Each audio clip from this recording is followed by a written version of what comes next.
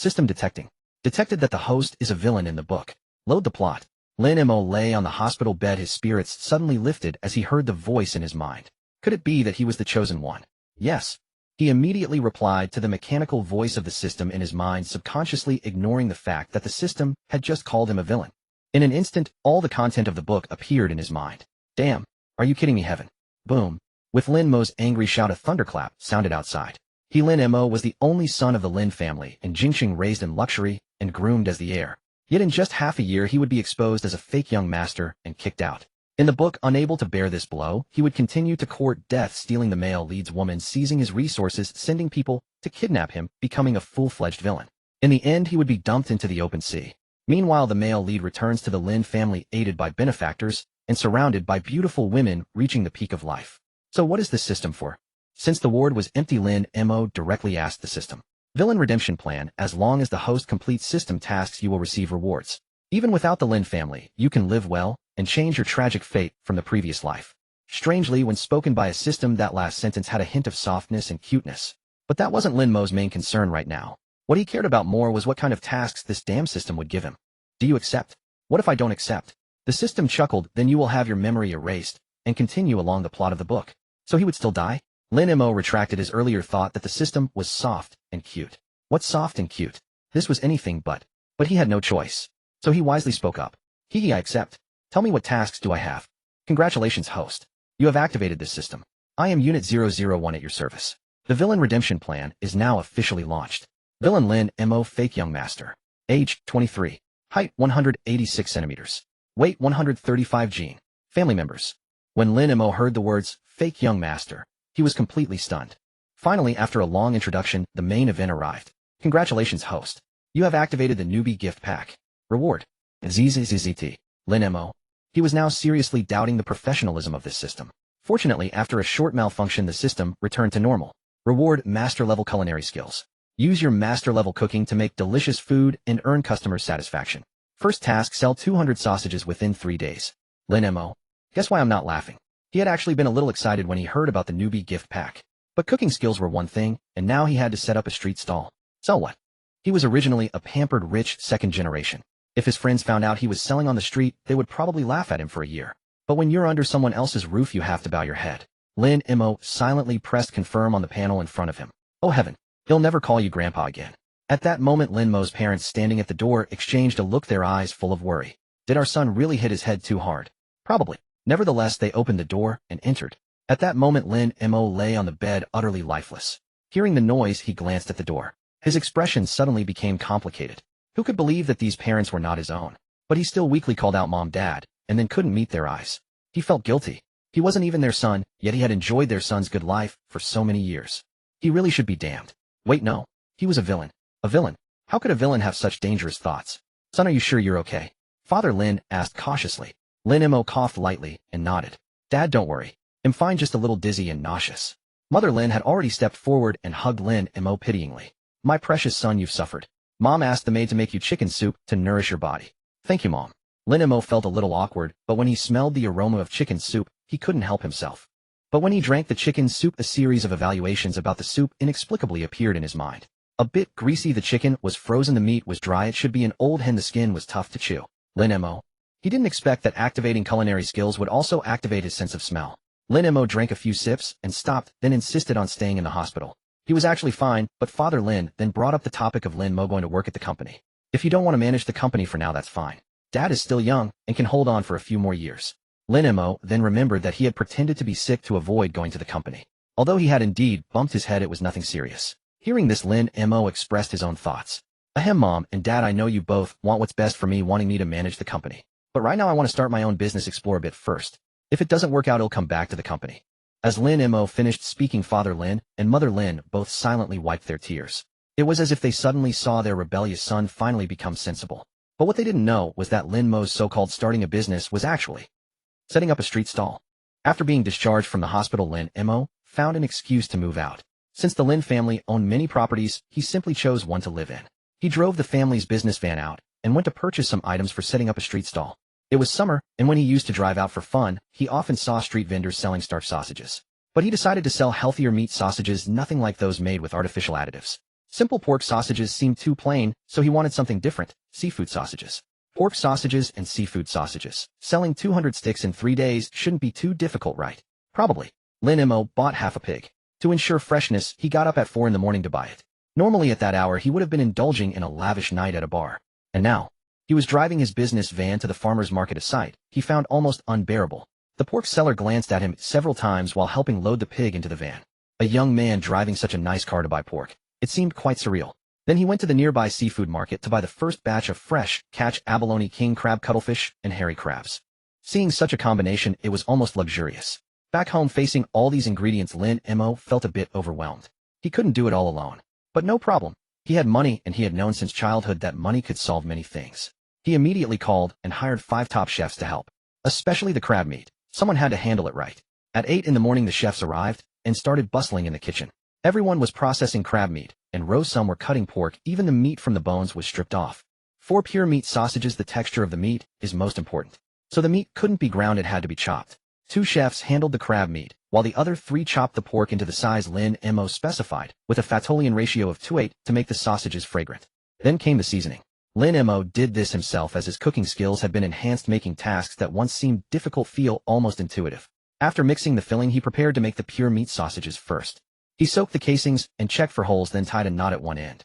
Using a sausage filler, he stuffed the prepared meat filling into the casings, filling them to about 80 before tying off. A chef helped nearby. After tying off sections, he poked holes in each sausage with a toothpick. After letting them dry for a while, he placed them in cold water and simmered over low heat for about 50 minutes. For better texture, he let them air dry further. Thus the pure meat sausages were ready. To sell, he just needed to grill them on the sausage machine. The seafood version was more complicated: a bit of pork, diced crab meat, cuttlefish, and cuttlefish ink for color, then seasoning. After preparing, he cooked them the same way as the pure meat sausages. It was still early before school let out, so he took his time. Checking his phone, he saw messages from friends inviting him out. Lin Mo sighed. These fair-weather friends. When the real young master returned, they didn't hesitate to stab him in the back. Such friends were better cut off. Lin Mo set their messages to silent and ignored them. He took a nap, and when it was past 3 in the afternoon, he began preparing for the stall. He packed the sausages and put the necessary seasonings on the tricycle. The tricycle was given by the system, and it even had a sausage sign hanging on it. Everything ready, Lin Mo rode his tricycle out of the residential area. Since this was a high-end neighborhood, the security guard couldn't help but stare at the out-of-place tricycle. Then he realized it was actually a resident. The guard had to salute and let him pass. After the tricycle had gone far, the guard looked at his colleague in confusion. Do owners in our neighborhood need to pedal to make money? The other guard had also seen the scene and shrugged casually. Maybe it's a hobby or something. Riding the tricycle felt awkward for Lin Mo, who was used to sports cars. And perhaps it was his imagination, but he felt everyone on the road was staring at him like a monkey. His neighborhood was in a bustling area, so it took only 20 minutes to reach Dewan Private School. School wasn't out yet, but vendors were already setting up stalls at the gate. Lin Mo looked around but found no good spots, so he parked in a corner and opened the canopy to shade the sun. He heated the sausage machine, brushed it with oil, then placed the sausages one by one, letting them brown evenly, making them look plump and shiny. As the temperature rose, the aroma of the sausages was released and drifted away. Nearby vendors were busy with their own food when they suddenly caught an irresistible aroma. They all looked in the direction of the scent and saw Lin Mo tending his sausages in the corner. Everyone thought, oh, a new face. Since they were all in business and school hadn't started, yet a nearby vendor approached Lin Mo to greet him. Bro, you're new here.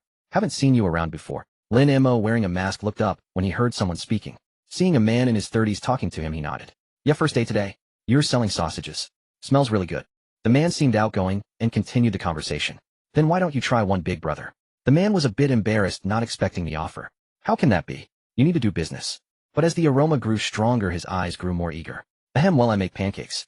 Let me make you a pancake to try. Saying that, he went back to his stall. Lin Mo's refusal was still on his lips, but he just shook his head helplessly. Soon the man skillfully made a pancake, which looked quite appetizing. Just then Lin Mo's sausages were ready. They exchanged their goods. By now many parents had gathered at the school gate. Zhu Meijin picked up her son at this time every day. While waiting for him to come out, she would buy herself a snack and eat it before school let out. Today she had planned to get a jianbing, but an unusual, enticing aroma captured her attention instead. Following the scent, she arrived at a grilled sausage stall and saw a young man wearing designer clothes, a luxury watch, and a mask, grilling sausages.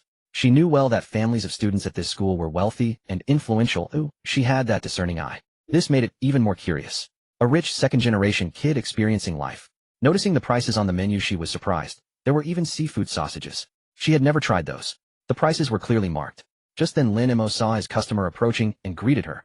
Hey there pretty lady, take a look at what you'd like. These sausages are all handmade. The taste is unbeatable. Zhu Meijin hadn't expected that. Not only was he tall and handsome, but his voice was so magnetic too. Ahem. She almost forgot she was a married woman. Being called pretty lady made her feel a bit shy. She immediately replied, "They'll take 1 pork sausage and 1 seafood sausage." Alright, want it spicy. For his first customer, Lin Mo was a bit flustered, but the customer was so fixated on his masked face that she didn't notice his slightly clumsy movements. No spice. Zhu Meijin believed a good sausage needed no extra additions. She was curious what delicious creation this rich kid could whip up. Lin Mo placed the 2 sausages in a small box and handed them to her. She didn't leave, but stood by the stall blowing on the still hot sausages. "They're hot, be careful when you bite in." Lin Mo couldn't help but remind her considerately. Zhu Meijin hadn't expected this handsome young man to be so thoughtful. She smiled at him, but still blew on it briefly before eagerly taking a bite. The aroma kept wafting into her nose. How could anyone resist that? Despite being careful, the juices from the sausage burst out as she bit into it. Zhu Meijin didn't care anymore. The crispy golden casing paired with the tender juicy filling was utterly irresistible. She had taken a bite, and it was still steaming, making her eager for a second. The second bite was even richer in flavor. The meat was exceptionally tender, bursting with juices, and the seasoning was perfectly balanced, preserving the meat's texture, clearly made from real quality meat. Paired with the crispy charred casing, it was a perfect fusion. She hadn't imagined that an ordinary-looking grilled pork sausage could taste this good. Now she couldn't wait to try the seafood-flavored one. The portion of 1 sausage wasn't large, but after eating it she felt surprisingly full, a testament to the generous solid ingredients. Zhu Meijin, who usually paid great attention to her eating etiquette, found herself devouring it with an eager, almost impatient urgency. Her mouth was filled with the fragrant aroma of the sausage. Other parents waiting for their kids nearby noticed her eating in silence and asked, "Is it that good?"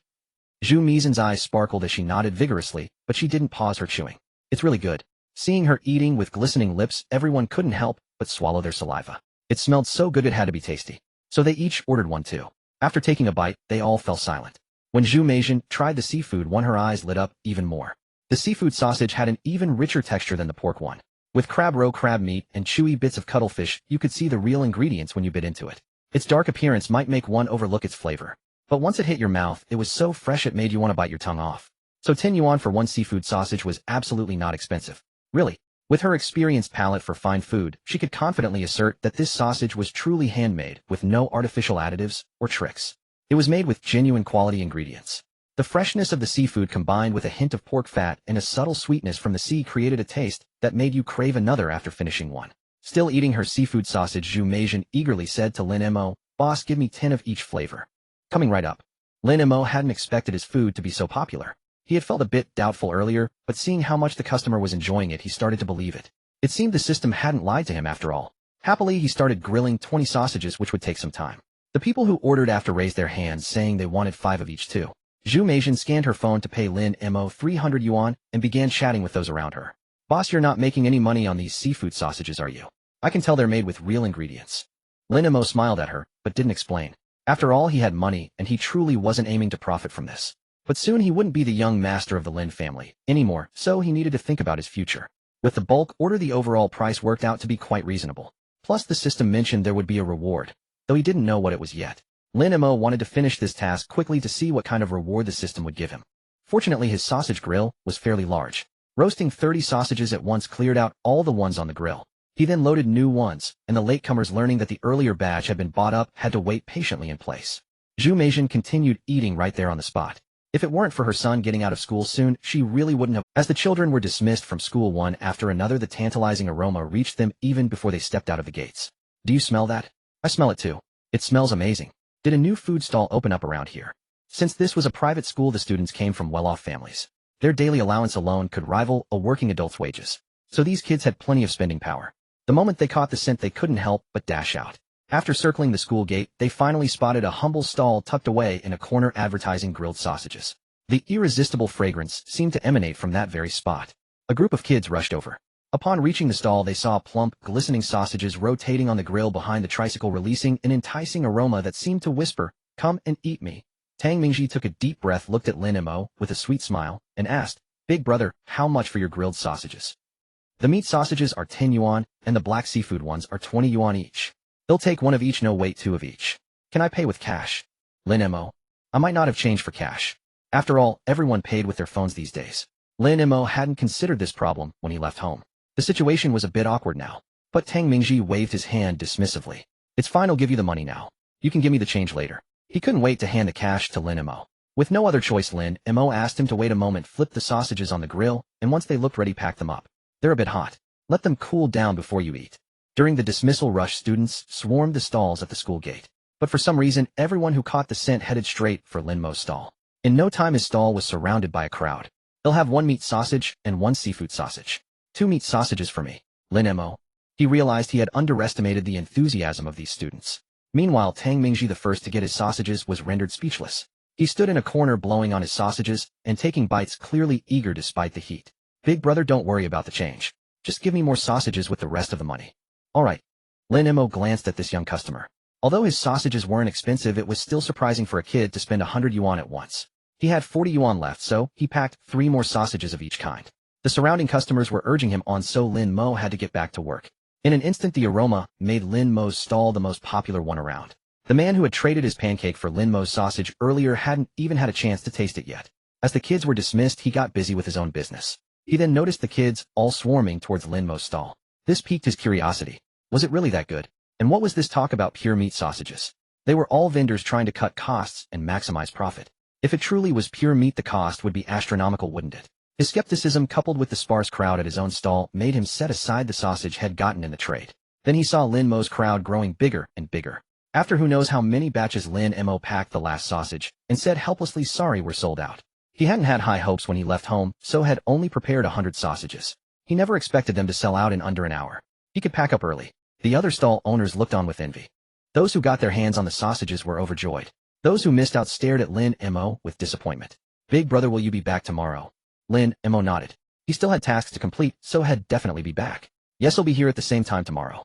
"Then we'll come back tomorrow. You have to wait for us." They said this while reluctantly taking their leave. Lin Mo hadn't expected to sell out so quickly. He cheerfully packed up his stall and prepared to leave. Meanwhile, Zhu Mi's and Sun Qin Ziheng had just heard about a delicious grilled sausage stall after school. Had caught the aroma when he left the gates, but by the time he rushed over, he was told they were all gone. For a food lover like him, this was pure torture. He burst into loud sobs. "Mom, the sausages are sold out. They're gone. I didn't even get to try one." Zhu Meijin, who had just finished wiping her mouth after devouring several sausages, was utterly embarrassed by her son's lack of composure. She wished she could just turn around and pretend he wasn't her son. But she remembered Shed had the foresight to buy 20 sausages before the crowd arrived. She sighed and patted her son's shoulder. "Mom already bought some for you today. Stop crying, it's embarrassing. The girl you like is watching you from over there." Qin Ziheng immediately stopped sobbing, acting as if nothing had happened, and flashed a big smile at his mother. "Mom, why didn't you say so earlier?" With that, he hopped into the car. As soon as he opened the door, the irresistible scent of grilled sausages hit him, beckoning him. Qin Ziheng, unable to contain his excitement, nearly pounced on them. "Mom, can I give one to Xiaomei?" Zhu Meijin looked at her son's goofy grin and wished she could just get rid of him. Finally, she shooed him away in disgust and settled into the car to eat by herself. Qin Ziheng was eating one sausage while holding another in his hand. The moment he took his first bite, his eyes lit up. The crispy casing and juicy savory pork filling were so delicious, he could almost bite his own tongue off. As he chewed, he looked at the sausage in his other hand, and suddenly felt reluctant to give it away. But then he thought if Xiaomei tasted this amazing sausage from him, she'd definitely treat him better in the future. At least she might not make him push her cart anymore. With that thought, he reluctantly gave the sausage to Xiaomei. Then, without even saying a word, he scurried back to the car. Had been so busy trying to impress Xiaomei that had forgotten his mother was still in the car. That was a dangerous move. Sure enough, when he opened the car door, he saw his mother eating a black sausage. He hadn't even tasted it yet. Immediately forgetting his irritation, he stepped forward and grabbed one himself. Wow, this is even better than that meat sausage. It was incredibly fresh. He could even taste his favorite crab roe. The temperature was perfect, neither cold nor too hot. Mother and son in the car devoured more than half in just a few moments. The driver in the front seat was truly suffering. He never knew that being a driver could carry certain risks. For instance, right now he was being tortured by his own cravings. This fragrant roasted sausage, who was it trying to tantalize to death?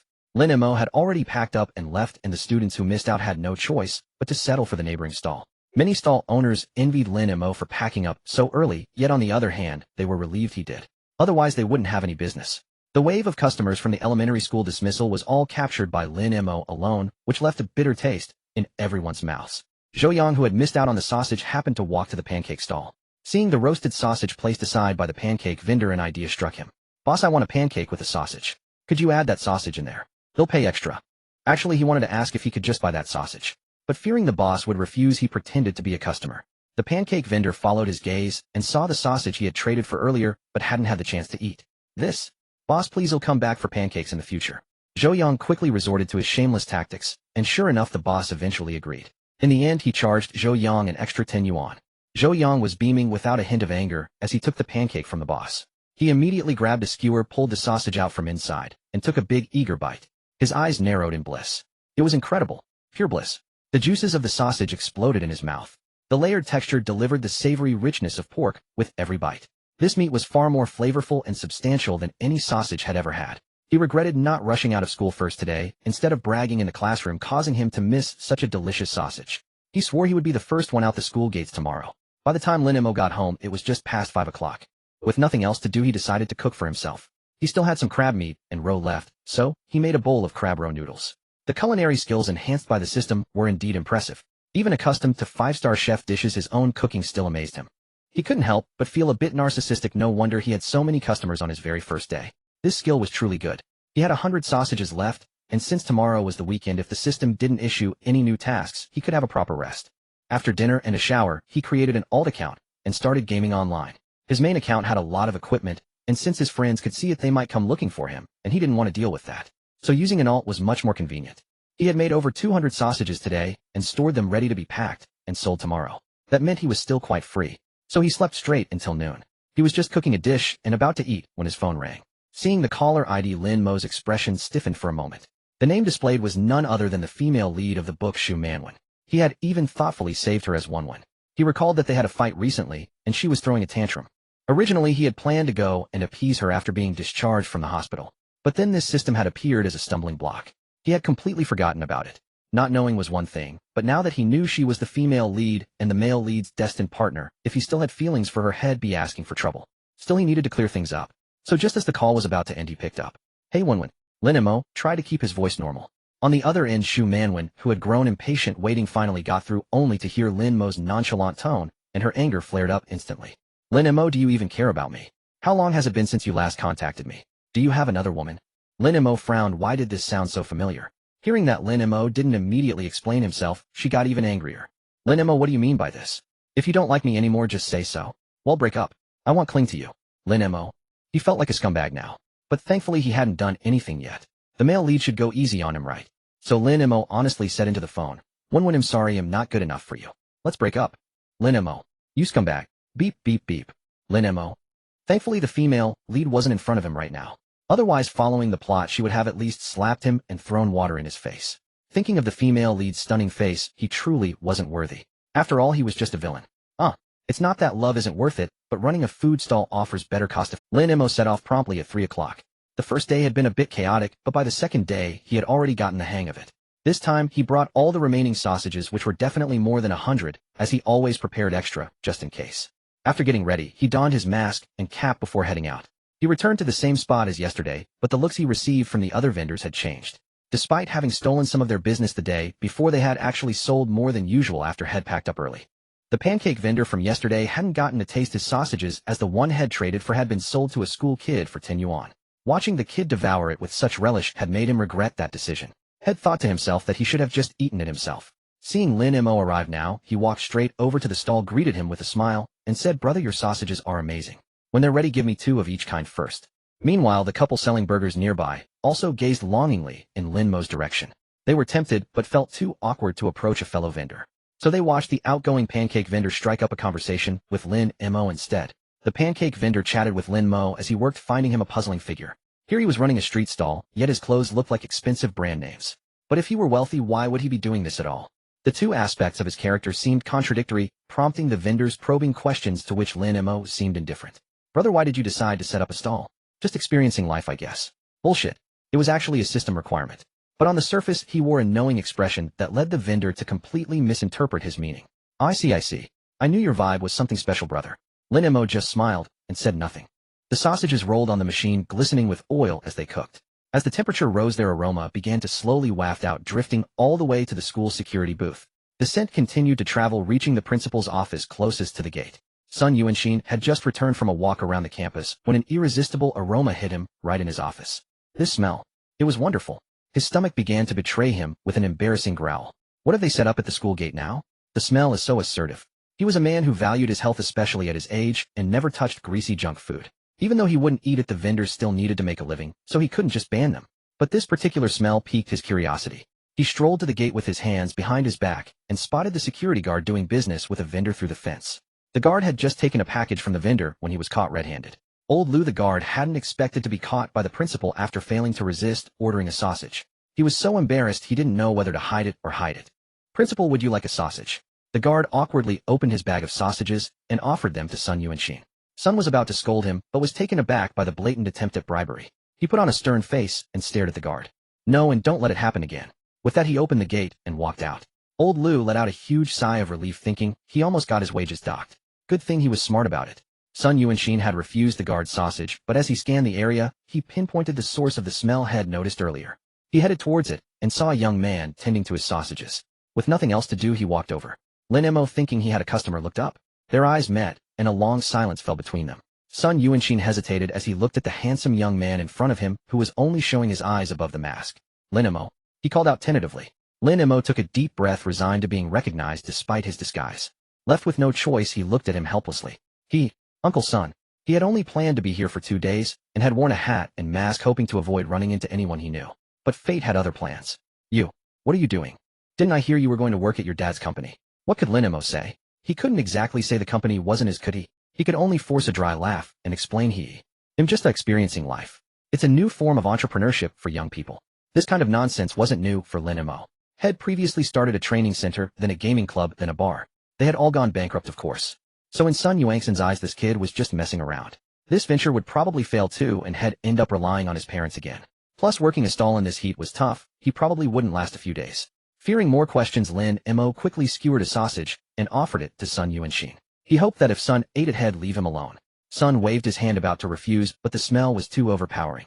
Up close, he realized the scent he'd smelled from afar was only a third of the real thing. Standing there, he felt enveloped by the aroma. It was so divine that the refusal died in his throat. He awkwardly accepted the sausage from Lin Mo's hand.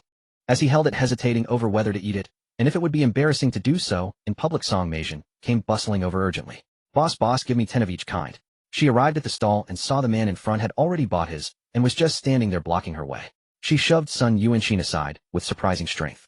Sun, confused, was pushed to the side, and turned to see a familiar parent looking utterly impatient standing at Lin Mo's stall. Her eyes seemed to gleam as she stared at the sausages. She didn't look like someone just buying food. Qin Zihang's mother. The moment Sun Yuanxin hesitantly spoke, Zhu Meijin immediately turned her head to look at him. Upon seeing who it was, she broke into a fit of coughing. "Ahem, Principal Sun, you're here too. I didn't expect you to enjoy this as well." Zhu Meijin spoke as if she had found a kindred spirit. Sun Yuanxin looked at the grilled sausage in his hand, feeling too awkward to explain himself. In the end, he could only nod numbly. Then he watched as Zhu Meijin, upon getting the sausage she had been longing for, completely ignored him and began eating right there on the spot. Sun Yuanxin found it rather strange. Was this thing really that delicious? However, the sausage, still radiating heat, was telling him that it was indeed truly delicious. Deciding to give it a try, he figured that since a parent was eating it so unselfconsciously right in front of him, there was no need for him to be shy either. The moment Sun Yuanxin took a bite, his eyes lit up. All his previous disdain was instantly proven wrong. It was absolutely delicious. The meat was firm and juicy, glistening with oil and exuding the unique aroma of a grilled sausage. He couldn't help but wonder what it was made of. Why was it so good? Each bite revealed the fibrous texture of pork, savory and sweet, with bursting juices. The crispy, perfectly roasted casing wrapped around the tender meat. This delicacy was simply beyond words. Having initially planned to take just one bite, Sun Yuanxin accidentally devoured the entire sausage. And he still craved more. He then glanced at Qin Zihang's mother. Good heavens, she had already polished off too. The sausage was clearly piping hot, yet she would blow on it briefly before eagerly taking another bite. He then looked towards Lin Mo, about to ask for one of those other dark-colored sausages. But before the words could leave his mouth, the school bell rang. Sun Yuanxin swallowed his request. He thought to himself, he'll just buy some later. He couldn't let the students see their principal eating a grilled sausage like this. It would undermine his authority. So Principal Sun stood off to the side, and before long he watched as students poured out of the school gates. He kept an eye on them, telling them to slow down. But unexpectedly, the children who had rushed out so excitedly moments ago now swarmed towards the stall right next to him. Some spotted the principal first and hesitated to approach, while others had already started lining up. What was going on here? Boss, I'll take 5 of each. Boss, me too. Big brother, I want 10. Sun Yuanxin was speechless. Were kids these days really that hungry? It was then that everyone seemed to notice the principal, and they all bowed in unison, shouting, "Hello, Principal. Hello, Principal. Yes, hello, hello." Principal's son felt a bit awkward realizing that his presence was making some of the children too timid to approach. He moved a bit further away and watched as more and more children crowded around Lin Mo's stall. Everyone was ordering a lot. Lin Mo hadn't expected an even bigger crowd today. Seeing the growing number of kids, he had to announce, "One person can only get 5. Please be mindful. We only have a little over 100 sausages today, and when they're gone, they're gone." Lin Mo kept calling out to the kids in the crowd. Unfortunately, at that moment no one was really paying attention to his words. Zhou Yang, who had missed out yesterday, was determined to be first today. Although he wasn't the very first, he finally managed to get his hands on some. He got 3 seafood ones and 2 pure meat ones. He had only had the pure meat sausage yesterday, and he still craved that flavor. Even during class, the memory of the aroma made his mind wander. Lin Mo recognized this student as the one who missed out yesterday, gave him a smile, and packed up his order. The boy had clearly come prepared with his change already in hand. The moment he got his sausages, Zhou Yang immediately squatted down nearby to eat. Sizzle. Delicious. So good. His first bite burned him as expected, but he refused to spit it out. His face contorted in a mix of pain and pleasure as he chewed, then he was huffing and puffing, chewing away, his eyes squinting in pure bliss. His first bite was the seafood flavor, and the taste was incredibly rich. The meat juice was exceptionally fresh and tender with bits of seafood, and even crab roe. What kind of heavenly sausage was this? Huffing and puffing, he couldn't wait to take a second bite. The children who hadn't gotten theirs yet, seeing others eating right by the stall, grew more and more impatient. After paying and getting their food, they all stood around to eat. Soon there was a whole row of kids, all eating sausages. And the expressions on their faces told everyone just how delicious those sausages were. After picking up her son and hearing about the purchase limit, Zhu Meizhen immediately sent her own son to queue up. Surprisingly, Qin Ziheng didn't complain at all this time, instead happily trotting off to stand in line. Seeing his classmates who hadn't tried Lin Mo's sausages before, he didn't miss the chance to recommend them. "I'm telling you, this handsome boss sausages are absolutely amazing. Seriously, once you've had them, you can't forget the taste. I ate several yesterday, and I can't believe they're already limiting the amount today. I really wish I could eat these delicious sausages every day. I can't even imagine how happy I'd be." Some of the surrounding students were starting to believe him, especially with that enticing aroma in the air. And given Qin Ziheng's build, everyone knew he was someone who appreciated good food. The kid was the picture of plump contentment. This made everyone even more eager. Having successfully promoted the sausages, Qin Ziheng walked away with a sense of accomplishment, holding his phone with a smug look on his face as he waited in line. His mother had just handed him the phone. Meanwhile, Zhu Meizhen had gone back to the car to eat her own sausages. Since her son still had 5, it wouldn't hurt if she finished her share right. Maybe she could even snag one of his later. But her plans were sound, except she forgot she had a son who couldn't be trusted. After happily getting his 5 sausages, Qin Ziheng went to find Xiaomei. After giving her a sausage yesterday, her attitude towards him today had indeed improved. She even spoke to him first, telling him he didn't need to push her cart. Qin Ziheng credited the sausage for this change. So after queuing up to buy them, he trotted over happily to give them to Xiaomei, and then it was 1 for you, 1 for me, 1 for you, 1 for me, 1 for you. And they were gone. Qin Ziheng only got to eat 2. The smile that had been plastered on his face just moments ago vanished instantly. How did they run out so fast? But since it was a girl he liked, he didn't dare to voice any complaint. He could only smile through the ache in his heart, promising to buy her another one tomorrow. Xiaomei nodded happily, even offering to pay him back. Qin Ziheng bolted away. He figured his mother must have bought extra, so he could just eat some of hers later. She wouldn't mind, right? But when he opened the car door, mother and son, who shared the same thought, stared in shock at the empty wrapper. Qin Ziheng looked at his mother with utter disbelief. "Mom, you ate them all." Zhu Meizhen felt a twinge of guilt at being caught, but she still nodded. Just a few. Where are yours? Give one to Mom," she said, turning to look at Qin Ziheng, only to see his hands were completely empty. "You ate them all?" Zhu Meizhen asked, her face full of disbelief. Qin Ziheng was on the verge of tears. "What? I ate them all. I thought you had more." He was truly aggrieved. If had known, he wouldn't have been so generous. Those were 3 whole sausages. The thought alone was heartbreaking. Then he heard his mother say with equal justification, "I thought you had more too." Now neither of them had any left. They both turned their gaze to the driver. "Old will go queue up and buy a portion, will you?" Zhu Meizhen said with a smile. The driver, who had just endured a torturous wait, never imagined he'd have to go queue up again. But when he heard Zhu Meizhen promise to share one with him, he decisively went to line up. His luck wasn't as good this time, though. By the time it was his turn, there wasn't a single one left. The child who bought the last one was savoring it bite by tiny bite, as if it were a precious treasure. Driver Old Gua had no choice but to return empty-handed. The mother and son, who had been full of anticipation, were deeply disappointed. They had both been watching eagerly, thinking they'd get to eat. Just as Lin Mo finished selling out, he heard a ding in his mind. It showed the task was complete. But he didn't have time to check the reward yet. He was about to pack up and head home. Many around him were filled with envy. The pancake vendor was even more convinced that Lin Mo was a rich second-generation heir. Only someone like that could be so carefree. On the way home, Lin Mo didn't feel like cooking, so he simply bought a meal from a roadside stall and took it home. It was hard to believe that in just 2 days he had so readily accepted his current identity. Being a rich heir was nice, but back then his mind and body were restless. He didn't have to worry about making a living. The first thing he thought of when he opened his eyes each day was where to go have fun. Now the first thing he thinks of is buying ingredients or preparing for the stall. It seemed that having his feet on the ground made him feel more grounded. That floating feeling of the past was gone, and this feeling now was more like what he truly wanted. Although he was initially forced by the system to set up a stall, he now seemed to be falling in love with this kind of life. But the system always had a way to make his thoughts backfire. Lin Mo looked at the progress. He had sold over 230 sausages, and the screen showed the task was complete. But who could tell him why the reward was the art of physiognomy and divination? In simple terms, it was the knowledge of metaphysics and feng shui. Oh my god, is it that having more skills doesn't hurt? A new task was now refreshing. Since it hadn't appeared, yet Lin Mo ate his meal while complaining. Complaints aside, this was still a skill. If he couldn't make it in the future, he could go under the overpass and tell fortunes. Hopefully he wouldn't starve to death by then. Lin Mo was still waiting for the new task, but before it came his friends showed up at his door. Having had no news from him for days, and unable to reach him by phone, his friends feared something had happened, and went straight to his parents' house. But Mr. and Mrs. Lin said he wasn't there and had moved out. So his friends found their way to this place. Lin Mo didn't really want to open the door, but these guys were so loud he knew they'd keep pounding on it if he didn't. In the end, Lin Mo had no choice but to open the door.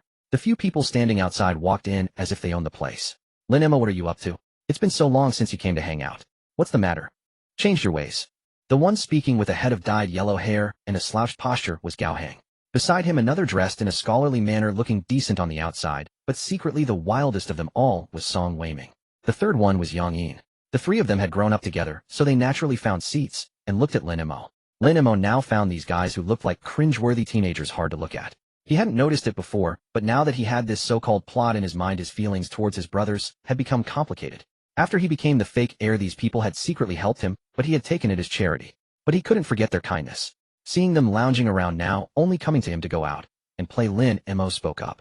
Nothing much, just thinking I can't keep living a life of idleness. After Lin Mo said this, everyone around him looked at him as if he were an idiot. Gao Hang even reached out and felt his forehead. Lin Mo, are you out of your mind? They all thought he must have a fever to say something like that. After all, Lin Mo used to play harder than anyone except for staying clean head, tried everything. Now he was talking about contemplating life. Wasn't this how they always lived?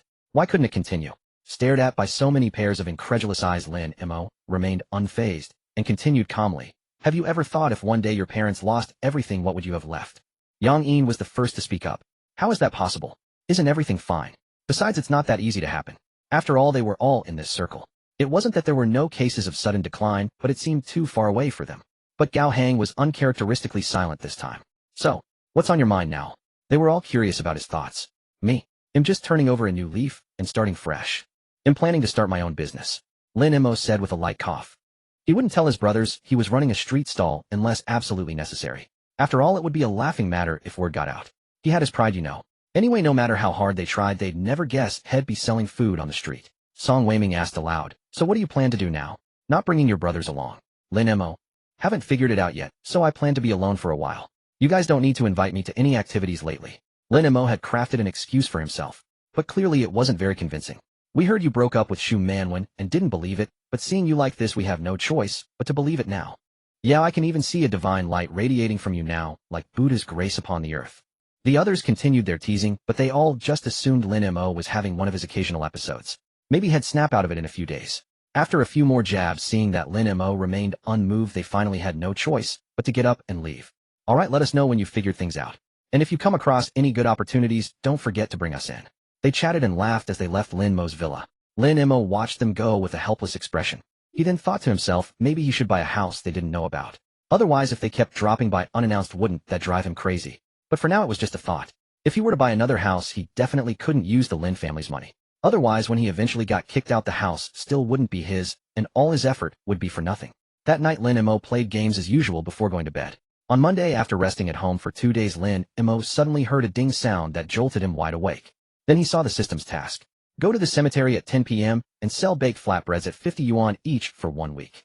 Lin Mo, are you kidding me? I just activated a feng shui skill, and now you want me to sell flatbreads at a cemetery? Hello, is anyone there? I'd scare off the customers before I could sell anything. Lin Mo sat on his bed, utterly dejected, and tentatively asked, is there any room for negotiation on this? The system remained silent. Fine. No negotiation then. No negotiation it is. Who's afraid of who? Lin Mo grumbled as he got out of bed, glanced at the menu the system had provided him, and irritably headed out to buy groceries. It was still the same tricycle, but now it had been conveniently modified into a flatbread selling cart. The security guard at the gate saw Lin Mo's vehicle and sighed inwardly at the plight of the wealthy. Just a few days, and he's already switched to selling flatbreads. Lin Mo first went to the market and grabbed a quick breakfast from a street stall. It wasn't comparable to his own cooking, but it was edible. However, he wasn't in the mood to make breakfast for himself today. The mere thought of selling flatbreads at the cemetery entrance tonight gave him the creeps. It felt like he was going to the cemetery to chat with other people's deceased relatives. Then he'd make a flatbread, hand it over, and ask the ghosts if they'd like one. Just picturing that scene was too wonderful for words. He dared not think any further. Arriving at the market, luckily, it was still just past 6, not yet 7 o'clock. Lin Mo thought about the ingredients needed for the flatbreads. Flour, yeast, scallions, and various seasonings. He bought them all and loaded them onto his tricycle. Then he went to buy meat. The meat for these flatbreads had to be specific, 90% lean and 10% fat. This time he planned to make beef flatbreads and pork with pickled mustard greens. Anyway, it's not like anyone would buy them. At 50 yuan a piece, and at a place as gloomy as a cemetery, even ghosts couldn't afford his 50 yuan flatbreads. After finishing his shopping, it was already past 8. Since he probably wouldn't get any sleep going to the cemetery at night, he took care of everything during the day. All he had to do was set up his stall on time in the evening. Back home, he started kneading the dough. After mixing it according to the ratio, he kneaded it briefly and set it aside to rest. He then prepared the meat filling. Mixing the filling according to the proportions, the pickled mustard greens had been soaking for a while. Perhaps with the system's boost, he was handling the preparation with great ease. He chopped the meat, added seasonings, and mixed it all thoroughly. Setting that aside, the dough wasn't ready yet. Lin Mo pulled up a map to find the cemetery's location. Unsurprisingly, it was in a very remote area. While looking at the address, he couldn't help but grumble inwardly that the system was a real genius for coming up with a place like this. It would take about half an hour to get there by tricycle. He planned out his time and then got busy again. These flatbreads were best made fresh, so for now, he was just doing a trial run. He baked a few to test. The stove he used was a charcoal one. He simply stuck the dough directly onto the inner wall of the pot and waited a few minutes for it to be done. Lin Mo tried one himself and found the flavor was just right, and the bread baked in this oven was exceptionally crispy. It was greasy and savory with a satisfying meaty texture. Since he was selling them for 50 yuan each, he couldn't be stingy, so he naturally had to use generous quality ingredients. However, unsure if anyone would buy them, he didn't prepare too much filling. Once he confirmed there were no issues with his method, he planned to prepare the dough fresh before heading out in the evening to ensure maximum freshness. Then he'd wrap the filling in the dough on the spot and bake them. Lin Mo felt a bit bored that day. Not having to set up his stall suddenly made him feel like something was missing from his life. Little did he know how much the elementary school kids who had eaten his grilled sausages last week were looking forward to school ending just so they could get their hands on his sausages. They had even rallied their classmates to come along. If there was a purchase limit, they'd have their friends queue up to buy more. But after waiting with bated breath the moment school finally ended, they rushed out of their classrooms in a frenzy. Arriving at the school gate, they took a few deep breaths. No smell of grilled sausages. Qin Ziheng refused to believe it and ran straight to Lin Mo's usual spot, only to find it completely empty. No sausage stall, no sausages at all. Qin Ziheng was deeply disappointed and then saw his mother standing at the school gate with a similarly crestfallen look. "Mom, where's the sausage vendor?" "He didn't come," Zhu Meijin said with annoyance. She had been really looking forward to it, planning to buy a few extra for herself before picking up her son. But she had arrived early to pick up her son, only to find the vendor hadn't set up his stall at all today. The owner of the neighboring pancake stall chimed in. "I heard this boss is a rich second generation. He doesn't need the money. I bet he's not coming back right. If he were wealthy, he wouldn't endure this hardship. He'd want to set up a stall in this scorching heat." Tang Mingji and Zhou Yang, who came out later, saw that Lin Mo's stall was absent and felt utterly dejected, yet they still tried to console themselves. "It's fine, maybe Boss Lin just had something to do. I'll be back tomorrow, right?" The others could only comfort themselves with this thought, unaware that Lin Mo was already preparing to set up his stall elsewhere. Lin Mo slept through the day, only starting his preparations at 8 in the evening. The dough needed just a quick knead. The journey would serve as the resting time. Once at the location, he would divide the dough into evenly sized portions. Just past 9 in the evening, Lin Mo set off, leaving some buffer time in case of delays on the road. Although it was a tricycle, it had been modified by the system, giving it impressive performance and remarkable speed. Arriving at the cemetery entrance, he was met with pitch-black darkness. Peering into the distance, he could only make out a few faintly flickering lights.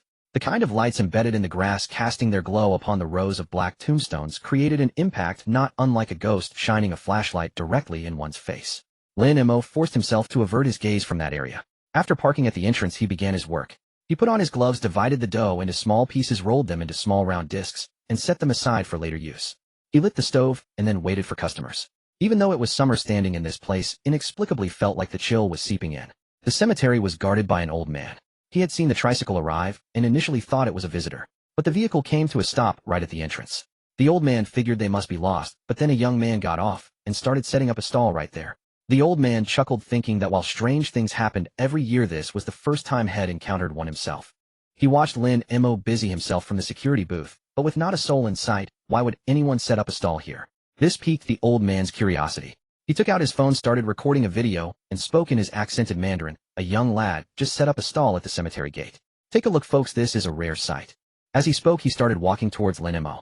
Lin Mo, having nothing better to do, was also looking around and spotted the security guard approaching. He quickly put on his mask. If he hadn't seen the old man coming, he would have been scared half to death. Young man setting up a stall? What are you selling? The old man pointed his camera at Lin Mo's sign. Good heavens. Selling baked flatbreads at a cemetery gate. Was this kid out of his mind? Ha, grandpa, I'm selling flatbreads. Care to try one? Seeing the young man's enthusiasm, the old man figured he should support a businessman who brought his trade right to his doorstep. All right, give me one with beef filling. By the way, grandpa, one flatbread costs 50 yuan. Lin Mo knew this price would be enough to deter most people, but he was an honest man and felt obligated to give fair warning. What? What did you say? The old man was so shocked that the camera shook, staring at Lin Mo in disbelief. At this point, he was completely convinced he was looking at a madman. Would a sane person sell 50 yuan flatbreads at a cemetery entrance? Were these cakes laced with gold? His monthly salary was barely 3,000. One flatbread would nearly wipe out a day's wages. The flatbread is 50 yuan each, and the price is firm. Are you sure you still want one? Lin Mo naturally knew the old man wouldn't buy it after hearing the price. The old man quickly waved his hands. No, I'm too old. Eating something so greasy late at night won't sit well with my stomach. The old man tried to save face. It was then he realized his video was still recording, and he awkwardly turned it off. He then continued to look at Lin Mo. Young man, I hear people sell these at the square. What's the deal with selling at a cemetery? Are you planning to live stream this? After all, many streamers nowadays would do anything for fame with no limits. It wasn't impossible for one to sell flatbreads here for a live stream. Lin Mo was speechless. No, grandpa, I just wanted to try this spot. Good products won't be overlooked no matter where they are, right? Lin Mo began to spout nonsense with a straight face. The old man let out a few dry chuckles. Young man, you're pretty confident in yourself. Confidence is good for the young, but too much of it. Well, that's an easy way to get a rude awakening. In the old man's eyes, Lin Mo was now just a young man with a few screws loose. After a few more exchanges, the old man returned to his booth. It was only 10 o'clock. Lin Mo sat on his tricycle waiting for his first customer to arrive. The old man wasn't his potential customer, and there was nothing he could do about that. Back in the security booth, the old man grumbled about how today's youth were desperate to make a quick buck. Selling flatbreads at a cemetery, and at 50 yuan a pop, what were they thinking? Lin Mo didn't mind. He thought about how he hadn't eaten enough for dinner, and it was time for a late-night snack, so he decided to bake one for himself. It was then that a car pulled up seemingly out of nowhere. Xiao Cheng was an adventure streamer who usually rested during the day and went live at night. At this hour, many night owls were still awake, craving something thrilling to watch in the dead of night. After getting out of his car, he turned on his stream. Seeing viewers already trickling into the chat, he raised his phone and waved to his fans. Hey everyone, tonight we're at Shishan Cemetery. This place is notoriously remote in Jiang City. Hardly anyone ever comes here. I'm taking you all on an exploration. I've got all my gear ready, and tonight we're camping out right here. As he spoke, he walked and swiveled the camera to show his viewers the surroundings. Suddenly, he spotted a stall and a figure. Lin Mo was just making sesame cakes, the fiery red glow of the oven casting eerie light across his face. The sudden sight was enough to nearly scare anyone half to death. Xiao Cheng yelped in fright. Bro, are you a man or a ghost? The viewers were equally startled. After all, the camera had just panned over to reveal a face illuminated in red, a jarring image for anyone watching. What's more, through the phone's lens, the lighting seemed even dimmer. All around was pitch black, and in that single spot, there was a red glow and a human face. Whoa, streamer, you're heartless. I treat you like a brother, and you're trying to scare me to death. Just open the stream, and this is what we get. Did the streamer hire an actor today? Let me tell you, anyone else might use actors, but not our streamer. Our young master is way too stingy for that. Lin Mo looked up when he heard the startled yelp. That movement alone gave the viewers another fright. A face masked yet reflecting both red and pale hues. Wasn't that terrifying? Hey bro, no worries, I'm on your side, Lin Mo said, raising his hand. Realizing his oven might have been intimidating, he quickly stepped back a few paces. Xiao Cheng patted his chest to calm himself and reassured the viewers. Guys, false alarm, false alarm. He's friendly. With that, he hurried over to Lin Mo and caught the aroma of baked goods in the air. He pointed his phone at the stall sign, then glanced back at the cemetery. Wait bro. You're selling sesame cakes at a cemetery. The viewers found this hilarious. The chat was flooded with ha ha ha as new people joined. Definitely on the same wavelength. Seeing you two here at this hour says it all. As they say, where there's a sleeping dragon, there's a young phoenix. Streamer, it's a shame you two aren't sworn brothers. Watching the comments, then looking at Lin Mo making his cakes, Xiao Cheng fell silent. Noticing the camera, Lin Mo realized he was being streamed and waved at the viewers. Yeah, don't you think it's interesting? Lin Mo was a social butterfly, and with nothing else to do, he figured he'd chat. Xiao Cheng considered himself outgoing too, but at Lin Mo's words he could only force a smile. Hey, interesting. By the way, I'm making sesame cakes. Want one? Seeing a living customer, Lin Mo started his sales pitch. He couldn't let this one go. Who knew when the next would come by? Xiao Cheng realized he hadn't eaten since waking up, so he didn't decline. Alright, I'll take one. That'll be 50 yuan, Lin Mo said. The viewers heard the price and were stunned. This guy's trying to get rich quick, isn't he? Whoa. Streamer, buy me one too. For 50 bucks I've got to know what that tastes like. Several wealthy fans were in the chat, and the top supporter sent a lavish gift urging Xiao Cheng to make the purchase. Xiao Cheng wasn't short on cash himself, but seeing the unusual enthusiasm and the flood of gifts, he went along with it. Alright folks, today you'll taste this 50 yuan sesame cake for you all. He then panned the camera to show the cemetery behind him. Eating a sesame cake at the cemetery entrance. Now that was a first. The gifts poured in even more furiously. Seeing that the customer had ordered both flavors, Lin Mo glanced at the one head made for himself and decided to offer the beefcake head just prepared. Here, have this one first. He'll make the fresh pork one now. He put on his gloves and started working. But before placing the cake into the oven, he took off the disposable gloves. As the cake was handed to him, its rich aroma filled the air. A seasoned streamer, Xiao Cheng juggled the hot cake while engaging with his audience. Alright folks, the cake is in my hands now. The smell is absolutely incredible. Look, this is the size of it. Let me take the first bite for you all. The viewers watched as he blew on it a few times before taking a big bite. Then he went silent. His eyes sparkled at the camera as he dove back in for more. Xiao Cheng had expected a gimmick, but this cake was unexpectedly delicious. With the first bite, juicy beef broth burst out, mingled with the fragrance of fermented dough and toasted sesame seeds. The charcoal roasted crust offered a unique smoky flavor. Golden and crispy, the outer shell was perfectly charred while the beef inside retained its natural savory goodness. The cake's flavor seemed to fully release with that initial bite. The beef's rich juices threatened to break through the crust. The texture was wonderfully complex. The crisp charred exterior paired beautifully with the tender succulent filling, making every bite deeply satisfying. The ingredients were handled with precision. You could still taste distinct chunks of beef, a testament to the owner's generous portions. Unlike the usual sesame cakes, which only had a few measly crumbs of meat, this one was loaded. The fans were waiting for him to trash the stall owner, but instead they watched him devour the entire cake in moments. They were stunned. Bro, are you two in on this together? The bullet comments immediately started berating Xiao Cheng. I told you to debunk, not to eat. Can't you at least say if it's good? I'm really fed up with you, you sly dog. Stop scolding. His expression says it all, doesn't it? He's clearly enjoying it, finishing in less than 2 minutes. Streamers nowadays have no shame. To get famous selling baked flatbreads at a cemetery is already absurd, but you eating it so happily is even more ridiculous. Xiao Cheng was a rich kid, not short on money, just seeking thrills. It was his fans who specifically asked him to try it, so he bought the flatbread. But as he was happily eating, he saw a barrage of insults from netizens. Especially the last one, questioning if it was scripted. Someone as stingy as him, who even hesitated to buy a makeup set for his girlfriend, would he spend money to hire actors? Isn't that insulting? He was delighted by the delicious flatbread, but then saw those comments. He wasn't known for a good temper, so he fired back directly. You say it's scripted, you say I've lost my limits. Come on, if you don't believe me, try it yourself. Is it really that good? My video has the address. You're welcome to come and debunk. After saying that, he paused for breath and continued angrily. Those who followed me for a while know how stingy I am. I hesitated to buy a makeup set for my girlfriend and got dumped in the end. Would I spend money to hire people? Definitely not. Lin Mo was tending the oven when he heard this guy yelling angrily at the camera. Initially curious, he fell into silence again upon hearing the content. This guy, judging by his clothes, didn't look poor. Why so stingy? And isn't this something people usually hide? But he seemed eager for the whole world to know he was dumped for being cheap. Then a weak bullet comment floated by in the X. I can testify, he's really stingy. Somehow this comment got highlighted in yellow and scrolled across the middle of the screen. Xiao Cheng, who was still cursing, blurted out, "What the heck? Look. My ex came to testify. Boss, give me 2 more beef ones." Amidst the scolding, he remembered the delicious flatbread and switched to chatting with Lin Mo. "Hey handsome boss, help me clarify. I'm really not a plant, and I don't know you." Lin Mo cooperatively said to the camera, "This guy is really not a plant after all. I'm so expensive he can't afford to hire me." Netizens. Did someone just say that about themselves? But seeing the two like this, many were curious if they were in cahoots. Xiao Cheng decided to stay, fetched a small stool from his car, and sat down. Lin Mo noticed he was carrying a backpack and got curious. "Dude, are you planning to camp and explore this cemetery?" Looking at his bags, it seemed like he intended to camp here. Xiao Cheng didn't hide it, patting his bag. "You want to join me tonight? I have over 1 million followers, maybe you'll get famous too." Netizens couldn't see clearly, but Xiao Cheng could tell Lin Mo wasn't bad looking. Nowadays women online all like handsome guys, right? Maybe he could make him popular. But to his surprise, Lin Mo shook his head and declined. No, my taste isn't that special. Lin Mo waved his hands in fear. He was afraid ghosts would come after him at night. Also being a feng shui master, he dared not look in that direction, fearing the system's skills might reveal something unpleasant. Xiao Cheng felt a bit disappointed, then turned the camera to Lin Mo's hands as he made flatbreads. Observant netizens noticed his well-defined fingers, and many hand enthusiasts couldn't resist. While watching the oven, Xiao Cheng interacted with his fans.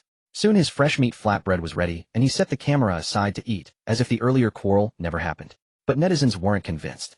Wang Xian, a night owl who loved adventure shows, and was a notorious internet troll, often argued with streamers he disagreed with. Late at night, while browsing local streams, he stumbled upon Xiao Cheng's channel Young Master Loves Adventure. Since he liked such content, and it was near his home cemetery, he clicked in. He saw the streamer treating viewers like fools. Living nearby, had never heard of anyone selling flatbreads at a cemetery. And today the streamer just happened to encounter one. And the flatbread costs 50 yuan each. And the streamer just happened to try it. And it was so delicious he couldn't speak. It couldn't be anything but scripted. Seeing top fans showering gifts, Wang Xian couldn't stand it. Especially seeing them pretend not to know each other, chatting while fans refused to believe him. His sense of justice and competitiveness surged. He typed in the comments, "Guys, I live nearby. I'm going there now to find out the truth. Follow me as I expose them." This comment appeared right as Xiao Cheng finished another flatbread. Looking up, he saw the annoying comment and felt "Alright man, come on. Whoever doesn't show up is a coward. He'll be waiting here. Come on, who's afraid? You coward, your dad is coming. Dare to go live." Wang Xian shot back. "Fine, start your live stream, let's link up. Who's afraid of whom?" Xiao Cheng wiped his greasy mouth, now riled up. Lin Mo watched as he argued with the phone, and after a while they connected. A rough voice came through. "You coward, your grandpa is coming, just wait." "Okay, coward, grandpa is waiting for you here." Lin Mo. This sounds like a childish squabble, but watching them he found it amusing. And a bit exciting. He hoped this guy wouldn't end up with egg on his face. The netizens in the live stream were like spectators at a show, thoroughly enjoying the childish bickering between the two. After Xiao Cheng's sesame cake was ready, it became a one-sided tirade from Wang Xian. Once Xiao Cheng finished eating, they resumed their squabbling. Lin Mo stood nearby munching on a beef sesame cake while listening to their argument. He had to admit it was quite amusing. Meanwhile, viewers in the live stream were frantically sending gifts as if they had suddenly become free. Some netizens even began to theorize, suggesting the three of them were in cahoots. Seeing this comment, Xiao Cheng slapped his thigh. "A brother says we're in this together. Great idea. I should find someone to cooperate with me like this in the future. Then I won't have to worry about gifts." He felt as if he had unlocked a new door of possibilities. But Wang Xian, who was on the other end of the video call, was not having it. Who the hell is in cahoots with him? If we were ID, get hit by a car the moment I step outside. As soon as he said that, Xiao Cheng added quietly, "Brother, you should watch your words. After all, you're still coming to see your grandpa here." "Who are you calling grandpa?" "I'm your grandpa. You just wait." This time, even Lin Mo was speechless, and the live stream viewers were left in silence as well. The two of them, whose combined ages were over 100, were still bickering like school children. How immature could they be? Fortunately, Wang Xian was also showing his viewers that he was on his way, live streaming his journey in real time. He had taken a taxi, so he had been arguing from inside the car. The driver was nearly in stitches from laughing. When he first got the fare, he had found it a bit odd. Who in their right mind takes a taxi to a destination at 11 o'clock at night? But seeing the young man arguing with someone on his phone, engaging in such childish banter, the driver didn't even need to ask where he was headed. "Young man, are you in a bet or something?" he asked, his voice tinged with amusement. He couldn't help it. The young man was just too funny, going back and forth with grandpa and grandson all evening, and even claiming he was going to expose a fraud. It just showed how creative young people were these days. Unable to resist, the driver struck up a conversation. "Yeah, driver, let me tell you, you won't believe how ridiculous this guy is. Blah, blah, blah." Wang Xin's mouth was indeed a chatterbox. He rattled on and on, complaining to the driver the whole way, and even did it right in front of Xiao Cheng, making the driver regret ever asking that initial question. If time could be reversed, the driver would have taken back his words. This young man could talk up a storm. His mouth never stopped. Who could possibly outtalk him? Finally, when they arrived at the destination, the young man was so enthusiastic that he practically dragged the driver towards Lin Mo's stall. "Driver, we've chatted for so long along the way, and we really hit it off. Come on, I'll treat you to a sesame cake." The driver was speechless. "It seemed like you were the one doing all the talking the whole way. Oh, I never had a chance to speak. How did we hit it off? Also, young man, don't forget one of these sesame cakes costs 50 yuan. The driver had learned about the price while listening to Wang Xian complain earlier. He now weakly reminded him. "Young man, these sesame cakes are 50 yuan each. Are you sure you want to treat me?" After the driver asked that, Wang Xian fell silent. Meanwhile, Xiao Cheng, who had heard the commotion, walked over. He was already full. Man, those few sesame cakes were incredibly satisfying. Seeing the new arrival and having heard the conversation through Wang Xin's phone, he mischievously grabbed the driver's arm. "Driver, since he's offered to treat you, just go ahead and eat without a worry." Wang Xian, who had been looking for a way to back out, was now put on the spot. It would be awkward to refuse now, and since he had received a lot of gifts tonight, he wasn't short on cash. So he generously agreed. He affectionately put his arm around the driver and led him to Lin Mo's stall. Boss, give me 2 beef sesame cakes to try first. Let me tell you, I'm known online for being picky. If you don't make them well, you'd better watch out for my criticism. Lin Mo looked at this young man with dyed hair. He had a bit of that flashy youth vibe, didn't he? And his build was as skinny as a whippet. Lin Mo nodded. After Wang Xin paid by scanning the code, he waited nearby with a critical eye, promising the livestream viewers, "Folks, watch me expose this fraud in a bit." Then he shot a challenging look at Xiao Cheng as if he was about to expose him at any moment, looking incredibly smug. Xiao Cheng didn't say anything, just watched quietly with an expression that said, "Just wait until you taste it." Because Wang Xin had been broadcasting his journey the whole time, Lin Mo had actually prepared the sesame cakes in advance. So in no time at all the cakes were ready. He packed them up and handed them to Wang Xin. Wang Xin had actually smelled the aroma of the sesame cakes as soon as he arrived, but he had been reassuring himself that good smells don't necessarily mean good taste. You have to try it to know. Seeing that the boss had them ready so quickly, he took them, held them up for the livestream viewers to see, and began to explain. He had watched food tasting videos before, so he started explaining like a pro. "Look everyone, the outer crust looks golden and crispy. I'm holding it, and it's nice and oily. It looks pretty good. Now let me take a bite for you all."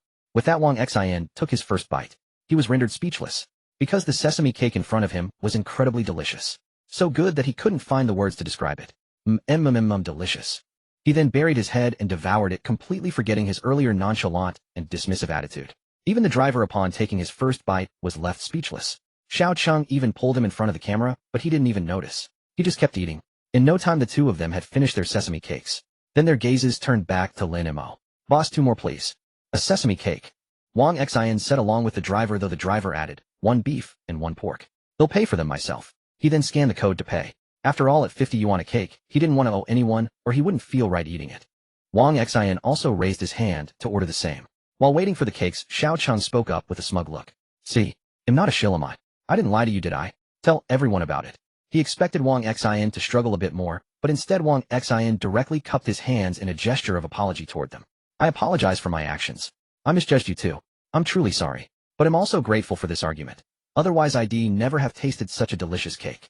"Thanks, bro." The netizens were stunned. They couldn't believe what they were seeing. Could anyone tell them how the two who were just arguing over who was the grandfather and who was the grandson were now calling each other brothers? Was this cake really that magical? Well, I'm starting to believe what people said earlier about these 3 knowing each other. But no one responded to that comment. Everyone's attention was now on whether the cake was really that delicious, and they were asking where the vendor had set up his stall. "Can someone invent a phone that lets us smell things? Help. I came here to watch an adventure show, not a food stream." It wasn't just Xiao Cheng. The other 2 who arrived, even the driver, had been roped into being food streamers. And the driver didn't earn much, yet here he was buying cakes out of his own pocket. This whole situation was surreal. The netizens had no idea what these people were trying to do. In the end, they sat in front of Lin Mo's stall for 2 or 3 hours, each downing 3 or 4 cakes, and then just sat around chatting. What had started as a tense live-streamed adventure and debunking session had turned into a casual chat among a few grown men. Each of them was more talkative than the last, and they were all incredibly outgoing. When they learned that Lin Mo was just selling cakes to experience life, everyone was envious. Wasn't this the life they all wanted? The driver talked about how hard it was to earn a living. As he spoke, he was on the verge of tears again. "Why? I haven't driven my cab all night. Who knows how much money I've lost? And on top of that, I've been foolish enough to spend money on 3 cakes. What kind of family can afford that?" He then glared at Lin Mo. "Boss, give me 3 more to take home when I leave. That way my wife won't be mad at me." Everyone was speechless. This guy sure knew how to appease his wife. The only thing these men were missing was beer, or they could have talked all night. But Lin Mo couldn't stay. "If you're all done eating, I'll head out. I need to get up early to buy fresh ingredients. Maybe we'll see each other again tomorrow night." Lin Mo took his leave. The system's task was just to sell with no set quota, and it was already almost 3 in the morning. He planned to head to the market to buy some meat, and then go home to sleep. The moment they heard he was leaving, everyone felt a pang of reluctance. "Bro, don't go. Let's chat a bit more." They tried to persuade him, but Lin Mo just waved his hand in refusal. Wang Xin, having been out for a while, and with a full stomach, was also ready to head home. He left with the driver. As he left, Wang Xin glanced at Xiao Cheng. "Bro, let's hang out sometime. Come back tomorrow night if you're free. Aren't you supposed to be exploring? Go on then. We're off. You can just sleep right there." With that, he walked away nonchalantly. Xiao Cheng was left alone. He looked at the still lively livestream chat and waved his hand. "My friends, no exploring tonight. I'm heading home. We'll come back for another chance encounter tomorrow night. Signing off." He then turned off the stream. Little did they know a kind netizen had clipped their chaotic antics from tonight and posted it online. In just a few short hours, every turn of events had been a twist, and just when everyone thought it was over, they surprised them again. Given all that, no one would believe there wasn't a script. But some foodie netizens were drawn to the cake they were eating. For one, the vendor seemed to be a handsome guy, and secondly, many were curious, was the cake really that good? They took one bite and went silent. That seemed too exaggerated. Many people were still awake at that hour, and they all started discussing the matter. Meanwhile, Lin Mo had already reached the market and picked up the freshest batch of beef and pork. The beef had been slaughtered just before dawn, and the meat was still twitching. It was so fresh. After buying all the ingredients he needed for the cakes, he went home. He marinated the meat and put it in the fridge, then went to catch up on sleep. He hadn't been this dedicated in over 20 years. Who would have thought he'd worked this hard just to sell a few cakes? He had washed up and gone to bed at 7 and didn't wake up until evening. His stomach was already growling. Since he still had some time before nightfall, he decided to cook himself a meal. It was a simple homestyle meal, but it tasted somehow different. Indeed, food you made yourself always had a special flavor. After eating, Lin Mo rested for a while. At 9 o'clock, he started preparing the dough for his stall. He made about the same amount as yesterday, and after preparing the dough and filling, he set out. He had no idea it had already been posted online. However, the buzz wasn't significant, and most people just treated it as a funny story. When Lin Mo arrived at the cemetery gate, the security guard's phone was playing some opera. The wailing, creaking sounds in the summer night felt a little eerie. The guard spotted Lin Mo, and with a hum remarked, "This kid's got some real perseverance back again tonight." Humming his tune, he stepped out to greet Lin Mo. Then he returned to his booth. The start of the night was always quiet. Tonight wasn't as lively as the last, and Lin Mo had already resigned himself to the idea that no one would show up. So he sat alone in his car, scrolling through his phone, not daring to look at the cemetery behind him. Just as he thought nothing would happen, he got up to knead the dough he had set aside to rest. As he kneaded, he started humming a tune himself. "If you don't love me, give me back my heart. You traded my youth for love, what do I have left? If you still love me, say nothing more. Just run with me, don't overthink. Obsession isn't a sin, forgetting isn't freedom. What's the point of tearing my heart out for you? All for love." Phoenix legend. As Lin Mo sang the final verse, his body started to sway, and as he belted out the last word result, he was about to hit a high note. But then he saw a trembling hand suddenly appear before him. "Brother, could I have a sesame cake?" Holy crap! A ghost! Lin Mo was so startled that he bolted several meters away, running straight toward the security booth. The elderly security guard was equally startled. Seeing Lin Mo rushing toward him, he assumed something serious had happened and grabbed his baton before heading out. "What's wrong? What's wrong?" Lin Mo, as if seeing a lifeline, darted behind the old man, trembling as he pointed a shaky finger toward his stall. "Sir, there's a ghost." The old man. He felt that he hadn't been scared to death by a ghost, but rather by Lin Mo first. This young man looked tall and sturdy, yet had such a timid heart. As the two of them looked over, a child emerged from beside the tricycle. "Holy crap! It's a kid ghost," Lin Mo muttered. The old man squinted at the shadow and said with some exasperation, "Young man, that's a person. A child." He then looked at the child. "Whose child are you? How did you end up in a place like this?" The old man found it strange. This place was so remote, yet a child appearing here was somewhat odd. He even began to wonder if the child was lost. By now Lin Mo realized he had made a fool of himself. This child wasn't a ghost, it was a person. He let out a light cough, stepped forward, and tried to mask his awkwardness. Then, feigning seriousness, he looked at the child and lectured, "Kid, who taught you to scare people like that? If you want a sesame cake in the dead of night, just say so. Why all the theatrics?" The child had also been startled by Lin Mo earlier. He looked at Lin Mo with a hint of embarrassment. "I'm sorry, big brother. I came up the mountain to visit my grandpa, but I got hungry. I saw your stall, so I wanted to buy a sesame cake from you." The child Ning, he was quite polite. He apologized to Lin Mo first. Realizing it was all a misunderstanding, Lin Mo walked back to his tricycle. He then looked at the child and said, "All right, big brother will treat you. But you're lost, right? How about I call your family to come pick you up?"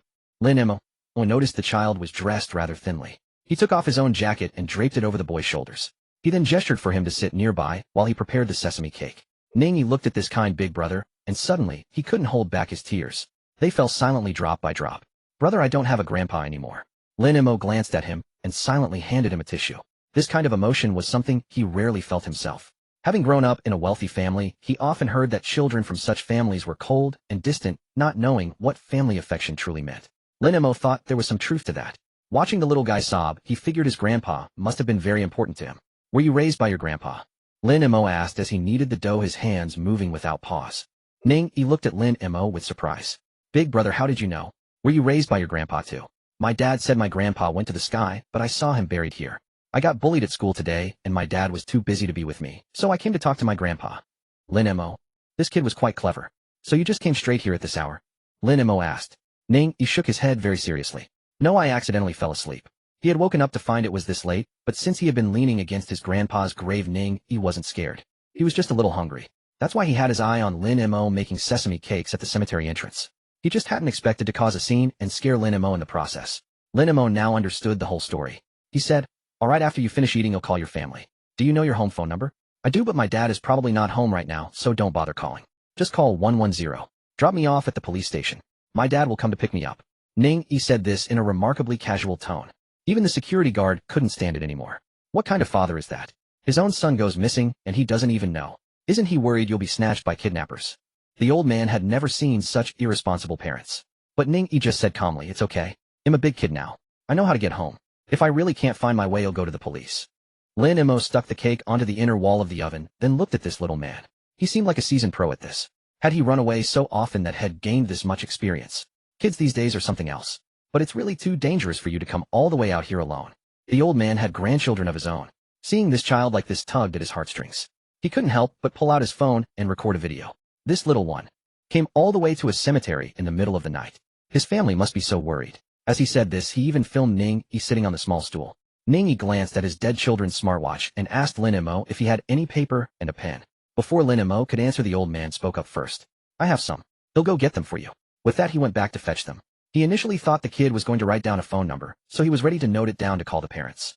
But instead, he saw Ning Yi take the paper and pen and write "I owe the sesame cake vendor, 1 sesame cake 50 yuan. He even remembered to add today's date at the end. Boss, what's your name? Ning Yi asked, looking at Lin Mo. Lin Mo, though puzzled about what the kid was up to, still gave his name. Lin Mo. Double with Lin Mo, as in to write. Oh. The old man watched this with great curiosity. He couldn't resist pulling out his phone again and filming this scene, the wobbly line of text. He couldn't help but mutter, this kid even knows how to write an IO. Pretty polite, aren't you? Sir, my dad says if you can solve a problem with money, don't use favors. Debts of gratitude are the hardest to repay. The old man fell silent at that. Kids these days really had grown up. Lin Mo just smiled from the side, saying nothing. Since the kid didn't want to owe him a favor, he would just play along. Then the little man signed his name, and Lin Mo signed his as well. The paper was then handed to Lin Mo. Lin Mo gave the boy his sesame cake. Fresh out of the oven, still hot. Eat it carefully. He never imagined that on his second day of business his first customer would be this little man and he'd end up with an IOU instead of cash. But since the money hadn't been paid, the system still considered the task incomplete. Ning Yi was truly famished. Seeing the sesame cake in his hand, he couldn't wait to take a bite, hissing as the heat seared his mouth, yet his eyes sparkled with delight. Having gone hungry for so long, the already delicious cake tasted even more heavenly.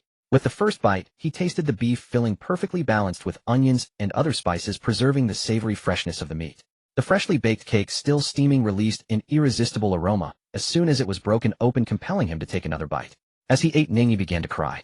Boo-hoo, it's so delicious, big brother, could I buy one more to take back for my grandpa? Lin Mo. Silently, he made another one, listening to Ning Yi's muttering beside him. Grandpa, don't worry about me, I'm doing well now, it's just that you'll never get to taste such a delicious sesame cake. Unexpectedly, this child was quite filial. The security guard, who had initially just wanted to check on the child, found himself drawn in by the aroma of the cake. His eyes were fixed on Lin Mo's movements, watching him expertly wrap the filling, flatten the dough, and stick it inside the oven, his motions fluid and seamless. He never imagined such an ordinary sesame cake could become so delicious in his hands. However, the thought of 50 yuan each made him back off. So he turned and walked away with his hands behind his back, secretly wiping the drool that threatened to spill in an unseen corner. At that moment, a stalwart security guard shed a solitary, impoverished tear of longing. He kept mentally reassuring himself. I'm just a security guard working the night shift. My salary is only 3,003. Can't afford it, can't afford it. Lin Mo watched the security guard leave, and the kid finished his cake in the blink of an eye. After finishing, he looked at Lin Mo with those big, watery eyes. And then at the oven beside him, as if trying to bore a hole through it with his gaze. Big brother, I'll write you another IOU. Lin Mo waved his hand. Forget it, I'll treat you. And your grandpa. It was all because of those two people last night arguing about grandpas and grandsons all night long, making Lin Mo think of that quarrel every time he heard the word grandpa. Big brother, you're so kind. My grandpa was a good man too. He'll surely bless you from heaven. Lin Mo, no need. He was already starting to feel uneasy about this whole grandpa business. After getting his cake, Ning Yi thanked Lin Mo and hurried off towards the cemetery with it. Lin Mo wanted to call him back, but it was already late at night. Wasn't the boy scared? Ning Yi wasn't scared at first. After all, there were lights in the cemetery, dim as they were. He had been here a few times and knew which row his grandpa's grave was in. He ran straight towards it. But as he ran, the aroma of the cake wafted into his nose. He swallowed hard, eyeing the cake in his hand with longing. Seeing that he still had a distance to cover, he stopped, thinking that if he walked slower the smell wouldn't drift into his nose. But he found that it didn't work, it still smelled too good. Ning Yi couldn't resist any longer. He looked up at the sky and whispered, Grandpa, you said I'm your most beloved grandson. So if I taste this cake for you first, you won't blame me, right? After comforting himself with those words, he took a bite with a clear conscience. Sob sob, it's still so good. The beef is so tender, the texture in my mouth is incredibly rich. Grandpa, I've tasted it for you. It's absolutely delicious. He said this hurriedly before he had even swallowed the food in his mouth. Then he continued walking, but as he went he finished what was in his mouth and his eyes were drawn back to the cake. I can't eat it, I can't eat it. This is for my grandpa. Ning, he felt like there were two little people in his head. One said you can't eat it, and the other said, but it smells so good, one more bite, and grandpa won't mind. As the two sides waged war in his mind, Ning, he waved his hand in frustration. Stop arguing. Grandpa loves me so much he won't mind if I take one more bite. After saying this he took another bite, careful not to make it too big this time. See, I only took one bite. There's still a lot left for grandpa. And so Ning, he nibbled a bit and nibbled a bit more until by the time he reached his grandpa's tombstone the cake in his hand was only the size of a palm. Feeling a bit embarrassed, Ning, he knelt before the tombstone. Grandpa, look what delicious food I've brought you. This is the best sesame cake I've ever eaten. I swear on my dad's hair it's really good. I brought it for you. It's gotten a bit cold, so please make do with it. I owed someone money to get this for you. That big brother is a really good person. Remember to bless his business to be prosperous. With that he held the cake up above his head as if offering it to his grandpa. After a while Ning, he cautiously glanced at the tombstone. Grandpa, you finished eating, right? Since you're done I'll finish the rest for you.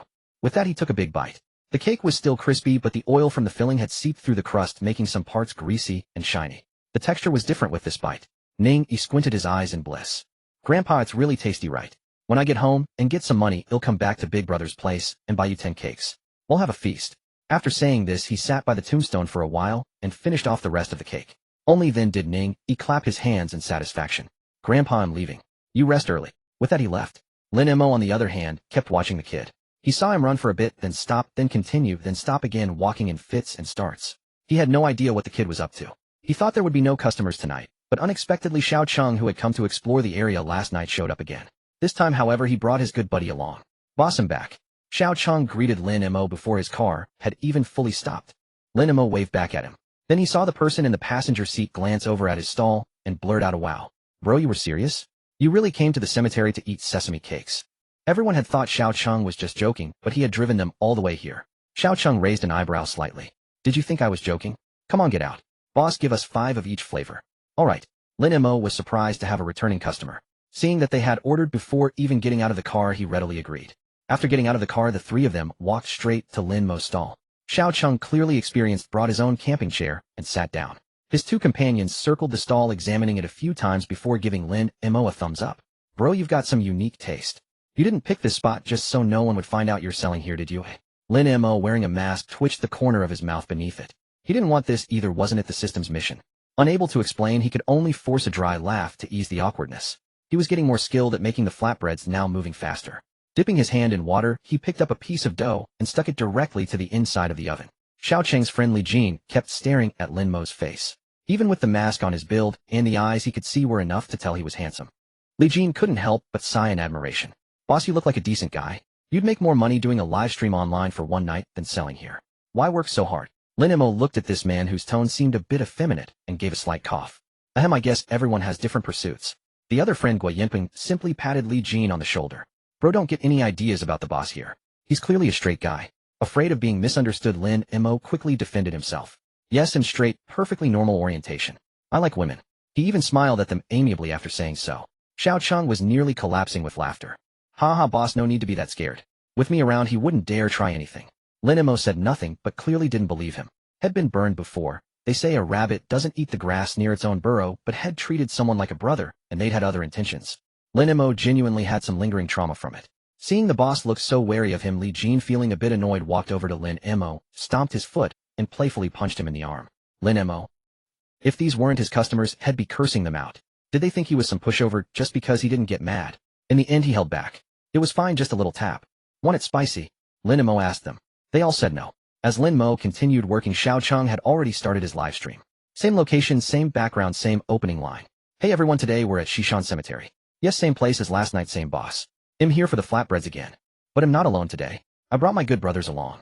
Good things should be shared, right? Look, the boss is already making them. We'll get to eat the delicious flatbreads soon. I've been thinking about them all day. New viewers, don't forget to hit that follow button in the top left corner for the young master. We'll continue exploring Shishan tonight. Thanks for the support, everyone. The viewers pouring in weren't surprised at all. What was once a proper outdoor adventure channel had turned into a food review one. And had even brought people today. Xiao Cheng's 2 friends waved at the camera and greeted the fans. Not long after the stream started, donations were already coming in. Looks like tonight was off to a good start. So good, in fact, that Xiao Cheng considered whether he should start a food review show instead. Last night's stream had gained him 10,000 more followers. Had gotten a taste of success. Xiao Cheng set his phone up on a tripod in front of Lin Mo's three-wheeled cart. Then they watched Lin Mo make the flatbreads. The three men sitting nearby looking at the cart with eager anticipation. While waiting for their flatbreads, they still interacted with the viewers in the livestream. Just then Ning Yi came down from the mountain. The group focused on Lin Mo were startled by the sudden figure rushing down the hill. Whoa, where did this kid come from in the middle of the night? Scared me to death. Kid, are you a person or a ghost? Ning Yi was surprised to see customers here. He looked at Lin Mo excitedly. Big brother, I didn't think you'd actually have customers here. I thought I was your first one. Even though he was a customer who hadn't paid yet. Hearing this, Xiao Cheng immediately puffed up with pride. Kid, you wouldn't know this, but I came last night.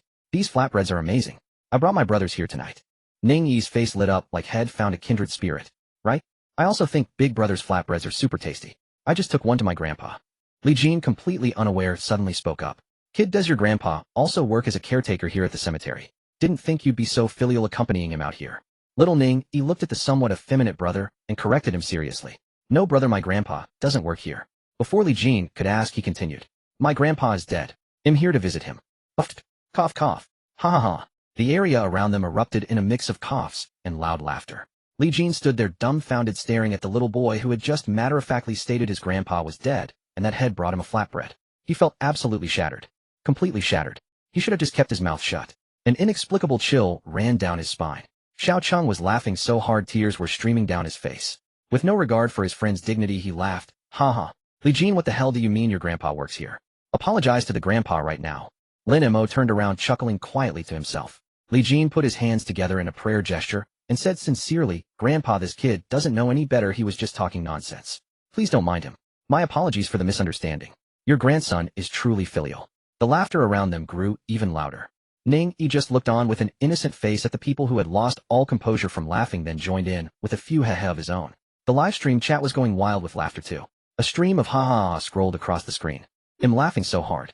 I seriously doubt if I've stumbled into some absurd live streaming room. I can't take it anymore. These two geniuses are even more impressive in person. Hey, race a tip for the streamer. You've provided me with a whole night of laughs. Has no one noticed how filial this kid is? The person above has spotted the key detail. After laughing for a long while, Xiao Cheng was nearly out of breath. Only then did he realize that this child had come to visit his grandfather alone. He then asked Lin Mo, Boss, is this kid yours? No, I found him here when I arrived. He said he came to chat with his grandpa, but accidentally fell asleep. He got hungry and came down the mountain to find me. I planned to take him to the police station later. His parents must be worried sick. Lin Mo had called the police earlier, and they said they would keep an eye out for anyone looking for a child. Or he could take the kid to the station later. Lin Mo had agreed to that. If Xiao Cheng and his friends hadn't shown up, he would have packed up his stall and taken the child to the police station by now. He hadn't expected this kind of interruption. After hearing Lin Mo's explanation, the netizens realized that this child had come here on his own. They couldn't help but marvel at the kid's bravery. In the dead of night, he wasn't even afraid that his grandfather might actually come up to chat with him. Hey, race a tip for the kind and sweet-talking boss. So the kid's statement about visiting his grandpa is actually accurate. Streamer, could you ask the boss if he has a girlfriend? I'm in love with his voice. This little dude is truly one of a kind, braving the cemetery alone just to see his grandpa. This suddenly makes me miss my grandpa too. No offense, my grandpa is still alive. Jiangshi police, there's a lost kid here, come check it out. Someone in the bullet comments had first tagged the police and many others followed suit.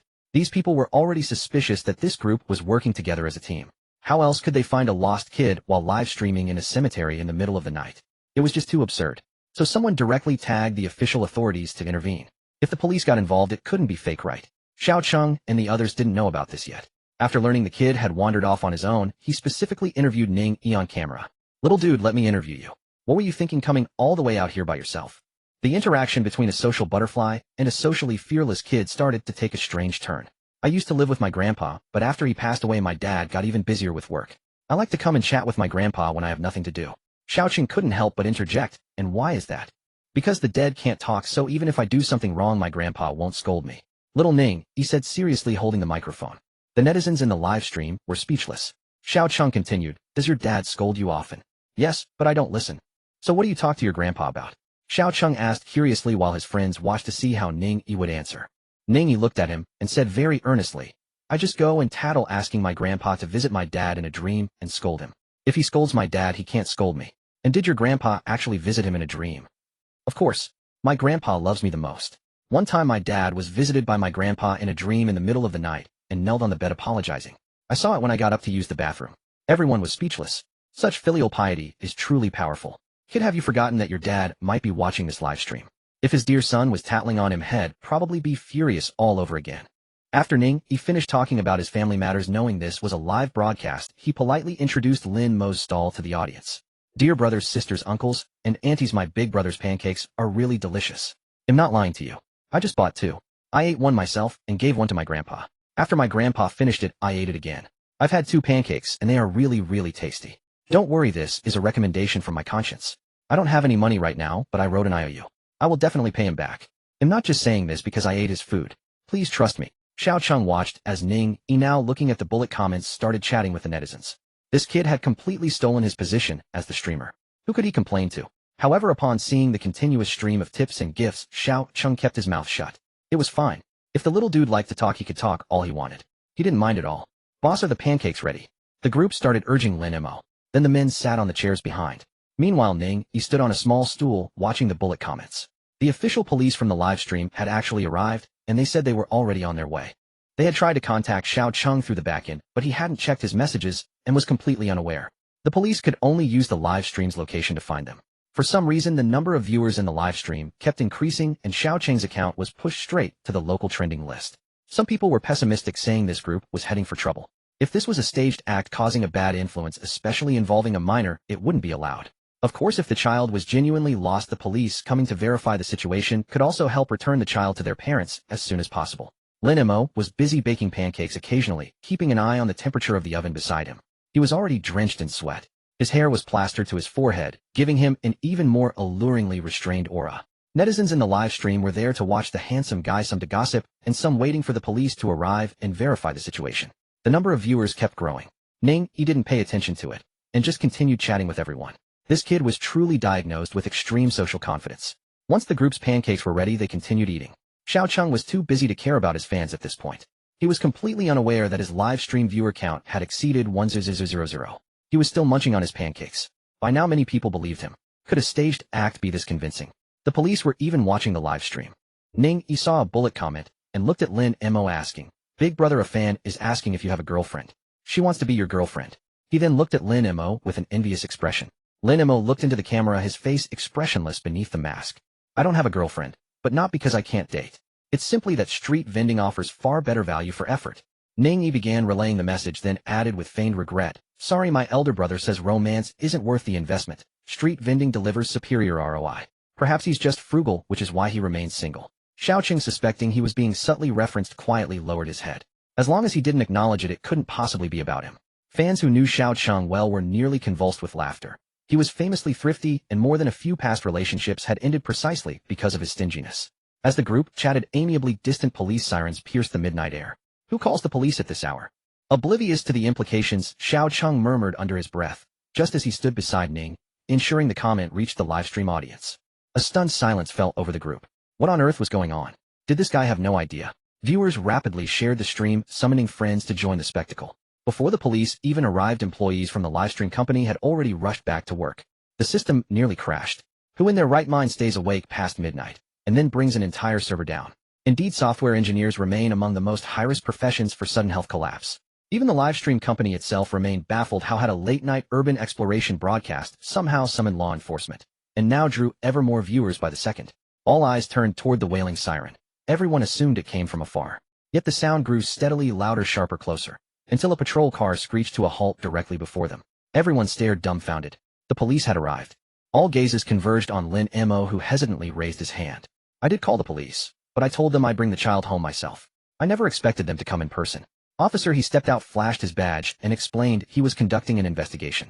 Confused but conscientious, everyone readily agreed to cooperate. Interrogation began with Lin Mo. "You'd never met this child before, correct?" Lin Mo nodded. "Correct. I've never seen him." "Then how did this child end up here? And why did you choose this location to sell buns?" "Officer," he frowned. The young man appeared perfectly lucid, yet had inexplicably set up shop in such an unlikely place. His gaze drifted toward the faint glow behind them, row upon row of tombstones silhouetted in the misty dark. A hush fell. Lin Mo flushed slightly. "Well, it's something of a personal hobby." "Officer," he could only nod, then turned to the boy. "Young man, do you know this young man?" "Yes, I know him. His name is Lin Mo." Another wave of bewildered expressions rippled through the crowd. Was this some planted actor? Then Ning Yi exhaled dramatically and spoke up. Officer, sir. It's like this: I bought 2 buns on credit from brother Lin just now, so I wrote him an IU, and naturally asked his name. After all, one doesn't devour another's buns, and then vanish without a trace. Officer, he stared speechless. You're oddly charming. Quietly retracting my 4-2-meter saber. This kid's no ordinary child. I swear. Almost unsheathed that saber in righteous fury. Just briefly lost my temper. Almost launched into full-blown rant mode. Officer, he studied Ning Yi's bright, unwavering eyes. Children he'd previously rescued after going missing always wept, uncontrollably, inconsolably. None had ever looked quite like this. Not even a trace of tears, just irreverent cheerfulness. Officer, he fixed Ning Yi with a stern gaze. Young man, promise me no more dramatic pauses when speaking. Honestly, it invites beatings. Understood, officer. Now tell me, how did you get here? I took a DD ride, and here I am. Oh, and I came to visit my grandfather. Today I felt a little melancholy, so I thought I'd come talk things over with him. The officers exchanged glances, utterly at a loss for words. The security guard, having watched the patrol car arrive, now strode forward. Young man, you've really made a name for yourself with those buns. Even the police have come to patronize your stall. Lin Mo offered a strange, silent smile. Sir, please, don't make this worse. Every single person present could talk endlessly. None would run out of words before dawn. And thus this incident imparts a solemn lesson: never take statements collectively. It devolves into pure comedic banter, one voice overlapping another like a live Shaoxing performance. Sir, there's been a misunderstanding. The officers are here to escort the child home. Lin Mo sighed, explaining. The guard, seeing the officers, promptly volunteered everything he knew. No one had anticipated Lin Mo's earlier fright, something he deliberately omitted. Lin Mo, of course, he couldn't evade it forever. How could he possibly admit to being startled by a child? Yet ultimately, it was the security guard who exposed him. Oh, and I still have surveillance footage. If needed, you're welcome to review it. This boy's clearly not a first-time runaway. Officers, once you return him home, please ensure proper discipline. Ning Yi listened nearby, his smile vanishing instantly. First, I never provoked you, sir. Second, I truly shouldn't even be standing here. Officer, he glanced at Ning Yi's suddenly solemn face, and gave a grave, earnest nod. We will. Having gathered preliminary accounts, the officers turned to Xiao Cheng, who immediately recounted his reason for being there. I'm a livestream host. This is my channel. Last night, after tasting these delicious buns, I decided to abandon my original urban exploration plan and instead conduct an impromptu food review. So today I returned, with my best friend. That's when we spotted the boy descending from the hill. With the facts clarified, the officers recorded everyone's identification details, and paused, surprised upon seeing Lin Mo's registered address, a prestigious, affluent neighborhood. Their expressions shifted accordingly. Initially, they'd nearly suspected forged documentation, until verification confirmed its authenticity. The boy himself recalled his home address. He'd merely withheld it earlier, unwilling to be escorted back. In the end, however, he boarded the patrol car, safely escorted home. As he climbed into the vehicle, Ning Yi gazed intently at Lin Mo. Big brother, I will repay you that 100 yuan. Lin Mo responded with a quiet, confident thumbs up. Everyone had witnessed the IOU, and couldn't help but admire the boy's integrity and courtesy. He not only remembered to pay, but when short on cash, had borrowed paper and pen to formalize his debt. And the resolute expression on his face as he departed left no doubt he would return to settle it. Netizens who had watched the live stream for 2 nights couldn't help but marvel at the sheer spectacle of Shaoqing's broadcast. Watching just 2 nights felt like binge-watching a drama series, utterly riveting. When the police left, Lin Mo had packed 2 baked flatbreads for each officer, asking them to give the child a ride home. After all, it was the dead of night, and even officers on duty get hungry. Just a small token of goodwill. No sooner had the police driven off than Wang Xian arrived. I'm too late. I was watching the stream and saw the officers show up. I wanted to join the excitement, but I couldn't find a cab for ages. By the time I got here, they were gone. Otherwise, I could have enjoyed some flatbread while watching the drama unfold. Lin Mo looked at this crowd of thrill-seekers and couldn't help but rub his forehead. Tonight felt unusually chaotic. Bro, we've all eaten already, you just missed it. But that kid earlier was quite a character. The group fell into easy conversation. They had traded insults during the last live stream, and now they were sitting together like old friends. The world works in mysterious ways. Wang Xian ordered 2 beef flatbreads and 1 with pork filling. As they chatted in the live stream, Xiao Cheng suddenly realized. Wait, why were there suddenly so many people in his stream? What the heck? What just happened? I have 100,000 viewers. I'm just a niche adventure blogger, aren't I? Xiao Cheng began to doubt himself. Then he saw fans explaining in the comments and finally understood. The police officer's visit had just given him a massive surge in popularity. Some viewers had come for the gossip. After a quick skim of the barrage, he understood and explained. Dear heavens, everyone, I swear, I don't know that kid, and I definitely don't know the flatbread vendor. If I'm lying, may I get hit by a car the moment I step outside? Before he could finish, Lin Mo frowned. Bro, no need for that. Sometimes you should avoid tempting fate. Whether people believe you or not, swearing an oath won't change their minds. Lin Mo disapproved of such self-cursing. Ever since had been granted this mystical skill, strange thoughts had been flooding his mind, especially about reckless young people. Careless words could easily backfire. Xiaoqing nodded. You're right, why would I curse myself? But bro, you seem to know a lot about this stuff. Just a bit, Lin Mo replied while casually making flatbreads. Every movement looked effortless, yet somehow incredibly cool to the onlookers. Meanwhile, in the police car, one officer drove, while the other sat in the back with Ning Yi. The little kid was quite amusing, but Ning Yi looked at them and said, Officers, shouldn't you eat your flatbreads first? They're really delicious. Inside the sealed car, the aroma of the flatbreads lingered in the air, making his mouth water again. Unfortunately, Lin Mo's flatbreads were generously portioned, and his stomach was already full. But that didn't stop him from urging them to eat. Neither officer took it to heart. He had actually been about to clock off when he received the alert from the cyber police. With no one else available at the station, he had to take the call himself. Once the kid was dropped off at the station, he could head home. They did notice the aroma of the flatbreads Ning Yi praised. It did smell good, but not that tempting. So they remained composed, neither reaching for the food. I heard one of these flatbreads costs 50 yuan. You really dared to buy it. They'd only accepted them because Lin Mo had insisted. The kid had ordered 2 without hesitation. Ning Yi replied nonchalantly, delicious things are worth the price. Hearing the child speak with such grandiosity, the 2 officers shook their heads with a smile. Kids nowadays had it much better than they did. Their weekly allowance alone was hundreds of yuan. They were pampered children, nothing like the old days. After dropping the kid at the station officer, he was ready to go home. As he left, his colleague said, He gave us so many flatbreads, 2 each. You can have them as a midnight snack if you get hungry. In the end, the 4 flatbreads were split. Officer, he had initially planned to leave them for the night shift team. But his colleague said 2 were enough. Night shifts sometimes didn't even leave time to eat. So he took 2 flatbreads home. When He-kun arrived, his wife was still waiting for him. Seeing him so late, she asked with concern, Why are you back so late tonight? Did the station get another call? He-kun, holding the 2 flatbreads, nodded and recounted the night's case. We got a request from the cyber police about a lost child near Shishan Cemetery. We went to verify the situation. Song Yuan frowned. Why would a child be out there in the middle of the night? He-kun, thinking about the night's events, found it amusing. It's a long story. It started with a streamer doing a broadcast there, and netizens accused him of staging it. Then a minor got dragged into it. The flatbread vendor explained that the kid had genuinely wandered to the cemetery on his own, so someone tagged the cyber police. Song Yuan grew even more puzzled. Shishan Cemetery. A flatbread vendor. What does any of this have to do with anything? He-kun found it hard to explain. Even the fact that Lin Mo was setting up a stall at Shishan Cemetery was bizarre in itself. Not to mention that they'd all ended up meeting there, leading to tonight's theatrical turn of events. He-kun's wife was completely lost. What on earth was going on? So did you find out? Were they all in on it together? He-kun shook his head. I looked into it. They're probably not. You know what? The flatbread vendor lives in the upscale district of our city. Rich people sure have peculiar tastes. As he spoke, He-kun remembered the flatbreads in his hand and said, The lost kid kept saying how delicious these were.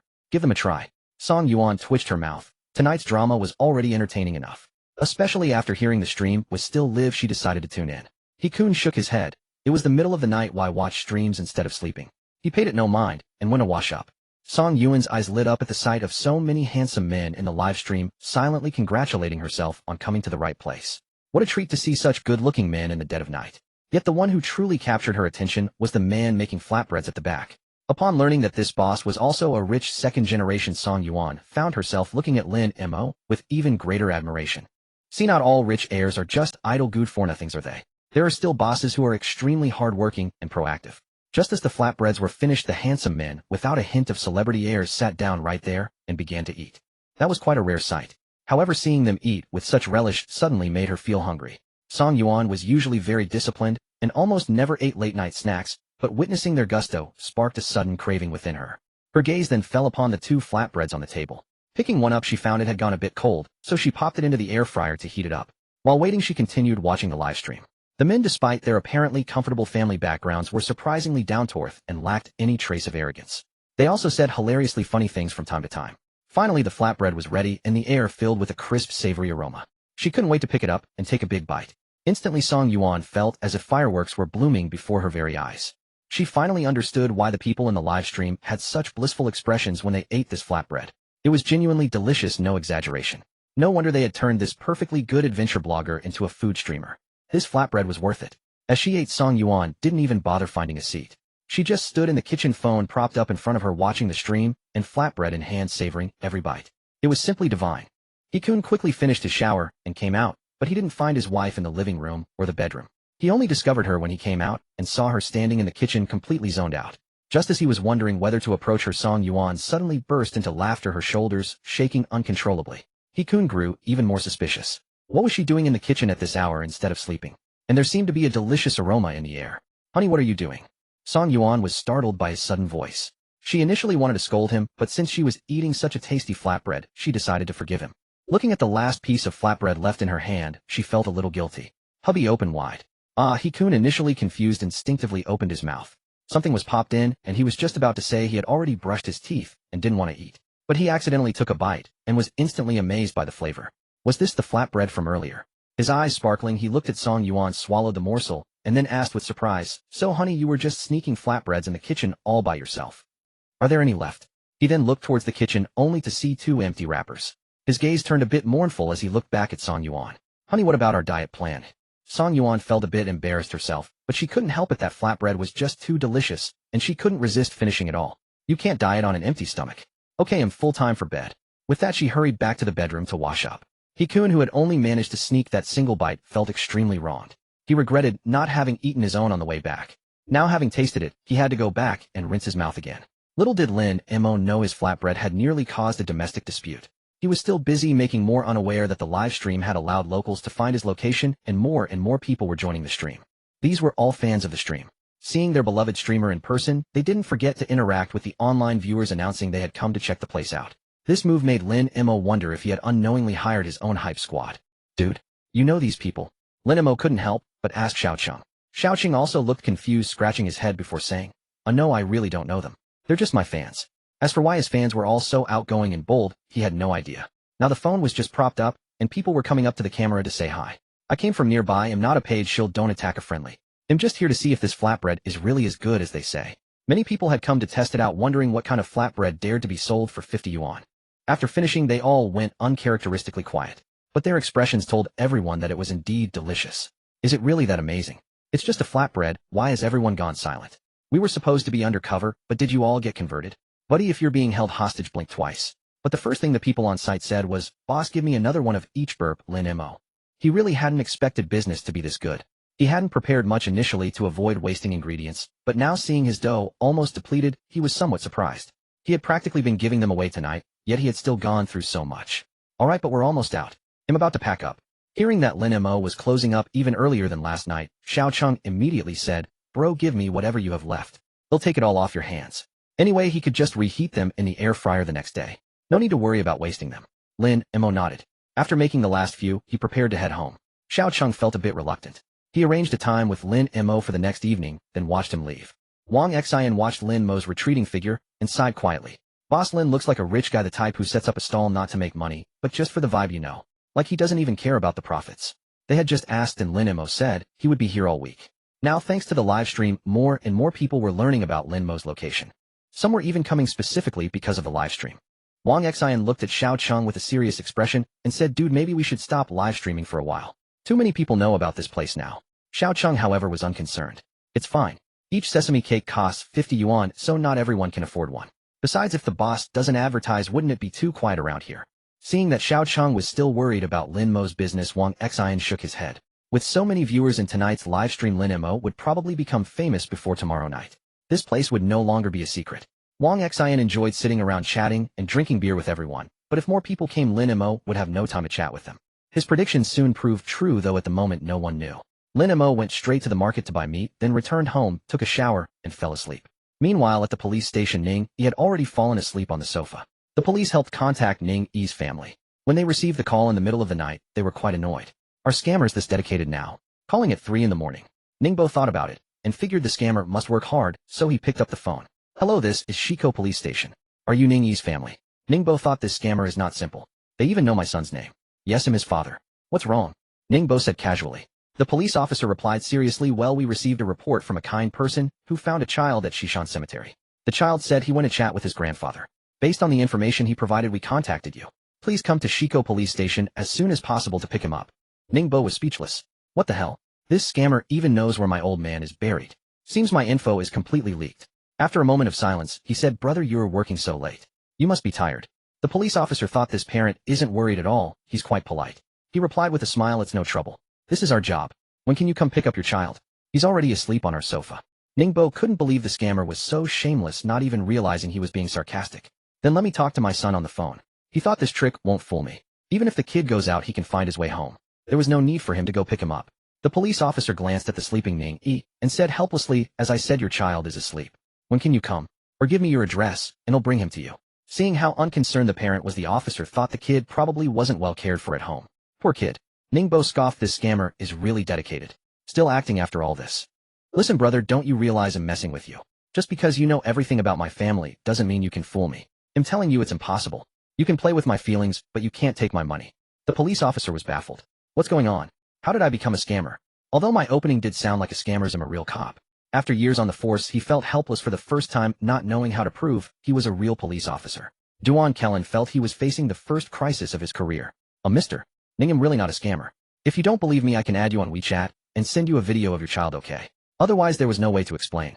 Ningbo snorted, lightly curious to see what trick the scammer would pull next. So he actually added the WeChat and watched the video set. To ensure credibility, Duan Kellen filmed it in one continuous take. He started from the entrance, showed his badge, walked all the way to the office, and then captured the sleeping Ning Yi on camera. He even leaned in and asked Mr. Ning, look, is this your son?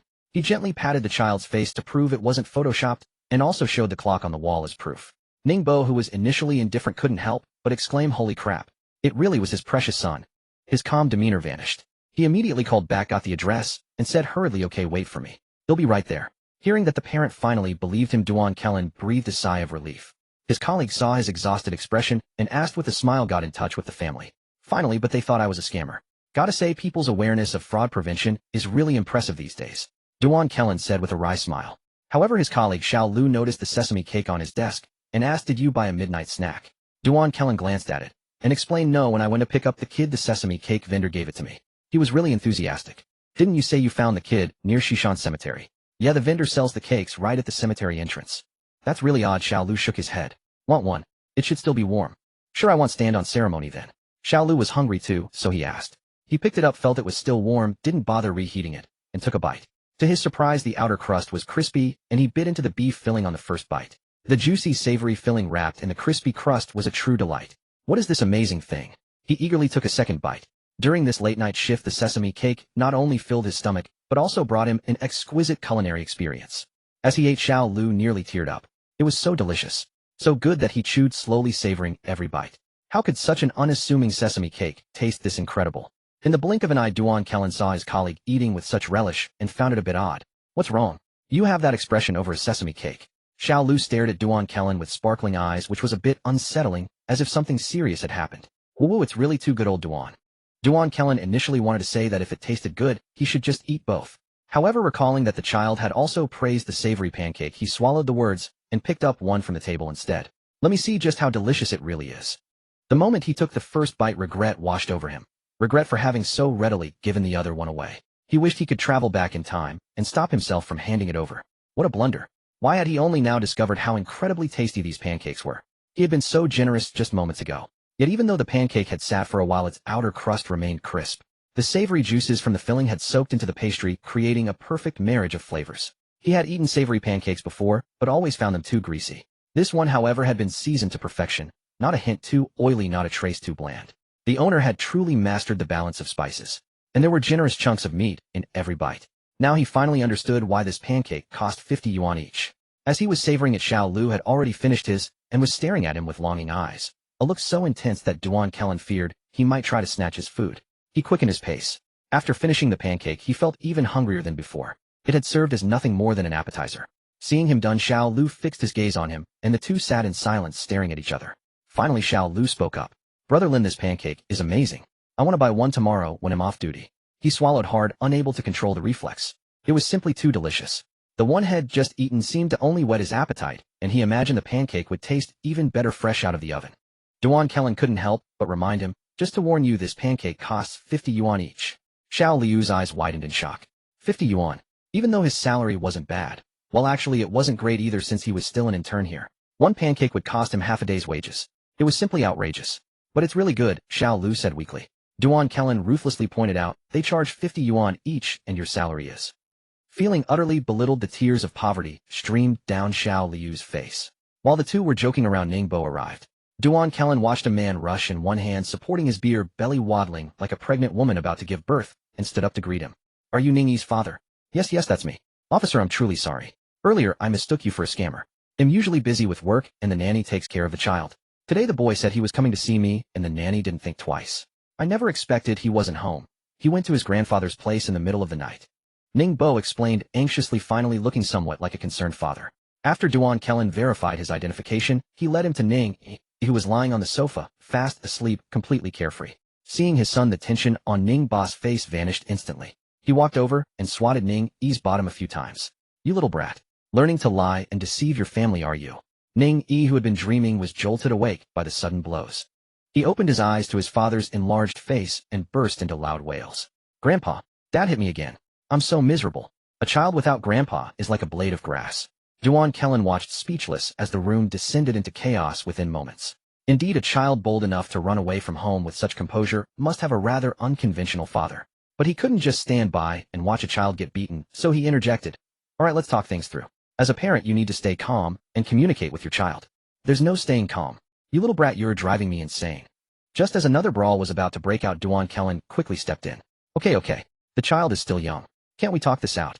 Young man, your father was extremely worried about you, so you're also at fault. Go home and apologize to your father properly. Don't run off like that again, understand?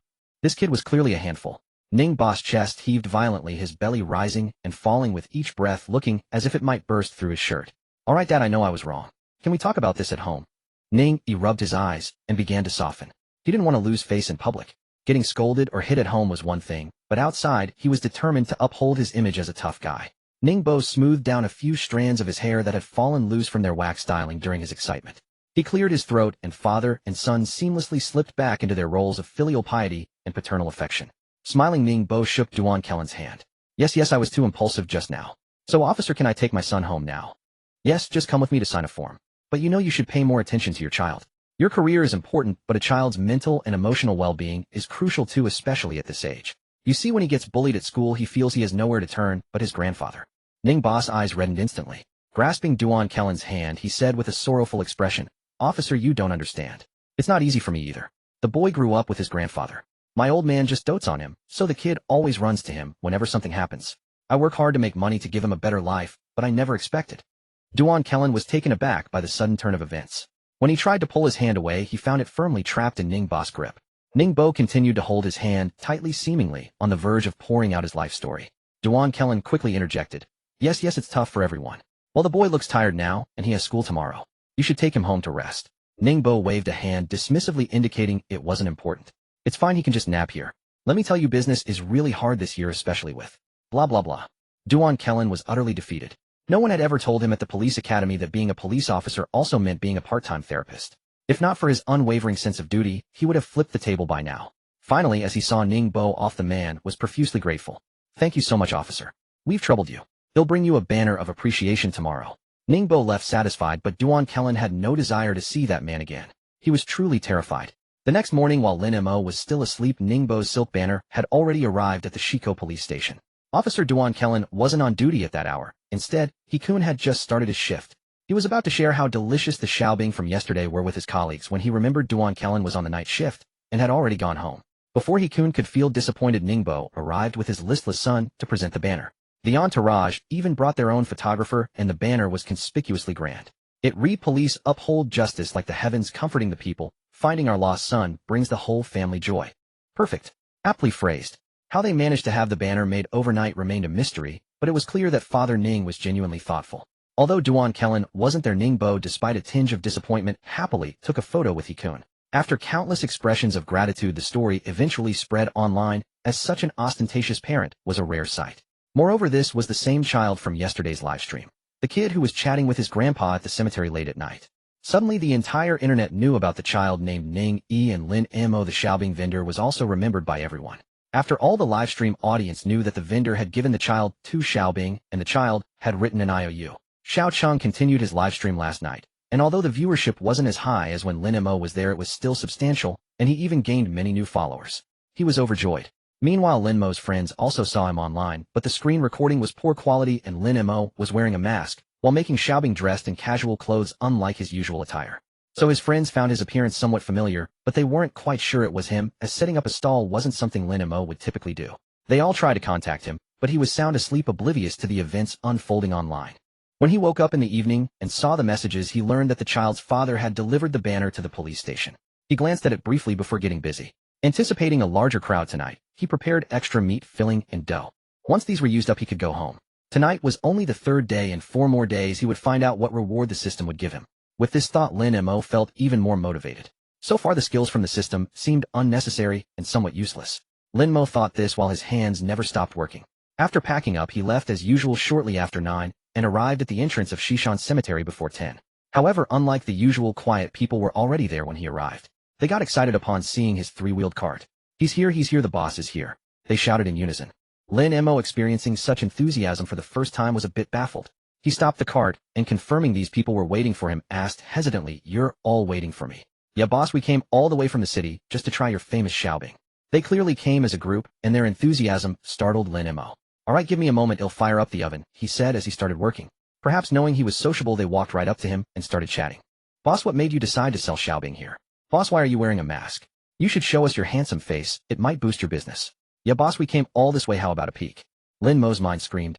He desperately wanted to shout, "Save me! Save me!" The crowd was a bit too enthusiastic. "It's for hygiene, I'll keep the mask on." Lin Mo refused, directly causing 2 girls to look a bit disappointed. Meng Shui had been dragged here by her friend and was already feeling embarrassed after the boss' refusal. But her friend Zhang Xiaojia remained enthusiastic and undeterred, continuing to probe. "Hey boss, I heard you don't have a girlfriend. Want me to introduce someone?" "No, I prefer setting up my stall." "Boss, is this dough needed fresh?" Lin Mo. He thought if you have nothing to talk about, you could just stop. This awkward small talk was getting unbearable. Lin Mo fell silent, deciding to act like an introvert from now on. But these people clearly knew his personality and kept finding topics. As Lin Mo busied himself placing all the xiaobing into the oven and wiping sweat from his brow, a loud rumbling sound approached. A few young men with dyed yellow hair looking rather rough arrived. "Hey boss, heard your xiaobing are good. Give us one each to try." Their arrival frightened Meng Shui and Zhang Xiaojia, who had been chatting with Lin Mo. Lin Mo gave them a calm, indifferent look. Confirming they posed no threat and just looked like typical flashy youths, he nodded. "All right, have a seat for a bit. There are customers ahead whose orders are still baking." He then looked at the 2 girls and said in a low voice, "It's fine, they're just here for xiaobing." The friends nodded but stayed close to Lin Mo. He set up 2 folding stools for them. After a short wait, the first batch was ready. Lin Mo quickly took them out and put a new batch in. "Careful, it's hot." The first customers took the xiaobing, blew on them briefly, and took a bite. Instantly silence fell over the scene. The only sound was the crunching of the xiaobing. The yellow-haired youths behind them couldn't help but swallow their saliva. Is it really that good? Are these people paid actors? This is way too exaggerated. But despite their thoughts, their mouths couldn't help urging Lin Mo. "Boss, hurry up, we're starving." They even took out some beer from their vehicle. Then they sat down by the nearby green belt. Lin Mo watched them, thinking they came prepared. As they chatted and laughed, Xiao Cheng arrived again. "Lin Mo." It was unusually lively tonight. So many people had shown up today. Xiao Cheng was a regular now, so Lin Mo just nodded at him and continued working. Seeing the crowd, Xiao Cheng had a bad feeling about this. Could Wang Xin's prediction really be coming true? Seeing this, Xiao Cheng immediately informed Wang Xin and then ordered 5 of each for himself. Lin Mo had also added a new preserved vegetable flavor today. No one expected a new product tonight, so Xiao Cheng grabbed 5 of each. He then laid out all his gear. It was clear he was a regular, familiar with the routine, grabbing a stool and beer while calling over his friends. It looked like quite a few people were coming for the savory cakes tonight. If he didn't hurry and summon his friends by the time the night owls arrived, the boss would probably be packing up. He had planned to start a live stream, but he didn't tonight. Instead, he chatted with Lin Mo. "Boss, did you prepare enough tonight? I'm worried there'll be too many people and we'll miss out. I made extra, but I didn't expect this many people to show up." Lin Mo said. The past couple of nights had been leisurely, but tonight he felt busy for the first time. As they talked, a customer who had finished his first cake began ordering more. "Boss, he'll take 2 more with beef. He'll have 2 with preserved vegetable and pork." "Okay." Lin Mo had to get busy again. Meanwhile, Ning Yi's father, driven to his wits' end by his son, had no choice but to drive the boy to the cemetery himself. He had originally wanted to visit his old father, but his son insisted on going at 10 o'clock at night. That he dared not do. It wasn't for any other reason. He was afraid that if his old father appeared in his dreams, he wouldn't be able to handle it. But he couldn't resist his son's insistence on seeing the brother who sold savory cakes, claiming he owed him a debt of gratitude for 2 cakes. So Ningbo had no choice but to drive him there. However, Ningbo left late, and He kept urging him on. "Dad, hurry up. Dad, how about I drive? You're too slow." Ningbo finally lost his temper and snapped back. "If you still want to go, shut up, or he'll turn the car around right now." The car fell silent. He muttered to himself, but didn't dare challenge his father's authority again. Fortunately, the car soon approached the cemetery. When he saw a light at the entrance, he eagerly rolled down the window and waved toward Lin Mo. Big brother, I've come to pay you back." That shout immediately drew the attention of everyone nearby. Xiaoqing saw it was that kid and let out a chuckle. He had promised his fans he'd live stream if the kid came to repay the money, so he had to open his stream again, though he turned off the location. He was afraid too many people would find out the boss location. Ning Yi was still greeting everyone when his father suddenly executed a spectacular drift. If Ning Yi hadn't held on tightly, he would have been flung out. That dominating drift made everyone nearby scatter. Who knew how skilled the driver was? If they didn't move far away, they might get caught in the crossfire. When the car stopped, Ning Yi shot a resentful look at his unreliable father. Dad, if you want a new son, just say so. I won't stand in your way. He then let out a heavy huff and went straight to Lin Mo. But the flashy entrance wasn't over. Ningbo had also prepared a banner. Since had already sent one to the police station in the morning, making an extra one was just a matter of convenience. After getting out of the car, he adjusted his pants, put on a smile, and walked toward Lin Mo's stall. Lin Mo was just making savory cakes when Ning Yi arrived, and soon his father followed. The man came up and warmly grasped Lin Mo's hand. You must be Boss Lin. I've heard so much about you. Last night my unfilial son made it home thanks to your kindness. Now I brought him to thank you and I'd like to present you with this banner. I hope you don't mind. He then respectfully handed over the banner. Lin Mo was speechless. It was so sudden. Xiaoqing had just started his live stream, and netizens entering saw the spectacle. Isn't that the banner, Dad? Had sent one to the police station in the morning, and another one at night. This family must be a banner wholesaler. Thank you, but it was just a small effort. No need to be so polite. It's necessary. How can we as people of Jiang City not know gratitude? Hey, race the 100 yuan my son owed you yesterday. Please make us 4 savory cakes. Alright. That night Lin Mo, usually a social butterfly, was turned into a social recluse. Truly he just wanted to run his business simply, but it felt like everyone who came was a social butterfly, making him doubt if he was one at all. Finally, under the intense gaze of Ning Yi and his father, he accepted the money. But unexpectedly Ning Yi stepped forward and clasped his hands in a traditional salute. Big brother, I will never forget the kindness of your savory cakes. How about we become sworn brothers? You can be my real brother. My dad has always wanted another son. Cough, cough. Cough, cough, cough, cough. Ning Yi's words made not only Lin Mo cough, but also his own father, who never expected his son to be such a handful. He coughed violently, his big belly jiggling. Out of the mouths of babes. Out of the mouths of babes. Ningbo wished he could stuff his son back into his mother's womb for a duver. What nonsense was he speaking? And of course this scene was broadcast live. Netizens burst into laughter. There was no helping it. Ning Yi had practically become the laughingstock of the live stream. Every time he spoke it was hilarious. Lin Mo felt a bit embarrassed, waved his hands repeatedly, and then busied himself to hide his awkwardness. He was about ready to kneel to this kid. Was this how it was going to be? Ning Yi wanted to say more, but was dragged away by his father, who grabbed his ear. Keep your mouth shut in public. I can't afford the shame. Ning Yi felt deeply aggrieved. He squatted nearby watching Lin Mo make cakes with eager eyes. There was still a long line, and Xiaoqing alone had ordered 15. So the wait would be considerable. Wang Xian also showed up tonight, and greeted Ning Yi warmly, acting like they were old friends. After the local video went viral and the banner dad trend was still hot, people who saw the video actually came to the cemetery late at night just to buy a savory cake. Netizens commented, don't you guys think it's cool to stay up late and party at a cemetery? Alright. So this is how we're playing now. Today you dance on graves, tomorrow your ancestors dance on yours. Go ahead and bounce. Welcome to the spectacle of human absurdity, eating sesame cakes in a cemetery. Boss Lin reborn selling sesame cakes in a graveyard. When it comes to memes, netizens truly have no rivals. The hashtag shot straight up the trending charts. Perfect. Lin Mo was now even more famous, with people already tracking down his stall's location. But Boss Lin had no time for the attention. He was swamped, working at a frantic pace.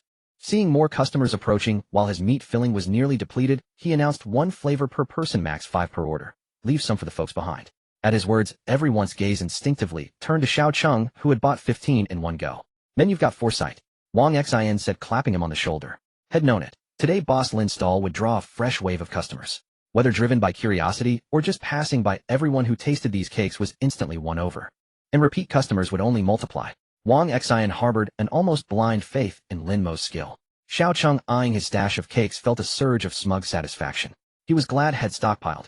If they went stale, an air fryer would bring them back to life. The only downside, they were a bit too warming. Had eaten so many that a cold sore had bloomed on his lip. Xiaoqing grumbled to Wang Xian, don't even start. My lips are breaking out. Wang Xin's eyes lit up, sensing a golden opportunity. Well, since you're all heated up, why not sell a few to me? His colleague had tasted the cakes and begged him to buy some on his behalf, offering a 10 yuan finder's fee per cake. He stared at Xiaoqing with hopeful eyes, only to be flatly refused. It's nothing. He'll grab some herbal tea tomorrow and cool right down. The crowd was speechless. So basically you said nothing at all. Had rather drink bitter tea than part with a single cake. Unbelievable. Ning Yi and his father Ning Bo waited over 10 minutes for their order. The aroma wafting from those around them had been torturous, and their anticipation had peaked. The moment they got their cakes still scorching hot, they blew on them and dove in. With the first bite, Ning Bo's small eyes flew wide open. He stared at the cake in disbelief, then at Lin Mo. Just as everyone braced for another heartfelt speech, he dropped a bombshell. Boss, how about you consider what my son said earlier? The crowd was baffled. What? Then they recalled Ning Yi's earlier gesture and his words. His dad wanted another son. Boss Lin, would you be my son? You'd get an allowance every year. Lin Mo was stunned. What on earth was this guy on about? Brother, I already have a dad. Well then consider me your new one. With that he began pulling out a checkbook. A small token for our first meeting. The crowd erupted in shock. Dad, you're my real dad. Do you need another son? I can eat and sleep and potty trained. I hide from rain, and am on call 24/7. Consider me. Wang Xian dropped to his knees on the spot. This wasn't just a benefactor. This was a godsend. As the saying goes, where there's a Wulong, there's a fengshu. Zhang Xiaojia also knelt before Ning Bo. Daddy, I'm your long-lost daughter. I've finally found you. They'll take care of you and support you in your old age. Ning Bo was utterly confused. What was happening? In the blink of an eye, had gained 2 children, and they seemed a bit off. Lin Mo massaged his forehead, glanced at Xiao Cheng, then at the live stream. This really isn't scripted. But it was futile. No one would believe it now. Honestly, even he wouldn't buy it. Xiao Cheng had no idea how the plot had spiraled into such bizarre territory. He quickly raised his hand. I swear I didn't hire any extras. Yet here they were turning themselves into extras. I just really love the boss cooking. Ning Bo said weakly, raising his hand. Wang Xian and Zhang Xiaojia fell silent, realizing they had no chance of competing. After all, Boss Lin's culinary skill was something they utterly lacked. How could they measure up? Seeing them back off, Ning Bo looked at Lin Mo with hopeful eyes. Boss Lin, think about it. It dawned on everyone. This was why he wanted a son. Suddenly, as if a new world had opened up, Xiao Cheng slapped his thigh and exclaimed with excitement, Boss Lin, I think we must be long-lost brothers. Let's swear brotherhood. From now on I'm your big bro, and I've got your back. Lin Mo was speechless. Was this the new trend, claiming kinship with strangers?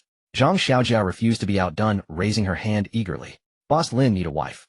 I'll offer up my best friend. Just promise I get a taste whenever you cook something good. Lin Mo shook his head vigorously. No. I don't want a wife, a brother, or a dad. Thanks a lot.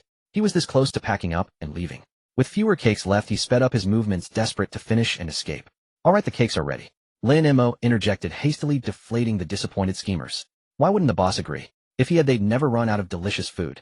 But clearly this boss was someone who wanted for neither money nor paternal figures. Zhu Meizhen had been miserable for days without Lin Mo's sausages. Hungry one night, she was about to order takeout when she idly scrolled through a video while waiting. She stumbled upon a video of a street barbecue stall and on a whim tapped in. To her surprise, it was in the same city. Figuring it was fate, she kept watching. And what she saw was jaw-dropping. Not only was there an impromptu family reunion happening live, but she also spotted an unexpected familiar face. At first she paid little attention, just a bunch of guys acting like a comedy act. But when the middle-aged man in front stepped aside, she saw Lin Mo. At first he seemed vaguely familiar, but the more she looked, the more certain she became.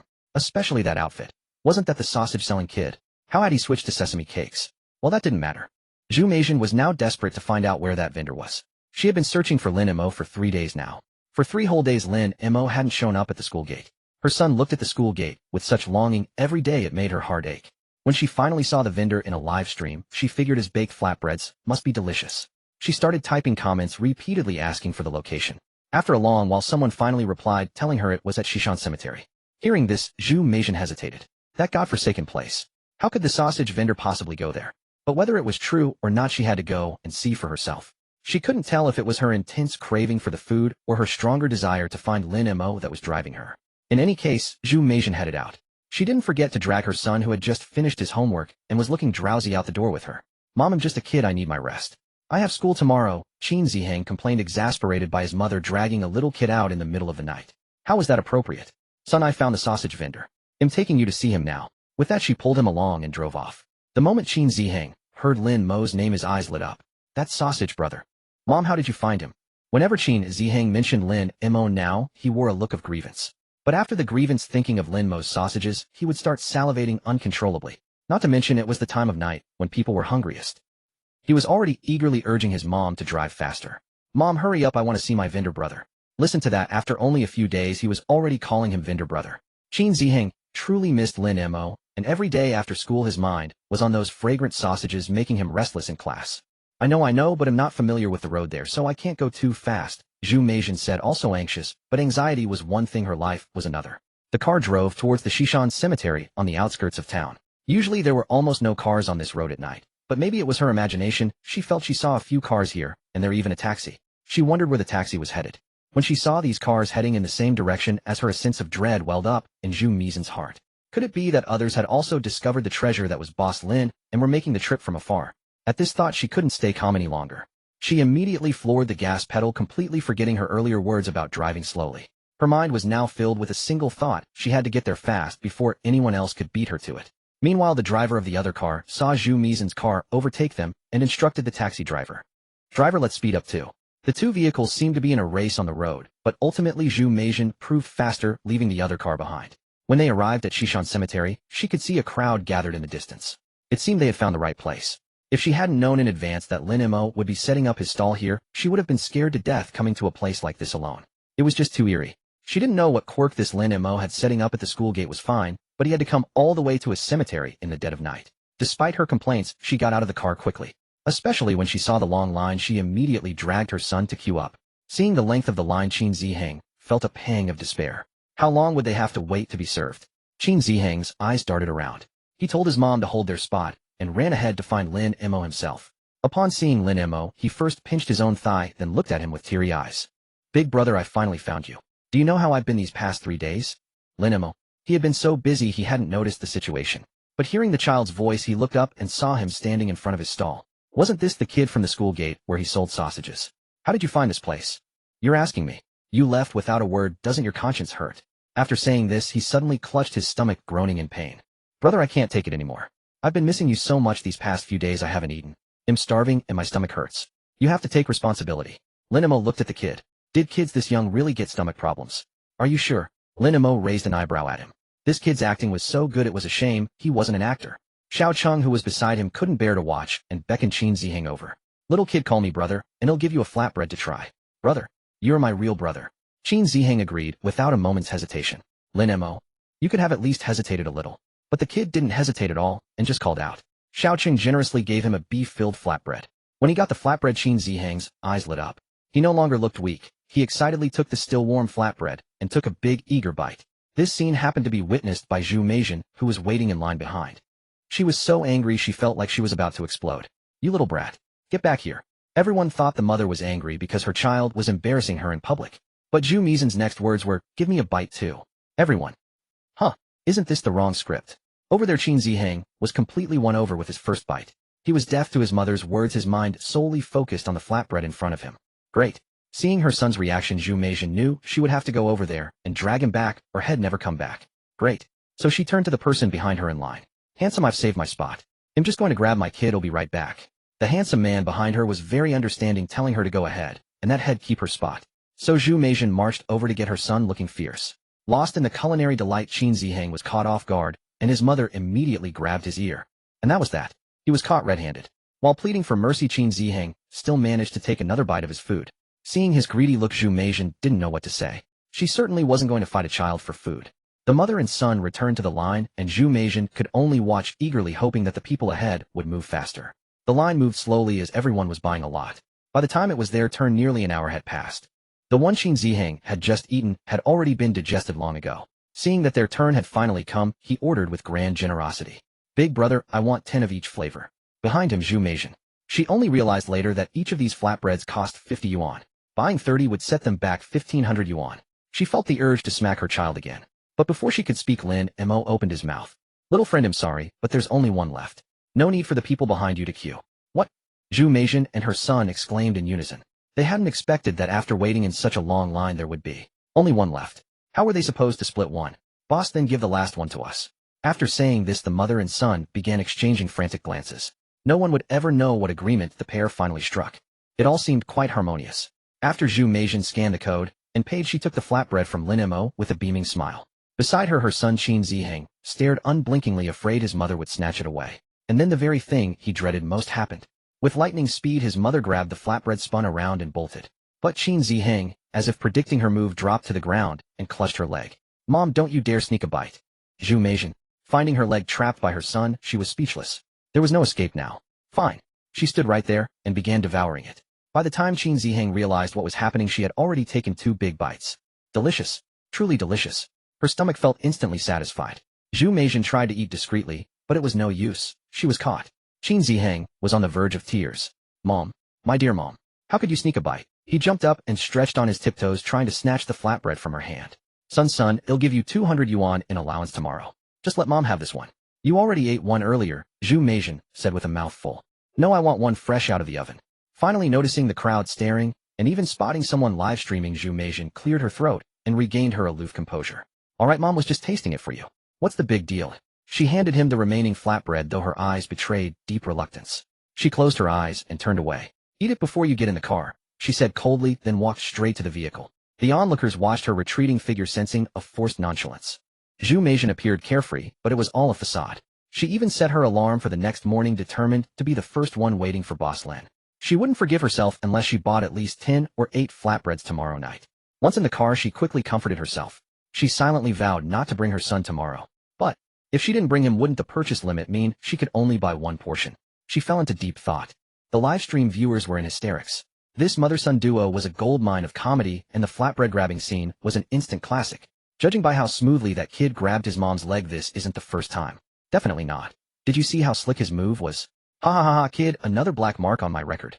While the netizens spammed the chat, Lin Mo was already preparing to pack up and head home.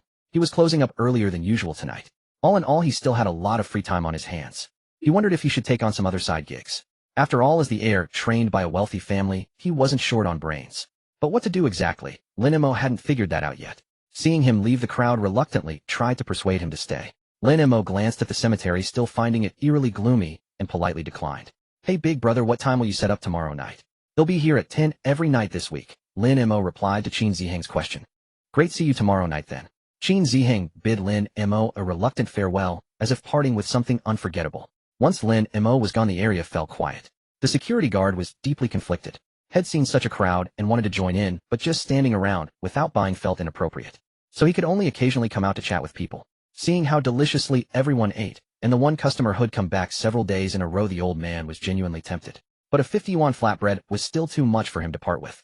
After a long internal battle, he finally steeled himself to buy one, only to find Lin Mo already cleaning up the area, ready to leave. The security guard consoled himself. It's fine. Maybe fate doesn't want me to spend this money. With that, he feigned indifference and went back to his booth to scroll on his phone. Thanks to Lin Mo's recent fame, even this cemetery security guard's videos had blown up. As he scrolled and saw comments asking if the flatbreads were good, the old man silently pulled out his magnifying glass and painstakingly typed a few words on his phone. Delicious. Super delicious. You'll regret it if you don't try it. Well, he supposed had given the young man some free advertising, hadn't he? He wondered if he could trade that advertisement for a flatbread tomorrow. Little did the security guard know his words would one day come true in a way he never expected. Lin Mo got home from his stall at 1 o'clock. Having slept too much today, he couldn't fall asleep, so he played games until 3, then rode out to buy supplies. With 3 fillings already available, he didn't plan on creating anything new, mainly because it was exhausting. He couldn't keep up. After shopping and grabbing breakfast, it was only 5. He marinated the meat first, then took a shower and went to sleep. This topsy-turvy schedule wouldn't last long, but as he slept, Lin Mo felt like he was being pressed down by a ghost. He kept trying to wake up, but couldn't. After struggling countless times, he finally jolted awake, drenched in sweat, as if pulled from water. He glanced at the sky outside. It was already dusk. People online always said not to nap in the afternoon, or you'd wake up to darkness feeling like you're the only person in the world, a deep loneliness creeping in. But at this moment, Lin Mo wanted to say no. He wasn't lonely at all. Who would have thought? Standing right in front of him was a ghost. The old man's face was pale as he smiled at him ingratiatingly, almost fawningly. Lin Mo's worst fear had come to pass. It was bad enough that a rich second-generation heir was selling pancakes at a stall, but to also give him a skill. And of all skills, it had to be the art of physiognomy and geomancy. But who knew that the art of physiognomy would also allow him to see ghosts? Lin Mo was on the verge of tears. He desperately wanted to hide under his blanket, and so he did. With a trembling voice, he asked from beneath the covers, "Sir Dado, you need something from me?" The moment he said it, he wanted to slap himself. What kind of question was that? Even if the old man answered, it wasn't like he could help him anyway. Then he heard the old man's voice from outside. "Young man, ahem, you're quite kind. I don't need anything in particular, just saw you selling pancakes, and wondered if I could buy a couple." Lin Mo really wanted to cry. Selling pancakes at the cemetery entrance was definitely a terrible idea. He now wanted to drag the system out and beat it. See, he had run into something unclean, hadn't he? Then he heard the old man continue, "My grandson brought me some pancakes last time, they were quite tasty. Could you give me a few more? They'll pay for them." As he said this, he actually pulled out paper money from the Bank of the Underworld. Don't ask how Lin Mo knew he peeked. And then he wished he could gouge his own eyes out. He desperately wanted to tell the old man that this Bank of the Underworld money was counterfeit. It wasn't even valid currency in the underworld. They had their own hard currency, and this wasn't it. He now understood why this person had come to him. This was Ning Yi's biological grandfather. That little kid. What a disaster. He desperately wanted to rush over to Ning Yi, shake him, and yell, "How will you ever repay what you owe me?" But knowing the old man's wish now, he said with a sob, "Old man, I'll bring them to you tonight. Just give me a shout if you want some." There was no need for him to travel such a long distance. It wasn't easy for him at his age. Upon hearing this, old man Ning was overjoyed. "Young man, you're truly kind-hearted. Don't worry, you'll pull some strings down below and have King Yin add more years to your life in the book of life and death." Lin Mo thought, like I do believe you. But on the surface he gave a bitter smile and forced a few chuckles. "Thank you, sir. You should head on back now. They'll deliver them later." All right. How about I keep you company?" The old man was being surprisingly helpful, which terrified Lin Mo so much that he waved his hands frantically from under the blanket. No need. Sir, I appreciate the thought." Lin Mo wished he could send the old man away immediately. He was truly frightened. Appearing out of nowhere and offering to help was enough to scare anyone to death, wasn't it? Old man Ning seemed a bit disappointed, let out an "oh," and then asked again to confirm if Lin Mo was sure he didn't need help. Only then did he leave. Lin Mo felt a chill despite the air conditioner being set to 20 degrees and hiding under his blanket. This was terrifying. After confirming the man was gone, he let out a yelp and bolted out of the room, desperate to escape it. If he had known that giving a few pancakes would lead to all this trouble, he would never have been so kind-hearted to Ning Yi. He had even attracted the kid's grandfather from the underworld. But for now, Lin Mo had some questions for the system. "Stupid system, why can I see ghosts? Can you take this skill back? Just don't give it to me, okay?" He really couldn't handle this. But the system only made a slurping sound and refused to respond, which nearly made Lin Mo furious. After a long while, it finally replied with two cold words, "Cannot." As expected, Lin Mo dejectedly went to the kitchen, only then realizing how empty his villa felt. It seemed he should hire some people to come over, otherwise the house would lack any sense of life. While thinking, he busied himself in the kitchen. He mused that maybe he should head out early tonight, skip selling pancakes, and just stroll around crowded streets. That would be better than staying home alone in this cold, eerie house. Suddenly thinking of something else, he asked the system again. "Hey system, I'm not going to attract other ghosts later, am I? I can't handle it. Don't mess with me." After he asked this, the system went completely silent. That question was hard to answer. Lin Mo was nearly furious. What did the system's silence mean? Did it mean ghosts would actually come looking for him in the future? No, Lin Mo thought that since the system had given him this golden finger, he shouldn't waste it. He needed to find a way to keep these ghosts away from him. At the very least, they shouldn't come so suddenly. He really couldn't take it anymore. As he pondered these issues, his hands kept moving, and he even cooked himself a bowl of porridge. After eating and cleaning up, it was already 8:30. With nothing else to do, Lin Mo headed out. He wandered the streets for a while before making his way towards Shishan Cemetery. Tonight, having learned from the previous night's experience, everyone had arrived early and was waiting. There was no choice. Boss Lin's pancakes were delicious. Some had even skipped dinner to rush over. Zhu Meijin had arrived too late the night before, so tonight, she came with her son without eating dinner. She was afraid of the purchase limit that might restrict her to just one serving. Her son had even threatened her. "Mom, I know when the big brother sets up his stall, if you don't take me, I won't tell you." Zhu Meijin had been so annoyed she wanted to beat her bratty son, but in the end she gave in. Having learned that Lin Mo wouldn't start selling until 10 o'clock, the mother and son arrived at the spot at 8-something, without having dinner, becoming the first customers there. Qin Ziheng was overjoyed. Meanwhile, Zhu Meijin didn't forget to call her cheap ex-husband to come along too. "Are you crazy?"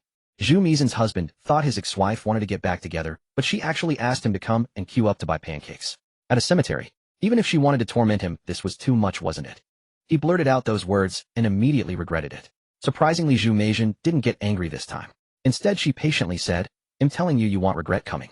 He'll even pay you, okay?" Finally, her ex-husband hung up the phone, cursing under his breath. Still, he started his car and drove towards Shishan Cemetery. Zhu Meijin had also brought along her best friend. Duan Kellen wasn't on the night shift tonight, and after hearing his colleagues talk about Lin Mo's shouting, his craving got the better of him, so he drove over. The brothers from yesterday also arrived around 9 o'clock. Some people even brought their own stools and sat down outside. Zhu Meijin, being prudent, had brought mosquito repellent. The mosquitoes were truly plentiful in this wild suburban area in the height of summer. While waiting for Lin Mo, everyone kept themselves busy chatting. It was at this moment that Zhu Meizin's ex-husband Wang Baoguo arrived. Spotting Zhu Meijin and her son in the crowd, he walked straight over to them. Standing before them, he looked down at them from his full height. Their son Qin Ziheng was squatting on the ground, chin propped on his hands, looking utterly listless. His ex-wife was scrolling through videos of handsome men on her phone and just happened to like one of the guys showing off his abs. Wang Baoguo. He had been standing there for a while, and no one had even noticed him. He couldn't help but clear his throat to assert his presence. Without even looking up, Zhu Meijin said, "Get in the back of the line, oh, we're first." Wang Baoguo finally lost his patience, his face darkening as he said, "Zhu Mei Zhen, what does your granny want?" It was only then that Zhu Meijin noticed Wang Baoguo's presence. She let out an "oh" and looked at him with feigned surprise. Well, if it isn't my ex-husband. Didn't you say you weren't coming? Wang Baowa just glared at her, his face dark, without saying a word. Was he supposed to admit he came to reconcile? That would be too embarrassing. Hey, go get in line. Once you've bought the Xiaobing, hand them over to me. Zhu Meizhen didn't care why he was there. Since he might as well hold their place in line. Wang Baowa was almost amused by her audacity. Her knack for ordering people around had not diminished one bit. In the end, he had no choice but to sulkily go to the back of the line. The people queuing behind him were stunned. Was this even allowed? Calling your ex-husband just to buy Xiaobing? Xiao Cheng rubbed his chin, watching Zhu Meizhen's slick move. He muttered to himself, maybe I should call my ex-girlfriend to queue up too. But then he remembered how fierce his ex was and shook his head in fright. Forget it, if she came, he'd have to make it up to her, which seemed like a loss. The people around, looking at Zhu Meizhen as if a new world had opened up for them, started calling their own friends to come in queue. Lin Mo arrived on his three-wheeled cart right on cue amidst everyone's eager gazes. As soon as he got there, Zhu Meizhen was the first to stand up, looking at him with such fervent anticipation you'd think he was her beloved husband. Boss Lin still limiting purchases tonight? Lin Mo looked at the long line. Oh, without a limit it seemed impossible. So he nodded. Yes, a limit. 10 per person, otherwise I'm afraid we'll run out. Yesterday 15 of each of the 3 flavors had been enough, but given the crowd today, even 5 per flavor seemed insufficient. So he set the limit at 10. How people divided them up was their own business. A collective groan went up from the crowd. The noise of people calling reinforcements became even more chaotic. Ex-husband Wang Baowa watched from the back, and seeing the look in Zhu Meizhen's eyes when she gazed at Lin Mo, a wave of sour jealousy bubbled up inside him. So this was why she had been refusing to remarry. She had her eye on this young pretty boy. She had even traveled all this way to this godforsaken place just to drum up business for him. Seeing him selling at a stall, she probably felt some pity and was thinking of keeping him, right? Women. They really are that superficial. Wang Baowa grumbled to himself, all the while watching the young man deftly prepare the dough and cook the Xiaobing with his ex-wife, right beside him, chatting with him eagerly. The corners of her mouth were practically reaching her ears. TSK. He's just a bit younger, that's all. Zhu Meizhen's good friend arrived at that moment, and upon seeing the long line couldn't help but complain. Zhu Meizhen, having bought 20 for herself and her son, was waiting nearby. Seeing her friend's annoyance, she went over to soothe her. As for her ex-husband, she didn't even spare him a glance. The people ahead were chatting while they waited. When Wang Baowa's turn came, he ordered according to Zhu Meizhen's taste 5, with pickled mustard greens, and 5 with beef filling. Then he stood aside watching Lin Mo work. Young man, there are shortcuts in life, but you have to see if they're right for you. Don't end up with nothing to show for it in the end. Lin Mo, what does that mean? He looked up to see this older brother staring at him with a less-hand friendly expression. Completely oblivious to the fact that this man considered him a homewrecker, Lin Mo was baffled. Still, he agreed with the sentiment. So he nodded seriously. Brother, you're absolutely right. Wang Baowa, this guy really is prime material for a kept man. No wonder he had Zhu Meizhen so completely infatuated. See her? My ex-wife. And that kid over there. My son. Lin Mo looked at Zhu Meizhen, finally understanding, and responded with a smile. Brother, you're truly blessed. Hearing this, Wang Baowa was completely deflated. How was he supposed to respond to that? Meanwhile, Zhu Meizhen had already eaten 3 Xiaobing and was sipping on a drink, her eyes squinting in contentment. Her stomach, empty all evening, was finally satisfied. Lin Mo, however, was a little distracted that evening. He hadn't forgotten that he needed to deliver Xiaobing to the old master. But going alone clearly made him a bit nervous. So he scanned the crowd for Ning Yi. Finally spotting him in the queue at the back, he called him over. Ning Yi's eyes sparkled as he looked at Lin Mo, as if he were his own elder brother. He ran over eagerly. Big brother, you wanted me. Lin Mo hesitated for a moment before speaking. Little brother Ning, you see, me setting up my stall here has disturbed so many of these seniors. I feel a bit bad about it. So could I trouble you to take some Xiaobing to your grandfather, just as a token of my respect? As Lin Mo spoke, Ning Yi's eyes widened in disbelief. He hadn't expected this brother to be so thoughtful as to even consider his grandfather. He was deeply moved. Even after a few Xiaobing were pressed into his arms, he was still grinning foolishly, as if he had found a treasure. If Lin Mo knew what he was thinking, he would have scoffed. If the old man hadn't come looking for him, would he have been so thoughtful? Ningbo had also come tonight, and when he heard that his son was going to deliver sesame cakes to his own grandfather, the corner of his mouth twitched slightly. Then he watched as his son, brimming with excitement, ran forward to take the cakes, not even sparing him a glance, and headed up the mountain alone. Seeing his son heading up the mountain by himself, Ningbo decided not to interfere. After all, if it were him going up there, he'd still be a bit scared. The child was bold, and with his youthful vitality, it was fine to let him go alone. Lin Mo continued his work, occasionally glancing up at the mountain, watching the lights flicker on and off in the distance, a sight that sent an eerie chill down one's spine. Lin Mo took one look and then averted his gaze. Young Ning Yi sprinted up the mountain in one go. This time Lin Mo had given him 3 cakes. He ate one himself and saved 2 for his grandfather. He munched on one along the way, then arrived at old Master Ning's tombstone, found a spot to sit down, and laid out the remaining cakes before him. Then he picked up a cake and started eating it himself, just like he used to do back home, sharing bites with his grandfather. Between mouthfuls he said, Grandpa Big Brother is a good man. He still remembers you and asked me to bring you these cakes. Down there make sure to bless his business with prosperity. Grandpa, these cakes are really tasty, right? I feel like I could eat them every day without ever getting tired of them. After finishing his own, he started on the ones in front of him. Perhaps it was his imagination, but these cakes didn't seem to taste quite as good as the ones before. Still he ate one and left the other for his grandfather. Then he bid farewell to old Master Ning. As Ning descended the mountain, his steps felt much lighter. The line of people at the bottom had grown even longer, and the security guard had come out to peer up the mountain several times already. Each time he shook his head and returned to his guard booth thinking he'd wait until the crowd thinned out before going himself. Last night had finally mustered the courage to buy one to try, but by tonight he was convincing himself again. Money is hard to earn, and it's better to save where you can. Lin Mo was unaware of the security guard's inner turmoil. He noticed that the cakes were selling even faster tonight, his hands moving in a blur. Zhu Meisen's group of girlfriends had queued up and bought 10 cakes. Realizing each cake cost 50 yuan, 10 cakes came to 500 yuan. They couldn't help but click their tongues in surprise. However, upon seeing Lin Mo's appearance, they swallowed their words. Zhu Meisen's friends were all wealthy women from their circle, well-versed in judging people. One look at Lin Mo told them he was handsome, and handsome men always got preferential treatment. 500 yuan was nothing to them, couldn't even buy a single glass of wine. What they didn't understand was why Zhu Meisian had called them all the way over here to queue up. So you've given up drinking and switched to eating sesame cakes late at night, have you? Zhu Meisian, having just eaten her fill, was sitting to the side, looking quite satisfied. Hearing her close friend's remark, she promptly replied, just try it, and you'll see. But all her girlfriends looked at her with disdain. Forget it. Eating something so greasy in the middle of the night. Aren't you afraid of getting fat? They were all very strict about their figures, and politely declined anything that looked so oily. Zhu Meisian didn't mind their reluctance. She cheerfully took the cakes from their hands. Thanks, I'll treat you all to drinks another day. As she said this, she noticed her ex-husband standing nearby looking at her with a mournful expression. You're still here? Wang Baohua. This woman really hasn't changed one bit. The women's gazes flickered between the two of them with a hint of intrigue. The group that had been queuing behind Zhu Meisian earlier still held their cakes, hoping to catch some drama between the ex-couple. Even Lin Mo, while making his cakes, was quietly keeping an eye on the scene. Everyone was like restless weasels in a melon patch, eagerly watching for the next bit of gossip. I gave you the cakes. How are you going to thank me? Zhu Meisian was completely unaware that everyone was actually eavesdropping. The people around them pretended to be busy with other things, but their ears were practically pricked up. What more do you want from me? Zhu Meisian suddenly grew annoyed. She pulled a cake from the bag and shoved it towards him. Here, consider this your payment for the trouble. She then turned to leave with her son. Come on, we were married once. You're being way too cold-hearted. Enough, stop being so indecisive. I don't like clingy men. There's no chance for us anymore, okay? Zhu Meisian said with an impatient look. Honestly, there were no major issues between them when they were together. It was purely a matter of incompatible personalities. That's why they had split up. Everyone thought the show was over, but little did they know it had just begun. Unexpectedly, Wang Bao was suddenly pointed towards Lin Mo. What about him then? Is this pretty boy not clingy?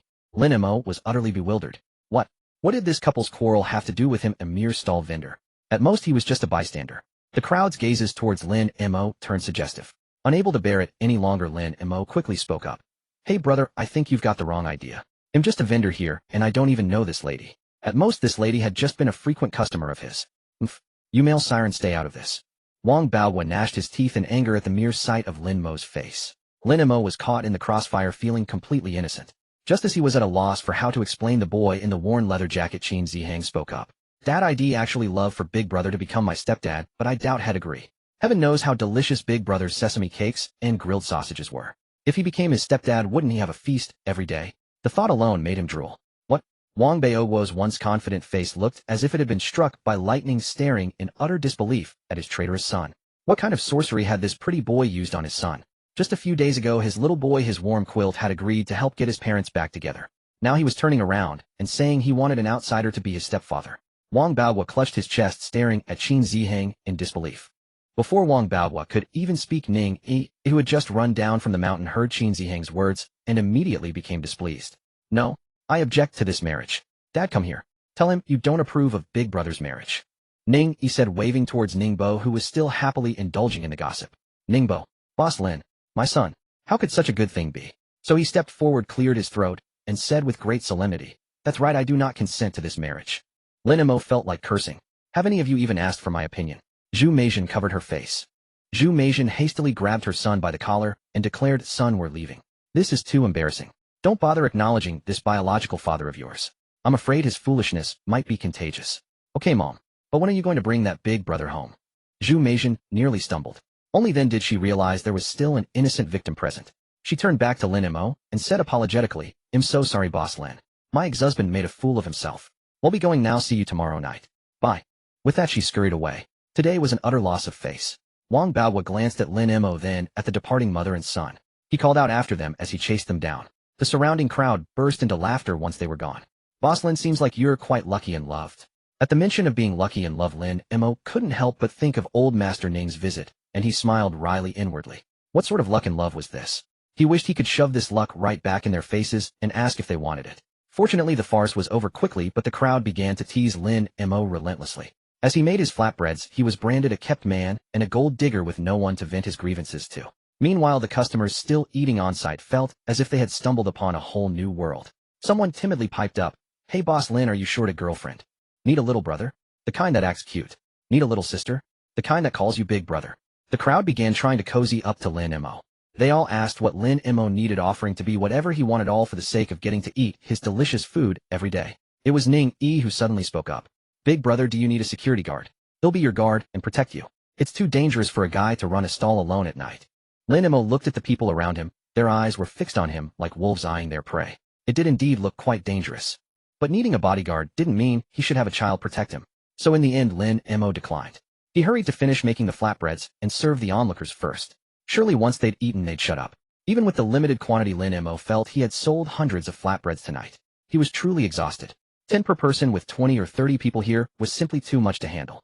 Of course, this was also thanks to the fact that each flatbread cost 50 yuan. Not everyone was willing to shell out 500 yuan for a single flatbread. It was Lin Mo's regular customers who were this crazy. Newcomers usually bought just one or two. Some even tried to pay extra for others to buy on their behalf. Lin Mo shook his head at the sight. It wasn't that extreme. He knew his flatbreads were delicious, but paying extra for the privilege was a bit unnecessary. Chatting while making flatbreads made the time fly by. Xiao Cheng was still live streaming, and the audience had seen everything that had just happened. Originally an adventure streamer, he had become a food streamer, and now his channel had turned into a gossip hub. Every day brought new laughs to the stream. Lin Mo had even sent some flatbreads up the mountain to the old man. It was a sight for sore eyes. Lin Mo didn't explain anything, only silently thought, "Old man, don't come looking for me anymore." As he packed up for the night, the thought of only 2 days remaining brought him some relief. His routine remained the same: buy meat, go home to marinate it, put it in the fridge, shower, and sleep. However, around noon, the home phone rang and woke him up. "Hello." Lin Mo answered, his voice still hoarse with sleep. Hearing his voice, the caller knew he was still in bed. Mother Lin checked the time. It was already noon, and her son was still sleeping. Where had he been gallivanting off to last night? She scolded him over the phone. "Where did you go crazy last night? You said you were going out to start a business. How's that going? You can't even come home anymore." Lin Mo initially thought, who is this telling me what to do? But then he realized it was his mother. He snapped awake and sat up in bed. "Mom, why are you calling?" Lin Mo had been so busy lately, and he had adapted so well to his current life that he had subconsciously forgotten he was still a rich young master. Hearing his question, Mother Lin grew angry. "You're asking me, what have you been so busy with? Your friends have come by the house looking for you several times. If I didn't know where you were, I'd think you'd been kidnapped," Mother Lin said, exasperated. She had worried before when her son was aimless, and now she worried even more since Head decided to start his own business. Adding to that, she wasn't entirely sure what Lin Mo was up to these days, so she simply wanted him to come home for a meal. "Get up and come home for dinner. Your father has the day off today." Lin Mo, hearing his mother's forceful tone, rubbed his forehead in exasperation. Well, there goes any chance of more sleep. He had no choice but to agree. After all, since learning he wasn't their biological son, he had felt a desire to make amends. Besides, in his past life, if he hadn't been so foolish and made so many mistakes, the Lin family might not have kicked him out. Forget it. He wouldn't dwell on it. For now, they were still family, and he would maintain this fragile bond. He just hoped that when the time came for them to turn against him, they would remember their past kinship. These thoughts flashed through Lin Mo's mind in mere seconds, and he readily agreed. "All right, I'll be back in a bit," Lin Mo said as he got up. Mother Lin probably hadn't expected her son to be so cooperative this time. In the past, he had always hated coming home for meals, saying he was tired of her nagging. It was quite a novelty. After getting up, Lin Mo first kneaded some dough, then washed up and changed clothes. Once the dough was ready, he prepared some filling and decided to make a few flatbreads to bring to his parents. This period had taught him many things. Even parents don't owe their children anything, and one should be grateful. Of course, after raising him for so many years, the Lin parents naturally felt a bit distant now that they knew he wasn't their biological son. But Lin Mo still wanted to show his filial piety. Of course, his past self would have taken all their kindness for granted. But now, having seen the future through the system, Lin Mo had slowly changed his perspective. Gifts weren't about their value, but the thought behind them. After baking over a dozen flatbreads, Lin Mo packed them up and headed out. The Lin family resided in a villa in the city center. It was convenient for daily commutes, but on weekends they would retreat to their mountaintop estate. Lin Mo drove his SUV home, arriving just before 1 o'clock. The family had yet to start their meal, waiting for Lin Mo. His father glanced at his watch with a grim expression, then turned to his mother. "Didn't you say he'd be back? How much longer?" His father still harbored resentment towards his son, annoyed by his long absence from home. Just as the words left his mouth, the butler announced from the entrance, "The young master has returned." Lin Mo felt a sense of alienation, as if he no longer belonged here. All this was the system's fault. Wasn't this imposter just feeling guilty? "Mom, Dad, I'm home." Lin Mo entered with a smile, carrying a bag. His mother immediately rose to greet him. "Dear boy, why are you so late? What's in that bag?" Lin Mo cleared his throat. "Mom, these are baked flatbreads. I brought them back for you to try." His mother usually disliked such greasy food, but since her son had brought them, and the aroma wafting from them was quite tempting, she accepted them with a smile. "You know to bring things home now." She looked at the bag, then chided him gently. "Why did you buy so many? I don't care much for these, and your father shouldn't eat too many either." Despite her words of complaint, she picked one up. Feeling it was still warm, she took a bite. Instantly her eyes lit up. Even though the crust had been out for a while, it was still incredibly crisp. With the first bite, savory beef juices burst forth. The meat filling was incredibly savory, with perfectly balanced seasoning. The juices soaked into the crispy crust, blending the fragrance of wheat and meat in an irresistible assault on the taste buds. Her eyes sparkled as she looked at Lin Mo before remembering her husband. She held out a flatbread to him. "Mister." Lin had seen his wife's exaggerated expression. It was only because their son bought it right. He had never been this thoughtful before. Although he felt a warmth in his heart, he was also a bit disdainful of his wife's reaction. Suddenly a flatbread was thrust into his face. He opened his mouth to refuse, but she shoved it right in. The moment he took a bite, he fell silent. He quietly took the flatbread and went to eat it by the side. Delicious. Absolutely delicious. This flatbread was surprisingly not greasy. The crust was flaky and fragrant, the filling was generous, and it was full of juices. Unlike the oily ones he had tasted before. The texture was richer, with a distinct crunch from the outer shell. Even after sitting out for a while, it remained crispy.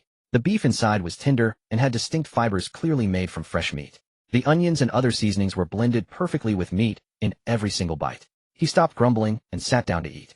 His mother was surprised that her husband had just taken it and walked away. She had no choice but to get another one for herself and start eating. The two of them were unusually quiet, but Lin Mo didn't feel awkward. He simply found a seat and sat down. Just then the kitchen announced that lunch was ready. His mother, impressed by the flatbread, took one to share with the butler and the chef. The chef Fong was a former five-star hotel chef who now led a team cooking exclusively for the Lin family. His skills were beyond doubt. His mother excitedly handed one to him. "Try it, this flatbread is really delicious. I never knew they could be this good." Chef Fong was a little surprised, but took the still steaming flatbread without hesitation. "If you say it's good, then it must be excellent." With that he took a bite, intending to taste it and maybe recreate it for the family. But upon the first bite his eyes widened in pleasant surprise.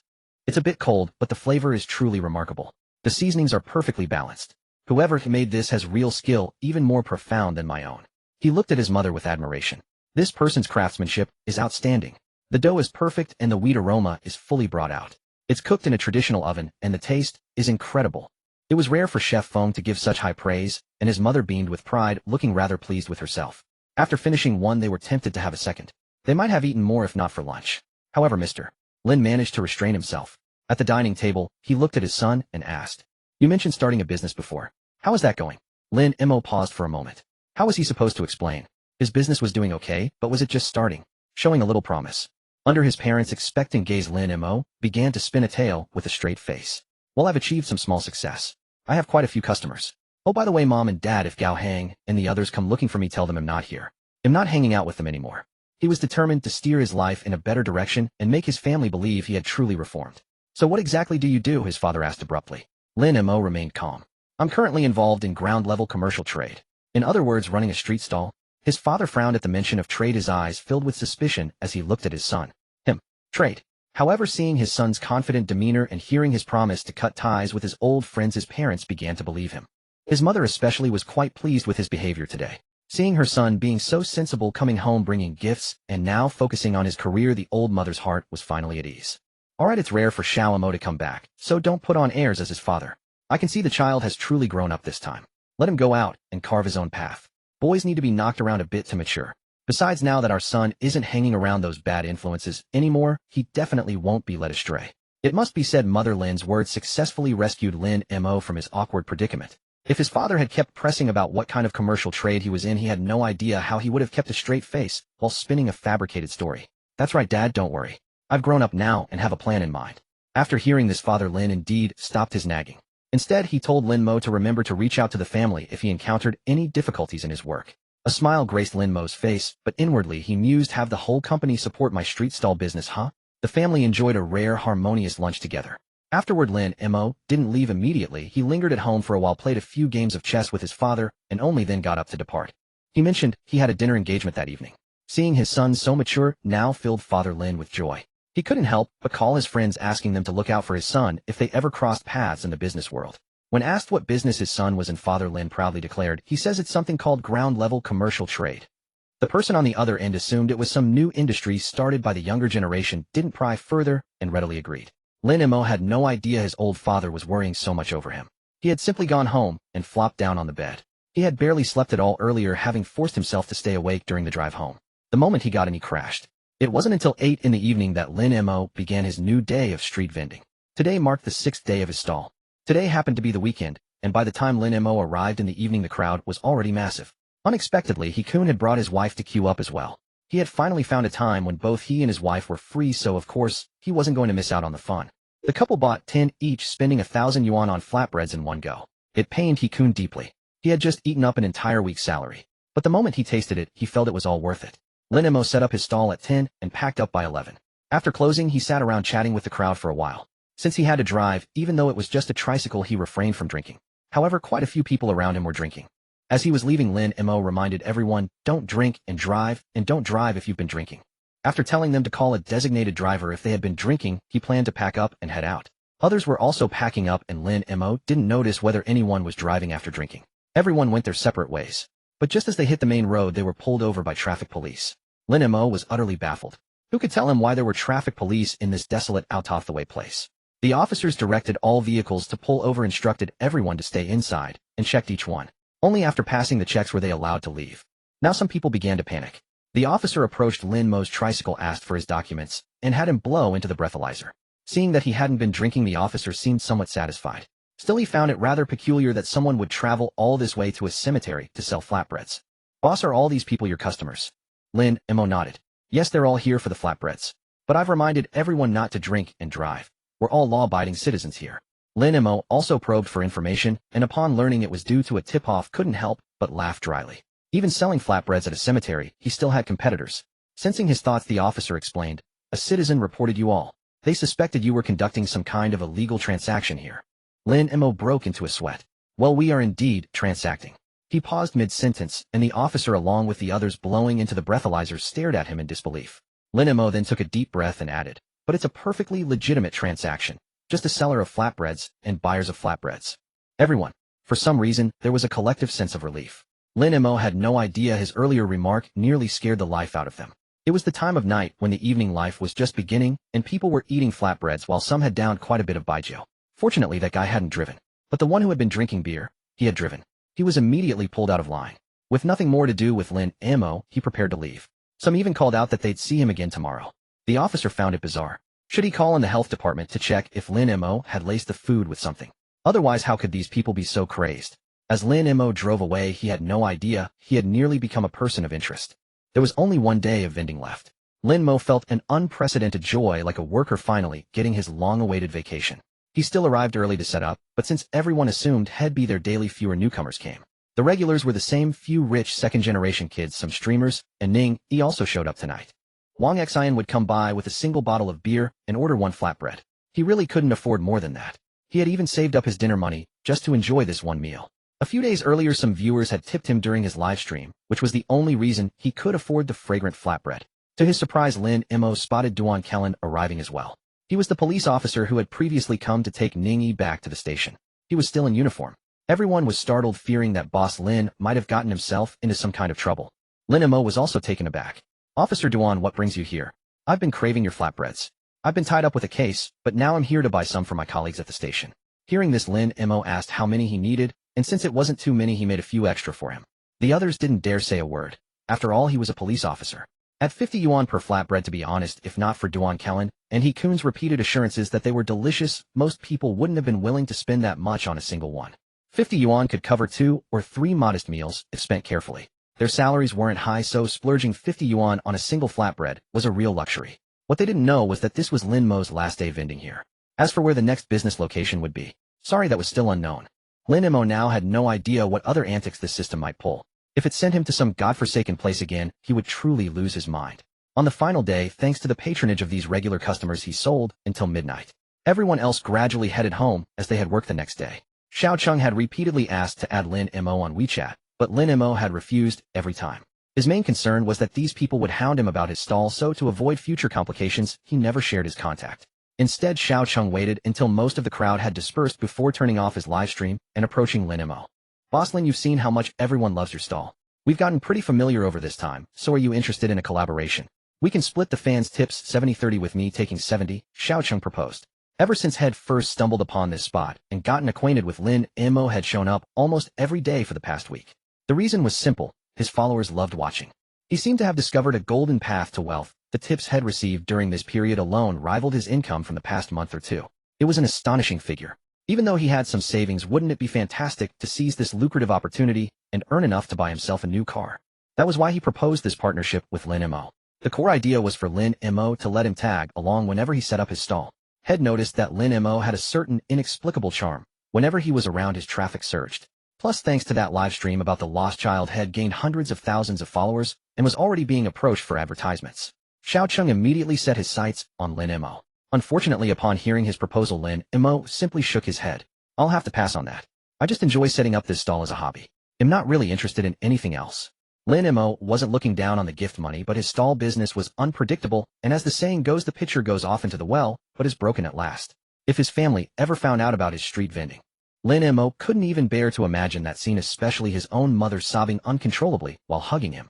Xiao Cheng had considered many possibilities. Maybe Lin Mo thought the split was too low, or perhaps he had other reservations, but he never expected a flat-out refusal. Is there some other concern you have? Xiao Cheng asked hesitantly. Lin Mo looked at him and said with utter seriousness, it's not that. I just don't need the money. Setting up the stall is purely for fun, and I don't want that kind of pressure. Besides, before we were completely spontaneous, and that's why the netizens loved it. Once it becomes scripted, the whole dynamic changes, and maybe they won't enjoy it anymore. Xiao Cheng grew anxious. How could that be? I think you're really interesting.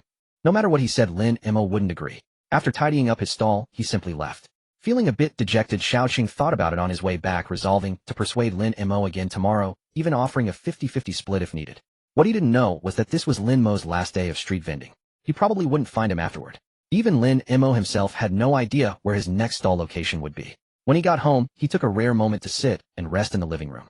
He glanced at the satisfaction value on the system interface. The progress bar had finally started moving. Though it was still far from the target, at least there was now something to look forward to. The system indicated the task was complete, but the reward hadn't been issued yet. Lin Mo could only go wash up and take a shower first.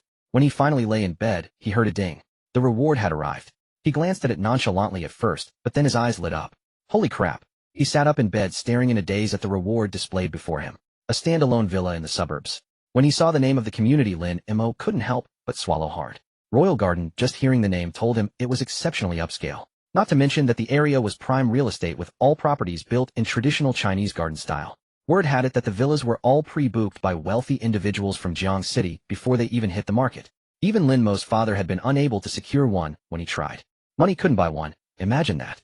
And now this was being handed to him as a reward. Lin Mo suddenly felt the system wasn't so terrible after all. Just a few days ago had been wishing for a villa that no one knew about, one that wasn't bought with the Lin family's money. And now it was like a pillow appeared just as he felt sleepy. This was no less than a pie falling from the sky. Lin Mo was overjoyed, rolling around on his bed a few times before forcing himself to calm down and get some rest. He'd go check out his villa first thing tomorrow morning. He tossed and turned in excitement for a full hour before finally drifting off to sleep. Then at 6 o'clock the system's voice chimed again.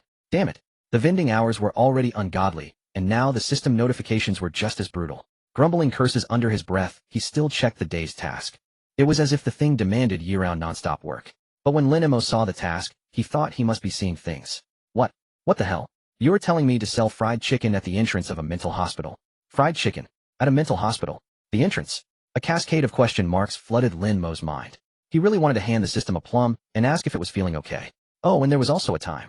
6 o'clock in the evening. Lin Mo desperately wanted to curse. This system was seriously unhinged. Just as he was cursing it out, the system buzzed with displeasure, crackling and sputtering like a pouting little girl. Lin Mo had no choice but to concede. Alright, I won't say anything more, okay? He glanced at the time. Sleeping was out of the question now. For the fresh chicken legs he needed to go to the poultry farm. The frozen ones from the market just didn't taste as good. He couldn't afford to ruin his reputation with subpar ingredients. With that thought, Lin Mo got straight out of bed to wash up, search for the nearest poultry farm, and after getting ready changed his clothes and headed out. The farm was quite far, and it was already 7:30 by the time he arrived. Lin Mo went straight to the person in charge and asked to buy chicken legs that were processed on the spot. The owner was taken aback, had never heard of anyone coming all the way here just to buy chicken legs and wings. Nevertheless, after learning the quantity Lin Mo wanted, he noted it would cost a bit more, but still processed the order for him. Since it was the first day of vending and the business was uncertain, he prepared just over 100 pieces of fried chicken. After all, the system hadn't imposed a mandatory quota. Lin Mo paid and headed home to prepare. The chicken wings first needed to soak in clean water for a while to draw out the blood. Then he started preparing the marinade. Into a large basin, he added scallions, ginger, cooking wine, oyster sauce, light, soy sauce, onion powder, a touch of sugar, and the seasoning mix. After soaking the chicken legs for half an hour, he scooped them out, washed them clean, poked a few holes into the meat, and then used a paper towel to pat the surface dry. Afterward, he placed them into the pre-prepared seasoning bowl and mixed everything evenly. Next came the batter, the most essential part of the fried chicken. Since it was still early, Lin Mo wasn't in a hurry. He stored the marinating chicken legs and wings in the refrigerator to keep them fresh, then decided to head over to the villa the system had rewarded him with. He wanted to see what was missing there so he could buy whatever he needed and move in. Lin Mo drove all the way to the entrance of the royal villa. Just by looking at the majestic and imposing gate, he knew this place was anything but ordinary. He had assumed he'd need to show some identification, but to his surprise the barrier lifted automatically when his license plate was recognized. The security guard even saluted him. Lin Mo couldn't help but click his tongue in admiration. This system was truly thorough, handling everything for him in one seamless package. When he reached the basement entrance of his villa and parked the car, he spotted a man in a suit approaching his vehicle. The man opened the car door for Lin Mo. Still a bit dazed, Lin Mo heard him ask, "Hello, are you Mr. Lin?" Lin Mo nodded, and the man began introducing himself. "Hello, Mr. Lin, I am Yang Ping, your dedicated butler. Shall I give you a tour first?" Lin Mo hadn't expected this level of service. Truly, the high-end experience was different. He nodded with an air of cool indifference and followed the butler into the villa. The distance between the two villas was quite far, and each one came with several parking spaces. The design featured a complete separation of pedestrians and vehicles, with cars in the basement and the ground floor designated for leisure. When he reached the first floor and saw the layout, Lin Mo was instantly captivated. The villa's design and structure were exceptional, and it was clear that a feng shui master had been consulted. The location was chosen wisely, and the orientation of the house was also carefully considered. An amateur might have asked about it, but Lin Mo understood it himself, so he didn't. Instead, he looked at the butler and said, "Butler Yang, this villa was designed with the help of a professional feng shui master, wasn't it?" Looking at the thoughtful placement of all the ornaments, it's no wonder the houses here are so expensive. Yang Ping smiled at his observation and explained, "Mr. Lin, you have a keen eye." Indeed, a professional feng shui master was consulted, and the interior decor was also designed by specialists. After all, we Chinese people place great importance on feng shui. This exchange brought them closer. As they walked, Butler Yang continued his introduction. "The exterior of our main building uses dry-hung granite cladding, which is both durable and elegant. The outdoor structures were all meticulously handcrafted by veteran artisans." Lin Mo couldn't help but marvel at it all. The landscaping was truly beautiful, and there was an especially large courtyard. The house was fully designed and ready for him to move in with just his luggage. If he wasn't satisfied with something, they would make adjustments according to his preferences. In short, the owner's happiness was the top priority. Even the furniture was made of premium rosewood and pear wood, and the base of a small lamp was crafted from Hetian jade. When he stepped into the courtyard, he saw a traditional Chinese garden with a new view at every step, evoking the feel of a Suzhou-style garden. Pavilions, rockeries, water features, and landscape pieces were all arranged in a beautifully layered composition. What pleased Lin Mo the most was the kitchen, which was exceptionally large and fully equipped with both Chinese and Western cooking stations. After a quick tour, he asked, "So can I just move in with my bags as is?" "Yes, Mr. Lin. We also provide moving services. Is there anything you need? Our professional team is fully at your disposal." Lin Mo was quite satisfied with the service. He replied, "All right, have someone help move my things over here. It's not much, just some clothes." Lin Mo hadn't brought many items on this trip. Once he moved, he'd have to start setting up his stall, leaving little time for shopping. Although he had few belongings, since the service was available, he decided to use it rather than let it go to waste. He hadn't expected them to be so fast. By the time his car arrived at the villa, they were already waiting. Lin Mo began directing everyone to move his things. The items weren't numerous, but they were packed meticulously. They even brought a box full of ice for the ingredients in his fridge, packing everything up neatly and tidying as they went. Lin Mo was stunned. Their efficiency was truly remarkable. Within half a day, he had moved into his new home. He sat on the sofa in the living room while the team organized and put everything in its proper place. Then Butler Yang announced that lunch was ready. Lin Mo realized that it was already noon. He had another meal, and when he went upstairs he found the bed already made ready for him to rest. He lay down on the large bed feeling immensely satisfied. He hadn't expected that after leaving the Lin family his life could still be this good. He couldn't help but ask the system, "Can I sell this villa?" System no host. For some reason Lin Mo detected a hint of disdain in its otherwise emotionless voice. Alright, he was just thinking about it. Since the villa was a reward from the system, he couldn't liquidate it. If it were that easy, making this much money from a street stall would be a dream come true. If he sold the villa, wouldn't he be set for life? Why would he need to work hard then? So that idea was unrealistic.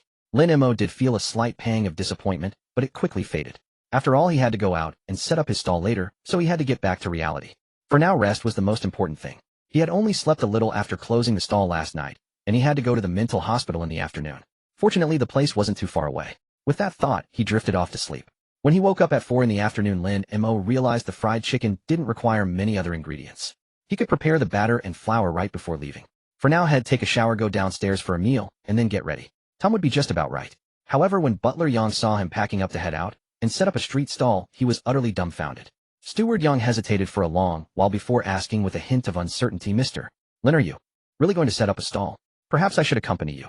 Lin Mo knew his current behavior was rather peculiar, but he couldn't explain it at the moment, so he offered no explanation. He merely nodded and said, "Yes, I'm going to set up a stall. It's just a hobby. You all can leave on time and no need to help." As he spoke, Lin Mo moved swiftly, mixing a large basin of batter and another of flour before loading them onto the vehicle. When the morning task refreshed, the tricycle had transformed into a fried chicken stall complete with a signboard and a frying pot for the chicken, looking quite hygienic. After preparing everything, Lin Mo set off under Steward Yang's bewildered, suspicious, and utterly confused gaze. He drove the tricycle with the flair of a sports car. When he reached the main gate, the security guard nearly stopped him. Fortunately, recognizing him as a resident, the guard quickly opened the gate and even offered a salute.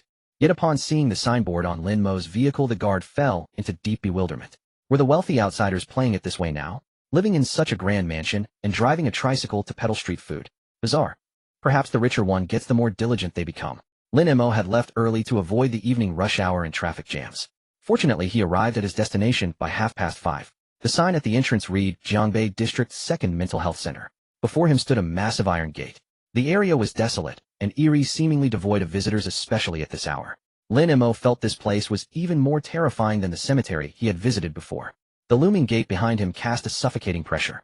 Seeing no sign of anyone around, Lin Mo decided to set up his stall anyway. Once he got busy, his mind was occupied and the unease faded. The security guard at the gate, seeing someone arrive, assumed it was a visitor. To his surprise, the man simply parked right next to the entrance. Not only that, he started bustling about, and the signboard read, "Fried chicken.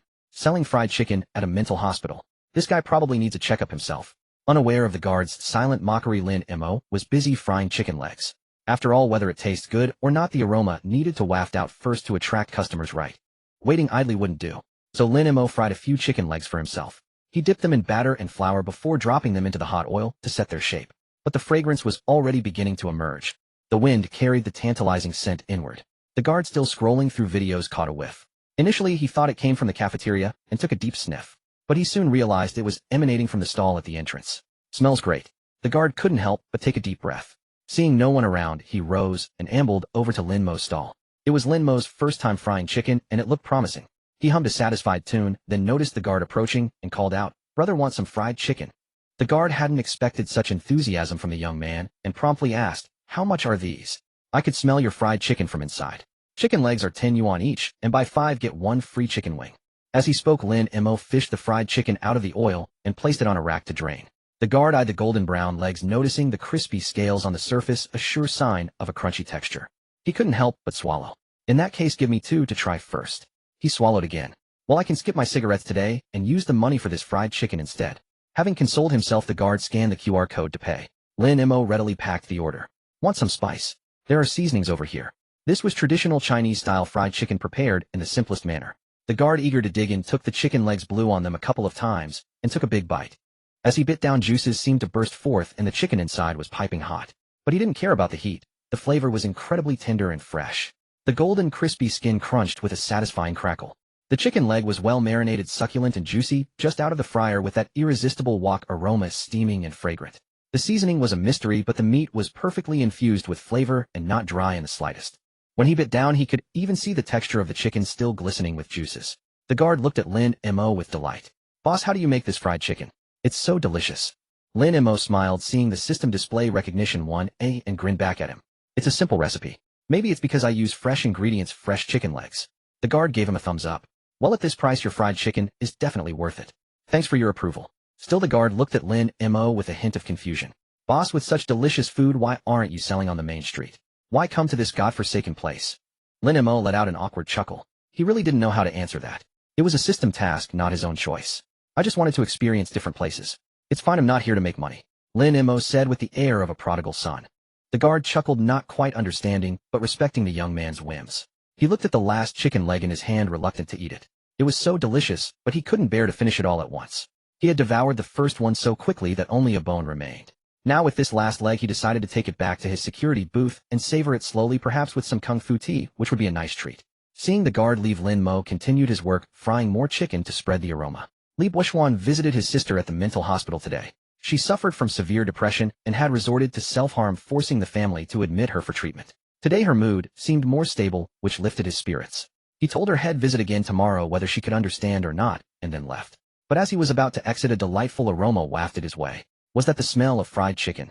As the workday drew to a close, Li Buoxuan couldn't help but think that the food at the mental hospital seemed rather appetizing. The aroma made him reluctant to leave without a taste. Yet as he passed the security booth, he noticed the guard inside gnawing on a chicken leg. Li Buoxuan, who usually avoided such junk food, found himself craving it, and swallowed hard. Seeing the guard open the gate for him, he couldn't resist asking, "Is that your dinner, sir?" The guard, caught off guard while snacking on duty, felt a bit embarrassed. But noticing the man's genuine curiosity, he kindly pointed towards a fried chicken stand by the entrance. No. See that stall over there? Their fried chicken is delicious, the guard said, licking his lips in lingering satisfaction.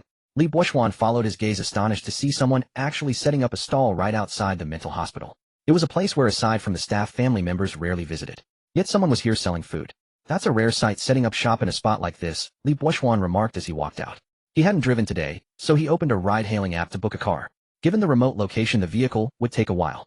Almost inexplicably, he found himself gravitating towards Lin Mo's stall. "Sir, care for some fried chicken?" Lin Mo, still masked, fixed his captivating eyes on Li Buoxuan. He had been there for a while, realizing just how desolate this area was. He was starting to doubt if he could sell anything at all. Finally seeing a potential customer, he wasn't about to let him slip away. Li Buoxuan, enticed by the offer and the reasonable price, ordered 50 yuan worth. Lin Mo got to work with great enthusiasm. Li Buoxuan waited silently. Lin Mo, observing the man's pale, shadowed complexion, sensed an aura of mourning about him. But as a mere vendor, he knew better than to voice such observations. Without a word, Lin Mo fried 5 pieces of chicken and packed them neatly. "To go?" "Yes, please," Li Buoxuan replied, seeing his ride approaching, deciding not to eat there. Lin Mo handed him the bag just as the car pulled up. Li Buoxuan took it and got in. The driver glanced at the stall and their location, confirmed the destination, and shared the unusual sight in his driver chat group. "Guys, I just picked up a fare from the mental hospital. Guess what? Someone's actually running a food stall there. Hilarious, right?" Messages buzzed instantly. Passengers from this area were usually visitors, so the driver wasn't sure how to strike up a conversation. Li Buoxuan, exhausted from the afternoon and tempted by the aroma from the bag, finally asked, Driver, would it be alright if I ate something in your car? I'm a bit hungry." The driver, an easygoing sort, replied cheerfully, "Sure, go ahead. They'll just crack a window for some air." After thanking him, Li Buoxuan eagerly opened the box. As they drove through the sparsely populated outskirts, the driver played voice messages from his driver group. The chat was a hub for sharing tips on traffic jams, police checkpoints, and other work-related news. Upon hearing the message about the stall at the mental hospital, other drivers chimed in with their own voice notes. The messages played one after another, filled with laughter and tales of bizarre encounters. Suddenly a new message came through. "That's nothing. I once saw someone selling pancakes at a cemetery in the middle of the night. Now that was truly bizarre." More replies flooded in. But the driver's attention was fixed on the tantalizing fried chicken scent filling his car. Good heavens, why did it smell so incredible? Had expected it to be good, but not this good. Even with all 4 windows down, the rich, assertive aroma was irresistible.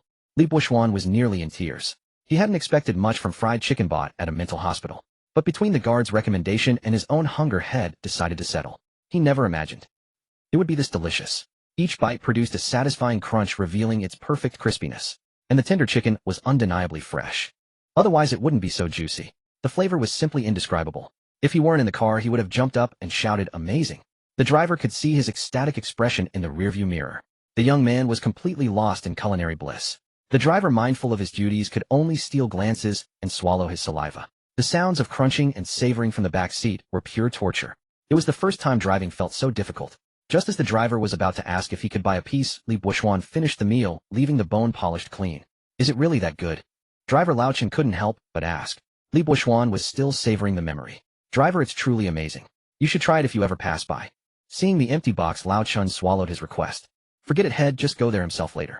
This was too agonizing.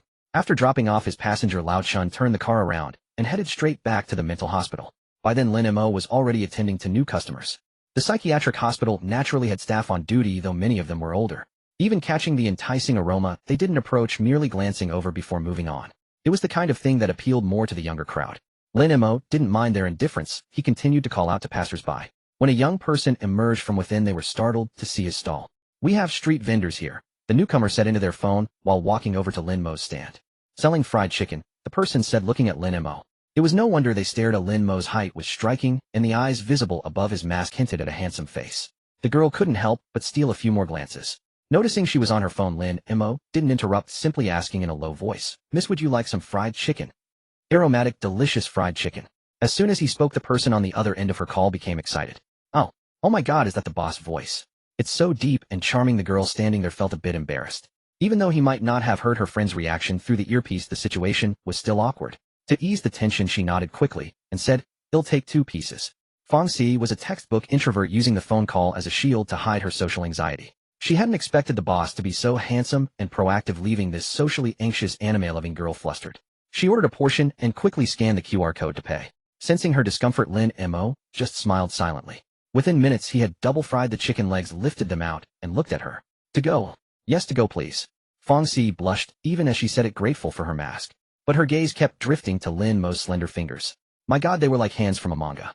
They looked exactly like the illustrated hands from her beloved 2D world. As a hand enthusiast, she desperately wanted to touch them. Unfortunately, she lacked the courage. Finally, she took the bag from him and fled under his gaze. After walking a safe distance, she excitedly shared with her best friend. "You have no idea how handsome the boss is. Even with a mask, he's incredibly good-looking. His face is just perfect." She chattered on nonstop. Her friend on the other end was getting exasperated. "Girl, you went to buy fried chicken, not to gawk. First try the chicken and see if it's even good." Fong Si said nonchalantly, "So what? I only bought a little. If it's bad, consider the 20 yuan as payment for seeing a handsome face." Her friend was speechless at her lack of shame. Still, Fong Si walked over to her electric scooter, opened the packaging, and continued to rave about Lin Mo's looks to her friend. But the moment the rich, savory aroma of the fried chicken hit her nose, she couldn't resist. She took a big bite. The crispy batter crackled satisfyingly, and juices burst out. She instinctively leaned in to slurp, burning her tongue and wincing in pain. After recovering, she started exclaiming excitedly again. Her friend, clearly used to this Jekyll and Hyde behavior, shy in public, wild with friends, didn't say a word, waiting for Fong Si to launch into her enthusiastic review. "So good, so good. This fried chicken is incredibly fragrant. I never imagined such ordinary-looking fried chicken could taste this amazing. Seriously, this is the best I've ever had. It's not greasy at all, it's crispy on the outside, and the meat is perfectly marinated. You know, I rarely eat this stuff because outside chicken always tastes stale, but this is completely different. Whoa, why is it so delicious? I'm not exaggerating. Even the bone is infused with flavor." Her friend was tempted to roll her eyes. It sounded overly dramatic, but hearing the crackling sounds through the phone made her swallow involuntarily. "Hey, could you get me 2 more portions?" She finally gave in to temptation, asking her friend to buy some. Fong Si agreed readily. "Sure, but I'm not sure if it'll still be good by the time I get back." "That's fine, I'll just reheat it in the air fryer." Hearing that, Fong Si agreed. She then finished her own portion, quickly hopped on her scooter, and appeared back at Lin Mo's stall. She had arrived with determination. Her friend had joked that working at the psychiatric hospital meant she only interacted with patients, and finding a boyfriend was hopeless. Seeing a handsome guy was a rare opportunity she should seize. So Fong Si had psyched herself up, telling herself not to blush or be shy, to just get his contact info first. But the moment she arrived, all her courage evaporated. As Lin Mo looked up at her, her face flushed, and she stammered, "Boss, I'd like 4 more pieces. We have a deal: buy 5, get 1 free chicken wing." "How about 5? Under Lin Mo's gaze, Fong Si could only nod dumbly. In the end, she bought 50 yuan worth of fried chicken. She took the bag and drove her scooter a long distance before realizing she had forgotten to ask for his number. Damn it, beauty truly is a distraction. Unaware of the girl's internal drama, Lin Mo saw that after the afterwork crowd bought their portions and left, he still had plenty of fried chicken remaining. But the area was clearly deserted as darkness fell. How was he supposed to sell the rest? Then Lin Mo noticed a young girl standing silently at the fence by the entrance. He turned around and nearly jumped out of his skin. She just stood there staring blankly at him without a word. The streetlights and the lights from the hospital behind her flickered on, casting an eerie, unsettling atmosphere. Lin Mo swallowed hard and ventured, "Would you like some?" Silence. Dead silence. The security guard was inside his booth absorbed in his show, oblivious to the scene outside. But Lin Mo could strangely see a thick, dark aura swirling around the girl behind the fence. The oppressive atmosphere made him even more frightened, especially since she just stared directly at him, unmoving and silent. Lin Mo quickly fried a piece of chicken, packed it up, and walked towards her. Separated by the fence, he held it out. "Want it?" The girl stared at him for a long moment. Just as he thought she wouldn't respond, she snatched it from his hand and ran off. "Hey, take your time eating. And watch out, you have a blood calamity looming." Out of a sense of human decency, Lin Mo couldn't help but call out to her retreating figure. Whether she could hear him or not, he had no way of knowing. In the blink of an eye, she had vanished from sight. This was utterly bizarre. It was enough to send a chill down anyone's spine. Lin Mo returned to his own stall and switched on the light. Oh, this felt a little less frightening now. After Li Qianqian got her food, she immediately hid behind the flower bed and began to munch away. Her usually expressionless face was now scrunched up in pure bliss. The girl, who seemed indifferent to everything around her, was completely captivated by a piece of fried chicken under the dim streetlight. After finishing, she carefully placed the bones within the flower bed and made her way back with cautious steps. Seeing that a doctor had already come out to look for her, she showed not a hint of guilt, maintaining her detached and indifferent demeanor. The doctor, familiar with her condition, simply accepted it as normal. After patiently guiding her back to the ward, the doctors began their own dinner. Due to the special nature of the patients here, the doctor's work was considerably more demanding than that of their peers in other departments. By the end of the day, everyone was utterly exhausted. Some were required to stay on night duty, as many patients needed round-the-clock observation. As they ate, they chatted, wondering aloud about the delicious aroma they had smelled before dinner, thinking the cafeteria had prepared something special. It turned out to be the same old fare. They chatted and laughed, and whenever a patient wandered off, they would dutifully go and bring them back. Back in her ward, Li Qianqian sat alone by the window, her gaze fixed intently on Lin Mo's stall below. Lin Mo, for his part, felt a persistent chill on his back, though he couldn't quite pinpoint the source of the unease. He could only continue focusing on making his fried chicken. He fried a batch to have on hand. However, as darkness settled and the day shift ended, he figured that only someone with a screw loose would come to visit a mental hospital at this hour of the night. As expected, business at Lin Mo's stall grew quiet. The security guard had gone off to eat.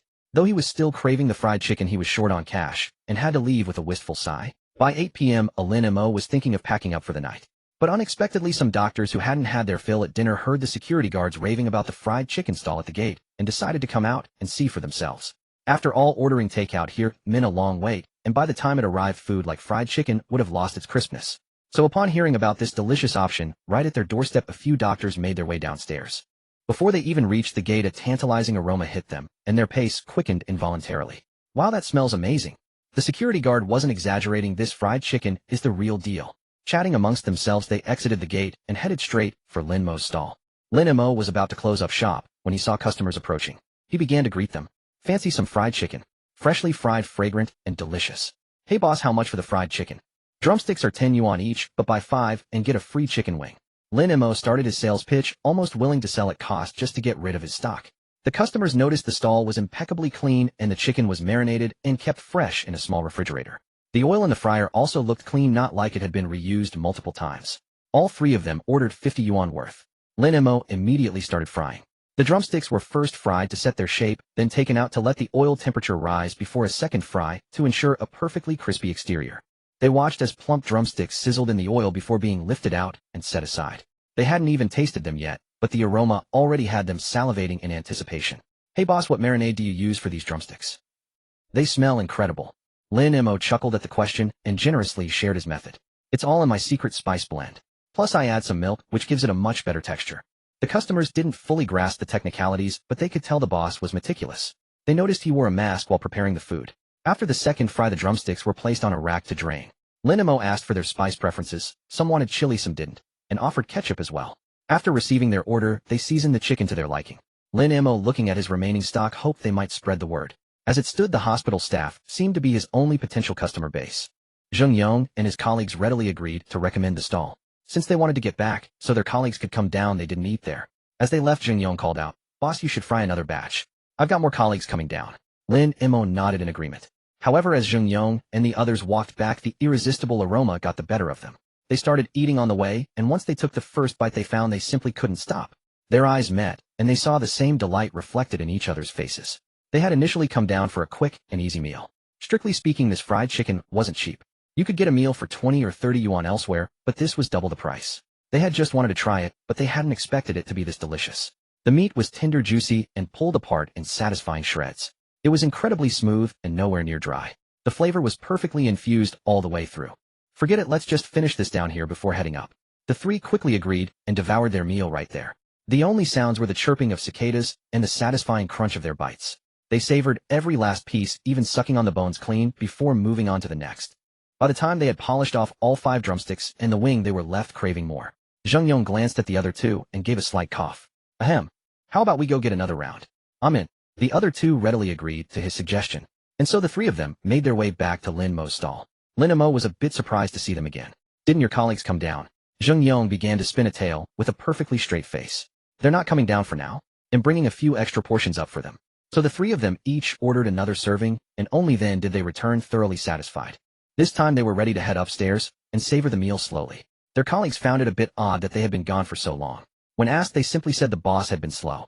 The others didn't suspect anything yet, and went down to buy fried chicken themselves after their shift. Lin Mo happened to be working when he saw people approaching and couldn't help but raise an eyebrow. It seemed business was picking up tonight. Another group arrived larger this time, with both men and women. They immediately asked Lin Mo how much the fried chicken cost. Upon hearing the price, some hesitated, but seeing others order a portion, they followed suit. Since there were 5 people this time, the quantity needed was larger, so Lin Mo had to fry it in several batches. He had just fried some earlier, so the group didn't have to wait too long.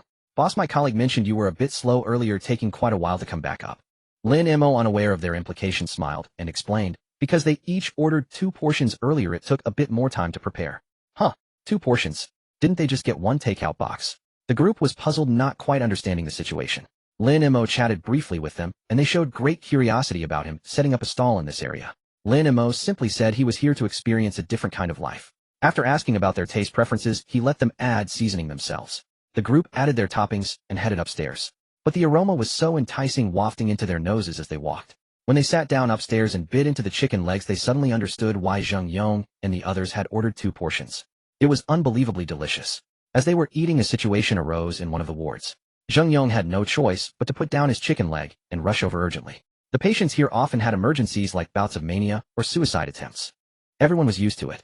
They rushed to the ward to find the patient banging his head against the wall. Because the patient had a history of this, the walls were padded with foam, but the man was still slamming into it, as if he didn't care about his life. When the doctors and nurses arrived, they had to physically restrain him.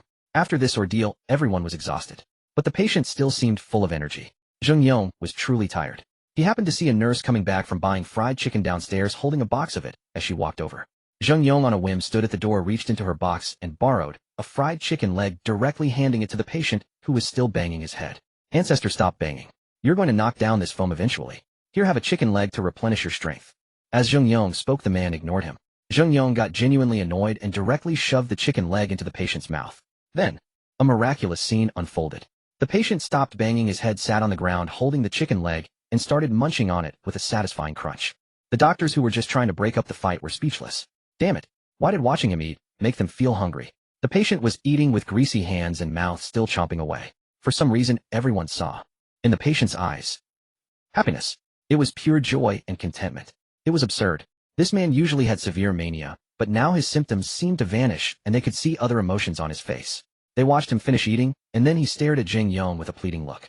Everyone also stared at Zheng Yong. Zheng Yong was completely baffled. Could someone tell him what this surreal scene was all about? The key thing was he could see a longing in the patient's eyes. Did he want another one? Finally, to placate the man, Zheng Yong had to ask someone to bring the remaining fried chicken from his table. His heart ached as he gave it away. He had been thinking about enjoying the chicken with some beer, but now it had all ended up in the patient's stomach. Sigh. The nurse whose chicken leg was taken was still standing there in shock.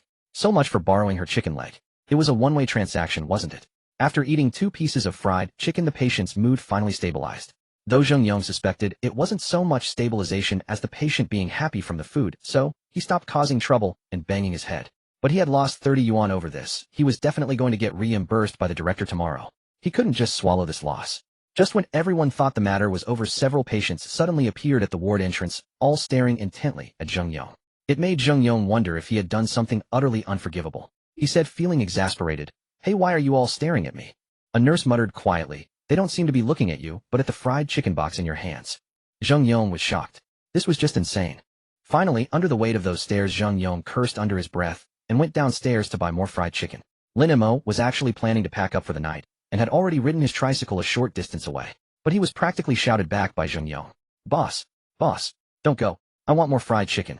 Lin Mo was forcefully called back. Upon learning that Zheng Yong wanted to buy all the remaining fried chicken, he was quite pleased. After all, if it wasn't sold now, it would just go to waste later. He had been wondering how to deal with the leftovers. He hadn't expected someone to come along just in time. There were about 40 pieces of fried chicken left which would require several batches to fry. In the dead of night at the suburban hospital entrance, the sizzling sound of chicken frying in the oil made Zheng Yong, who hadn't had his fill, swallow hard again. One by one, the crispy golden fried chicken pieces were placed on a rack to drain the oil, then packed into boxes. Lin Mo also prepared some extra condiments to go with them. Zheng Yong paid and hurried back to the hospital. Lin Mo glanced at the time. It was just past 10. He could soon head home to relax. He was quite satisfied with this evening's business. However, Lin Mo, happily heading home, had completely forgotten about the regular customers waiting at the cemetery. It was a tough night for those customers who were still waiting there for him. After a week of internal struggle, the security guard finally decided to treat himself to a 50 yuan flatbread tonight. He even reasoned that with such a long line, surely he'd be able to secure one. The moment he spotted anyone approaching, he immediately grabbed a stool and sat right in front of Lin Mo's stall. With the air of an old master, he was determined to be the first to claim the young man's very first flatbread. But everyone waited and waited. When the clock struck 10 and the boss still hadn't shown up, people began to grow puzzled. Didn't the boss say he sits up at 10? Yeah, usually he's here by 9 something. The security guard was quite disheartened. He had finally mustered the courage, and now this boss Lin wasn't coming. He simply refused to believe it. After adding each other on WeChat, they quickly created a group chat, and the security guard was successfully pulled in. The crucial task of staking out Lin Mo was entrusted to the security guard. He pounded his chest, promising, "Don't worry, the moment Boss Lin shows up, he'll notify you all immediately." He couldn't help but mutter, "You know, this Boss Lin is something else. I finally decided to patronize his business, and he just doesn't show. When he does come, I'll give him a piece of my mind." The others all agreed with him.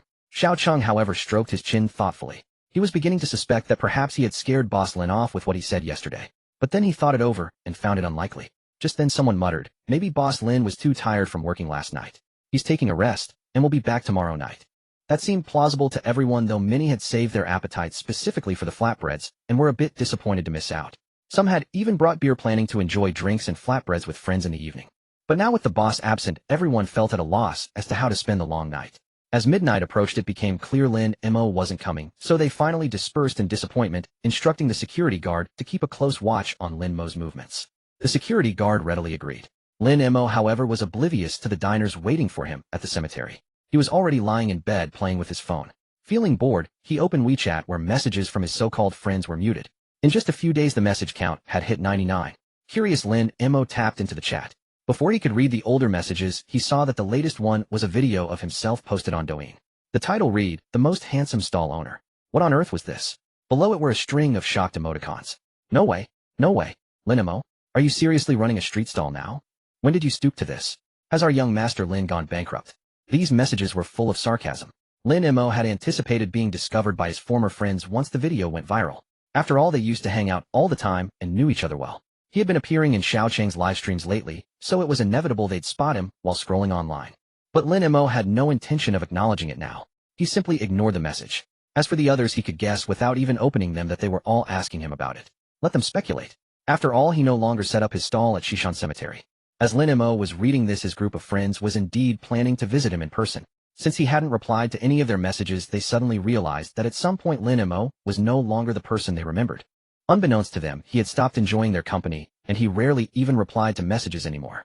With no other options, they decided they had to go to the scene themselves to find out if the person in the video was truly Lin Mo. It took considerable effort for them to find the address online.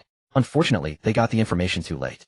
By the time they arrived at Shishan Cemetery, Lin Mo had already moved on. The group was dumbfounded to find the place desolate. It was completely empty, with only a few people coming and going. They wondered if Lin Mo had gotten wind of their visit and fled. They then asked the security guard, who clearly knew who they were looking for. He immediately said, "No use looking, the young man didn't come tonight." The guard was still nursing his grudge, having finally decided to buy one only to miss out on something everyone praised. It left him feeling quite restless. Seeing so many people had made a wasted trip, he felt a sense of camaraderie with them. Upon hearing this, Gao Hang and the others had no choice but to head back, thinking to themselves, "He might have avoided us tonight, but can he do the same tomorrow night?" They left grumbling. Lin Mo had already turned in for the night. The next day, his alarm rang at 6 in the morning as usual, and he drove off to buy chicken legs. Today, he planned to make something different. Last night's business had been decent, so he decided to add a new flavor: cheese fried chicken. It wasn't difficult to make. The process was the same as before, except for adding creamy cheese after frying. Although he wasn't particularly fond of this flavor himself, he knew the young ladies loved it. Today he got 100 chicken legs and some chicken mid-joint wings. Back home he soaked the bloody chicken legs for half an hour. Following yesterday's procedure, he added a generous amount of seasoning, wrapped them in plastic wrap, and put them in the fridge to marinate. He could prepare the cheese on site later, there was no rush. Just then Steward Yang and the others arrived for work. Seeing Lin Mo busy, they offered to help, but he declined. They then went to prepare breakfast. It was only then that Lin Mo remembered he hadn't eaten yet. After asking about his preferences, Steward Yang had a sumptuous breakfast prepared. It included seafood porridge, fried dough sticks, steamed buns, shrimp dumplings, and siumai. When Lin Mo asked who made it, Steward Yang replied, "These are the chefs assigned to the royal villa. Each villa is equipped with several chefs. Should you need their assistance, you can call upon them." Lin Mo nodded, surprised by the villa's excellent service. "So do I pay their salaries?" "No need. The property management has already covered this cost. However, if you require additional chefs, that would incur an extra fee." Lin Mo understood. The service was quite thoughtful. Besides, he didn't have to worry about these people, and they didn't even live on the premises. Lin Mo, finding himself with nothing to do, began to inspect his new residence. The furnishings were, to his surprise, quite exquisite, though his personal belongings were still rather sparse. With time on his hands, he decided to browse online and purchase a few items for himself. Butler Yang found his boss Lin Mo to be remarkably down-to-earth.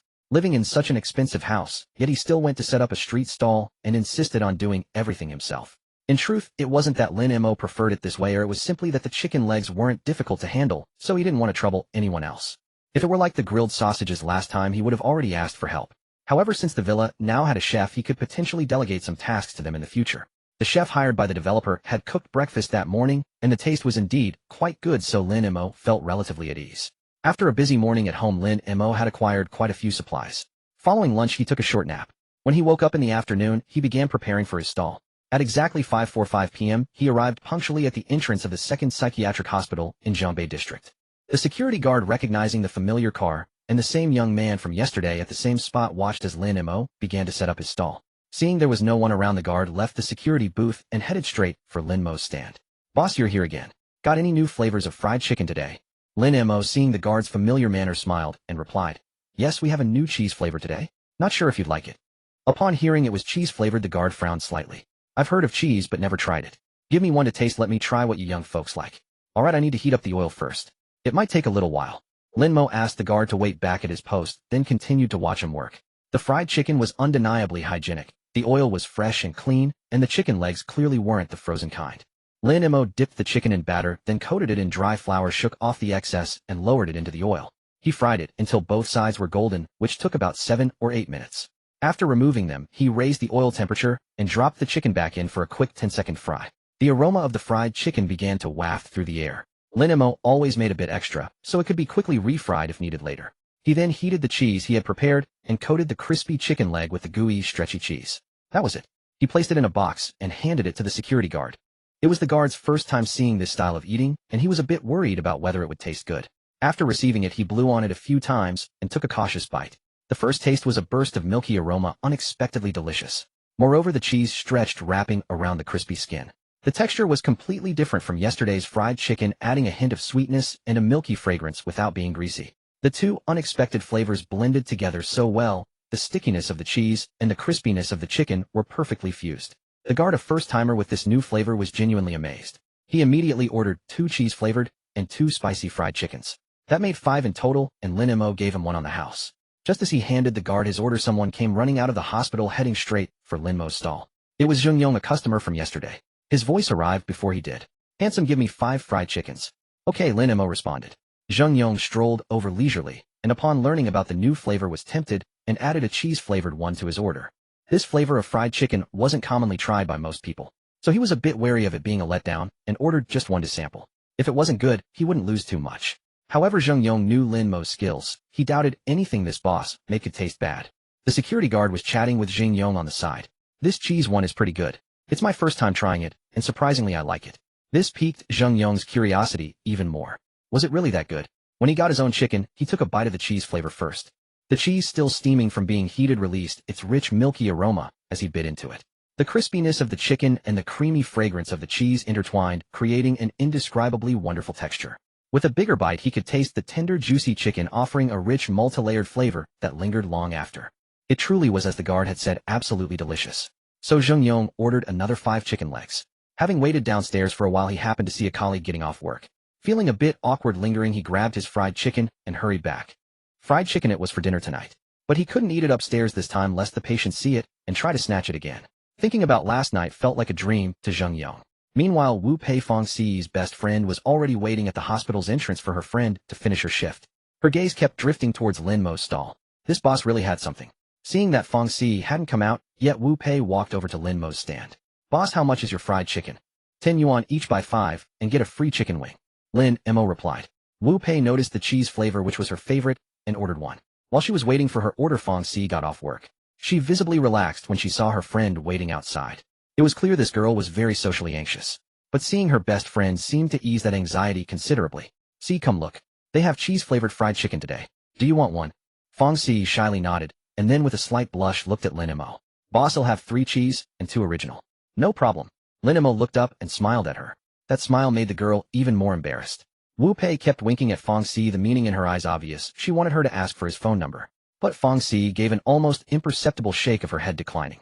Lin Mo was completely focused on making the fried chicken, oblivious to the schemes of the 2 girls. Even when he handed them their order, Fangxi still hadn't plucked up the courage to ask for his contact information. Finally, it was Wu Pei who spoke up, clearing her throat. "Ahem, so boss, do you have a girlfriend?" Lin Mo looked up, seemingly numb to the question, yet still replied this. "Not yet." Wu Pei frantically tugged at her best friend's sleeve, her face full of excitement. Seeing Fangxi acting so timid, Wu Pei was fuming. She forced a smile and turned to Lin Mo. Boss, could we add you on WeChat? My friend wants to get to know you." Lin Mo glanced at the 2 of them, understanding that Wu Pei was trying to help Fangxi. He said with a hint of helplessness, "I'd rather not. I'm just a street vendor, and am not looking for a relationship right now." As he said this, Lin Mo could almost hear the sound of the 2 girls' hearts shattering. However, Wu Pei was optimistic.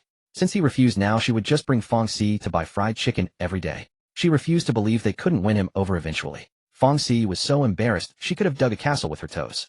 She grabbed her best friend and turned to flee. But before turning away, she didn't forget to apologize to Lin Mo. "Sorry to bother you, boss. My friend was just joking, he." With that, she bolted away as if her feet were oiled.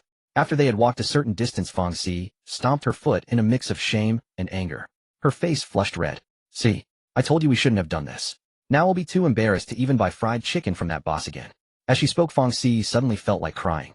Wu Pei was stunned. At first she thought her friend was crying because she had been rejected. But now she realized, was she crying because she was afraid of future awkwardness and not being able to eat the fried chicken? Had her affection been misplaced all along? Lin Mo watched the 2 girls run off, shaking his head in helpless amusement. Young girls sure are full of energy. Li Buoxuan had gone to visit his sister again today, but he was clearly distracted, constantly checking his watch. Seeing that the time was about right, he headed downstairs. As he walked, he thought yesterday it was about this time that the boss set up his stall. So he didn't stay with his sister any longer. Telling her to be good, he went downstairs. He didn't even realize that he was walking much faster than usual. He was even more eager than going to meet a lover. Arriving at Lin Mo's stall, he found there were new flavors today. He ordered one of each plus 5 chicken legs. Lin Mo found the voice familiar and looked up at him. He noticed that the area between his eyebrows had turned pale. There's an old saying, "Pale brow morning clothes soon." This saying wasn't without reason. Since the man had bought so much fried chicken from him, Lin Mo decided to ask a casual question. "You've been coming these past 2 days. Is a family member staying in there?" Lin Mo's tone was casual, as if he were just making small talk.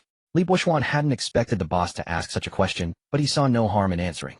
"Yes, my sister. She has depression and is receiving treatment inside." Speaking of this, he felt utterly helpless. "Boss, don't you think it's strange? She's such a good kid, how could she become Lin Mo could understand. The pressure in society today is immense.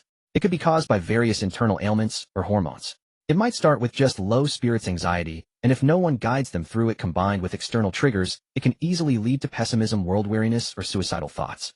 Many people think this illness is just being overly dramatic, but often hormones control the body, making it incredibly difficult to fight against these emotions, and they naturally get pulled into depression." Lin Mo could understand this, and he also knew that dealing with such people required a lot of patience. This illness isn't incurable. If the family spends more time with her, guides her more, I believe she will get better, he encouraged. Li Buoxuan sighed, sounding a bit dejected. "I hope so." Lin Mo chatted with him casually, and felt a jolt when he learned that Li Buoxuan only had his sister left as family. Holy crap! Could it be that something is about to happen to his sister? Lin Mo couldn't help but glance back at the psychiatric hospital, and that glance nearly scared him out of his wits. He saw a young girl in a dress sitting directly on the windowsill, and the protective railing that was supposed to be there was gone. Lin Mo had just packed the fried chicken to hand over, but when he saw this, he cursed and sprinted towards the hospital. Li Buoxuan didn't understand what was happening at first. He shouted from behind, "Boss, my fried chicken. Leave my fried chicken." He even chased for a few steps, then looked up and saw the person sitting on the windowsill, legs swinging in the air. The sight scared him out of his wits. Who else could it be but his sister? Even the dress was her favorite one. Li Buoxuan immediately forgot everything else and sprinted upstairs. No one had noticed at first. It was only when Lin Mo reached the hospital lobby telling people to call the police and prepare protective measures below that he himself started climbing the stairs. He had noticed the floor earlier. It was the 4th floor. He wondered if a fall from that height would kill a person. Lin Mo cursed inwardly as he ran. Finally reaching the 4th floor, he didn't know which room she was in, so he had to search one by one. After checking 5 rooms, he finally found her. But just as he opened the door, he saw the girl about to leap. He shouted hurriedly, wait a moment. Lin Mo was afraid his voice would startle her, but he had to speak. If he didn't, she would jump right away. His top priority was to stall for time to buy the rescuers below a few more precious seconds. Seeing the girl turn to look at him, Lin Mo recognized her. It was the girl from last night. Noticing her gaze, Lin Mo also looked down at his hands. He didn't know how, but in his haste he had brought the packed fried chicken along. The steaming fried chicken was still giving off a delicious aroma. Lin Mo swallowed and tried to communicate with her in a casual tone. I made a new flavor today. Would you like to try it? As he spoke, he tried to take a few steps closer, opening the box to reveal the fried chicken inside. It was coated in a thick layer of cheese, the pale yellow cheese wrapped around the plump fried chicken, looking incredibly appetizing, as if it were waving at the girl, calling out, come eat me, come eat me. Lin Mo stopped a few steps away from her, looking at her with earnest eyes. Try it, it's really good. He held it out to her, trying his best to make his voice gentle. He also took off his mask and smiled at the girl across from him. Li Qianqian looked at Lin Mo, her eyes filled with a tangled complexity. It was clear she genuinely wanted to eat. That was good. Lin Mo continued his patient, persistent coaxing. Li Buoxuan, who had caught up, stood at the doorway, not daring to enter, afraid that seeing him might upset his sister further. Sweat had beaded on his forehead, and his limbs trembled uncontrollably. He was terrified, genuinely afraid that his only sister would leave him too. When he had seen her sitting on the windowsill moments ago, his soul had nearly taken flight in sheer fright. It wasn't the right time to enter just yet. He could only hope that Boss Lin's food would help calm his sister down. Seeing the wavering in Li Qianqian's eyes, Lin Mo pressed his advantage. I've heard many girls love this fried chicken. Why don't you try it for me? If you ever want more, I'll make it for you. You can be my chief taste tester. His tone was gentle, and he chattered on about the events of the previous night. The irresistible aroma of the fried chicken drifted towards Li Qianqian. She shifted slightly, then reached out to take the piece Lin Mo was holding. Lin Mo discreetly scanned the surroundings, formulating the best rescue plan. He watched as she took a piece from the box, then settled back on the windowsill, swinging her legs as she focused on eating. A crowd had gathered below. The rescue team hadn't arrived yet, so all they could do was prepare a simple quilt to serve as a buffer. While she was engrossed in her meal, Lin Mo inched cautiously closer. Li Qianqian seemed unaware that anyone might come to save her. Her entire focus was on the fried chicken.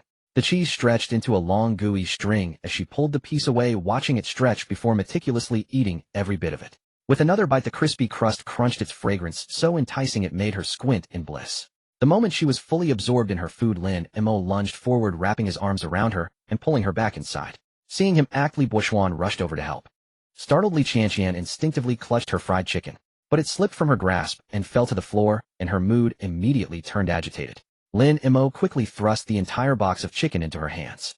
Here, have some more, he said, his expression one of genuine fear. After ensuring she was settled and wouldn't do anything rash, he hastily shut the window. The people below breathed a collective sigh of relief. Li Buoxuan stood guard by his sister, watching her eat the fried chicken with a look of utter contentment, his own face etched with lingering terror. The tall, burly man couldn't hold back his tears. He hugged Li Qianqian and sobbed, but she pushed him away in annoyance. Get off, you're so annoying. Her tone was sharp, but she handled her fried chicken with great care, savoring each bite slowly. Li Buoxuan alternated between sobbing and smiling, while Lin Mo slumped to the floor, utterly spent. He was done for. The surge of adrenaline that had propelled him moments ago had vanished, leaving his limbs feeling weak and his legs trembling uncontrollably. It was a mix of pure fright and exhaustion. The tension that had held him taut had snapped, and he felt completely drained. Glancing at Li Qianqian still nibbling on a drumstick, and Li Buoxuan still crying, Lin Mo let out a long, relieved breath.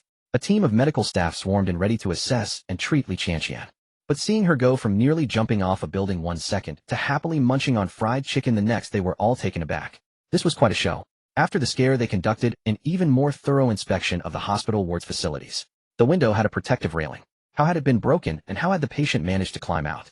All these incidents warranted a serious investigation. No one disturbed Li Qianqian as she ate, but as they watched, they all found themselves feeling a bit hungry. There had been 5 drumsticks, but one had fallen, leaving 4 in a wing. They all watched in silence as she finished. Then, looking at them, especially at Lin Mo, she smiled and said, I wasn't trying to kill myself. I just thought it was fun sitting up there. Not a single person in the room believed her explanation. After that display, who would believe she was just having a bit of fun? And if it was just for fun, why would she go to the trouble of sawing through the railing to sit there? Seeing she had finished eating, Li Buoxuan finally lost it. He stepped forward, gently patting her shoulder, his voice choked with tears as he scolded, "Li Qianqian, are you trying to kill me? You scared me half to death, you know that. You're the only family I have left. Were you trying to abandon me too?" His words struck a chord with everyone present. These siblings had only each other, and for the brother to have nearly watched his sister die before his eyes was an unimaginable shock. Li Qianqian had calmed down by now, and could only patiently soothe her brother. A potential tragedy had been averted thanks to Lin Mo's quick thinking. Seeing that the siblings were safe, he slipped away quietly. There was nothing more for him to do here, and he still had his food stall to attend to.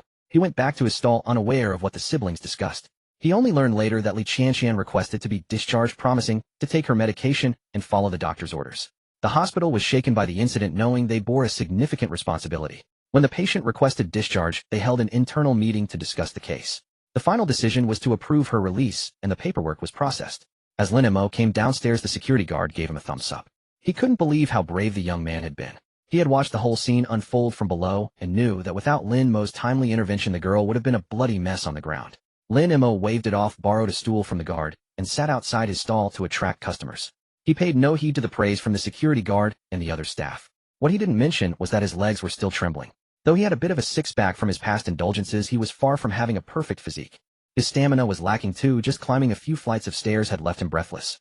This was the first time Lin Mo felt he was somewhat weak. Silently, he added a task to himself to train his body.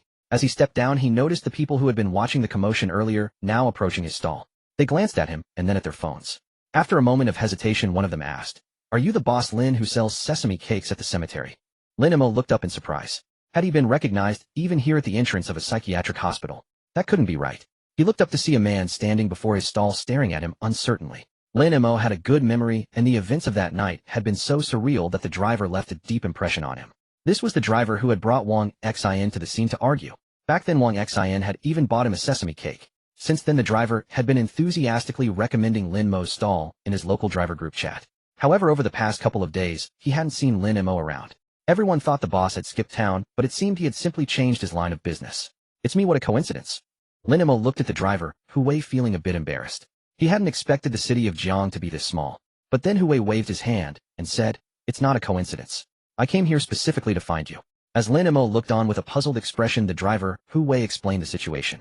It turned out that yesterday a fellow driver in their group came to pick up a passenger here. The passenger's food smelled so delicious that the driver was completely captivated. He posted in the group chat that someone was selling fried chicken at the psychiatric hospital, and it smelled fantastic. Hu Wei, feeling competitive, boasted that he had seen something even stranger, a sesame cake stall at a cemetery. In the end, the two of them got into an argument over which was better, the sesame cakes or the fried chicken. That argument led to Hu Wei showing up here today.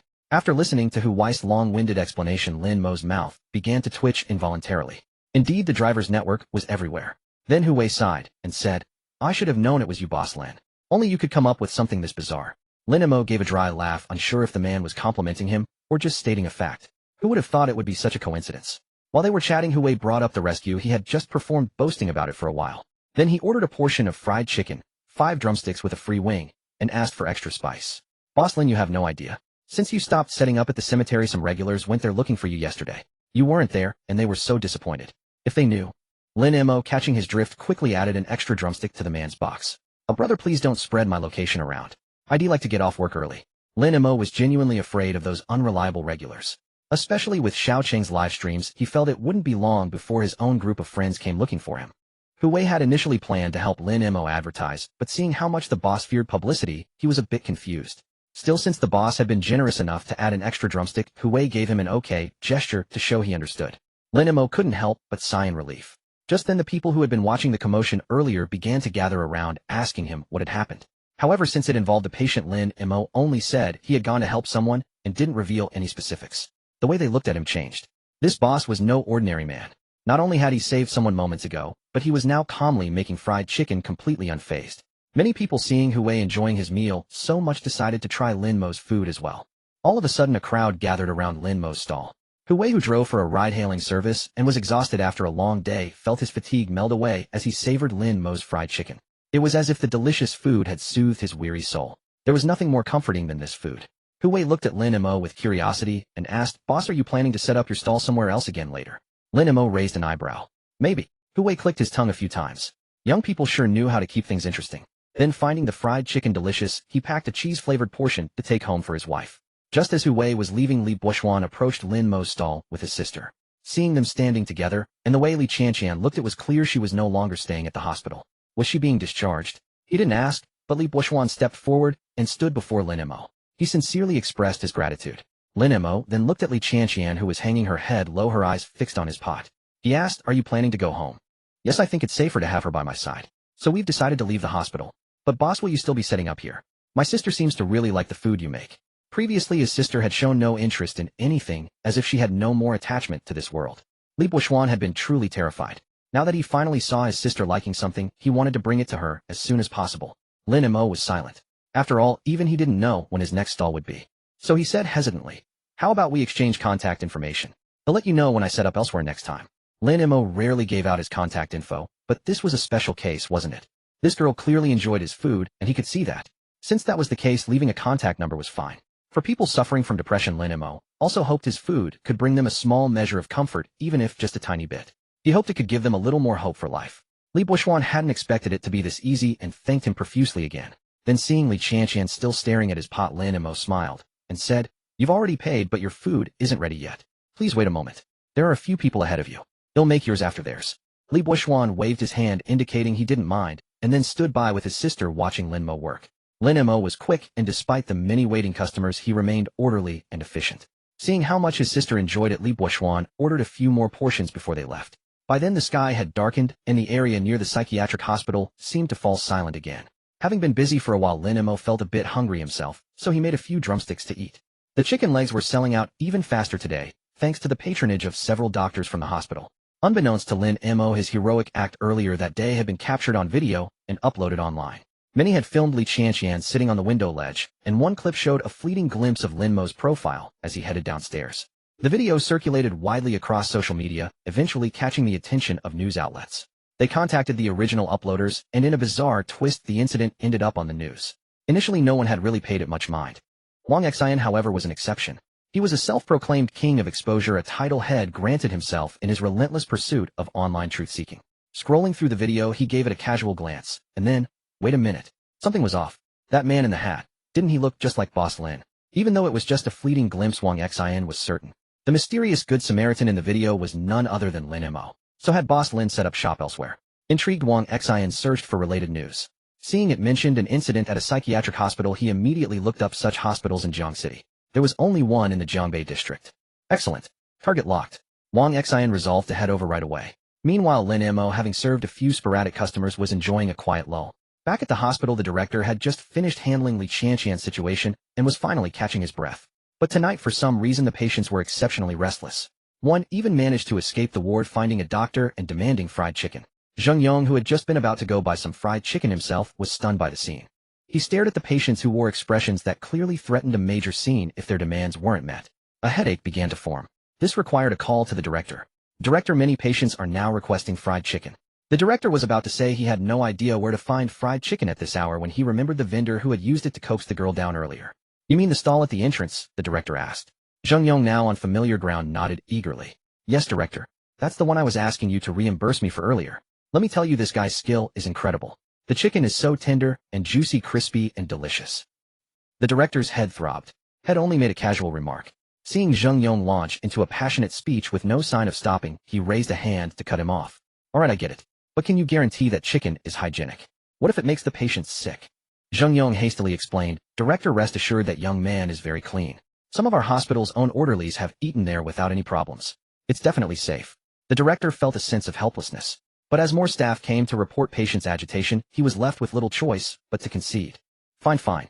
Go ahead and buy it. Get the finance department to reimburse you." "Will do." Zheng Yong's face lit up at the thought of snagging some fried chicken for himself. He practically skipped over to Lin Mo's stall.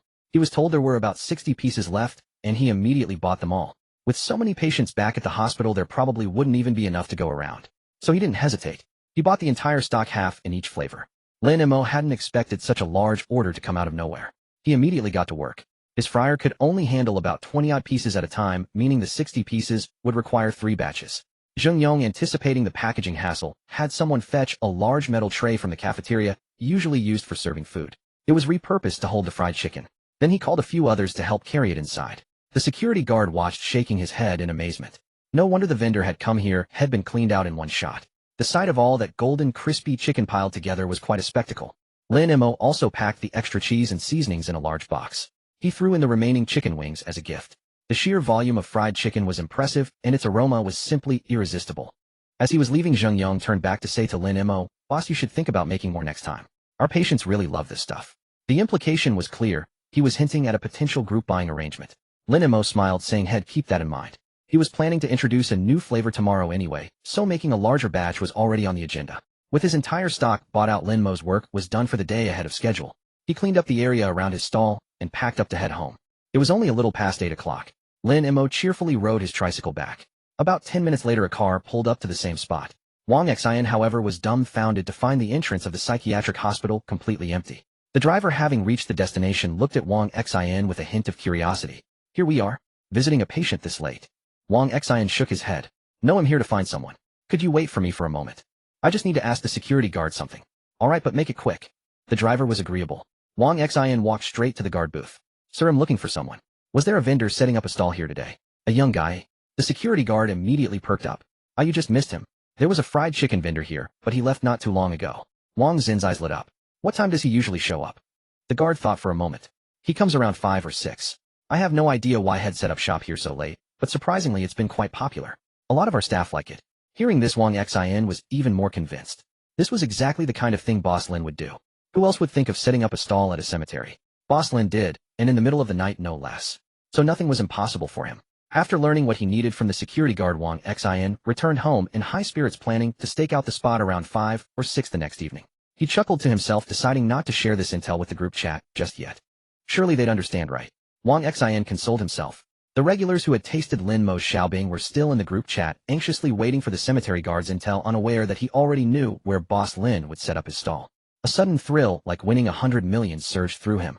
Wang Xian watched the fools in the group chat eagerly awaiting Lin Mo's next appearance. Meanwhile, at the psychiatric hospital, patients were lining up for their fried chicken. It was clearly a case of too many mouths and too little food, so each person got one piece. The elderly patients who couldn't have any weren't even told about it, lest they throw a tantrum upon seeing such delicious food they couldn't have. Each person, clutching their fried chicken leg, obediently returned to their ward and began munching away. Many patients here were recuperating from various life events.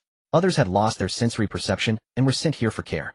Everyone had assumed their days would just drift by uneventfully, but then a fried chicken leg unexpectedly barged into their lives, adding a splash of color to their monotonous existence. When the doctor came for rounds, he found patients who had finished their chicken legs still clutching the bones, refusing to throw them away, occasionally bringing them up for a little suck. Zheng Yong was speechless.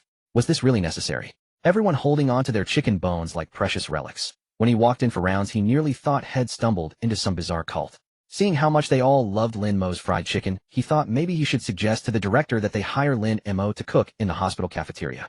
The thought of having Lin Mo's cooking every day was enough to make his mouth water. After finishing his rounds, Zheng Yong went straight to find Director Zhang. As for how he managed to convince the director, Lin Mo remained blissfully unaware. He was also unaware that he'd made the news again, this time for his act of bravery. Initially, the story didn't attract much attention, but then a staff member from the psychiatric hospital came forward to describe the incident. They recounted how the stall owner had pulled out a box of fried chicken from behind him, successfully diverting the distressed person's attention and saving their life. Everyone found it utterly absurd. This led to a flood of comments. "Don't believe this guy. He's a fried chicken seller. He'll fight you sneaky salespeople. The guy's trying to save someone, and you're here plugging fried chicken." Reported. "Damn fried chicken seller." The helpful netizen who'd shared the story was completely stunned. "Wait, I was just telling everyone what happened. How did I become a fried chicken seller? Damn it. This is unbearable." He immediately posted the photos of patients lining up for their chicken legs just to prove he wasn't a seller. The fried chicken was just that good. Whether the netizens believed him or not was their problem. But surprisingly, some people actually messaged him privately asking where they could buy the fried chicken. Meanwhile, Lin Mo went home, washed up, headed to his media room, poured himself a glass of red wine, prepared some snacks, and settled in to watch a movie. Reclining on the sofa in the media room watching the blockbuster on screen, Lin Mo couldn't help but sigh with contentment. This is the life. Setting up a stall was getting a bit tiring. But then again, he was the villain. Besides avoiding conflict with the protagonist, he still needed to make a living. As for his biological parents, he still had no idea what was happening with them. Lin Mo wanted to investigate privately, but feared his interference might trigger a butterfly effect. So he had to wait. Wait for the protagonist to return and claim his family in 6 months, and then head pack up and leave. After watching a movie and sipping his wine, Lin Mo finally went to rest. While he enjoyed his wine, movie, and snacks, some stubborn foodies were still staking out the Shishan cemetery, hoping to catch him. Unsurprisingly, his usual spot was empty, and the security guard's office was now occupied by a sighing, dejected old man. Why wasn't the young man coming back? Head even convinced himself that if Boss Lin showed up, Head by two Xiaobing to try. But the more he thought about it, the less likely Lin Mo was to appear. Ever since they joined the group chat the first night, everyone was urging the old guard to keep an eye on Lin Mo's movements. But some stubborn souls still came to check in person, arriving full of hope and leaving dejected. Zhu Meijin, who had recently suffered a public embarrassment, also came with her precious son. Neither of them knew that Lin Mo had already stopped selling there. They arrived full of excitement. Little Qin Ziheng had even finished his homework early, eager for the time to come, so they could head out to find Lin Mo. But when they reached the Shishan cemetery, mother and son stared at the empty entrance, utterly dumbfounded. Mommy Wah, I told you we should have come earlier. You said not to worry, and now he's gone again. Having experienced Lin Mo's sudden disappearance before, Qin Ziheng was terrified. Head pulled the same stunt again. And sure enough, as Head feared, Lin Mo had run away again. He let out a wail that nearly scared the ghosts right. Zhu Meijin hadn't expected the boss to be absent. Looking at her son's mournful expression, she felt a headache coming on. What could she do? After what had happened before, she was utterly mortified. To preserve her dignity, she hadn't come in person, but had sent a courier to make the purchase. Today she had craved something fresh and hot, only to find the boss had vanished. All right, stop your wailing. I'll ask the security guard next time. Zhu Meijin said, her temple throbbing from her son's incessant noise. She hurriedly got out of the car and approached the security guard to ask about Lin Mo. The guard glanced at her listlessly and replied with a deadpan expression. Oh, you're looking for Boss Lin. He skipped town. He hasn't shown up since yesterday. If you need him, you can join the group. We'll notify everyone there if there's any news. Why did he stop coming? Did Boss Lin just pack up and leave? Zhu Meijin muttered under her breath. The guard's expression grew even more mournful. After a brief exchange, Zhu Meijin successfully joined the internal group. She saw the group name, finding the vanished Boss Lin. For some reason, seeing those words sent a chill down her spine. In the end, Zhu Meijin had no choice but to head home. Her son Qin Ziheng looked at her with disdain, sighing heavily all the way back. Big brother, you're so heartless. You've deprived a hardened-hearted elementary school student of his joy. Zhu Meijin was speechless. If she weren't driving, she'd have smacked her son. She took a deep breath, reminding herself, he's my own flesh and blood. She barely restrained the urge to scold him. Sometimes human joys and sorrows are shared. Take the child Ning Yi, for example. He also failed to find Boss Lin, but being clever, he simply asked his father for pocket money and hired a courier. He instructed the courier to keep an eye out for a handsome man setting up a stall in strange places while on deliveries. 100 yuan a day, and all they had to do was keep an eye out at odd locations. It was an easy task for anyone. All they had to do was snap a few photos and upload them to the group. However, this method still failed to locate Lin Mo. The places he chose were far too unexpected. Perhaps Xiao Cheng was the most devastated. He was originally an adventure blogger who loved exploring thrilling locations. But Boss Lin's model of setting up a stall, chatting, and eating on camera had given his account a new breakthrough. Had been rejected when he tried to collaborate with Lin Mo, and now even the sesame cakes he longed for were gone. It was easy to imagine his despair. His fans kept urging him in the group to go live. But Xiao Cheng without Boss Lin was like a fish out of water, completely devoid of joy. Especially when the group members said Lin Mo hadn't shown up tonight, Xiao Cheng fell into utter despair. However, seeing Ning Yi's idea of hiring delivery drivers to find him sparked a new thought. That's right. Why couldn't he do the same? New minds really do work better. Of course, he certainly wouldn't spend money. But as a million-follower blogger, he had connections. Why not use them to find Lin Mo? That's a network that costs nothing. He immediately started a live stream using Lin Mo's stall photo as the cover. Missing person notice. He then went live and called on netizens in Jiang City to help find him online. The viewers, expecting some gossip or drama, flooded in by the tens of thousands. What they saw was Xiao Cheng's enlarged face filled with misery. Many thought they'd entered the wrong stream. My dear friends, especially those in Jiang City, you must help me. Xiao Cheng's mournful opening startled the viewers. He then spent the stream accusing Lin Mo of being heartless, questioning how he could betray his customers without any guilt. Finally, he put Lin Mo's photo as the stream background and directly appealed to viewers online. The audience flooded the comments with 666. Meanwhile, Lin Mo was fast asleep, feeling no guilt whatsoever. The next day, he called the chicken farm owner to order drumsticks, and had steward Yang pick them up. He leisurely had breakfast at home. Once the steward returned with the drumsticks, Lin Mo began his preparations. Today he planned to add a sweet and spicy flavor. The initial marinating and frying steps were the same, but he needed to prepare a sweet and spicy sauce, and then coat the fried drumsticks with it. Lin Mo chose to make the sauce from scratch instead of using store-bought versions. After marinating the drumsticks in a large basin, he started on the sauce. Unlike commercial ones, he mixed ketchup, black pepper, honey, and Sprite until well combined. He melted butter in a pan, added minced garlic and the prepared sauce, stir-fried it briefly, and set it aside. When he set up his stall in the evening, he could simply reheat the fried drumsticks in this sauce and sprinkle with sesame seeds. After finishing the sauce, Lin Mo headed straight to the gym. Running up 4 flights of stairs yesterday had nearly exhausted him, and his legs had trembled for hours afterward. He was seriously out of shape. Lin Mo blamed his friends for leading him astray with too much drinking, which had drained his vitality. Now he was turning over a new leaf, determined to get back in shape, so he wouldn't be outrun again if a similar situation. However, physical exercise must be approached gradually. After jogging for a while to warm up, Lin Mo moved on to other equipment. He felt a bit tired, but it was still within an acceptable range. Glancing at his own physique, which resembled a plucked chicken, he could barely see any abdominal muscles on his stomach, a lingering consequence of his previous irregular diet, late nights, and binge drinking. Although his sleep schedule was still erratic, at least his diet had become regular, and he had given up bad habits like drinking. With fitness exercise and his street stall, he believed that his abdominal muscles would surely return to him in the near future. After finishing his workout, it was almost noon. Lin Mo took a shower and then went downstairs to prepare lunch. After eating, he could still rest for a while. He would get up again around 4 or 5 in the afternoon to continue his preparations. Meanwhile, several of Lin Mo's close friends had gone to his previous villa to look for him, only to find that he had moved out entirely. His friends were utterly baffled. They couldn't understand why Lin Mo had suddenly lost his mind. While everyone else was content to idle away their days as carefree rich heirs, he had started to grind and hustle, and had even told the elders he was starting some kind of grassroots economy and trade business. Wasn't that complete nonsense? Gao Hang and the others had always been his partners in idleness, slacking off and getting scolded together. But now by himself he was grinding away, which got the rest of them scolded by their families. Naturally, resentment brewed in their hearts. After being berated at home, they stormed out cursing, intending to confront Lin Mo. Yet Lin Mo had vanished into thin air. It felt like punching a wad of cotton, frustrating and futile. What the hell is Lin Mo up to? Yang Ying couldn't help but complain. Damn it, this brother wasn't playing fair. He had no code of conduct. He was utterly dishonorable. And precisely because he was so dishonorable, they couldn't even find him to settle the score. It was infuriatingly stifling. Don't you guys think it's too coincidental? We look for Lin Mo, and he's gone. We look for that stall owner, and he's gone too. Song Weiming suddenly rubbed his chin, analyzing the situation. The others snapped back to reality.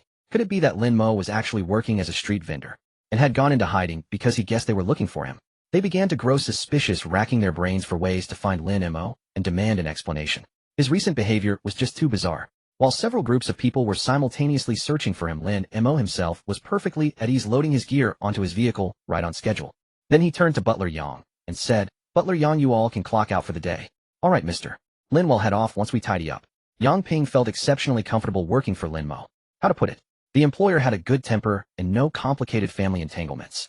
Aside from his peculiar hobby of running a street stall, he was without a doubt the most pleasant employer Yang Ping had ever served.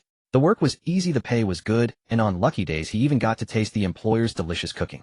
Just thinking about it was enough to make his peers envious. After all, the atmosphere in wealthy households was often not so harmonious. It could even be quite oppressive. As a butler, there were countless matters to worry about, constantly fearing that one misstep would lead to instant dismissal.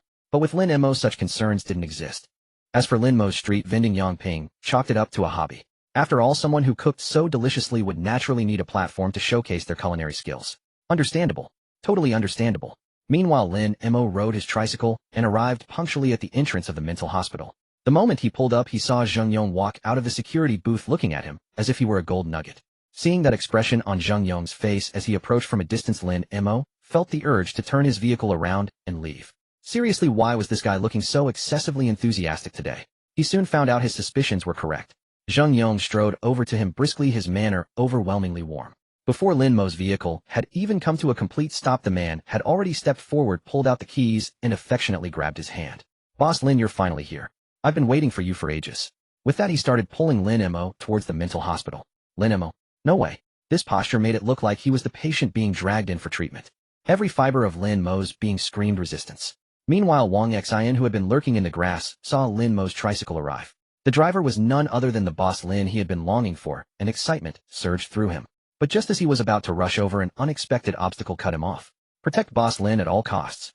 With that thought in mind, Wang Xian acted. He sprinted to Lin Mo's side, forcefully pried Zheng Yong's hand away from Lin Mo's arm, and shielded Lin Mo behind him.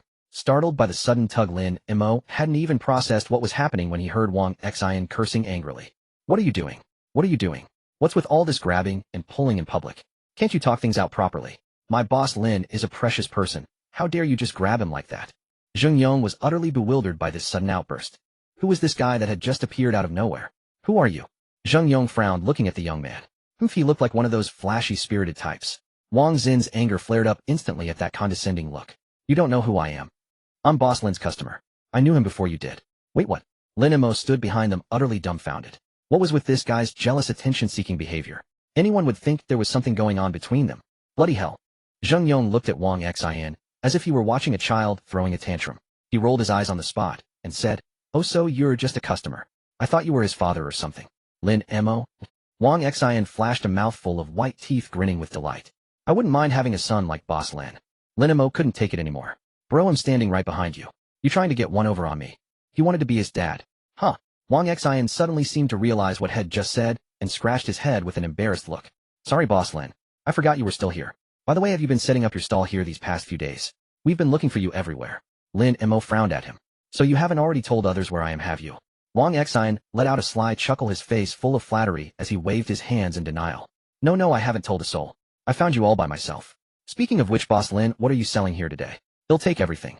Wang Xin mentally patted himself on the back for being so clever. Good thing he hadn't told the guys in the group chat. If he had, they'd have swarmed over here by now. Now everything was his. Hearing someone wanted to buy him out, Zheng Yong was displeased. Young man, you're so young. Can't you show a little sportsmanship? He still had important matters to discuss with Lin Mo, and this kid had been yapping away beside him for ages. Moreover, this blonde-haired fellow clearly knew the boss skills, otherwise he wouldn't have tried to buy everything on arrival. A sense of crisis began to well up within him. He glared at Wang Xin with indignation. Wang Xin, utterly unafraid, retorted with complete confidence. Out here in the world, what do I need sportsmanship for? I don't have any of that. Enough talk, Boss Lin, let's get to making some fried chicken. Boss Lin, could I have a word in private? I really do have something important to discuss. Realizing the blonde-haired guy was beyond reason, Zheng Yong stopped addressing him and turned his gaze directly to Lin Mo. He hoped Lin Mo would follow him to the director's office where they would successfully recruit him, no matter the cost. He wore a look of determination which made Lin Mo slightly suspicious. Could there really be something important? Just as he was about to agree, Wang Xin objected. If you have something to say it right here. What's with all this pulling and dragging? For all we know, you're trying to trick our boss Lin into a trap. He'll defend our handsome boss Lin with my life. Lin Mo?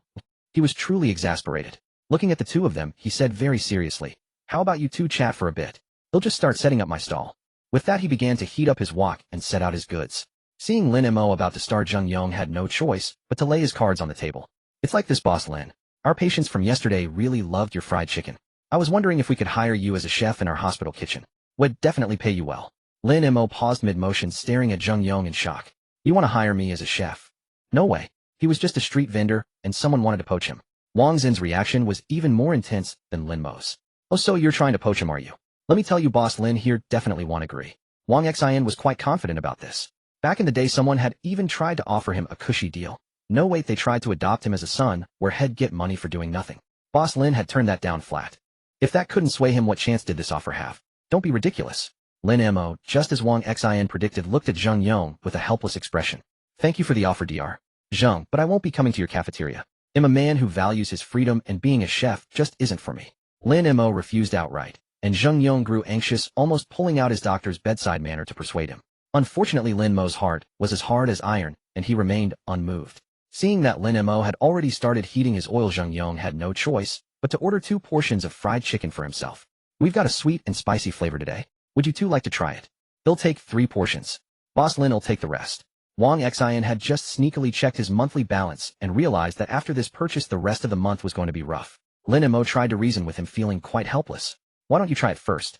Even if it's good, you can't live on it. You can always come back for more later. Buying so much at once meant it would go to waste. Freezing it wouldn't work either. The texture and taste would change. Wang Xin knew this wasn't practical, but thinking of Lin Mo's tendency to vanish without a trace, he said with deep grievance, I don't want to but Boss Lin before you disappear. Next time, could you at least give me a heads up? Lin Mo rubbed his nose guiltily. It wasn't that he didn't want to tell people, but he was afraid they'd ask where his next spot would be, and he honestly didn't know. He cleared his throat and said, he'll be here for this week at least. As for next week, I don't know where he'll be yet. Wang Xin wore a look that said I knew it. His eyes, however, were fixed intently on the wok. The chicken legs were now frying, bubbling away, and the irresistible aroma of the fried chicken filled the air. Wang Xin took a deep breath before saying, Boss Lin, you have no idea how many customers waited for you at the cemetery gates last time. They all showed up, but you never did. You have no idea how disappointed they were. Zheng Yong was utterly baffled. Waiting for Boss Lin at a cemetery. He began to look at Lin Mo with a strange expression. Lin Mo explained, I told them I'd be at Shishan Cemetery that week. As for the following week, I just picked a spot at random. Wang Xin looked at Lin Mo as if he were an irresponsible heartbreaker. So the man who could create such culinary delights had such an odd hobby. I never thought you'd enjoy playing hide-and-seek with your customers, Boss Lin. Wang Xin muttered with a twitch of his mouth. Lin Mo didn't bother to explain, focusing on making the fried chicken. After asking for their flavor preferences, he got to work. Wang Xin being the social butterfly, he was struck up a conversation with Zheng Yong, who was in his white coat cheerfully recounting the story of Lin Mo selling flatbreads at the cemetery. He told the tale so vividly that Zheng Yong almost didn't want to go to work, wishing he could pull up a small stool and listen to him tell stories all day. Especially when he heard how delicious Lin Mo's flatbreads were, he couldn't help but drool. Zheng Yong was from the north and had a deep love for noodles, especially one stuffed with meat. That was pure bliss. He couldn't help but look at Lin Mo with hopeful eyes. Hey boss Lin, are you still making xiaobing? He'll buy one. Even after learning that a single xiaobing cost 50 yuan, Zheng Yong only winced briefly before his craving for good food won out. Lin Mo. Well, actually, I'm not making those anymore. After Wang Xin finished rattling off a long explanation, a subtle sense of superiority crept into his tone. He had gotten to taste Boss Lin's xiaobing. Expensive, sure, but irresistibly delicious. Look at those who missed out, practically scratching their heads with envy. Zheng Yong felt a pang of regret. Wang Xin had ordered the sweet and spicy flavor. Hearing it was a new taste, he had to try it. Lin Mo reheated the sauce head prepared that morning in a small pot, then tossed the fried chicken drained of oil into the warm sauce. The vividly colored glaze clung to the golden crispy crust, coating every single flake of the batter. Before he even got his hands on it, Wang Xin was already salivating uncontrollably. Man, the bright rich color was enough to make anyone's mouth water, begging for a bite. After the thick sticky sauce enveloped every piece, Lin Mo turned off the heat, let the sauce reduce, and sprinkled sesame seeds over the top. The sesame seeds clung lightly to the glossy sticky surface, looking incredibly enticing. Wang Xin couldn't hold back any longer. Had already slipped on his gloves, grabbed the chicken from Lin Mo, and squatted off to the side, wolfing it down with noisy, satisfied crunching. How to describe the taste? The first bite hit with searing heat, so hot it made his face twitch, and the very first thing he tasted was the sauce. At that moment, Wang Xin cursed his lack of education.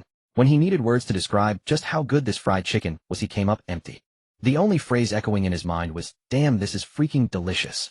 Beyond that, he couldn't muster a single other elegant word. The sweet, fragrant sauce with just a hint of spice wrapped tightly around the crispy exterior, sealing every flaky layer. With each bite came a satisfying crackle, and biting deeper revealed the tender, juicy chicken inside, so succulent that juices burst out, showing off the fine texture and delicate grain of the meat.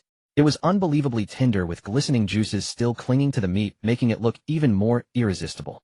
The sweet, spicy sauce, the fragrant, crispy crust, the succulent chicken. The combination was simply divine. As he chewed, one thought crossed Wang Xin's mind. That chicken was definitely alive before it died. So fresh, so tender, so delicious. This unassuming fried chicken was so good it blew away every Korean-style fried chicken joint had ever tried. No wonder it was Boss Lin the one had camped out for hours to find. He wanted to shout it from the rooftops, "Boss Lin is worth it." He silently thanked his lucky stars he hadn't told anyone in the group chat.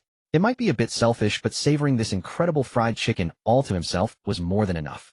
The sheer joy of hoarding this treat made it taste even better. "Boss Lin, if I'd known you had fried chicken this good, I'd have brought some beer." Wang Xin still felt a twinge of regret. Note to self: next time bring a little stool and a bottle of beer. Can't go wrong.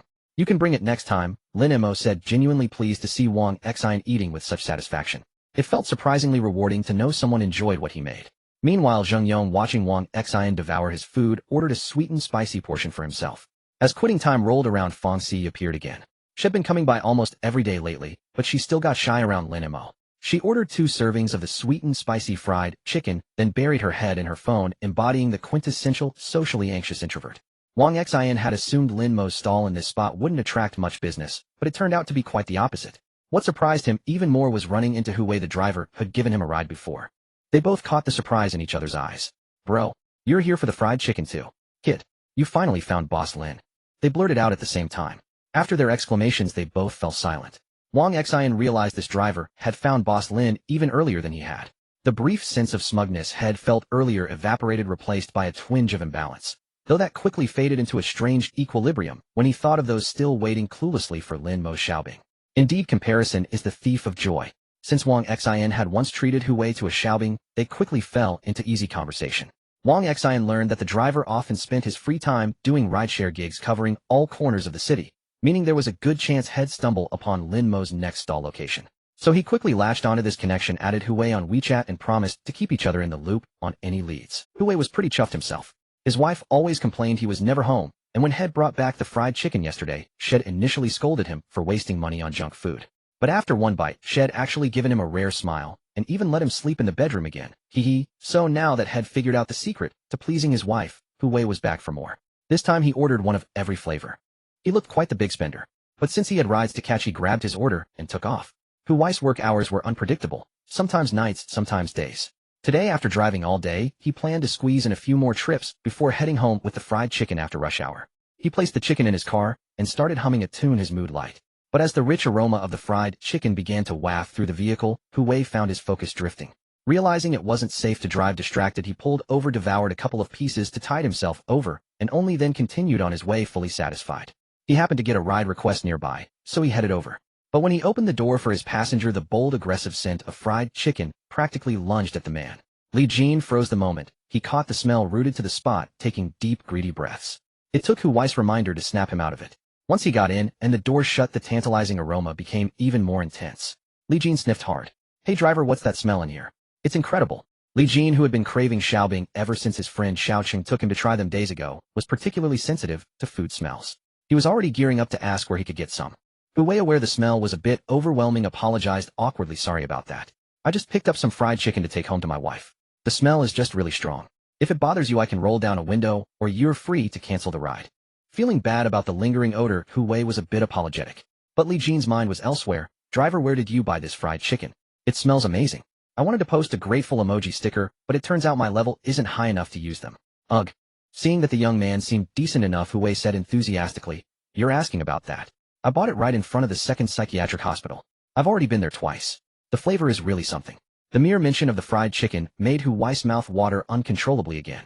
Having already eaten 2 pieces, he might have devoured another if not for the last shred of professional decency holding him back. Li Jin frowned. The second psychiatric hospital. Isn't that place pretty remote? It was truly odd that someone would set up a fried chicken stall in such a godforsaken location. "Yeah, that's the place. Hard to believe, right? Let me tell you, I once saw a guy selling baked flatbreads at a cemetery. It was the same vendor. I have no idea what that young man was thinking. He's quite the character." Hu Wei chattered on relentlessly, trying to distract himself from his craving. But Li Jin's focus was clearly elsewhere. Are you saying the flatbread vendor from the cemetery is now selling fried chicken at the psychiatric hospital?" His eyes sparkled with excitement as he grabbed the back of the passenger seat and leaned right next to the driver. Startled, Hu Wei nearly swerved the steering wheel. "Hey young man, let's just talk without all the sudden moves. You nearly gave me a heart attack." Hu Wei was genuinely shaken. One moment the guy was calm, the next he was lunging forward, staring at him like he was some kind of freak. Given all the wild stories in the news lately, any sudden movement was enough to scare him half to death. Li Jin felt a twinge of guilt. He had gotten too excited and forgotten the driver was in the middle of driving. For his own safety, he scooted back to a safe distance before repeating his question. "Sorry about that, man. Got a bit carried away. So you were saying the flatbread guy is now selling fried chicken at the psychiatric hospital? Is that for real?" Hu Wei glanced at Li Jin, his eye twitching. Could it really be such a coincidence? He had just picked up a random passenger, and this guy happened to be a customer of Boss Lin. But the words were already out, so he had to roll with it. Yeah, you know the owner too." Only someone who had been there could know about Boss Lin's cemetery flatbreads. The question had barely left his mouth when Li Jin burst into loud laughter. The sound echoed grating and sharp within the confined space of the car. Hu Wei frowned, wondering if the young man had a few screws loose. His behavior was erratic to say the least. It didn't seem very normal. Realizing his outburst was a bit much, Li Jin cleared his throat to mask his embarrassment. "Forget the other destination. Just drop me off at the psychiatric hospital." Haha. Li Jin couldn't believe his luck. Who would have thought he'd stumble upon the very Boss Lin that Xiaoqing was so obsessed with? Talk about a stroke of fate. Simply wonderful. Hu Wei never imagined he'd be back at the psychiatric hospital so soon with another fare. When Li Jin spotted Lin Mo's familiar figure, his eyes lit up like a lovesick boy seeing his crush practically dazzling anyone who looked. He was already scheming about how to cash in on this with Xiaoqing. That tightwad was definitely going to pay up this time. "Boss Lin!" Li Jin shouted, leaping out of the car and rushing towards Lin Mo with unrestrained excitement. Hu Wei, who hadn't left yet, rubbed his temples at the young man's over-the-top display. Clearly young people's mental state was not in great shape these days. Over by the stall, Wang Xian, having finished his meal, was sitting and chatting with Lin Mo when he saw a figure charging over, theatrically calling out Lin Mo's name. The voice was enough to send chills down one's spine. Lin Mo's hand, which was holding the fried chicken, gave a sudden jerk. That voice, that tone. Why did it sound so familiar? He turned his head and sure enough saw the man who had just gotten out of the car rushing towards him. The overwhelming flamboyance hit Lin Mo like a wave, causing him to instinctively take a step back. It was a purely reflexive reaction. Scary, he held the ladle in front of him like a shield, looking at Li Jin nervously. "Hey there, sis. Let's just talk calmly. No hugging, please.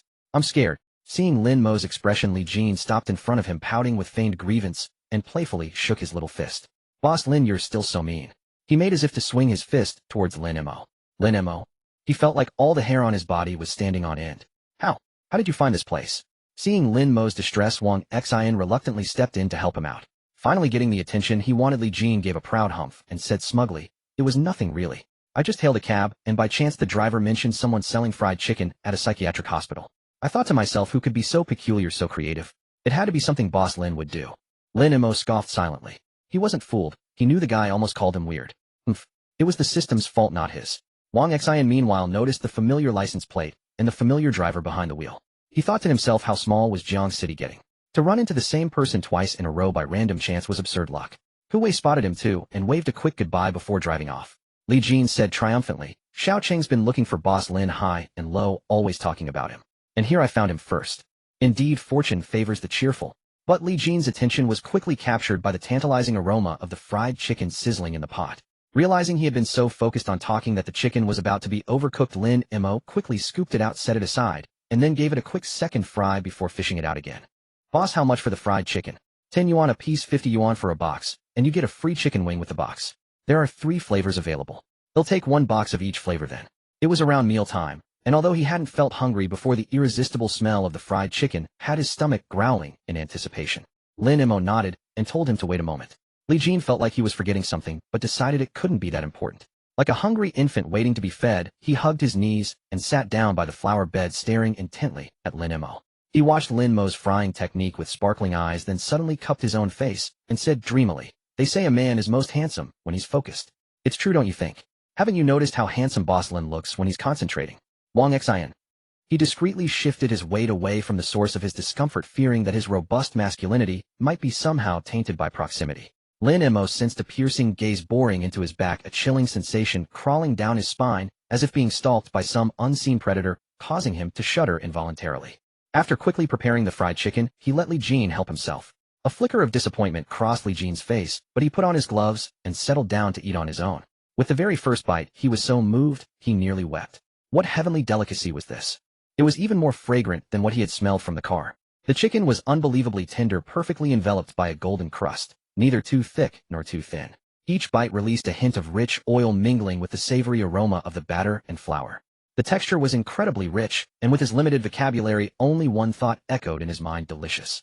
Absolutely scrumptious. How is it? Good, right? It would be even better with a cold beer. Wang Xian remarked with a hint of regret. Li Jin nodded in hearty agreement, then mumbled through a mouthful of food, that's easy. Why not just have a delivery guy bring some beer over? Wang Xian slapped his thigh in realization. Right? Why didn't I think of that? With that, Li Jin pulled out his phone and ordered a few bottles of beer for delivery. When the delivery rider Jiang Wenfeng received the order and saw the drop-off location was a mental hospital, he muttered to himself, could this be a patient trying to drown his sorrows? Nevertheless, he accepted the order, picked up the goods from the merchant, and set off. While on the road, he chatted with a colleague, mentioning his current task.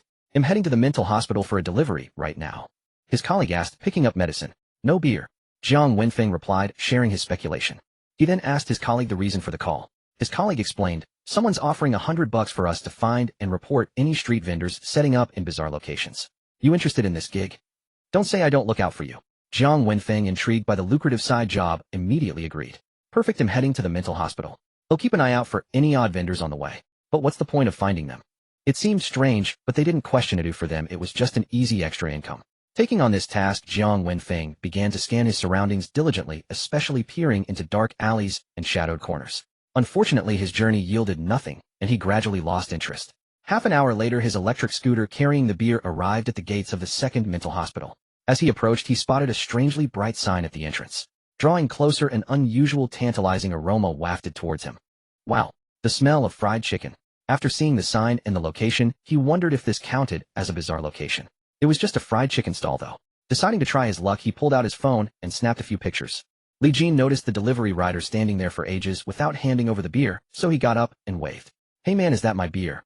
Mr. Li. Jiang Wenfeng snapped back to reality, remembering he was working.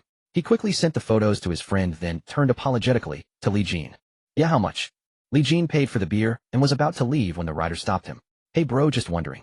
Is this fried chicken any good? The aroma was undeniable from a distance, so it had to be delicious. Li Jin looked at him, smiled, and raised his beer bottle. Tell me, would I be out here feeding the mosquitoes with beer if it wasn't good? Oi. The area was mostly flower beds, a mosquito haven. He wouldn't endure those bites for anything less than exceptional food. Jiang Wenfeng saw the logic in that, grinned, and walked over to Lin Mo's stall. Unbeknownst to him, the message he had just sent was causing quite a stir. Back at the table, Li Jin's phone suddenly rang. Seeing the caller ID, he froze, utterly stunned. It finally dawned on him that he was supposed to meet his friend for dinner tonight, but he had gotten sidetracked and ended up here eating fried chicken. Looking at the beer by his side, he sighed. He was already settled in with a cold one. Who could blame him for forgetting his buddy? When he answered, Xiao Cheng's impatient voice came through. Dude, even with traffic and bathroom breaks, you should have crossed the province by now. Where are you? Hearing Xiao Cheng's voice, Li Jin felt a pang of guilt, but it quickly dissipated when he looked at the freshly made fried chicken in front of him. He cleared his throat and said nonchalantly, sorry, something came up. You guys go ahead and eat. I was busy and forgot to reply. Just as Li Jin finished speaking, Jiang Wenfeng's booming voice echoed from the stall. Hey boss, how much for the fried chicken? Li Jin was speechless. Ahem. I have things to do, it's noisy here. I gotta go. He hung up immediately. Damn, that was close.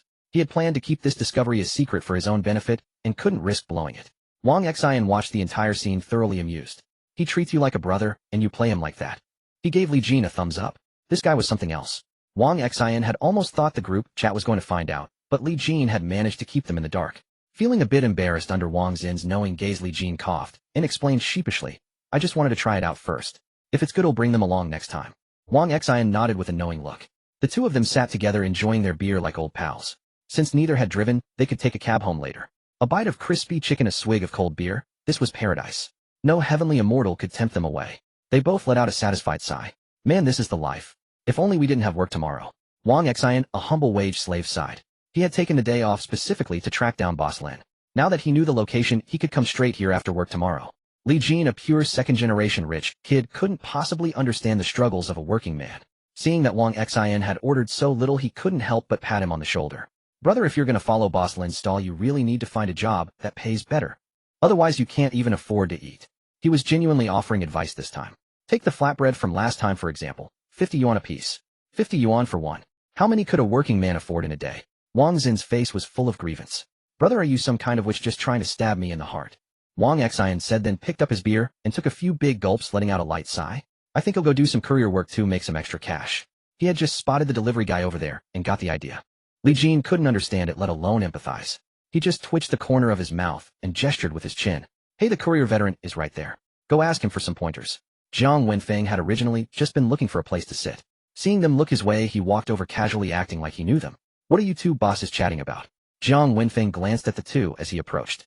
Li Jin clearly looked more like the rich kid, exuding a sense of distance, so he didn't dare sit next to him and went straight to sit by Wang Xian. Before they could say anything, had already taken out his fried chicken and was about to dig in. Li Jin finally spoke up. He was just saying he wants to make some extra money, do some courier work, and was looking to ask you for advice. Jiang Wenfeng, however, wasn't paying attention to what the two beside him were saying.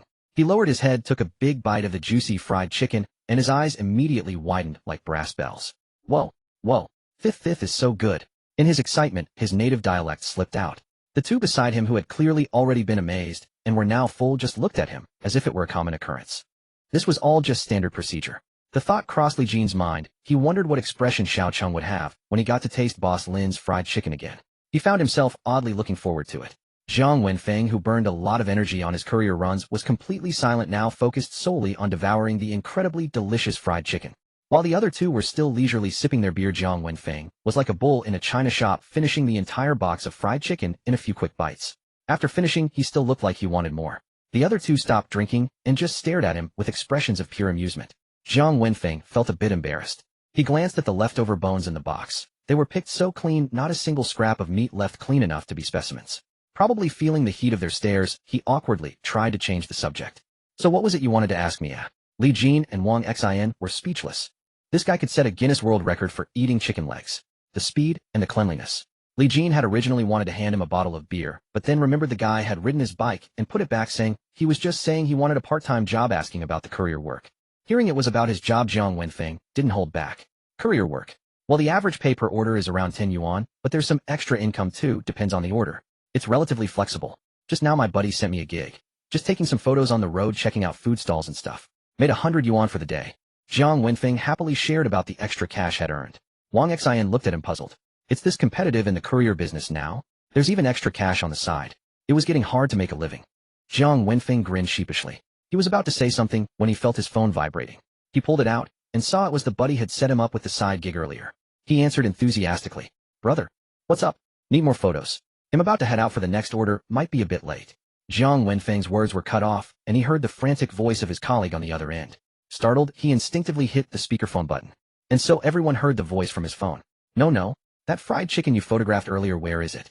The sign in the background was too dark to see clearly. The client is asking now. Send me your location quick. Jiang Wenfeng belatedly let out an "oh," then heard his colleague's excited voice again. They said if we got the photo they wanted, there's a 500 yuan reward. Hurry up. The promise of 500 yuan finally kick-started his brain, and he instinctively blurted out his location. Li Jin, upon hearing client and photos, quickly connected the dots. A sense of dread washed over him. He stood up, trying to lunge over to stop him. Brother, don't. Oh, the address is in front of the 2nd Mental Health Center, Jiangbei District. Jiang Wenfeng had already rattled off the address. There was a muffled curse on the other end of the line, but after confirming it a few times they hung up to go report the info. It was too late for Li Jin to stop it. Lin Mo had also noticed the commotion. Since there were no customers at the moment, he walked over to see what was going on. He saw the three of them staring blankly at him. He stopped in his tracks, puzzled. What was going on? Were these three shocked by something? What's wrong? Lin Mo asked out of curiosity, but before he could react, Li Jin had thrown his arms around him. All the hair on Lin Mo's body stood on end. He shouldn't have come over to watch the fun. Li Jin had a look of pitiful neediness hugging Lin Mo. He was stunned for a moment, then even patted Lin Mo's body a few times, feeling that Lin Mo was quite masculine. Lin Mo was completely taken aback by his actions and pushed him away forcefully. Brother, don't be like this. Don't you think our relationship is getting a bit ambiguous? He wasn't prejudiced, it was just genuinely inappropriate. He was straight, and this wouldn't lead anywhere. Li Jin coughed lightly, realizing he had overstepped, and awkwardly changed the subject. Boss Lin, you might want to think about skipping town. This spot of yours might be in trouble. Lin Mo's heart skipped a beat. His gaze shifted to Jiang Wenfeng. Brother, you tipped them off. Jiang Wenfeng looked completely bewildered. Under Lin Mo's heavy gaze, he stammered in his defense. They were offering way too much. How many deliveries would he have to make to earn that 500? Only a fool would turn down easy money. Lin Mo held his forehead, resigned to his fate. He knew it was only a matter of time before he was found. It was just a bit sudden. He probably didn't have enough fried chicken prepared for today. He just hoped it wouldn't be a huge crowd this time. Realizing he might have caused trouble, Jiang Wenfeng cautiously asked about the whole situation. Learning that his boss was being chased by customers because the food was too delicious, Jiang Wenfeng's little mind began to churn with ideas. That customer looking for the handsome boss was clearly wealthy, spending so generously. Could he specialize in finding people in the future? As long as he found someone, he'd get paid, and he could even take delivery jobs while searching for people. Suddenly thinking this was a great business, Jiang Wenfeng bought a few more boxes of fried chicken before leaving as a way to patronize Lin Mo's business and show his apology. From now on, he'd be sticking to Boss Lin like glue. Boss Lin was his money tree. Lin Mo, however, had no idea when he'd become a money tree for a delivery boy. Watching Li Jin trying to sneak away guiltily, he couldn't help but find it amusing. Meanwhile, Ning, having received Lin Mo's location, started running around his room, jumping with excitement. Under the servant's shocked gaze, he slowly calmed down, and then ordered someone to drive him to the psychiatric hospital. The driver was so startled that he immediately called Ning Bo. Sir, please come back quickly. The young master just asked me to drive him to a psychiatric hospital. What? My son has a mental illness. The driver was speechless. It's just a trip to the psychiatric hospital. Whether he has a mental illness hasn't even been diagnosed yet. But Ning Bo on the other end of the line had already hung up and was rushing home. Ning was still waiting to go out, but the driver said his father was coming back, so he couldn't leave yet. Ning felt a surge of despair, not wanting to be with his dad, so he took out his smartwatch and called Xiao Cheng. Forced to share the news, Xiao Cheng, who was eating and cursing Li Jin at the same time, received the information. He immediately notified the group chat and drove his sports car to pick up Ning. This was the condition for Ning sharing the information. Xiao Cheng felt like crying. He hadn't seen Boss Lin for days and had never missed a man this much. He was even willing to spend money on him no matter how much. While driving, Xiao Cheng had already turned on his live stream and with great excitement gave a passionate opening. Folks, after 3 days I've finally found my dear Boss Lin. I'm now driving my sweetheart to see him. Please join me in witnessing this happy moment. Netizens commented, wow. One would think they stumbled into a marriage proposal scene. Streamer, you've been down these 3 days, but now you look like you could go 300 rounds. Congratulations, congratulations. Honestly, I miss Boss Lin too. Wonder if he'll set up his stall at a grave this time. The live stream chat was full of jokes. Xiao Cheng drove and interacted, not having time to read the comments, but his mouth never stopped chattering. But I still need to pick up my little bro. You know him, right? That kid who got lost the other day. Actually, many of my followers joined when he was lost. I'm going to pick him up on the way, and then we'll head to find our Boss Lin. Xiao Cheng had completely shaken off his previous slump. He was so excited now he felt like dancing in the car. When the car finally stopped outside a villa in an upscale neighborhood, the netizens were shocked. Whoa, this is my long-lost little brother. Little bro lives up to his name. Does his family need a security guard? I'm great at guarding doors. My corpse is feeling uncomfortable logging off. As comments flooded the screen, Ning Yi got straight into the car, familiar with everything, ignoring the anxious calls from the butler behind him. Uncle Butler, tell my dad I've gone to find the big brother, he said, then started directing Xiaocheng to drive. Xiaocheng felt like he'd become a free chauffeur, but thinking about seeing Lin Mo soon, he obediently drove off. The Ning family, Butler, seeing this, quickly called for a driver to follow Ning Yi. The kid was only in elementary school, why was he so rebellious?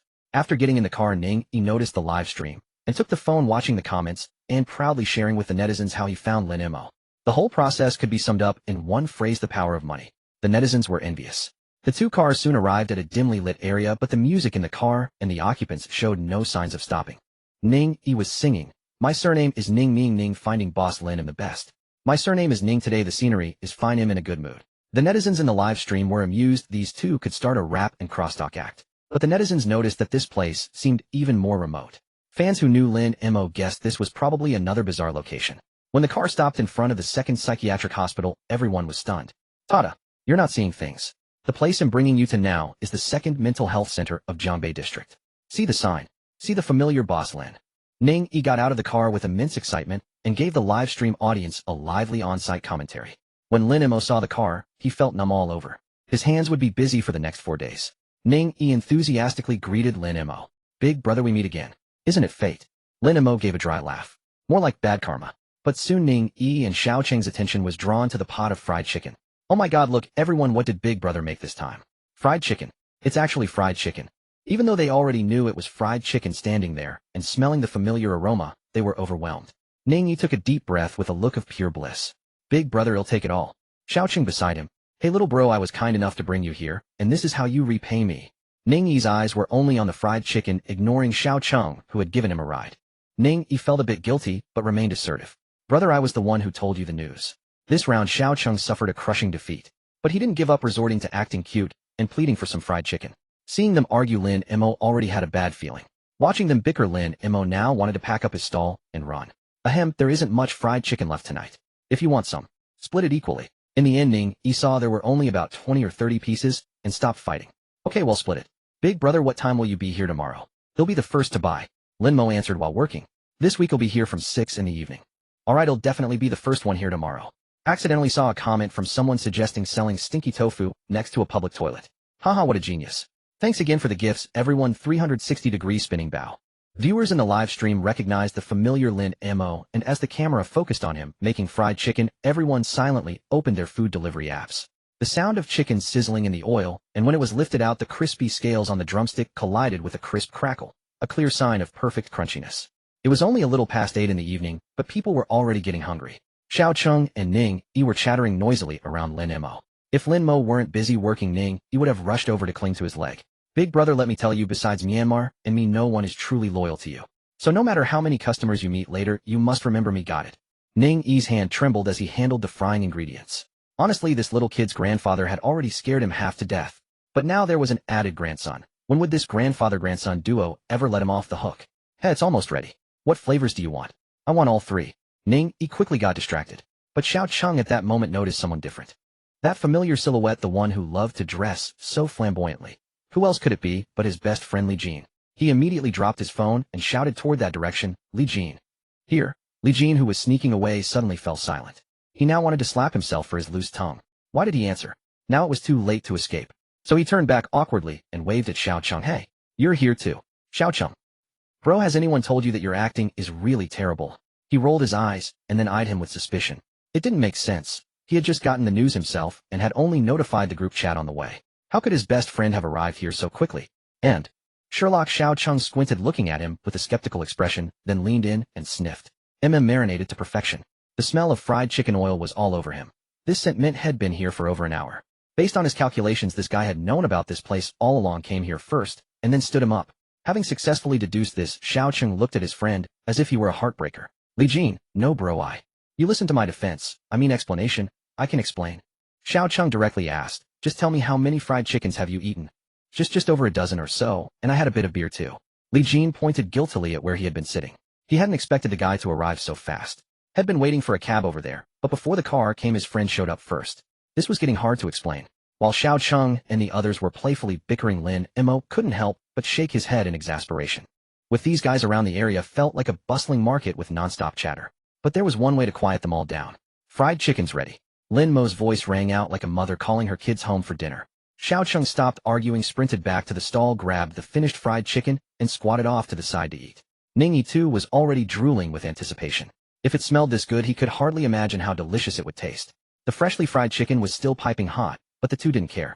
They gently bit into the crispy outer skin, and once a crack was opened, the steaming hot chicken meat came into view with glistening juices flowing out. Ning Yi blew on it a few times, and when it seemed cool enough, he couldn't wait to take a big bite. That single bite, skin and meat together, unleashed a rich layering of textures, flavors, and juices that exploded in his mouth. He was so blissful he nearly wanted to recite a few textbook passages to calm himself down. He regretted sharing the news. If he hadn't, he could have enjoyed it all alone. While Ning Yi was happily munching away, the driver who had been chasing them was on the verge of a breakdown. Out of nowhere, his car had a flat tire. Now there was no way to catch them. Fortunately, Ning Bo had gotten the address and rushed straight toward the mental hospital. He arrived in a frenzy, furious, and pulled off his shoe ready to hit someone, only to see his own kid holding a box gnawing on a chicken leg. Well, his father was worried sick, but this kid was here eating fried chicken. "You little brat, are you out of your mind? You scare me to death. In the middle of the night you say you're going to a mental hospital. I thought you were checking yourself in." Ning Bo opened his mouth to curse, but with his honest, simple face, his scolding lacked any real threat. Ning Yi was already used to it. He cheerfully waved at his dad, and seeing that the man was now right in front of him and looked ready to hit him, Ning Yi's survival instincts kicked in. He grabbed a piece of fried chicken and held it up to his father's mouth, asking in a somewhat sycophantic tone, "Dad, I know I was wrong, but do you want some fried chicken?" Ning Bo glared fiercely, opening his mouth to scold the little rascal, but unexpectedly his attention was completely captured by the golden, crispy, fried chicken right in front of him. All the anger accumulated during the journey vanished instantly, especially as the aroma kept wafting into his nostrils. Ning Bo, lacking any self-control, didn't hesitate and took a big bite. Fragrant. He then took the fried chicken from his son's hand and started eating it himself. As for what had said just moments ago, sorry, had forgotten. Xiao Cheng watched this father-appeasing skill smooth as silk. First lower your head, then admit your mistake, and finally tempt with food. Perfect. The atmosphere on site was very harmonious. Except that Lin Mo delivered some bad news. Everyone, the fried chicken is all gone. I'm closing up shop. The remaining pieces had already been packed up, leaving only 2 portions for the 2 of them to share. The people who were just eating fried chicken were stunned. They hadn't eaten that much, had they? How was it all gone? Lin Mo, stared at by several wolf-like gazes, remained calm and composed. Li Jin and Wang Xian were already full and satisfied. But because there was still an unsettled score, Xiao Cheng had forced them to stay. Seeing Lin Mo pack up, Li Jin also breathed a sigh of relief. Lin Mo cleaned up the area, threw everything into the trash, and was about to ride away on his 3-wheeled cart when he was stopped again. "Big brother say you'll come back tomorrow, right?" Lin Mo. For some reason he felt like he was being asked, "Will you still love me tomorrow?" by a capricious girlfriend. Realizing what he was thinking, Lin Mo shuddered, then nodded very seriously. "Yes, I'll be back. I never lie to kids." With that, Lin Mo twisted the throttle and zoomed off, afraid someone might ask him to make more fried chicken. After a whole night of work, his arms were truly sore. Lin Mo just wanted to go home and rest now. As for Wang Xian, he found Lin Mo but didn't notify the group, drawing heavy criticism and feeling deeply uneasy. Lin Mo was unaware of the childish squabbling that ensued, but the live stream viewers witnessed it all. No one expected such scheming in the hunt for Boss Lin. It was truly a sight to behold, all for fried chicken. Those who arrived later found nothing left, the spot completely empty. Boss Lin was nowhere to be seen. They could only return disappointed. Lin Mo got home at 10, still early, so he asked the butler to book a masseur. The butler hesitated. "Mr. Lin, would you prefer a female or male therapist?" Initially Lin Mo didn't catch the implication and replied, "Male, of course." He then heard a palpable sigh of relief on the other end. "Very well, I'll arrange it right away." It dawned on Lin Mo that the butler might have misunderstood. Checking the time, he realized it was indeed a rather suggestive hour, explaining the extra question. While waiting for the therapist, he took a shower, feeling grimy from the night's smoke and oil. He emerged fresh and clean, only to find the therapist had already arrived. He headed straight to the massage room in the villa. The facilities were surprisingly complete. Lin Mo hadn't expected a massage room here, probably intended for a future mistress of the house. There was even a sauna nearby for future relaxation.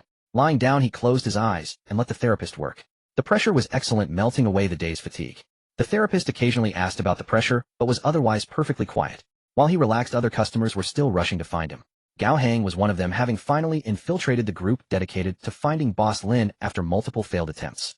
Upon learning that this Boss Lin was selling fried chicken at a mental hospital, he rushed over immediately. But by the time he arrived, he only saw a few people sitting around eating the stall long gone. He asked about the next stall time. Xiao Cheng glanced at him and said amiably, "Bro, boss Lin sets up at 8 p.m. tomorrow. Make sure you come early." "Alright, thanks man." Unaware of the deliberate misinformation, Gao Heng decided to return the next evening. Once he was out of sight, Xiao Cheng burst out laughing. Li Jin looked at him. "Didn't peg you for this kind of person." Xiao Cheng replied without a hint of guilt. "Are you dense? Mislead him, we get here, first we eat first. Besides, I only said 2 hours later. If he comes early enough, he'll still get the chicken." Xiao Cheng was simply reducing his competition. Wang Xian gave him a thumbs up. "Smart move, bro." Ning Yi, still lurking nearby, clicked his tongue at Xiao Cheng's words. "You're also two-faced, saying one thing and doing another. Not like me. I have a house in both Beijing and Shanghai." The group was stunned. "Could I suggest you don't say that in front of me? I get jealous easily." Wang Xian glared at him, baring his teeth. Ning Yi was unfazed. Now fully got up and left with his father. They agreed to come early to secure their spots. With nothing left to do, the others also headed home. The livestream viewers were enjoying the familiar vibe, friends chatting over drinks, the banter, the humor, the good looks, and especially the delicious food. Everyone loved being in this stream. After they left the entrance of the mental hospital, fell silent again. Before they started coming, Lin Mo used to stay longer, sometimes chatting with the security guard. Now that he left so early, the guard felt a bit out of sorts. He even muttered about how he wished they'd stay longer, as he enjoyed listening to their conversations. The next morning, the butler asked Lin Mo if he should buy the chicken legs. Lin Mo told him to go ahead while he went for his workout. The previous day's exercise and vending had been tiring, but the massage helped. He wasn't too sore this morning and continued his training. A healthy body is crucial. Once the butler returned with the supplies, Lin Mo began his preparations. He stayed home all day and only rode out near dusk. At the familiar spot, someone was already there waiting. Lin Mo saw Xiao Cheng's car, though the man himself wasn't visible yet. Lin Mo parked in his usual spot and started setting up. Xiao Cheng, who had been sleeping in his car, jolted awake the moment he saw Lin Mo arrive. "Boss Lin, you're early," he said, yawning as he walked over. Lin Mo noticed his dark circles and shook his head. "Young people sure know how to party. Yeah, you were up late last night." Xiao Cheng yawned again. "You bet. I was too excited to sleep, only dozed off in the morning. But I couldn't rest easy at home thinking about your chicken, so I just came here to wait." When Lin Mo learned he'd been there since 3 p.m., his eyelids twitched uncontrollably. "That's a bit much." It was a little extreme. Just then the security guard came out and saw Lin Mo heating up the oil. He chuckled. "This young man is clearly your most loyal customer. He's been here since early afternoon. I was wondering what he was up to." "Uncle, you've tasted his chicken too. It's unforgettable for anyone who has," Xiao Cheng said, defending himself with confidence. The guard didn't argue this time. "You're right. Even at my age, I love this fried chicken. My daughter bought me some elsewhere yesterday since she saw how much I liked it, but it doesn't even come close." There was no comparison. Having tasted the finest, everything else felt like slop. Lin Mo busied himself with work to hide his embarrassment at their praise. He used to consider himself quite outgoing, but now surrounded by these people, he wondered if he'd become socially anxious. There was no room for him to get a word in. "What can I get for you today?" Once the oil in the wok was hot, Lin Mo placed the chicken pieces in, asking about the two men's preferences. He nodded as they ordered the usual 3 items together. The security guard is always stuck to his 2 drumsticks. There was no particular reason for this. His allowance was only 20 yuan money he had painstakingly saved from his cigarette budget. Still, he mused it might be worth taking a piece of fried chicken home to his wife. Maybe that would earn him a bit more pocket money. Lin Mo confirmed their orders, then coated the marinated drumsticks one by one in batter, followed by a layer of flour. He shook off the excess before lowering them into the sizzling oil. Initially, there was no need to turn them frequently. Only after a while, once the coating had set, did he begin to flip them. He fried them until both sides turned a golden crisp, then scooped them out to rest. The oil was then reheated to a slightly higher temperature, and the chicken was returned for a second fry. The fragrant, piping hot fried chicken was finally done. The 2 men who had been chatting idly fell silent, their eyes fixed on the wok. Each plump piece seemed to beckon to them, silently calling out, "Come eat me, come eat me." They couldn't help but swallow hard. It was utterly tantalizing. Even ordinary fried chicken tasted this divine. Though the method was the same as elsewhere, the flavor was incomparable. It was simply miraculous. Xiao Cheng suddenly looked at Lin Mo's hands.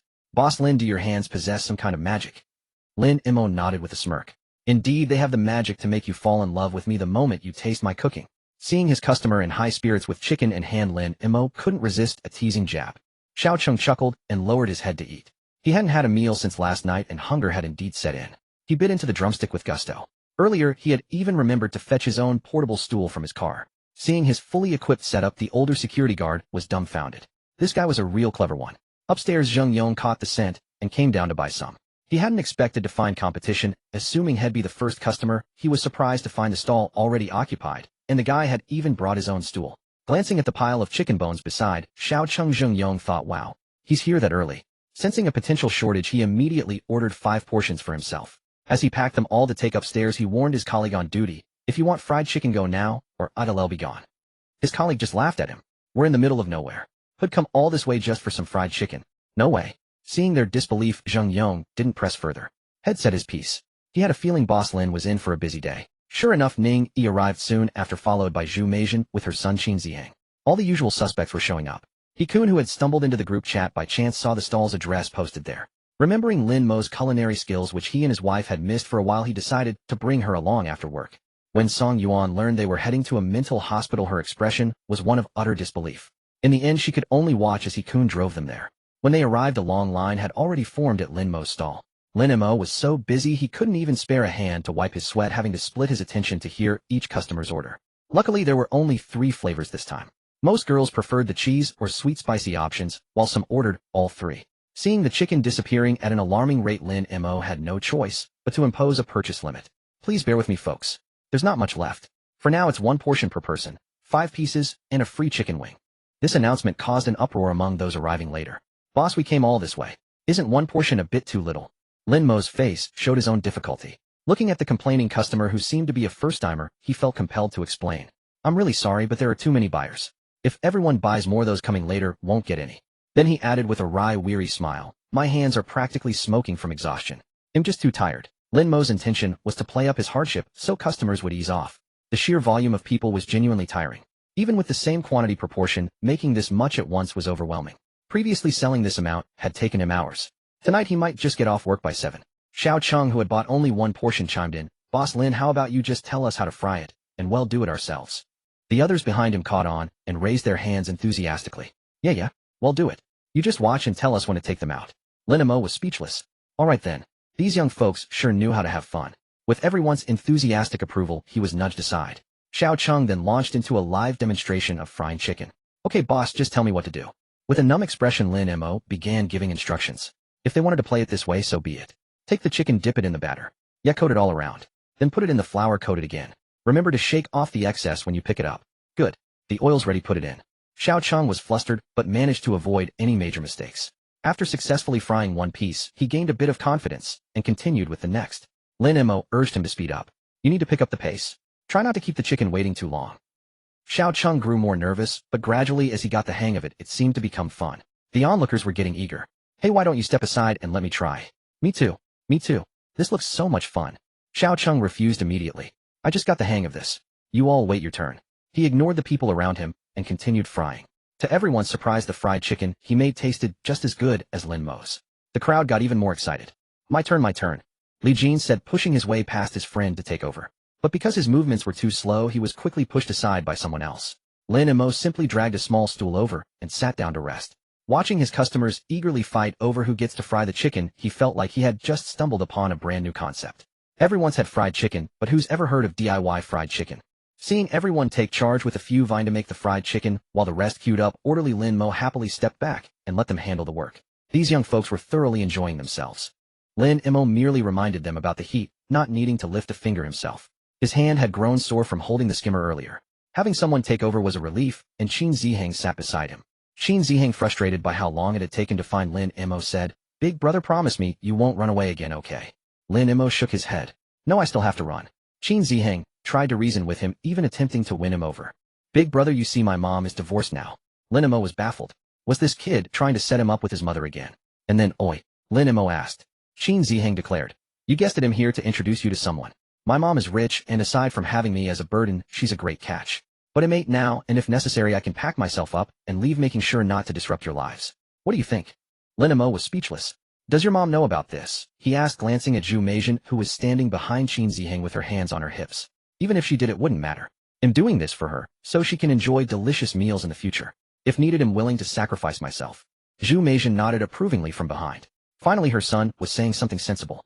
"How what a filial son," Lin Mo said with a dry laugh. "I know, I think him quite dutiful too. So brother, do you agree to be my brother?" Lin Mo was at a loss for words. "Kid, your mom is right behind you," he said before making a run for it. At the fried chicken stall, Xiao Cheng had taken over as the technical advisor, guiding the others. With games and food, many had come by taxi carrying beer. When Xiao Cheng got tired, he fetched a case of beer from his car and started drinking right in front of Lin Mo's stall. Those around who wanted some had to buy it from him. Giving it away for free was out of the question, as Xiao Cheng was notoriously stingy. The place which was supposed to be a mental hospital had been turned into a night market by this raucous group. Even the security guard came out several times yelling at them not to disturb the patients inside. Zheng Yong then hurried downstairs with his colleagues. Seeing a group of people in white coats emerge from the mental hospital, everyone had mixed reactions. Xiao Cheng, who was watching the live stream comments, saw the doctors appear on the screen. He instinctively grabbed his tripod and ran. Oh no, the doctors are coming to take us away. The live stream audience found his cowardice hilarious, flooding the comments with laughter. Lin Mo noticed the commotion, thinking they were being too noisy. He was about to intervene when he saw Zheng Yong approaching him. Before Lin Mo could react, Zheng Yong grabbed his hand, a look of despair on his face. Boss Lin, could I discuss something with you? Seeing that Zheng Yong didn't seem to be picking a fight, Lin Mo relaxed and gave a faint smile. Dr. Zheng, don't be so formal. If there's anything you need, just say the word. Well, Boss Lin, ever since our patients had your fried chicken last time, they've been demanding it constantly. Some have even resorted to self-harm to get it. We were wondering if we could arrange a special channel to get the chicken to them first. Lin Mo was taken aback. He had imagined many possibilities, but not this. For the patients. He looked at the fried chicken in the basin, there wasn't much left. And there were still so many people waiting. Zheng Yong's arrival had drawn attention, and the crowd had quieted down, waiting to hear what he had to say. When they heard his request to prioritize the patients, they were not happy. That's not fair. We've been waiting in line for ages. We can't just leave empty-handed. Yeah, we put up with the purchase limit, but what's this? If you give it all to the patients, what are we supposed to eat? Give it up. I'm a patient too. You should all give yours to me. A man suddenly rushed out from the crowd looking crazed. The people around him were startled and quickly moved aside. Some of the more timid girls screamed. Lin Mo's expression darkened. He had set up his stall here, but Zheng Yong had seen how many people had come today. Asking him to give the food to the patients was unreasonable. Zheng Yong knew he was being difficult, but he was at his wits' end with the patients at the hospital. Lin Mo stepped forward and said firmly, Dr. Zheng, it's not that I can't understand, but we're running low on fried chicken for today. These customers have come from far away. I really can't do anything about it. I'm sorry, but there's just no way today. Lin Mo ultimately refused. Since he was bound to offend someone, either way he decided to stick to the original plan. As for the patients, he could only apologize. Seeing Zheng Yong about to speak again, Lin Mo added, besides, if the patients are agitated or something, they should see a doctor, not a street vendor.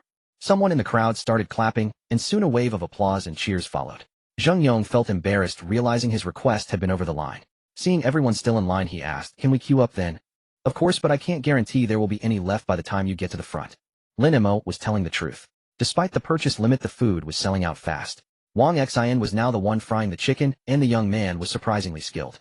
He asked for their preferred flavors and went about it with impressive proficiency, which surprised Lin Mo. Hearing the commotion, Wang Xian shouted, there's not much left. Maybe another 10 servings or so. Cherish this while you can. Someone joked, hey young man, wipe your drool. Don't add any extra seasoning for us. Wang Xian looked embarrassed and quickly put on a mask. There's no need to worry now. The people around him laughed good-naturedly, and some young women even tried their hand at frying. Wang Xian, an innocent young man, immediately blushed at a loss for where to put his hands and feet, stammering for a long time.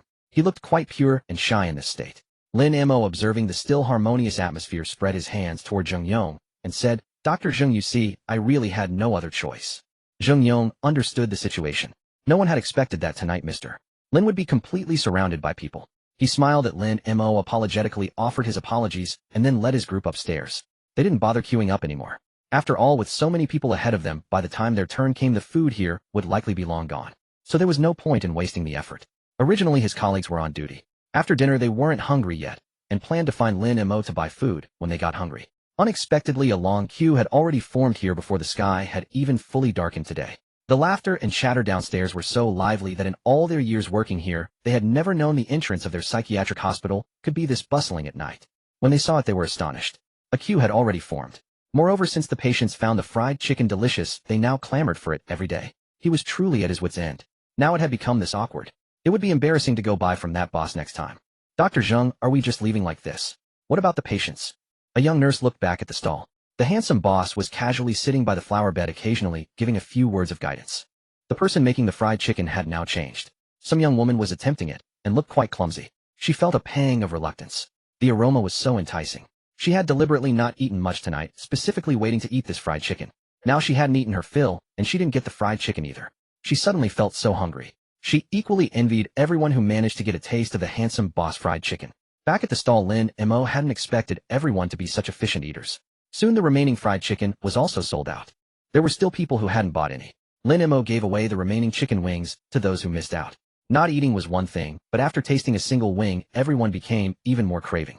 Before they were just hungry, now having tasted it only to have it disappear, their hearts felt like they were being scratched, restless and tormented. Boss, can you make more tomorrow? This request was met with widespread agreement. Exactly. If you get tired, I can help you fry. You can just rest over there. That's right. Make more, we'll help you sell. Make as much as you can, and we'll take care of it all. Lin Mo was speechless. This was the first time he had seen customers begging him to set up his stall, and even offering to do the work themselves. He felt a bit like a tool. All right, I'll see how it goes tomorrow, Lin Mo said with feigned reluctance, but inwardly, he felt quite pleased with all the praise. Well, the customers were so nice. He supposed he could reluctantly spoil his customers.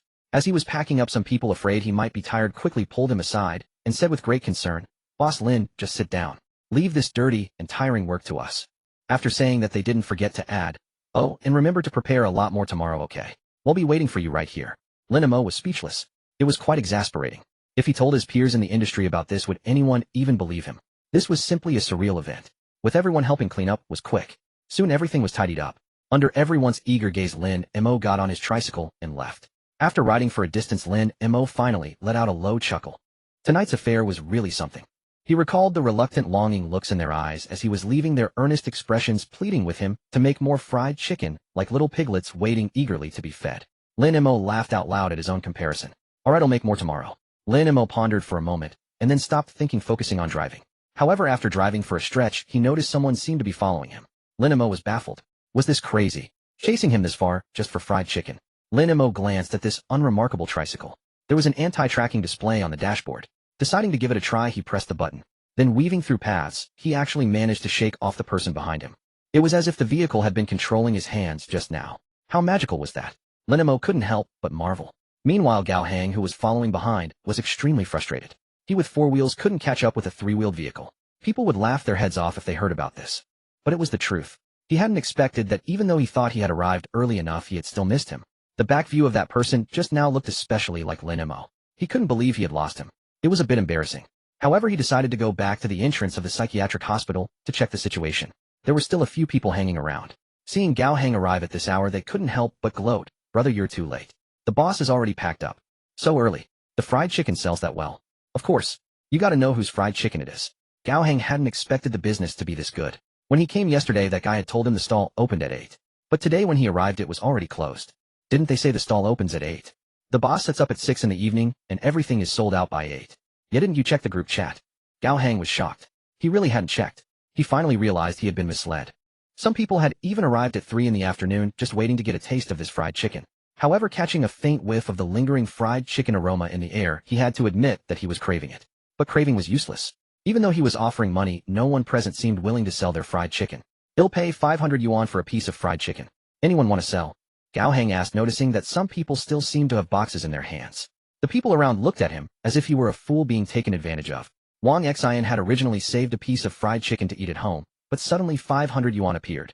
That 500 was more than the cost of everything he had eaten before. On one side was the fried chicken, on the other was 500 yuan. In the end, Wang Xian gritted his teeth and decided to go for the 500. This way, wouldn't the fried chicken he had already eaten be free? With that thought, Wang Xian immediately raised his box of fried chicken. He'll trade with you. Saying this, he carefully walked over with his box. Under Gao Hang's expectant gaze, he opened the box, revealing a single piece of fried chicken inside. It was the piece Wang Xian had refried in the pot right before Lin Mo left, so it was still warm. Gao Hang was disdainful, but the aroma was undeniably enticing. Having made so many trips without finding the mysterious boss Lin, he had developed a persistent obsession.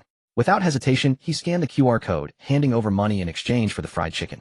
Gao Hang finally got his fried chicken and ate it right there without ceremony. He was instantly captivated by the crispy, fragrant delight in his mouth. His expression turned blissful. Damn, this fried chicken was something special. Earlier, he had thought himself a fool for spending 500 on fried chicken, vowing to confront someone if it wasn't tasty. But after one bite, he was willing to be that fool. In a few mouthfuls, the drumstick was gone, leaving the savory, delicious flavor of the chicken lingering, an unforgettable aftertaste. He even ate the cartilage on the bone, and after finishing, he couldn't resist sucking on the bone for the last bit of flavor. So good, him coming early tomorrow too. The crowd was speechless. Honestly, this guy arriving in a sports car and spending 500 on a piece of fried chicken gave everyone the impression of a rich man's foolish son. Especially that final suck, which was quite a sight. However, Gao Hang never cared much about such things. Seeing no more being sold, he left with some regret. He kept savoring the memory while driving back. Damn, isn't this just like regular fried chicken? Why is it so delicious? After muttering to himself, he decided to get more fried chicken tonight. But the fried chicken he had later from other places left him disappointed. What was this stuff? It wasn't even as good as the fried chicken from street stalls. Despite the shop being so large, the fried chicken they made was terrible. Gao Hang immediately went to the owner and bluntly said his fried chicken was bad. It was peak business hours and the owner was displeased when this guy came straight at him saying the fried chicken was bad. Dude, are you a competitor trying to cause trouble? Gao Hang was bewildered. He was just a customer who found the fried chicken bad and mentioned it. How did that make him a rival? His bewildered expression convinced the owner he was a rival. He Hui Wang was immediately annoyed. Bro, we're all in business. Business is about harmony and prosperity. Isn't this a bit unethical of you? Being scolded inexplicably, Gao Hang, who initially wanted to talk things through, was now offended. Combined with his naturally bad temper, he wasn't about to be scolded like a child. He slammed the table and stood up. What the hell are you talking about? I'm just a customer. I ate your fried chicken, and it's just not good. So what? What can a person eat? Yours isn't even as good as the street stalls. Garbage. He Hui Wang was also getting angry. Isn't fried chicken just like this? Saying it's bad is one thing, but comparing it unfavorably was too much. He was itching to roll up his sleeves and fight Gao Hang. Some people had already pulled out their phones to record videos. Gao Hang continued to curse. It's just bad. It's way worse than what I get from the stalls. This isn't even fit for human consumption. With Gao Hang's words hanging in the air, many young people in the shop were holding fried chicken, and some had it on their tables. Now they all looked at the chicken before them, unsure whether to eat it or not. After all, he had just said it wasn't fit for human consumption, right? So should they eat it or not? He Hui Wang was now convinced Gao Hang was there to cause trouble. His face flushed red with anger. He put his hands on his hips and cursed. You're the one talking nonsense. Comparing my shop's chicken to street stall stuff. Is there even a comparison? That stuff is the real garbage. My oil is clean. How is it not good? I think you're just looking for trouble. Wow. Gao Hang was truly furious, his chest heaving. He wished he could pull out the fried chicken he bought from the stall and smash it in the owner's face. Seeing the owner's defiant expression and the eyes of those around him, he said, Fine, you don't believe me. If I bring out fried chicken better than yours, what will you say? Then he'll apologize to you, all right? He Hui Wang retorted, his neck stiff. All right, tomorrow night. You wait. Tomorrow night, I'll bring the drumsticks. Everyone here can be a witness. When I bring them tomorrow, you can all taste and compare. With that, Gao Hang left, abandoning his fried chicken and walking straight out the door. Everyone around was bewildered. This guy seemed to be causing trouble, but the way he acted suggested there really was better fried chicken out there. Some people eating their chicken and drinking beer laughed. Will everyone come by tomorrow to watch the show? I'm curious to see if there's really fried chicken that good. He Hui Wang's expression was grim, but he still tried to keep the mood light for his customers, sending a small drink to each table and asking them not to dwell on what had just happened. He Hui Wang simply didn't believe Gao Hang could find better fried chicken than his. He thought the guy was just there to cause trouble, but he couldn't do much about it. Business had to go on, so he offered the patrons some drinks to help them forget the unpleasantness. Then someone posted the video from earlier on Douyin. People love a good spectacle. Even though the person's face wasn't shown, everyone was curious, was this guy deliberately causing trouble? Was there really fried chicken better than the shops? Some even commented, saving a spot, tag me if there's an update. Many were curious about what would happen next. Seeing the response, the video's creator Pure Little Fire Chicken said they would come back tomorrow night to see if there was any follow-up. Then they went home happily. However, the video was later seen by many more people, some of whom had actually eaten Lin Mo's fried chicken before. Someone shared the video in a group chat. As a result, the comment section of Pure Little Fire Chicken's video was flooded with comments like, I've eaten it. I can confirm there's a really delicious fried chicken. Just had it, it's absolutely delicious.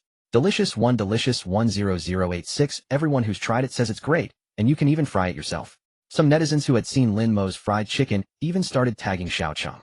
This video was getting popular. The sudden appearance of such similar comments made people suspect they were paid shills hired by Gao Hang, the troublemaker. The two sides started arguing fiercely, which angered the customers who had eaten Lin Mo's fried chicken so much that they wished they could bring Lin Mo back to make it on the spot, then smash it in the doubters' faces so they could taste for themselves how good it really was. Upon returning home, Pure-Hearted Little Fire Chicken was startled to see his video had garnered 100,000 likes and tens of thousands of comments, nearly believing his home had been broken into. What on earth was going on? Because the video had gone viral, more and more netizens flocked to his page, all waiting for updates. This piqued Pure-Hearted Little Fire Chicken's curiosity. Was the fried chicken really that delicious? He didn't believe it. He wanted to try it himself. He decided to go to the shop early the next day to see what the fuss was about. Meanwhile, Lin Mo was unaware that his good brother had inadvertently caused him trouble. When he got home, Steward Yang hadn't finished work yet, so he went to check on him. Then he asked Lin Mo, Mr. Lin, would you like me to call a masseur for you tonight? Lin Mo was speechless. He hadn't expected Steward Yang to remember that. Although he was tired tonight, it wasn't as exhausting as before since they had done most of the frying themselves later on. However, anticipating the larger batch of fried chicken needed for tomorrow, Lin Mo nodded and asked Steward Yang to arrange for the masseur again. He also informed Steward Yang of the required quantity for the next day. Upon hearing the amount, Steward Yang was somewhat astonished. Do you need some help then? Could you get 2 chefs to assist? The preparation is quite tedious. When the quantity was small, Lin Mo could manage alone, but now that it had increased, he had no choice but to seek help, or he would exhaust himself. Luckily, he only had 3 more nights, and then he would be free. Alas, life is tough, a little Mo sighed. As usual, Lin Mo took a shower and then had a massage. The technique was so soothing that he felt drowsy and fell into a deep sleep until dawn. Since he didn't have to buy the ingredients himself, his morning was leisurely. He went for some exercise first, then had breakfast. After Steward Yang returned, Lin Mo began preparing the chicken with the chefs. The chefs were experienced, so Lin Mo just explained his requirements and the steps. It wasn't difficult. Lin Mo personally handled the marinating and seasoning, while the other preparation tasks were delegated to the 2 chefs. Enjoying the ease, Lin Mo headed straight to the gaming room to play. Although he only spent a few hours at his stall each day, he felt his life had become rather monotonous. Lin Mo felt this wasn't right. He needed to cultivate other hobbies. He hadn't figured out what yet, so he just played games for now. He'd decide when the time came. Lin Mo woke up at 3 in the afternoon. Thinking he had some spare time, he decided to make some fried chicken for Steward Yang and the cleaning ladies who helped around the house. Despite being only in his 40s, Steward Yang waved his hands repeatedly upon hearing Lin Mo would make fried chicken for them. Mr. Lin too old for this kind of food. Even though they thought Lin Mo's fried chicken must be delicious, they still adhered to their professional ethics. Of course, this was also related to his past work experience. Lin Mo wasn't bothered by it. He waved his hand dismissively and still made a plate of fried chicken, placing it on a serving dish. The freshly fried chicken was incomparable to the mere marinated pieces. The aroma of the fried chicken filled the entire house, and they finally understood why Mr. Lin was so tired every time he came back from his stall. With fried chicken this good, only a fool wouldn't eat it. You all go ahead and eat. I'm heading out to the stall now, Lin Mo said before driving away. After Lin Mo left, Steward Yang went through an intense internal struggle. To eat. Or to eat. Might as well eat right. It smelled too good. Even the cleaning ladies who were tidying up started gravitating towards the kitchen. Seeing Steward Yang standing there in a daze, they curiously asked, Steward Yang, why are you just standing there? What did you make? It smells wonderful. Steward Yang finally couldn't resist the allure of the fried chicken and cleared his throat. Mr. Lin made this fried chicken. You should all try some. Having said that, he was the first to grab a plastic glove, put it on, and take a piece of chicken to eat. Instantly, he felt his whole being tingle with delight. It was incredibly delicious. This fried chicken had nothing extra added. It retained its original crispiness and tenderness. Not to mention the chicken itself was personally selected by Steward Yang. He knew exactly how fresh it was. That drumstick must have come from a lively chicken that enjoyed exercising before it was prepared. The meat was firm and tender, not dry at all, bursting with umami and a hint of savory seasoning. Damn, Steward Yang was going crazy. His employer was a hidden master chef. He regretted not discovering this sooner, having thought Mr. Lin was just playing around, not expecting him to go all in. So delicious. Seeing Steward Yang in such an ecstatic state, the cleaning ladies hesitated to try it. Go on, eat. Don't be shy. The 4 ladies washed their hands, put on gloves, and tentatively took a bite. That was it. There was no turning back. Meanwhile, Steward Yang was already on his 3rd piece. The ladies didn't hold back anymore. Soon old Chun, who tended the garden, and old Lu, who looked after the fish, also arrived. Everyone came, and a plate of fried chicken was devoured in no time. Everyone still craved more. They felt they had made the right choice working here. They now had a true appreciation for Lin Mo's culinary skills. Meanwhile, Lin Mo was stopped on his way. No, to be precise, he was being set up in a staged accident. He was riding his bike, humming a tune, feeling quite cheerful. But as he approached a corner, an old man seemed to intentionally collapse right onto the ground in front of him. Lin Mo was dumbfounded. He hadn't even touched the man. How could he have fallen so smoothly? Nevertheless, since the man had fainted right beside his vehicle, Lin Mo had no choice but to turn on his hazard lights, get off, and check on the old man. Luckily, upon inspection, there were no visible external injuries. But given his age, any fall could warrant a hospital visit. Lin Mo checked the time. He had left earlier today, so he decided to call an ambulance. A crowd began to gather around them, eager to watch the commotion. Someone even shouted, "Oh dear, did this young man's tricycle hit someone?" Ignoring the onlookers, Lin Mo made the call. As the ambulance was on its way, he looked at the old man, who appeared to be around 60 years old. Lin Mo helped the man to the side. Just then the old man regained consciousness and asked for water. A passing young woman silently offered an unopened bottle of water. Lin Mo thanked her and gave it to the old man. After drinking, the old man's complexion improved noticeably. Lin Mo asked with concern, "Sir, are you all right? I've called an ambulance. They'll take you to the hospital for a checkup." Unexpectedly, the old man waved his hand, declining Lin Mo's kind offer. So does love just fade away? Fewer reminders and gifts mean less motivation for the author to add extra I just left home without any money and haven't eaten yet. I walked too far and thought I'd just head back on foot. I'm old and useless now. The old man was simply hungry, and with a touch of heat stroke and low blood sugar, he had caught a whiff of a savory aroma from somewhere before collapsing. He was simply famished now, and after drinking some water, he craved food. Lin Mo was utterly dumbfounded. He genuinely suspected the old man was trying to pull a scam, but seeing his condition, he couldn't just abandon him. So he said, I was just about to set up my stall. Let me fry you a few chicken legs. Can you eat them? Yes, I can. Old Master Jiang no longer cared about such trivialities as junk food. Anything edible, anything with meat would do. He felt like he could eat a whole cow. Seeing that the old man could eat, Lin Mo found him a stool to sit on, parked his cart to the side, and promptly made 5 fried chicken legs. The crowd that had gathered to watch the commotion hadn't expected this twist. Seeing the old man was fine, Lin Mo called off the ambulance. Everyone was about to leave, but when they saw Lin Mo making fried chicken, some lingered to watch. But as they watched, why did the aroma keep getting more enticing? Everyone couldn't help but swallow their saliva. How could it smell so good? Someone craned their neck to see how Lin Mo did it, and despite the simple method, the fragrance seemed to waft into their noses relentlessly. In a few minutes, the fried chicken was ready. When Lin Mo handed it to Old Master Jiang, he thoughtfully provided a pair of gloves. The old man wanted to eat immediately, but Lin Mo insisted he let it cool down first. The onlookers stared intently at the fried chicken in the old man's hands. It seemed different from fried chicken elsewhere. This fried chicken leg looked incredibly crispy and tender. It was under such gazes that Old Master Jiang took a bite and instantly felt like he could cry. It was as if he had returned to an era of scarcity, and having a piece of tender, juicy chicken brought a happiness he felt was the greatest joy of his life. Having been hungry for so long, his stomach burning like fire, this fried chicken was perfectly crispy, fragrant, and tender. It was incredible. This young man was talented. As he gnawed on it, the people around him swallowed their saliva faster and faster. This stuff was really delicious.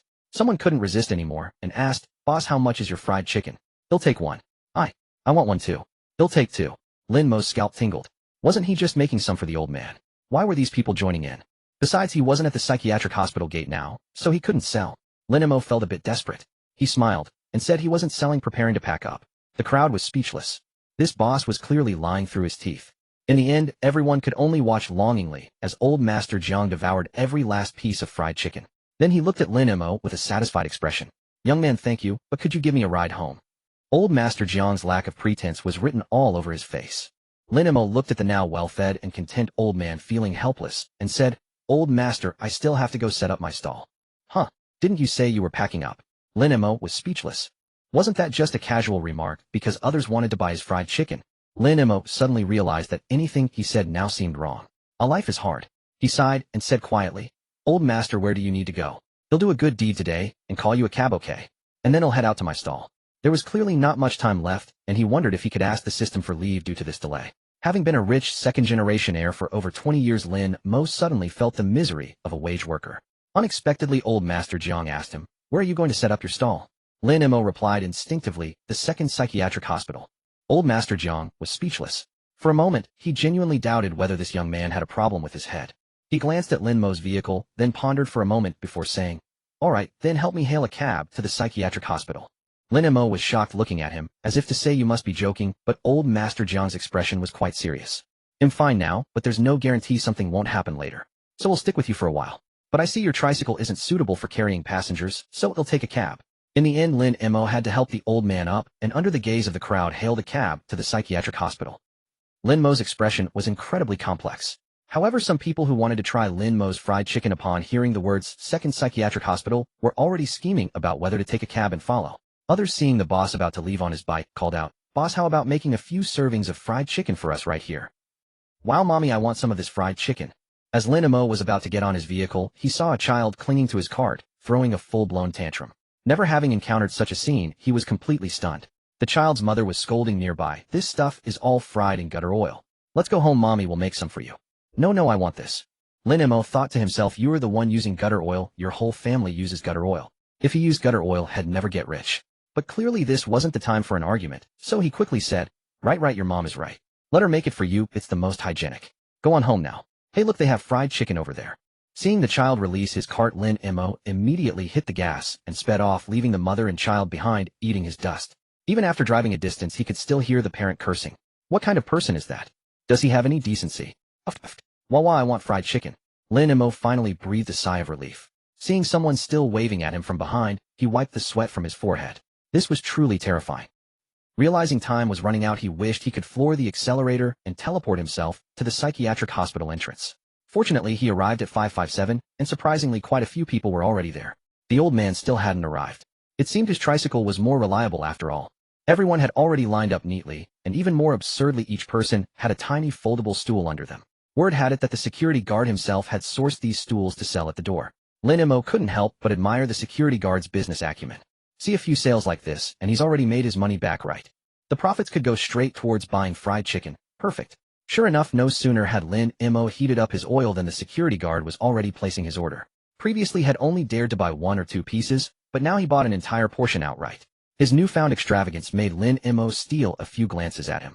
Indeed, a man spending money was at his most handsome. The security guard's face practically screamed I'm loaded. Since the crowd wasn't too large yet, Lin Mo thought he could temporarily lift the purchase limit.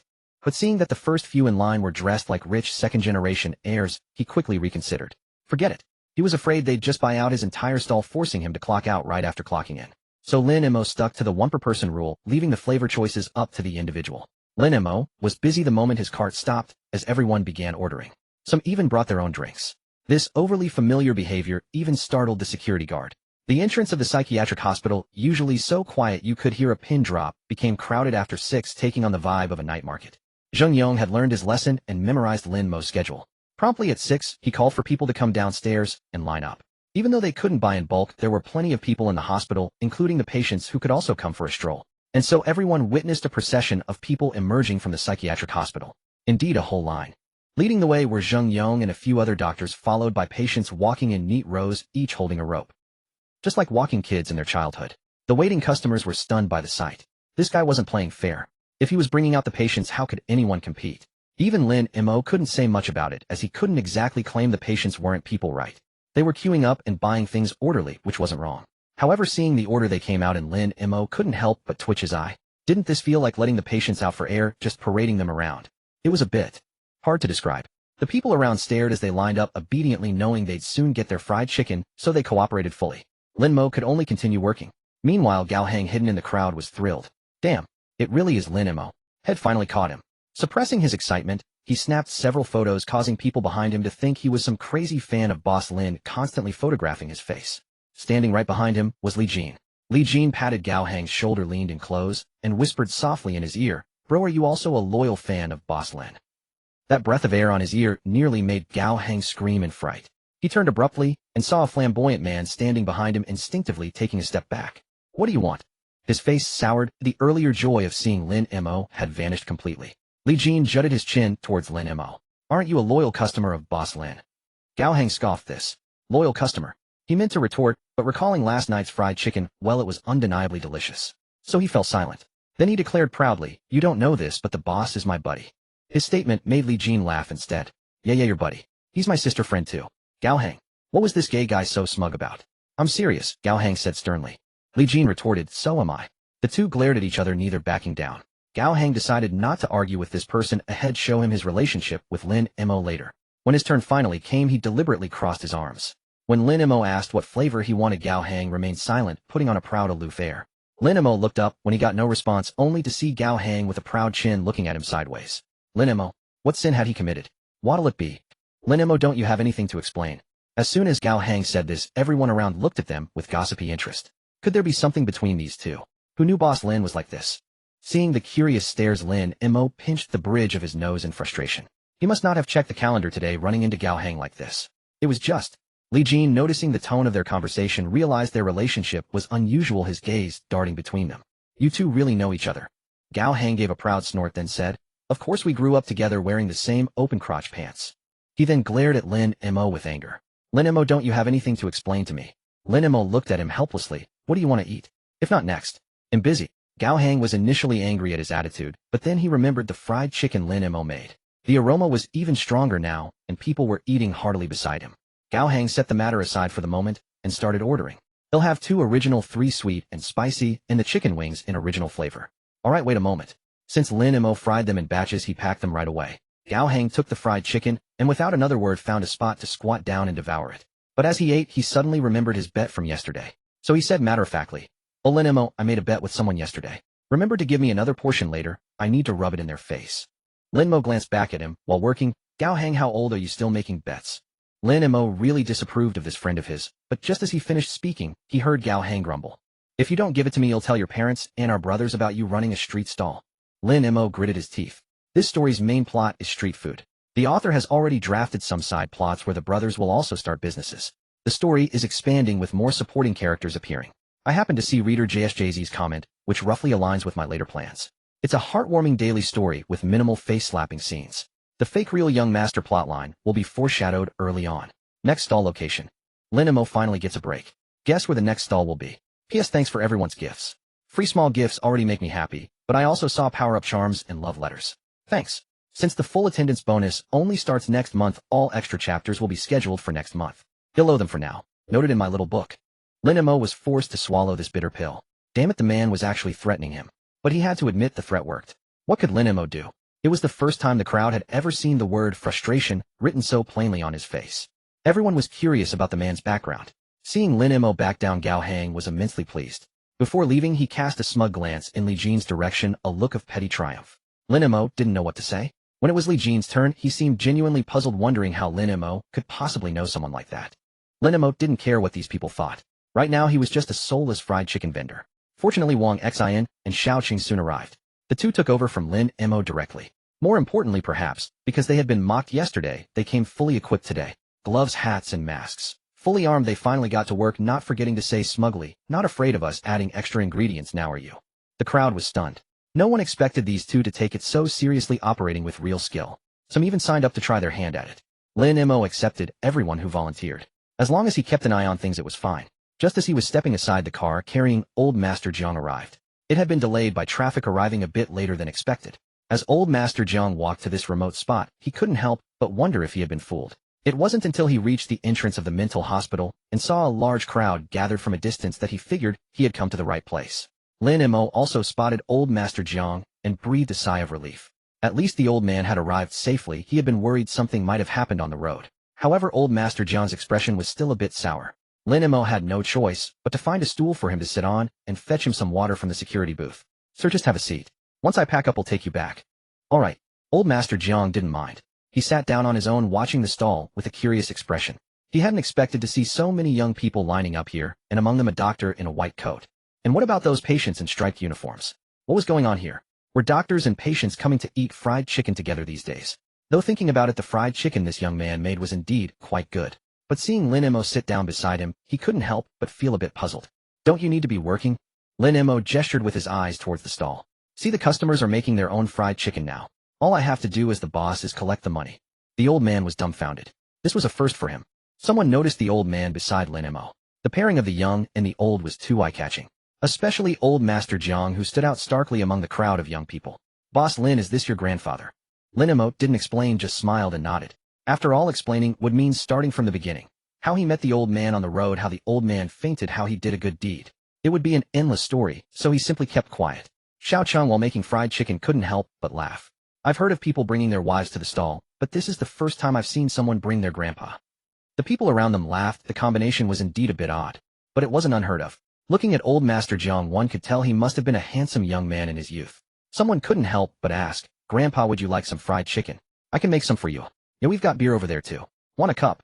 Old Master Jiang had been a leader for most of his life, and people used to be afraid of him.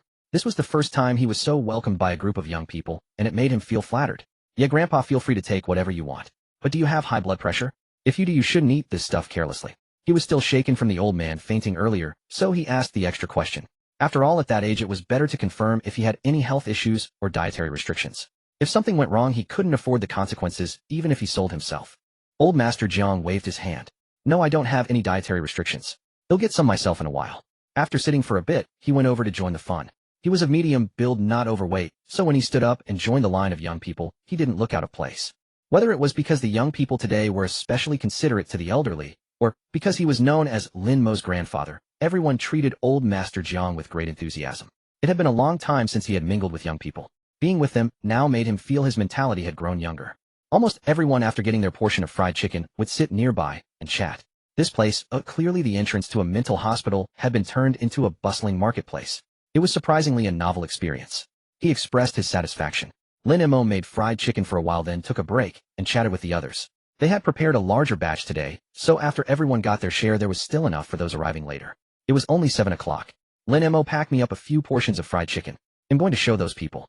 Through Gao Hang's big mouth, everyone learned that he was the one who had made the bet yesterday. Some people thought Gao Hang was being childish. Who makes a bet over something like that? But young people always have spirit. Yesterday, many had stepped up to say Lin Mo's fried chicken was delicious, but the commoners thought they were paid shills hired by Gao Hang. It had infuriated them. Now many were saying they would go with Gao Hang to rub it in their faces. Lin Mo had no choice but to prepare extra fried chicken for Gao Hang to take. Before he left, Lin Mo couldn't resist issuing a veiled threat. "You've taken my fried chicken, so you can't betray me now." Gao Hang nodded, agreeing readily. Alright, I definitely won't betray you." With that, he left cheerfully. He had just had a portion himself, and this freshly made batch tasted even better than what he had yesterday. He was sure that after tasting Lin Mo's fried chicken, those people would be left wanting more. Gao Hang thought confidently. Quite a few people followed him, leaving the scene considerably emptier. Those who remained were waiting for the live stream. What's going on? Why did that group just leave? Old Master Jiang nudged Li Jin's arm and asked in a low voice. Li Jin glanced at the old man, then explained, "This man made a bet with someone last night saying that Boss Lin's fried chicken here is delicious. The owner of the other fried chicken shop wasn't happy about it, so now he's going over to challenge him." Old Master Jiang also put on a look of great curiosity. "Then why don't you all go along to watch?" Old Master Jiang also wanted to join in the excitement. It had been a long time since had experienced such a lively scene. To his surprise, Li Jin waved his hand, pulled out his phone, and directly opened a live stream before saying, "No need, someone will be streaming it. We can watch from here." Old Master Jiang nodded, planning to watch along with everyone else. This was a novel experience, watching through a young person's live stream as the other party got humiliated. Lin Mo was already accustomed to everyone's childish behavior and planned to watch later to see just what kind of tricks this Gao Hang would pull. Surrounded by the crowd, Gao Hang strutted into the fried chicken shop with an arrogant swagger. The owner was already waiting, and quite a few customers from last night were also there lingering around. At exactly 7:30, Gao Hang finally arrived. Pure Heart Little Fire Chicken had already set up his live stream. Everyone was discussing whether Gao Hang would chicken out and not show up, but when they saw him arrive, he immediately became excited. He took out the tripod he had bought at great expense and pointed it directly at Gao Hang. He's here, he's coming with the fried chicken." As Gao Hang walked in, he first looked around, and seeing the crowd, he raised the bag in his hand. "Boss, I'm here. Bring out your fried chicken too." Only then did everyone notice that at some point a group of people had followed Gao Hang in. They all looked fierce and menacing, seeming quite formidable. Seeing this, Hui Huang's heart skipped a beat. He wondered if he had run into some kind of underworld figures. Had they come specifically to pick a fight? That couldn't be necessary, could it? He suddenly felt a bit scared, but since they were already here, he couldn't back down. So he stepped forward and said to Gao Hang, "You brought the fried chicken. Alright, I'll go prepare some too." With that, he instructed his staff to make a few servings of fried chicken. Gao Hang nodded with an air of aloofness. He knew the stream was live, and he had to maintain his cool persona. Everyone watched as Gao Hang sat there expressionless, and no one in the room dared to make a sound. Fortunately, this strange atmosphere didn't last long. Soon Hui Huang brought out the prepared fried chicken. Then watching Gao Hang open the box, he couldn't help but ask, "Don't you need to refry your chicken?" After all, the taste of softened fried chicken is far inferior. Gao Hang said proudly, "No need. Even soft fried chicken tastes better than yours." Hui Huang's face darkened. Who does this guy think he's underestimating? He stopped being polite and placed the 2 servings of fried chicken side by side. But when Gao Hang's box was opened, the aroma that rushed out gave Hui Huang a sinking feeling. Could he really be facing a true challenger? He was beginning to regret his earlier stubbornness. Admitting someone else's food is good isn't actually that hard.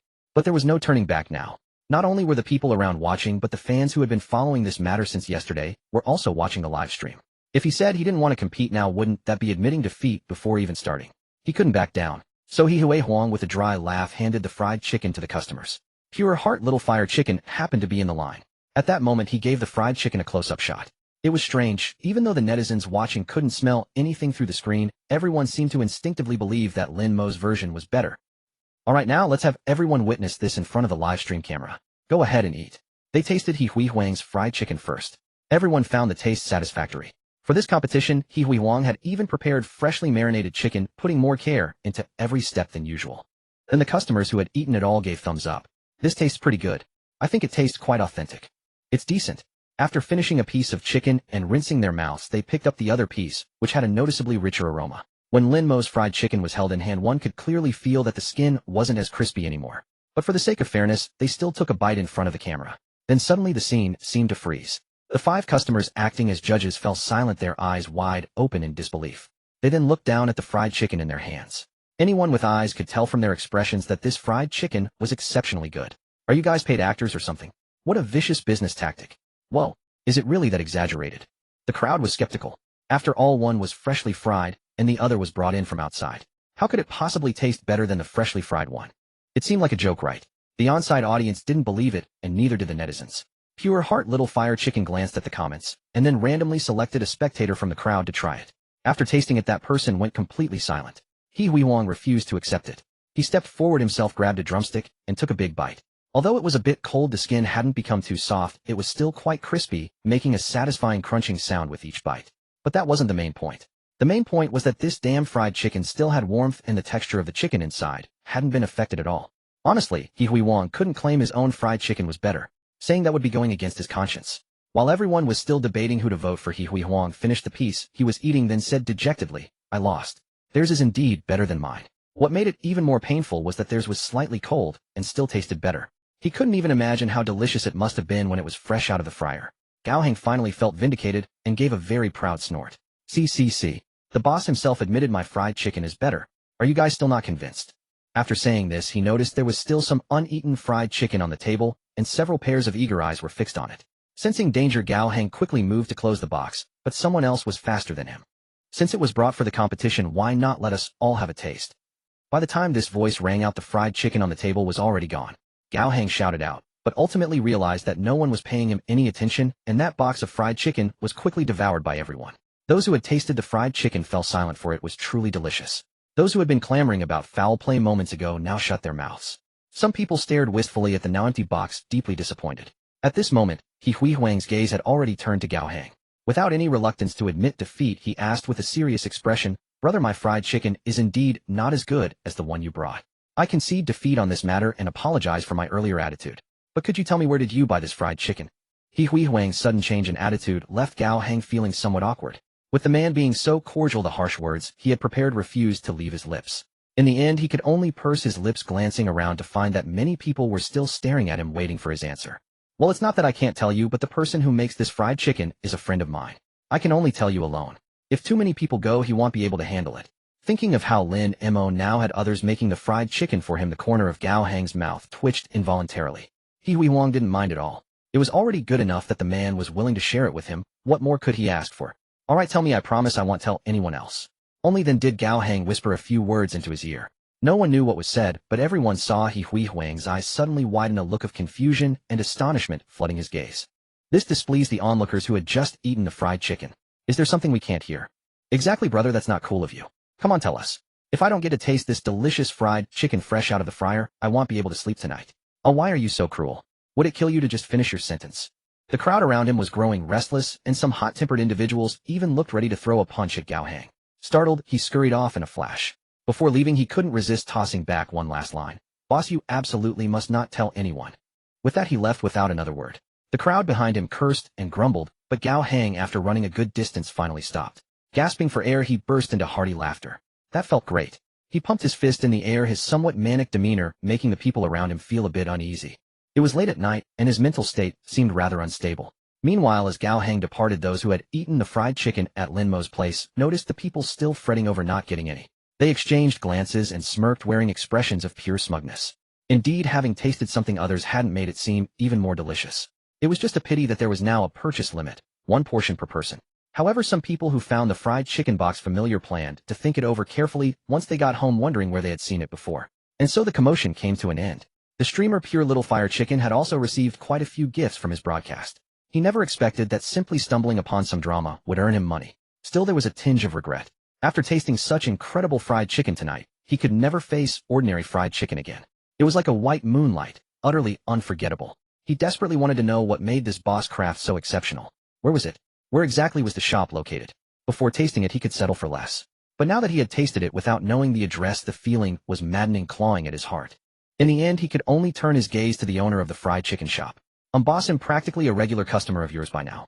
Could you perhaps whisper a hint?" The streamer, whose real name was Zhou, looked at He Hui Huang with an expression full of hope. He Hui Huang's heart swelled with glee, but his face remained stern and serious as he refused with righteous indignation. "Didn't you hear that the boss doesn't like to be disturbed? I really can't tell you. My apologies." He had no intention of lingering there to chat. After offering everyone fried chicken, he packed up his things and set off to find Lin Mo. Such delicious fried chicken was actually being sold at the entrance of a mental hospital. He wanted to go over right now and ask the boss how it was made and whether he'd be interested in working at his own fried chicken shop. He could already imagine just how wildly popular this fried chicken would be if it appeared in his store. He could instantly picture the day he'd be raking in money hand over fist. Filled with such fervent excitement, he got into his car and directly navigated to the mental hospital. Meanwhile, Lin Mo had no idea someone was coming to learn his secrets. At that moment, he watched as a group of young people, all geared up, began helping him make fried chicken. This gave him a brief moment to catch his breath, but he didn't slack off for long. Lin Mo soon had to get back to work. Old Master Jiang sat quietly nearby with Lin Mo occasionally chatting with him. Surrounded by all these young people enjoying beer and fried chicken, eager to hear someone like Old Master Jiang spin tales, the atmosphere was simply delightful. Old Master Jiang exuded an air of someone with countless stories to tell. As he recounted events from his past, simple everyday anecdotes, everyone listened with rapt attention. They had all just been enjoying the drama, watching Gao Hang successfully turn the tables, and it was immensely satisfying. See, Boss Lin's fried chicken was the best. Everyone couldn't help but feel sorry for those who hadn't gotten to taste Boss Lin's fried chicken. Just then Lin Mo spotted two familiar faces appearing at his stall. Li Buishuan, holding his sister Li Qianqian's hand, appeared at Lin Mo's fried chicken stall. They had been coming almost every night these past few days. Whenever she arrived, Li Qianqian's mood would brighten considerably. The highlight of their day was always coming to eat Lin Mo's fried chicken. Li Buishuan hadn't expected the crowd of fried chicken enthusiasts to keep growing. Boss Lin, business is booming, huh? Lin Mo smiled and nodded. Everyone's showing their support, traveling all this way. What flavors would you like today? 1 cheese, 1 original. With the purchase limit now in effect, 1 portion per person, Li Buishuan felt a twinge of regret. Before, he could have as much as he wanted, but not anymore. It was a case of too many wolves and too little meat. Though a bit disappointed, he quickly remembered that his sister still had special privileges with Boss Lin. The next time something delicious came around, had surely be remembered. With this thought, he instantly felt different from the ordinary customers. These people were just passers-by, not worth paying. Now the siblings also enjoy grabbing stools and sitting among the crowd, chatting about everything under the sun. Sometimes, even without a single word exchanged, the mere atmosphere of sitting there together feels profoundly comforting. Even Li Qianqian's face bore a few more smiles. Though she still spoke but a few words a day, as her elder brother Li Buishuan could sense the change in his sister, a change that was truly heartening. He never wished to endure the agony of losing a loved one again. So after work each evening, he would bring Li Qianqian here to sit savoring chicken legs and listening to the chatter, a truly pleasant way to unwind. But today an unusual old man arrived. The moment he sat down, he exuded an aura of authority. This kind of bearing was not something an ordinary person possessed. Li Buishuan was certain that such a presence could only be forged through years of maneuvering in the business world or the political arena. Yet why would such an old man appear in a place like this? His words were witty and humorous, revealing a man of great wisdom. Oh, this was getting interesting. This place truly was a hidden dragon and crouching tiger. Li Buishuan glanced at the bustling Boss Lin. What kind of people did he associate with? Lin Mo himself was shrouded in mystery. Everyone knew his name, but his past remained an enigma. Lin Mo was tight-lipped, whenever asked had simply claimed to be a ne'er-do-well with a hobby of running a street stall. And that was all he would say. Watching the fried chicken slowly diminish, Lin Mo knew his workday was nearly over, and he began to sway with anticipation. Someone had brought out a speaker and started playing music, and soon many in the crowd were swaying along to the rhythm. Lin Mo was among them. He was in high spirits today. Work was almost over, and he could go home for a relaxing massage. Life was good. In just 2 days he'd be free to unlock a new map, and what intrigued him most was the reward that awaited him. Seeing more people arriving, Lin Mo began to urge the crowd to head home. Surprisingly, even those who couldn't buy anything were reluctant to leave. The hospital's security guard had sold a considerable number of stools over the past few days, making money with unprecedented ease. Seeing the crowd still growing, clearly wanting to buy more, Lin Mo had to persuade them against it. He wouldn't be setting up his stall here for much longer. If they stocked up now, who would they sell these stools to once he was gone? If they ended up stuck with them, wouldn't that be his fault?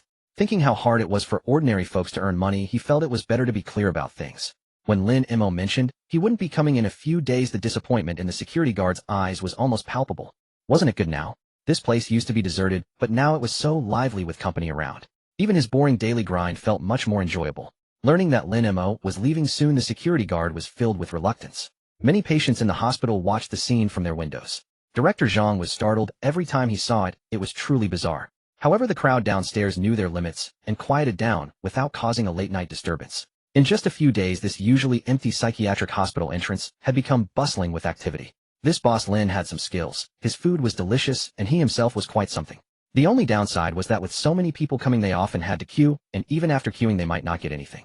How infuriating that was. Seeing the basin nearly empty, Lin Mo thought about hailing a cab to send the old man home. Unexpectedly, Gao Hang, who had left earlier, came running back. Lin Mo was speechless. You have nothing better to do. Go get a job. What's with all this running around? He truly didn't want to see Gao Hang anymore. The guy was like a stubborn plaster, relentlessly pursuing him. He wanted to shout, "Brother, just leave me alone." Gao Hang, however, paid no heed to Lin Mo's disdain.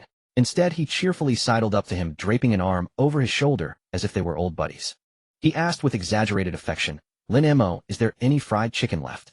Save a portion for me, will you? Lin Mo cast him a sidelong glance, shrugged his shoulder to dislodge the arm, and said with disgust, no fried chicken left. Can't you see all these customers waiting? Even if I gave it to you, do you think they'd allow it? Gao Hang looked up and saw a dozen or so fierce gazes fixed on him. He didn't dare to mention wanting fried chicken anymore. It seemed there wasn't even enough to go around. He couldn't help but feel regret. If only he hadn't tried to be clever earlier, rushing to show off. Now after all that bravado, the price he paid was steep. Just as he was thinking this, He Hui Huang, the owner of the fried chicken shop, stepped out of a car. As He Hui Huang got out, he surveyed the surroundings and clicked his tongue in amazement. Earlier had wondered if this was one of Gao Hang's pranks to mess with him. Given the location had almost turned back halfway, but seeing other cars heading the same way, he mustered the courage to continue. He never expected to find such a lively scene at the entrance of a psychiatric hospital. It was like a small night market, bustling, yet not noisy, perhaps because of its location. Even though had seen it before, the sign reading Second Mental Health Center still made his mouth twitch. Yet the aroma wafting through the air was utterly intoxicating. The moment he caught the scent, He Hui Huang knew he had found the right place. Gao Hang was currently pestering Lin Mo, trying to tag along, but was being thoroughly rebuffed. Then he looked up and saw the fried chicken shop owner had bet with earlier. Whoa, boss, you're pretty fast. Gao Hang's boisterous voice startled Lin Mo, who then looked up to see the protagonist from the earlier gossip. Wasn't that the fried chicken shop owner? Could Gao Hang have revealed his location, and the owner had come to settle the score? Lin Mo cast a sidelong glance at Gao Hang, his eyes demanding an explanation. Gao Hang rubbed his nose nervously. I might let your address slip.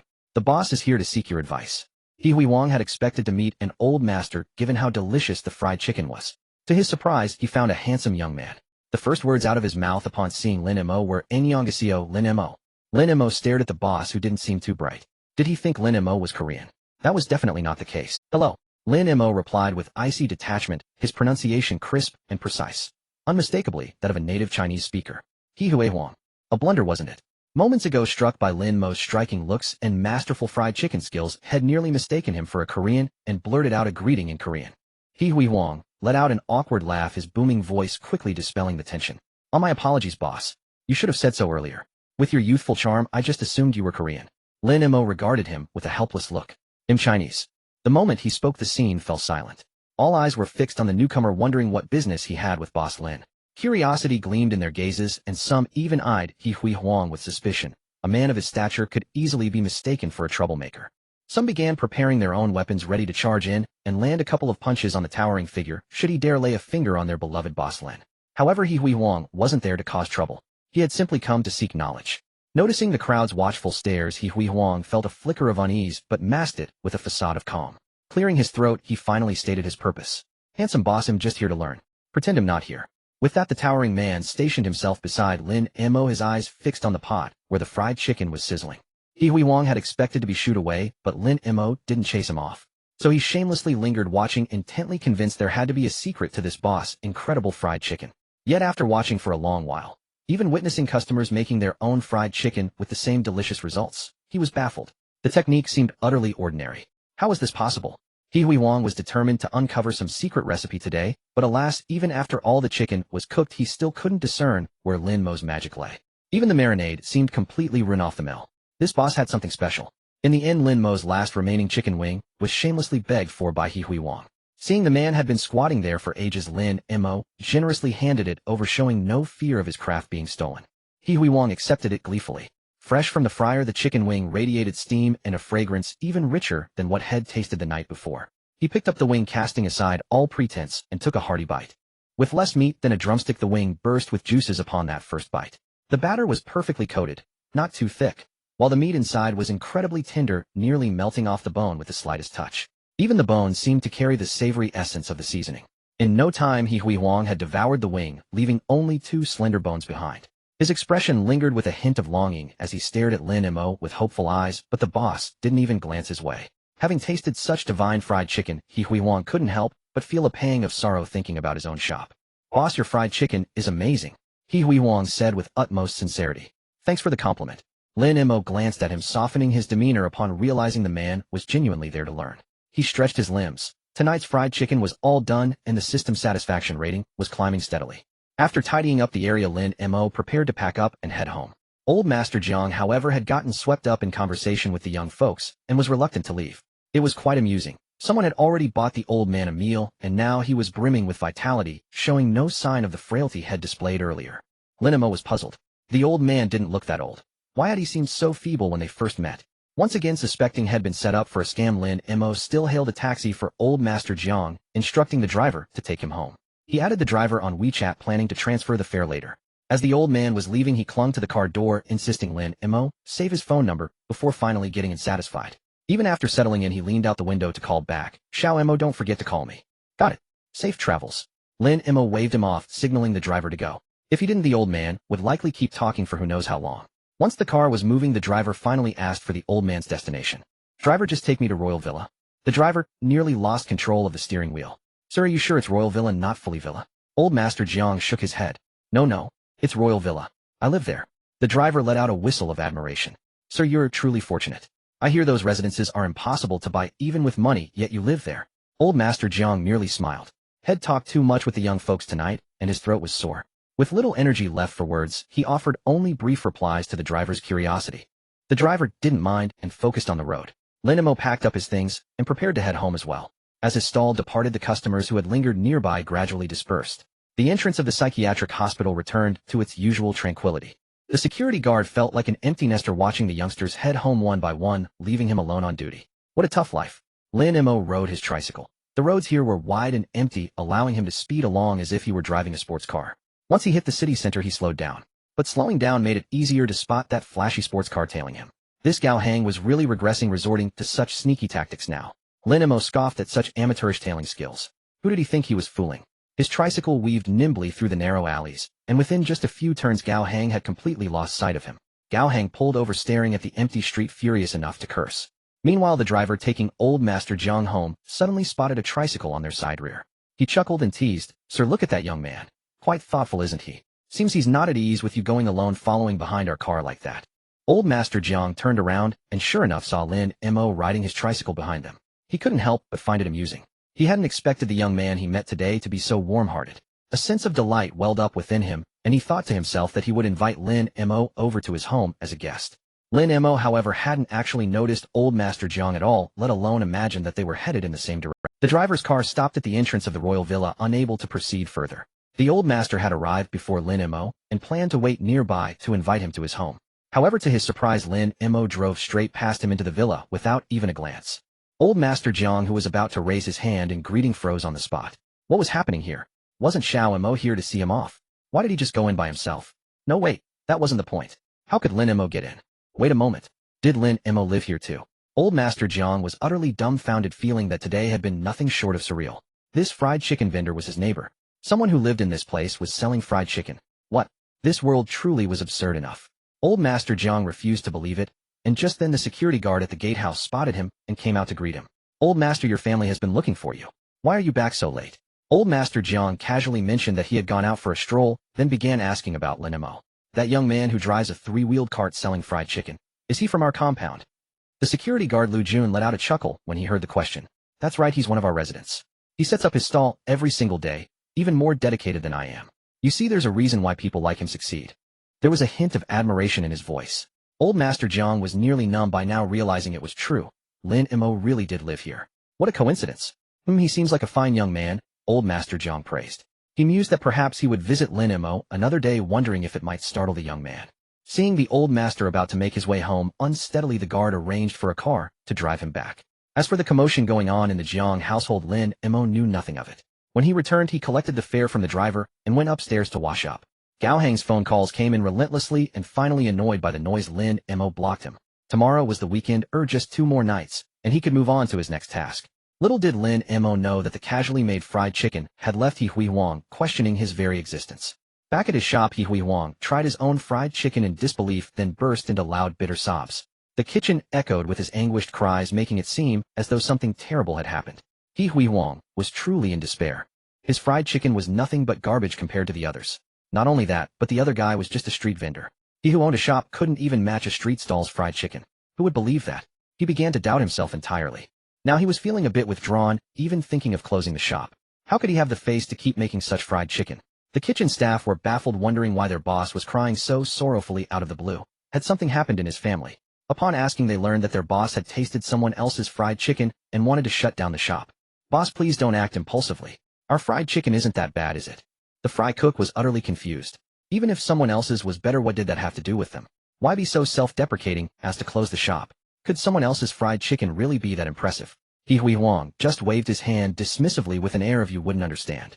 You'd know once you try it. Ours truly can't compare, and the kicker is, he's just a street vendor. That fact made the blow even harder to bear. The kitchen staff truly didn't get it. If someone else is better, then work harder and improve right.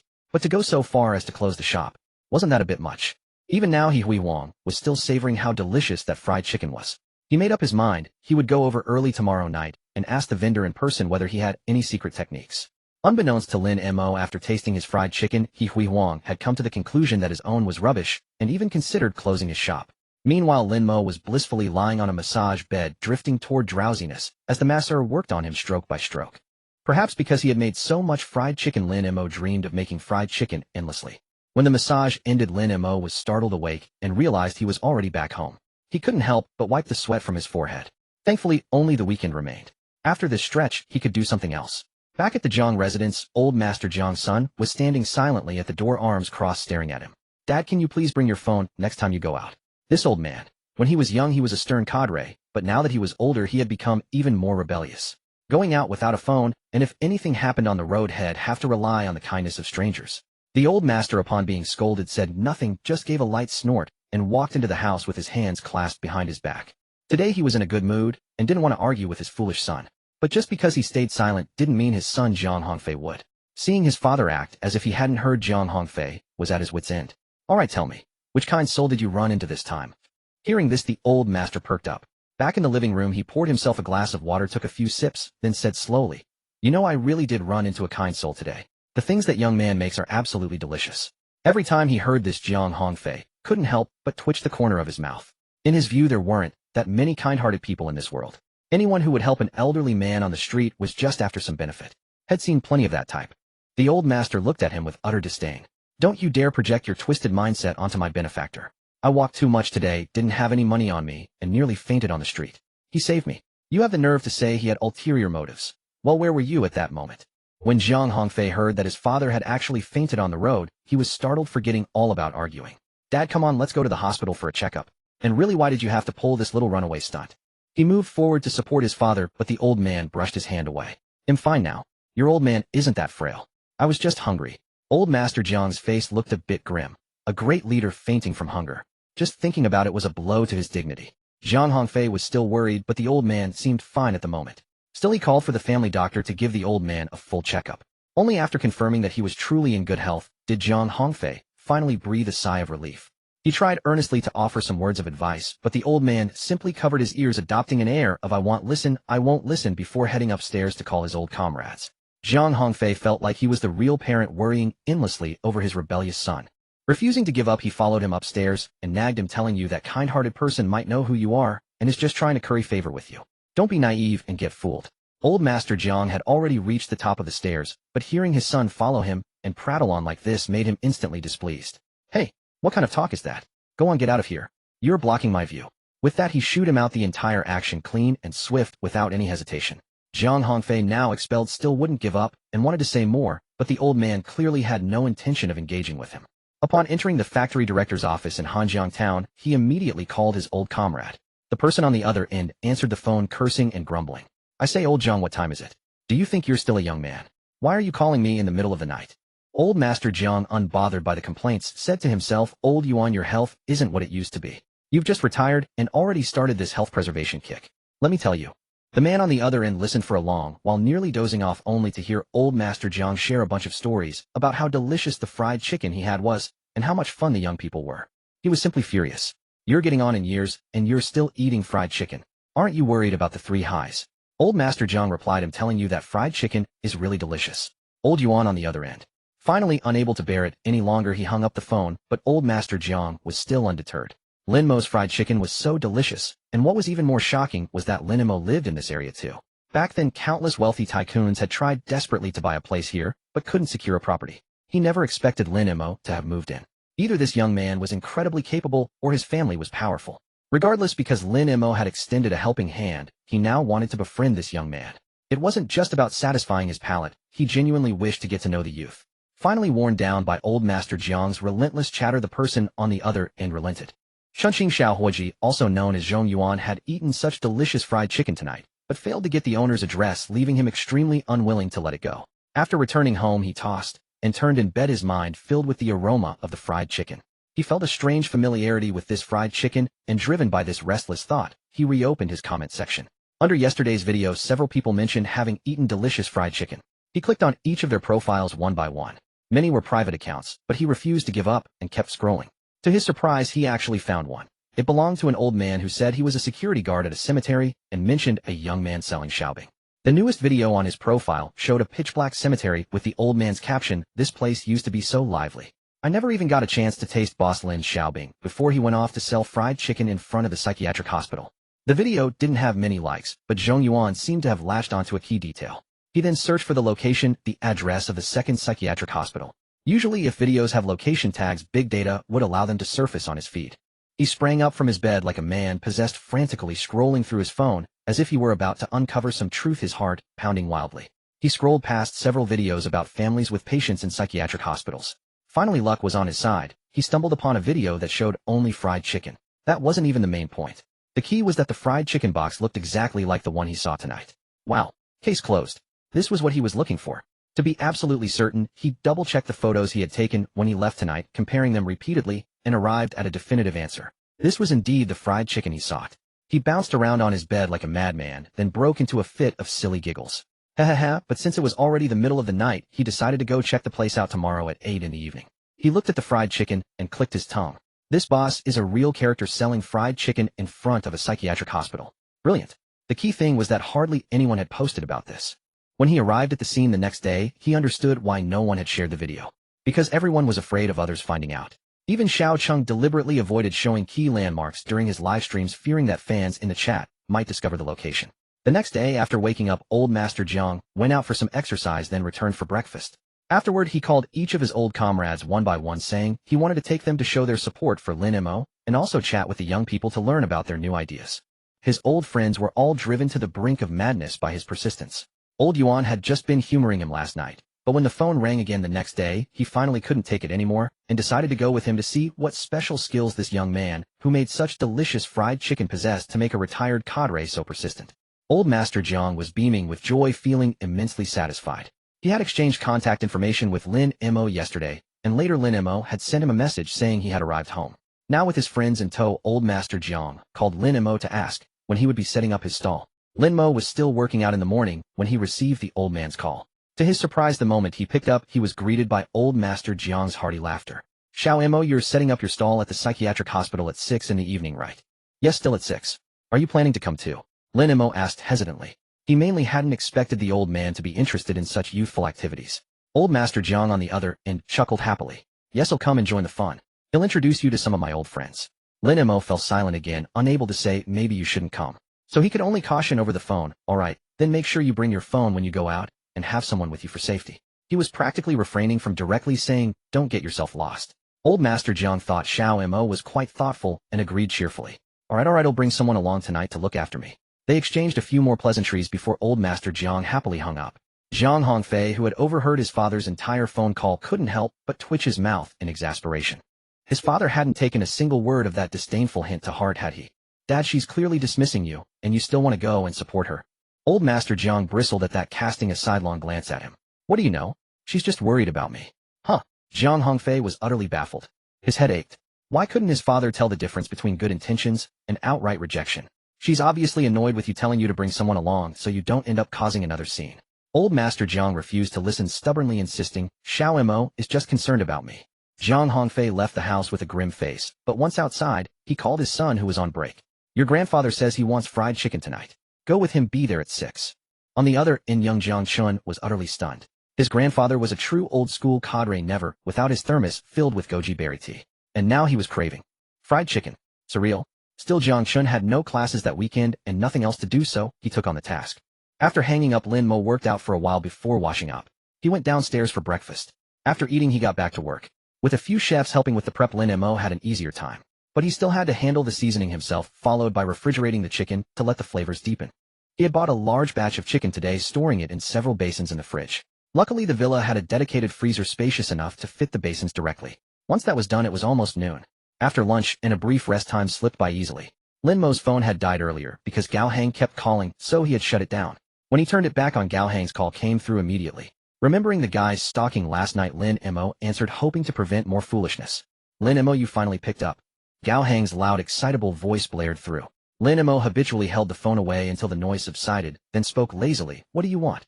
After countless calls, even getting blocked and switching numbers to call again, Lin Mo had to admire the guy's sheer number of lines. Lin Mo, where are you living now? I went to your old villa, and they said you'd moved out. Lin Mo rubbed his brow in exasperation. So what do you want from me? Nothing much, just curious how you make that fried chicken. Lin Mo, I never knew you had this skill. Gao Hang was clearly just making small talk, and Lin Mo felt helpless. The guy was persistent, acting like he wanted to latch onto Lin Mo ever since he found out about the food stall. If he hadn't known they'd secretly help him later in the story, Lin Mo wouldn't bother with this fool. Even though that part hadn't happened yet, Lin Mo still felt grateful for their support. Hearing Gao Hang's obvious attempt at conversation, he sighed. I'm at the royal villa now. You want to come over? Without realizing it, Lin Mo had softened. Once wild and arrogant, he now seemed more approachable. His demeanor subtly changed. Though he often called Gao Hang and the other rich kids spoiled and useless, when Gao Hang clearly wanted to hang out, Lin Mo didn't refuse. On the other end, Gao Hang was still reeling from the surprise when he heard the address. Wait man, what did you say? Where? Royal Villa. The royal villa he was thinking of. He thought had misheard, but when Lin Mo repeated the address, a shriek like a startled groundhog erupted. Oh. Lin Mo held the phone away, still hearing the screams, followed by a burst of wild laughter. Haha bro, don't forget us now that you're rich and famous. After getting the exact address, he scurried over. He felt proud. He was the first to know Lin Mo lived in the royal villa, proof of their strong bond. Lin Mo sent Gao Hang's photo to Steward Yang, asking him to pick up the guest. Since visitors who weren't residents had trouble getting in, the butler usually drove the villa's car to fetch them. Steward Yang, seeing Lin Mo's friend visit for the first time, took the task seriously. He went out to collect the guest. Lin Mo meanwhile went to sleep without a care. Nothing was more important than his afternoon nap. When Steward Yang met Gao Hang at the gate, the young man's flashy, energetic look made his mouth twitch. If not told, had never guessed this was Mr. Lin's friend. After all, Lin Mo seemed so proper, yet he had such a flamboyant friend. Gao Hang, once inside, was like a country bumpkin in the city, marveling at everything. No wonder. The place was often romanticized as mysterious, so getting in felt thrilling. Though he wondered how his friend had ended up here, he chose not to pry. There was a line to respect, and growing up together, he knew Lin Mo's actions, however surprising, were just like him.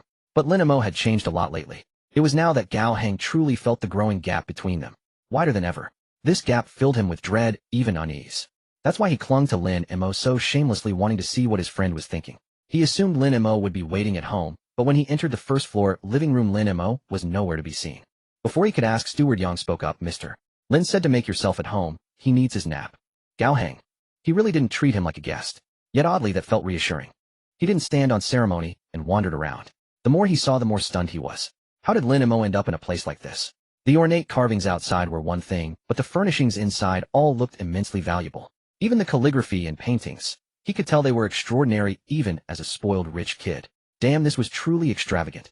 But not the loud, flashy kind. Rather understated, refined with a quiet luxury.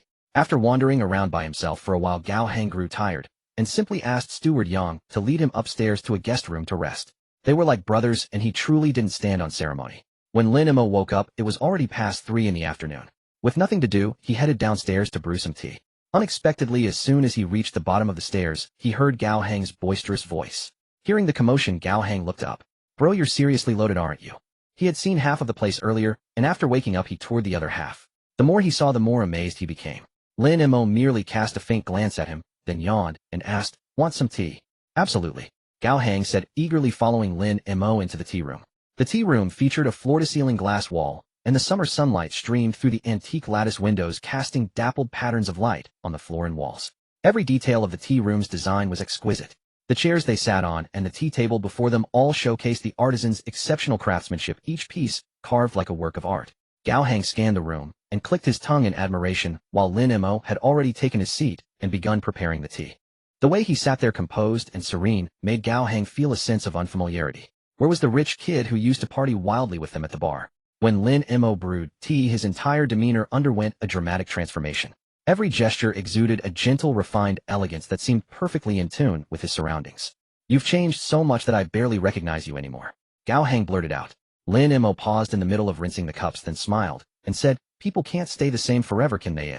He looked at Gao Hang, who wore a bewildered expression, and continued. Do you plan to just coast through life like this forever? Though the words were harsh, Lin Mo genuinely wanted to wake his friend up. After all, the protective umbrella of their parents' generation couldn't shield them forever. If a major storm came and they had no strength to fight back, they would inevitably end up defeated. They were simply fortunate to have been born into good families, but would such good times last forever? Not necessarily. With so many uncertainties in the future, who could guarantee a life of smooth sailing? So at critical moments, one had to stand on their own, possessing the ability to withstand risks and protect their family. Under Lin Mo's gaze, Gao Hang lowered his eyes, unable to meet his friend's stare, and stammered for a long while, without getting any words out. Finally, he ran his hand through his hair in frustration, and said, "Honestly, I don't know. I feel like you've drifted away from us." Lin Mo couldn't help but laugh at his childish remark. Gao Hang frowned in displeasure. "What are you laughing at?" "I'm laughing because you weren't this dense before. Do you know why I stopped hanging out with you guys lately?" "Why? Because your big bro here wants to turn over a new leaf," Lin Mo declared with an inscrutable look. Gao Hang snorted. "Yeah, right. Turning over a new leaf. You're selling street food now. You call that starting over?" Lin Mo was speechless. To maintain his image of a man of mystery, he suddenly looked at Gao Hang and asked, "If I weren't the young master of the Lin family anymore, would you still be my friend?" "What kind of question is that? Don't tell me our friendship from childhood means nothing." Hearing the words spoken without a moment's hesitation, Lin Mo broke into a smile. This guy was as straightforward as ever. "All right, then is there anything you want to do now?" Lin Mo asked. Gao Hang shook his head. "Nope, I'm pretty content right now. But if there's one thing I want, it's to eat your fried chicken." Lin Mo rolled his eyes at him. "That's all the ambition you have?" He looked at Gao Hang, his expression turning serious. Interested in joining forces on something? Gao Hang's interest was instantly piqued. He leaned in eagerly and asked in a low voice how. Gao Hang felt like his brother was about to take him to new heights. Lin Mo briefly outlined his plan. When he finished, Gao Hang's eyes were wide with astonishment. He looked at Lin Mo with newfound admiration and gave him a thumbs up. "That's my bro." The two chatted for a long time, and Gao Hang was clearly thrilled, brimming with energy. Lin Mo checked the time. It was almost time to set up the stall. This time, he brought Gao Hang along to help, and together they headed out. Gao Hang drove his flashy sports car, cruising leisurely beside Lin Mo's three-wheeled cart. They drew countless stares along the way. As Lin Mo set off, old Master Jiang also departed. Today he was neatly dressed, nowhere near as disheveled as yesterday. He even called his old friend on the phone to get moving as well. It was only as he was leaving that he noticed the little tail following him. "What are you following me for? A young man should go do things young people do," old Master Jiang said to his grandson with irritation. Jiang Chun, sensing his grandfather's disdain, didn't mind in the slightest, and continued to follow with a cheerful grin. "Grandpa, Dad told me this morning to stick with you wherever you go today. I'm here to protect you." With that, he wrapped an arm around old Master Jiang and guided him into his sports car. "Grandpa, where's this fried chicken place you mentioned? He'll drive you there." Old Master Jiang recoiled at the sight of the sports car, his face full of reluctance. No, I'll have my driver take me." "It's fine, Grandpa. Don't you want to experience the life of a young person? Your grandson will show you how it's done." And with that, old Master Jiang experienced what it felt like to have his body in the car, while his soul trailed behind. By the time they arrived at the mental hospital, his legs had turned to jelly. When the flashy sports car pulled up at the entrance, everyone turned to stare. The old man's legs were trembling as he got out of the car. But seeing so many people watching him, he forced his shaky legs to carry him out, bracing himself against the car door until he had steadied himself. Then, with a composed expression, he walked over to greet everyone. The people in line recognized the old man from yesterday and waved at him. "You're here again today, Grandpa. Here, Uncle, come sit over here. I've got a stool." Old Master Jiang had been about to scold his grandson, but with so many eyes on him, he held back. He waved at the crowd and walked over to the stool, sitting down without a word. He paid no attention to his young grandson. Jiang Chun watched his grandfather so effortlessly fitting in with this crowd of young people and being so popular, and he felt a twinge of jealousy. Seeing that his grandfather was ignoring him, he shamelessly walked over and planted himself right beside the old man. Since the seat had been offered was in the middle, Jiang Chun moved directly behind the old man, which annoyed the guy behind him. The man stepped forward and tapped Jiang Chun on the shoulder. "Dude, you're cutting in line." Jiang Chun pointed at old Master Jiang and said, "He's my grandfather. You still have to wait your turn." The man was adamant. Giving up his seat for the elderly was a virtue, but that didn't mean he'd tolerate someone skipping the queue. Old Master Jiang turned around with a look of disdain. "Go to the back of the line." Jiang Chun could only hang his head, a picture of dejection, and trudged to the end of the queue. The people ahead were chatting amongst themselves, but their conversation was all Greek to him. Jiang Chun hadn't been standing there long before more people began to line up behind him. In no time, a long queue had formed. He was curious. What could possibly have this much appeal? As the line moved forward, a tantalizing aroma wafted through the air. "Wow, this smells incredible. No wonder so many people were lining up just for a serving of fried chicken." Just as he was thinking this, old Master Jiang's hearty laughter rang out from the crowd. "I've got an old comrade joining me soon. Everyone please look after him." This old friend was someone important in his day. The crowd chimed in. "Grandpa, your friends are our friends.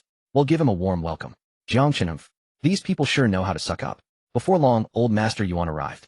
Though Head pretended not to care about meeting the youngsters today, he had secretly changed into several youthful outfits, styled his hair with pomade, and combed it into a slick, gleaming pompadour. Yo, old Yuan, you're here. Lin Mo watched the two old friends chat cheerfully with the young people around them, joining in the greetings. Lin Mo. His brow furrowed involuntarily. There was something indescribably odd about this scene.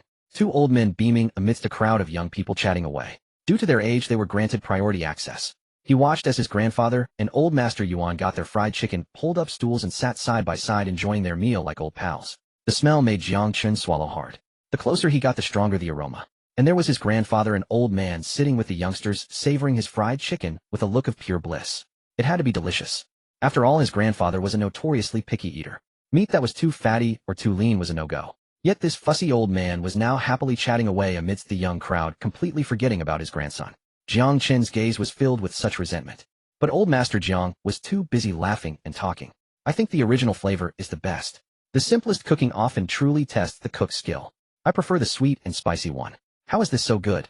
It's so sticky. I never used to like this kind of thing.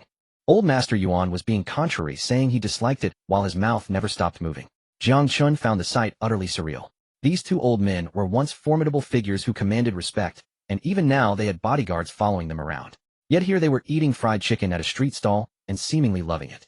Jiang Chun wasn't much better himself. He sniffed the tantalizing aroma while muttering, "Let's see how good it really is." When he finally reached the front, he was about to order one of each flavor, when he heard Lin Mo's gentle voice. "Sorry, there's a limit of one per person now. Which flavor would you like?" Jiang Chun couldn't believe it. Who ever heard of a street stall imposing a purchase limit? Dude, are you running a scarcity marketing scheme? Lin Mo. The people behind him immediately grew impatient. "You're a college student, right? If you're not buying, move aside and don't hold up the line for the rest of us." The man behind him had been waiting for ages and dusk was already falling. Head finally reached the front, his eyes glued to the fried chicken, unable to look away. And this guy was just standing there wasting everyone's time. Jiang Chun didn't know how the man behind him could tell at a glance that he was a college student, but that wasn't the point. The point was he could feel the disdain. What was wrong with being a college student? Final take 2 original, 1 cheese, and 2 sweet and spicy. After placing his order, he finally turned to look at the guy behind him. The man seemed a few years older, and Jiang Chun was feeling defiant. "What's with the college student comment? Looking down on us, are you?" The man laughed. "Yeah, you've got that look." Cleared with a touch of innocent foolishness. "Dude, I'm not looking down on you, don't get me wrong." Jiang Chen's chest heaved with anger. He was furious, but the other guy was just grinning. That made him even angrier. Was there no one to stand up for college students? With a silent sob, Jiang Chun turned to seek support from his grandfather, only to see him, with greasy lips, smiling, so wide his eyes were squeezed shut. The sight was grating.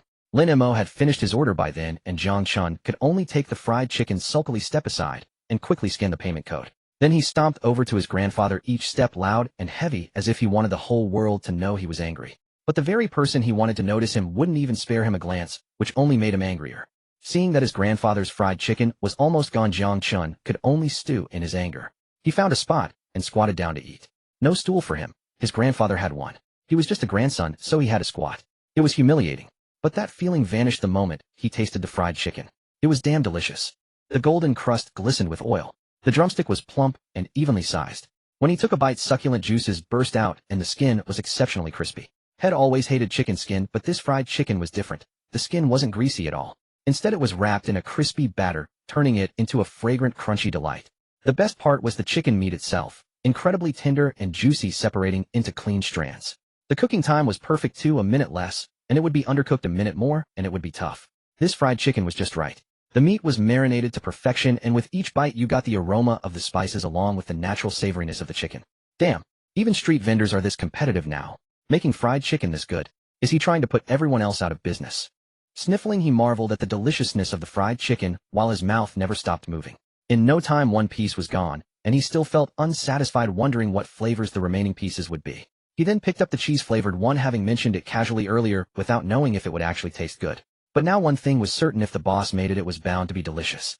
The cheese enveloped the crispy crust, and although it had cooled slightly, it didn't detract from the texture at all. The savory saltiness of the cheese and the rich, creamy milk flavor didn't clash with the fried chicken's aroma. Instead, they blended harmoniously, creating a far richer taste than ordinary fried chicken. Next was the third flavor, sweet and spicy fried chicken. Had this kind before. This ambiguous blend of sweet and spicy had always been a favorite of his, though it tended to get cloying after a while. Perhaps because the first two flavors had been such pleasant surprises, he found himself looking forward to this one. One bite of the sweet and spicy fried chicken instantly conquered his taste buds. It was unlike any sweet and spicy sauce had before. This one seemed to have a bit more heat cutting through the sugary cloyingness of the original sauce. The crispy exterior was now completely coated in a vibrant sauce, leaving no spot untouched. With each bite the skin wasn't as shatteringly crisp, but the sauce-drenched chicken offered a different kind of delight. It was a multi-layered experience for the palate, the skin fragrant and crisp, the chicken tender and smooth. Every mouthful was pure bliss. As he neared the end, Jiang Chun couldn't help but suck the flavor from even the drumstick bones, letting out an involuntary sound of amazement. But unexpectedly a hand reached out and snatched the original flavored piece right from his box. Jiang Chun tensed up immediately, then looked to see who it was. "Grandpa, why did you steal my fried chicken?" "I brought you here, so this is my payment," Old Master Jiang declared with utter confidence. He took a big bite right after saying that, leaving Jiang Chun dumbfounded. But before he could react, another hand shot out from the other side and grabbed the one remaining drumstick. "You're young, you've probably eaten plenty of fried chicken, right? We're old, we've never had it. Let us have this one. You should respect your elders." The speaker was Old Master Yuan. And just like that, only a lone pitiful wing was left in the box. Jiang Chun was on the verge of tears. He looked at these two old men who, after taking his fried chicken, had the audacity to speak so self-righteously. It was utterly shameless. But he couldn't even resist. So infuriating. So maddening. If he'd known they'd steal it, he would have eaten faster. He stared at the single pitiful wing left in the box. Fine, a wing would do. It was sweet and spicy, and with one bite the meat slid clean off the bone. Wow, this is incredibly tender. Jiang Chun looked at the last piece he had, eating it especially slowly. Since this was all he had left, he had to cherish it and savor every bite. Head casually glanced around earlier and noticed people had brought beer to enjoy with their chicken, eating at a leisurely pace, savoring every mouthful as if in pure bliss. TSK. Now that's living. It was a pity he'd only realized this so late. With the purchase limit in place, everyone seemed to be considerate, grabbing their chicken and eating off to the side. Jiang Chun felt a pang of regret. He glanced at his own grandfather. Well, the old man had even gotten himself a small beer and was starting to tell stories. His mouth twitched. Everything here felt so surreal. Remembering his task, he cautiously approached and tugged at Old Master Jiang's sleeve. "Grandpa," Dad said. "Scram." "Okay. Everyone else." That scram from the old man made everyone's heart clench, as if they were being scolded by their boss. Yet right after saying it, the old man's face broke back into a genial smile, as if the person who had just yelled at his grandson was someone else entirely. Jiang Chun stood there obediently, not daring to speak. Having been raised by his grandfather, he knew his temper all too well. So he wasn't offended by the scram, just a little dejected. Why couldn't his grandfather save him some face in public? Suddenly, someone patted him on the shoulder from behind. It was the man who had been standing behind him earlier, Wei Jun. His mouth was still shiny with grease, and he looked at Jiang Chun with an expression usually reserved for someone pitiable. "Bro, life at home must be tough, huh?" Jiang Chun. No, seriously, why was he looking at him like that? He wasn't that bad off, was he? That look was just really weird. Wei Jun sat down right next to him and said, "Look at your grandpa, so popular. Growing up in a family like that must feel pretty suffocating, right?" Jiang Chun was baffled. Suffocating? He didn't feel suffocated. He was too busy being squeezed dry by the elders at home to have time to feel suffocated. "I get it. These old folks are always like this." Jiang Chun couldn't help but interrupt him. "Wait, are you misunderstanding something?" "Huh. Oh, well then I must have misunderstood." Wei Jun looked at Jiang Chun as if he were a poor, pitiful child. Look at him, treated so badly by his family without a hint of resentment. What a great personality. "Oh right, boss, Lin's fried chicken is good, isn't it? Let me tell you, I even managed to get into their inner circle." Wei Jun was a typical office worker, timid at work, but a complete social butterfly outside. Perhaps years of corporate suppression had made him eager to chat with anyone he met. But when Jiang Chun heard there was a group chat, the two exchanged information and learned that Boss Lin's future stall locations were still undecided. Jiang Chun successfully joined the group. From now on, he could even bring his roommates along to enjoy the fried chicken. While Lin Mo was frying the chicken, He Huang, the owner of the fried chicken shop, kept muttering beside him. "Weird, how exactly do you make this? Why can't I achieve this effect?" He mumbled to himself, then asked Lin Mo, "Boss, do you think I should just close my shop? I feel like my fried chicken is garbage compared to yours." Lin Mo glanced at him and saw he was completely serious, not joking at all. His head immediately started to ache. "Brother, there's really no need for that. You could just improve it a bit, and no need for something so drastic." As soon as He Huang heard Lin Mo's suggestion, he perked up immediately. "Improve it? How?" "Wait until I'm done here, and I'll explain it to you properly." Lin Mo could tell this boss was a bit persistent, so he didn't mind sharing his methods. He Huang beamed with joy after receiving Lin Mo's affirmative answer. Just then it was Qin Zihang's turn in line. The boy was practically buzzing with excitement. "Big brother, I'll take one box of each of the 3 flavors." Behind Qin Zihang was his mother Zhu Meijin, who picked him up from school and brought him straight here. There was also a chauffeur tagging along as a helper. These 3 were a team, and the chauffeur was brought along simply to occupy another spot in line and buy an extra portion. Lin Mo nodded and began preparing their order. Qin Zihang had come with a mission, and while waiting for the fried chicken he leaned in and whispered to Lin Mo, "Big brother, where are you setting up your stall next? Can you give me a hint?" He tried to use his young age to his advantage, hoping to coax some insider info out of Lin Mo, so he and his mom could get their hands on the food first. But Lin Mo himself didn't know where his next task would take him, so he couldn't reveal anything. He simply said enigmatically, "Probably somewhere no one would expect, right?" He was already resigned to the absurdity of these system tasks. Only the first couple of days selling grilled skewers had been normal. As for the subsequent locations, which one had been even remotely normal? Lin Mo suspected the future spots would be even more bizarre. He had already mentally prepared himself for it. Qin Zihang was a bit disappointed realizing his plan had failed. This big brother was tight-lipped. He wouldn't reveal a single detail. He left in disappointment, though a sense of unwillingness lingered. Unexpectedly, Ning, who was next, asked Lin Mo the same question. If he counted correctly, there was only tomorrow left in the week. After that it would be days without fried chicken and without finding the big brother. Ning felt like his world was turning dark. "Big brother, have you really considered becoming my dad's son? My family is really rich." Lin Mo was speechless. Honestly, these kids were surprisingly persistent. "No thanks. I prefer setting up my own stall and earning my own keep." Gao Hang, standing nearby, couldn't bear to watch. A rich second-generation heir saying something like that. And someone who lived in the royal villa saying that. If people found out, he'd probably get beaten up. The people around them looked at Lin Mo with newfound respect, as if Boss Lin's image had just been elevated a notch. This Boss Lin is truly admirable. Gao Hang stood by with a knowing look, seeing, but not saying. Ningbo couldn't come in the evening, but upon learning about the purchase limit he sent his bodyguards, maids, and chauffeur over. The other customers waiting in line were less than pleased. "Hey kid, can you talk to your dad? Can't he play fair? Look at how many of us are waiting here. If you guys buy up so much there won't be any left for us." Someone thought since Ning was just a child it'd be easy to fool and try to trick him. But Ning, despite being a kid, would concede on other matters, yet when it came to food, he was determined to protect his own interests. He wasn't stupid, he wouldn't be easily swayed by a few words. So Ning put his hands on his hips, tilted his head back, and said with righteous indignation, "So what? We earn the right to bring people. If you have the ability, go gather your own people." The customers behind him were speechless. Brutal. They just came for some fried chicken. What did they do to deserve this? The kid's family was rich, and these were all their hired help. Well, there was nothing more to say. Hu Wei, standing further back in the queue, was displeased upon hearing this. "Oh, calling in people, huh? As if we don't have our own friends." With that he pulled out his phone and made a call, rallying the ride-sharing drivers from his group chat. "Brothers, there's some amazing fried chicken here. Get over here if you want some."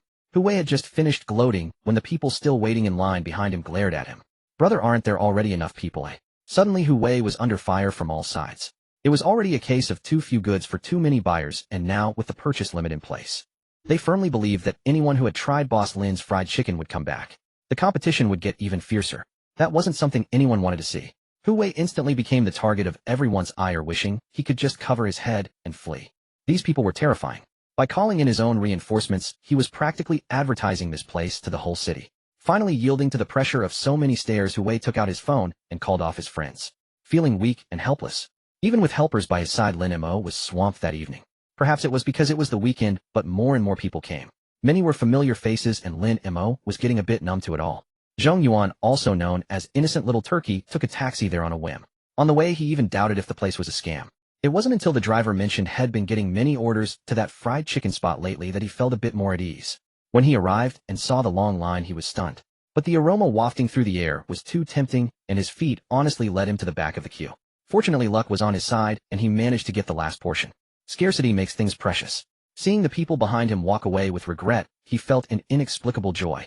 He was truly favored by fate. Not only had he found the place, but had also snagged the last serving. It was a double blessing. He even thought to himself that had accepted, even if it tasted bad. But as soon as he saw the familiar box, he knew it wouldn't disappoint. He had bought the sweet and spicy flavor, and with the first bite the juices burst out. This flavor was a delightful surprise as well. Seeing many people sitting together and chatting, he joined in. However, he was quickly recognized by Gao Hang. "Aren't you the one who live-streamed yesterday? You actually found this place." Gao Hang's tone was a bit envious. How did he find this place? Zhong Yuan wore a foolish grin, refusing to admit had spent ages searching the comment section. With sheer audacity, had infiltrated the inner circle and joined the private group, where he proceeded to lurk. The fried chicken had sold out, leaving a long line behind. Lin Mo felt embarrassed. But sold out was sold out. He could only offer the leftover wings as a token of apology. Many customers who received the wings became even more reluctant to leave. Some even asked for Lin Mo's WeChat to pre-order fried chicken, but he declined them all. By the time he packed up his stall, it wasn't even 8 o'clock. Gao Hang watched the once profligate rich kid transform into such a down-to-earth vendor, and found this version of Lin Mo somewhat unfamiliar. Lin Mo cleaned the area with the others pitching in. Xiao Cheng had been live streaming the whole time, barely speaking as viewers tuned in mostly to listen to their stories. However, since the two elderly gentlemen preferred not to appear on camera, Xiao Cheng respectfully kept the lens off them. When he saw Lin Mo packing up, he decided to end the stream too. But at that moment the camera briefly panned across the two old men. Though fleeting, a fan managed to capture a screenshot. Unaware of this, Xiao Cheng cheerfully bid his followers farewell and shut off the stream. Many people lingered. Lin Mo exchanged some insights about making fried chicken with Hui Huang, who had been waiting around, and the latter left looking enlightened and delighted. Old Master Jiang stayed because he had a question for Lin Mo. Since they were neighbors, he wanted to know which building Lin Mo lived in, hoping to visit and freeload a meal. Everyone knew Lin Mo would clean up after leaving, so they dutifully carried their own trash to the bins, lightening his load. It was only then, free from the rush, that he had a moment to chat with Old Master Jiang. Xiao Mo, all done. I brought my old comrade Old Yuan to show support today. Your fried chicken is truly excellent. It suits our old-timers taste perfectly. Lin Mo glanced at the inscrutable Old Master Yuan beside him. He looked to be in his early 50s with hair slicked back, appearing quite spirited. He looked every bit the official type. Lin Mo observed him discreetly, while smiling and nodding at Old Master Yuan. But when he caught sight of his facial features, his expression faltered slightly. Old Master Yuan noticed immediately. He assumed Lin Mo had recognized him. He nodded at Lin Mo with great reserve and offered a stiff compliment. Not bad indeed. Then he fell silent. Old Master Jiang, however, remained enthusiastic. That's just how my old friend has been stiff for half his life. You'll get used to it. By the way, Xiao Mo, do you live in the royal villa? Old Master Jiang lowered his voice to a near whisper. Lin Mo looked at him in surprise. Could this old man actually be his neighbor? He nodded, and sure enough the old man beamed. I knew it. You're quite the hidden one. I saw you when I got home last night. So which building are you in? I might drop by for a visit. The royal villa featured a traditional Chinese garden design, with each villa bearing a plaque inscribed with an auspicious idiom. Lin Mo's residence, Jinshang Mansion for instance, carried the meaning of adding brilliance to splendor. Lin Mo hadn't expected them to truly be neighbors, and he promptly shared his villa's name with a smile. I'm at Jinshang Mansion. Wonderful. I'm at Ziki Mansion. We're not far apart. We'll come visit you soon. Old Master Jiang was overjoyed, cheerfully remarking that he'd have good food in his future. His unseemly eagerness made his old friend's teeth ache. Was this worth it for a bit of food? But then he remembered. The fried chicken from earlier. It really was delicious. Maybe he'd have his driver line up to buy some next time. After a few more exchanges, Lin Mo bid everyone farewell. But on the way back he kept thinking about that Old Master Yuan. He didn't look that old, but a brief glance had revealed something off to Lin Mo. However, Lin Mo knew they weren't familiar with each other yet. Speaking up now might get him labeled a madman. So he pondered how to broach the subject tactfully. Gao Hang followed Lin Mo back to the villa, but on the way, per Lin Mo's instructions, he called his other two brothers. Gao Hang hadn't been in touch for days, and the others didn't find it odd, as he had his phases every month. Still, they were curious when they saw his call and picked up. Gao Hang's first sentence stunned them. You two get over to the royal villa? The other two were incredulous. Bro, are you sure you got the address right? Royal villa, not the royal bar. Exactly. If you mean the bar, just say so. Why say royal villa? Gao Hang grabbed his dyed yellow hair, exasperated. Couldn't they understand plain Mandarin anymore? He reiterated seriously. I've turned over a new leaf. He'll say it again. Royal Villa, Jinshang Mansion. Someone will meet you at the gate. Lin Mo has something important to discuss with you. His tone was unusually grave, silencing the two on the other end. Since when did this punk get so serious? And what did Lin Mo have to do with it? Questions swirled in their heads. Gao Hang was driving and didn't elaborate. Just come, and you'll find out. With that he hung up. Song Weiming and Yang Yin were baffled, exchanging puzzled glances. Song Weiming habitually rubbed his chin. So, should we go? I think we should. Wasn't Gao Hang saying he couldn't reach Lin Mo before? Now he's back in touch. I wonder what those two are up to. Yang Yin was both curious and confused, but with no one to answer his questions he figured they'd have to go see for themselves. They changed clothes and drove to the royal villa. On the way out they muttered to each other, wondering how those two had managed to get into such a high-end place. Had they met some big shot? Lin Mo rode his tricycle back to the royal villa. As the security guard saluted him, he casually mentioned Song Weiming's license plate number. I have two friends coming to see me later. Just let them in directly. Certainly, Mr. Lin. Once inside, he moved the supplies to the kitchen. Someone would come to clean up later, and decided to take a shower first.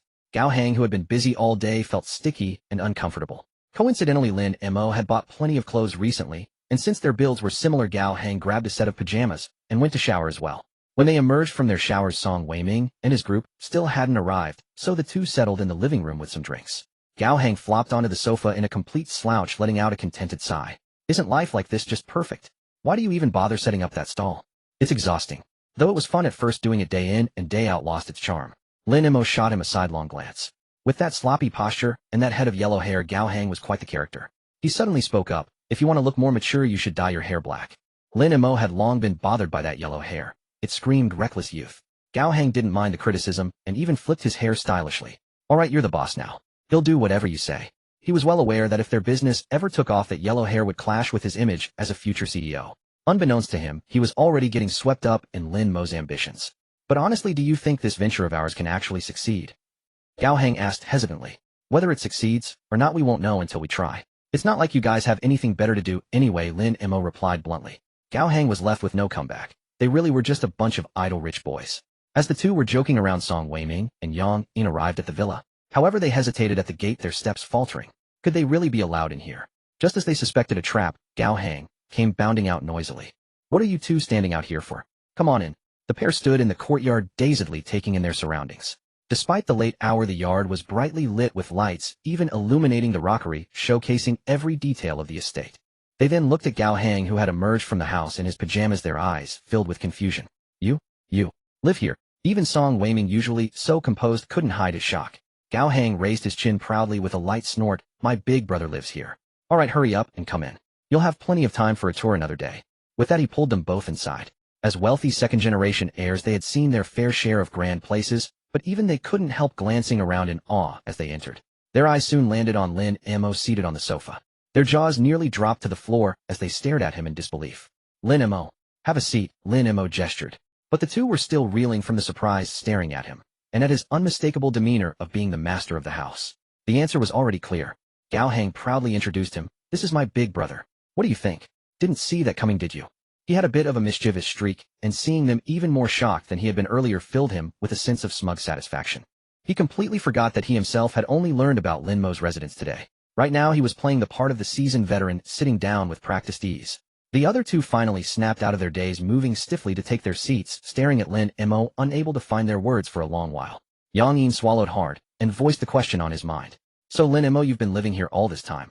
You just moved in a few days ago? I called you two over today because I have something to discuss. Song Weiming had managed to recover his composure by now, but the usual calm and refined air was gone, replaced by a noticeable stiffness.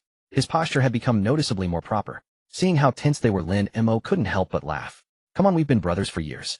You can't be serious, right? The way they were acting, you'd think he was some kind of monster. Ahem, you being this serious all of a sudden is throwing me off. Yang Yin shifted uncomfortably in his seat before sitting up straight again, feeling completely out of sorts. Alright, the reason I'm living here is a bit of a story. He'll tell you about it another time. What I wanted to ask you today is, do you want to start a business together? Lin Mo didn't beat around the bush. The other two couldn't keep up with his train of thought. He was just talking about something else, and now he suddenly switched to this. And starting a business. Song Weiming cleared his throat, relaxing a little after hearing Lin Mo's casual tone. He leaned back against his chair and asked, what kind of business? Aren't we just a bunch of good for-nothings? As he spoke, a cynical smile flickered across his usually carefree face. Song Weiming's family situation was quite complicated. It was said that his father had an illegitimate son outside, a capable one who had charmed his way into the family company. Song Weiming had always been treated as the family's black sheep, and people outside were constantly saying that the Song family's fortune would eventually go to the bastard son. So over the years he had grown accustomed to being the useless one. Yang Yin, on the other hand, didn't care much either way, but hearing about Lin Mo's business idea made him sit up straight, asking with a tone of utter disbelief, are you serious about this? It wasn't that he doubted Lin Mo. It was just that back then the group of them had been full of confidence about starting a business, only to end up losing a hefty sum of money, which became a running joke. After that, they had truly settled into their roles as idle rich boys. So suddenly wanting to start a business again felt like turning over a new leaf, and it was oddly thrilling. He was a follower by nature, happy to go along with whatever the group decided as long as he was included. Lin Mo observed their contrasting reactions, sighed, and then gestured for Gao Hang to lay out the plan they had discussed that afternoon. As Gao Hang spoke, the expressions on the other two's faces grew increasingly skeptical. Are you sure this project of yours can be pulled off by just us? And since when did Lin Mo learn to cook? During the afternoon, Lin Mo had told Gao Hang that while these idlers might not excel at much else, they were all quite skilled at gaming. If all else failed, they could just set up a club offering a full range of entertainment and amenities. Lin Mo was to handle the food, Gao Hang the equipment maintenance. Song Weiming, possessing a talent for management and a rational mind, was to be put in charge of administrative affairs. As for Yang Yin, his strength lay in customer communication, his patience seemingly boundless, making him perfect for the day-to-day customer service role. Seeing them question Lin Mo's culinary skills, Gao Hang immediately felt indignant. He clapped Lin Mo on the shoulder. Boss, how about you show these guys a trick or two? I only had a few pieces of fried chicken for dinner, and am still hungry. Lin Mo had also only grabbed a quick bite before heading out, and he was feeling a bit peckish himself. He had originally planned to eat out, but seeing everyone looking at him expectantly, he decided he might as well show off his skills. Otherwise, these two brothers probably wouldn't believe the project could succeed. So Lin Mo stood up. Alright, you guys chat. They'll go to the kitchen and whip up some noodles. Lin Mo didn't want to go through too much trouble, mainly because he had just showered. If he were to stir-fry, he'd end up smelling like smoke and would need to shower all over again. Annoyed by the hassle, he opted for noodles. Plus, there was plenty of seafood in the fridge that the housekeeper had bought earlier. A seafood noodle soup it was. The noodles were also freshly kneaded, made to a specific ratio to ensure a nice chewy texture. Once the dough was ready, he set it aside. Then he prepped the vegetables, soaking the wood, ear mushrooms, slicing the cabbage, shredding the carrots, and cutting the daikon radish into chunks. He also prepared the seafood. He deveined the shrimp, setting aside the heads for later sautéing. The squid was cut into strips, the abalone cleaned and scored, and the oysters and small clams were cleaned and set aside. He heated oil in a wok, sautéed minced garlic and scallions until fragrant, then added the shrimp heads to extract their flavor before removing them. Next, he added chili flakes and the prepared vegetables, stir-frying until they softened. He then added water along with soy sauce, oyster sauce, and beef bouillon powder for seasoning. The shrimp, squid, and clams went in next, with the oysters and bok choy added last. A cornstarch slurry and chili segments were stirred in at the end to finish the broth. The rested dough was now ready.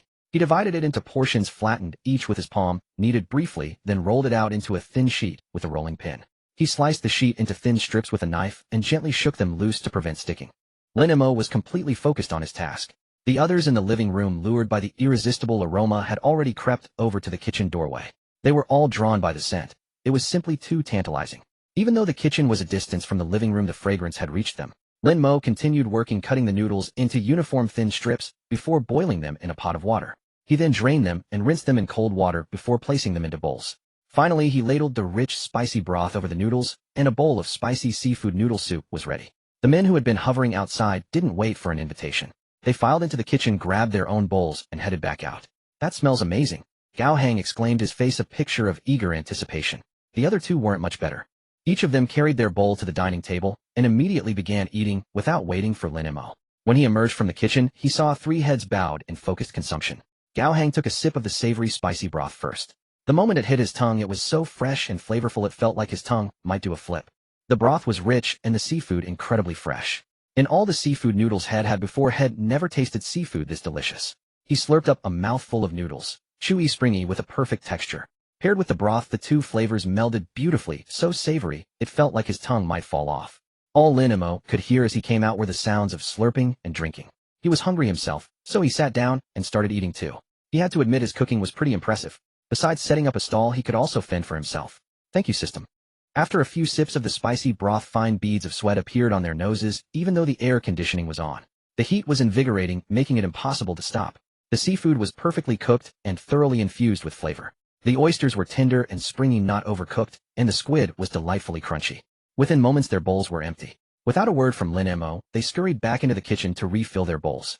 Gao Hang, seeing the other two devouring their food like starving ghosts, and eating even faster than him, felt a sense of urgency. He gulped down the rest of his soup, and went to get another bowl for himself, as if afraid he'd miss out. Lin Mo, in contrast, ate calmly and unhurriedly, showing no sign of competition. The entire pot of seafood noodles was polished off by the group of men, not even leaving a drop of broth. Lin Mo looked at the pot, which was cleaner than if it had been washed, and felt a wave of helplessness. He left the pot for the housekeeper to deal with. When he went back out, the others were lounging on the sofa, patting their full bellies, expressions of pure contentment on their faces. Seeing Lin Mo come out, Song Weiming looked at him and gave him a thumbs up. "Not bad. I believe you now." He then wore a look of lingering satisfaction. Yang Yin also chimed in, "Count me in on this project." "Alright, but there's something I need you guys to do. I'm running the stall, so I probably won't have much time. He'll leave the preliminary work to you. Also try to find a way to buy this space." Lin Mo launched into a detailed plan, and the others listened intently. After he finished, Song Weiming looked at him, a bit slow on the uptake. "Wait, what did you say you're doing? Running a stall? You? Where?" His gaze then shifted to Gao Hang, who was clearly trying to suppress a smug look. "So you knew about this all along, and you didn't tell us?" Gao Hang. Wait, how did the spotlight suddenly turn on him? A chill ran down his spine, and he averted his eyes, but his expression was already answer enough. Lin Mo, however, stepped in to defend him. "He just found out. I'm currently selling fried chicken outside the psychiatric hospital. I haven't decided what to do next week. So that stall selling baked flatbreads we've been looking for. That was you." Song Weiming seemed to have finally pieced everything together. Lin Mo raised an eyebrow, not denying it. Song Weiming looked at him helplessly, realizing that Lin Mo had probably been deliberately avoiding them all along. He had initially wanted to tease him, but recalling the delicious seafood noodles from tonight, he decided to keep his mouth shut. He didn't dare offend Lin Mo now. However, he had no intention of letting Gao hang off the hook. But since they were discussing serious matters now, he could only postpone settling that score. As the group sipped red wine, Lin Mo fetched his laptop and they held their first shareholders meeting right in the living room. They remained full of energy until 3 in the morning. Lin Mo kept yawning and thinking about the last day of his stall tomorrow. He finally sent everyone off to rest. He couldn't stay up any longer. Since he had stopped hanging out with them, Lin Mo had become quite disciplined except for the irregular hours he kept on stall days. Lin Mo returned to bed and fell asleep instantly. As for the other 3, Gao Hang was dragged into a room by the other 2 to settle their score. Lin Mo was oblivious to the commotion there. He was currently lost in a pleasant dream surrounded by beautiful women who smiled at him gently. Meanwhile, online photos of the 2 old gentlemen had been uploaded. Many night owls discussed how the 2 seemed familiar, but soon any news about them was suppressed. It was as if they had never appeared at all. Posts were blocked almost as soon as they were published. Those who had been curious began to sense something was wrong. But before they could post questions asking netizens what was happening, they were visited and spoken to. This was all done silently, so unless one was involved they wouldn't know anything about it. When Lin Mo's alarm went off in the morning, he felt a sense of loss. All those beautiful women had vanished. The bed felt empty. He sighed. Today was the last day. After frying chicken for this one night, he could start his next task. He found himself looking forward to it. The other 3's rooms were still quiet, and Lin Mo didn't bother them. He freshened up and went to work out. After breakfast, he went through his usual routine of preparing the fried chicken. Now with a chef to help, he only needed to make the marinating seasoning. It was just past 10 in the morning when Steward Yang came in to announce that an old gentleman was outside asking for him. Lin Mo immediately thought of Old Master Jiang, so he quickly got up and welcomed him in. "Xiao Mo, you're up so early." Old Master Jiang walked in with familiarity, looking somewhat surprised to see Lin Mo. "Yes, I got up early to prepare ingredients for today's stall. Please come in and have a seat. You young people are great. My grandson won't get up until the sun is high in the sky." Old Master Jiang was in a good mood, still teasing his grandson. Lin Mo smiled, knowing he wasn't much better himself before, so he didn't comment. However, remembering what he hadn't said last night, Lin Mo wondered if he should find an opportunity to bring it up. "You just moved here, didn't you?" Old Master Jiang suddenly asked, looking at the furnishings in the room. "Yes, I moved in not long ago, so there are still many things I haven't gotten around to." Old Master Jiang nodded. "If you're interested, we could go treasure hunting together sometime." Lin Mo knew exactly what kind of treasure hunting he meant. It was a pastime among the wealthy.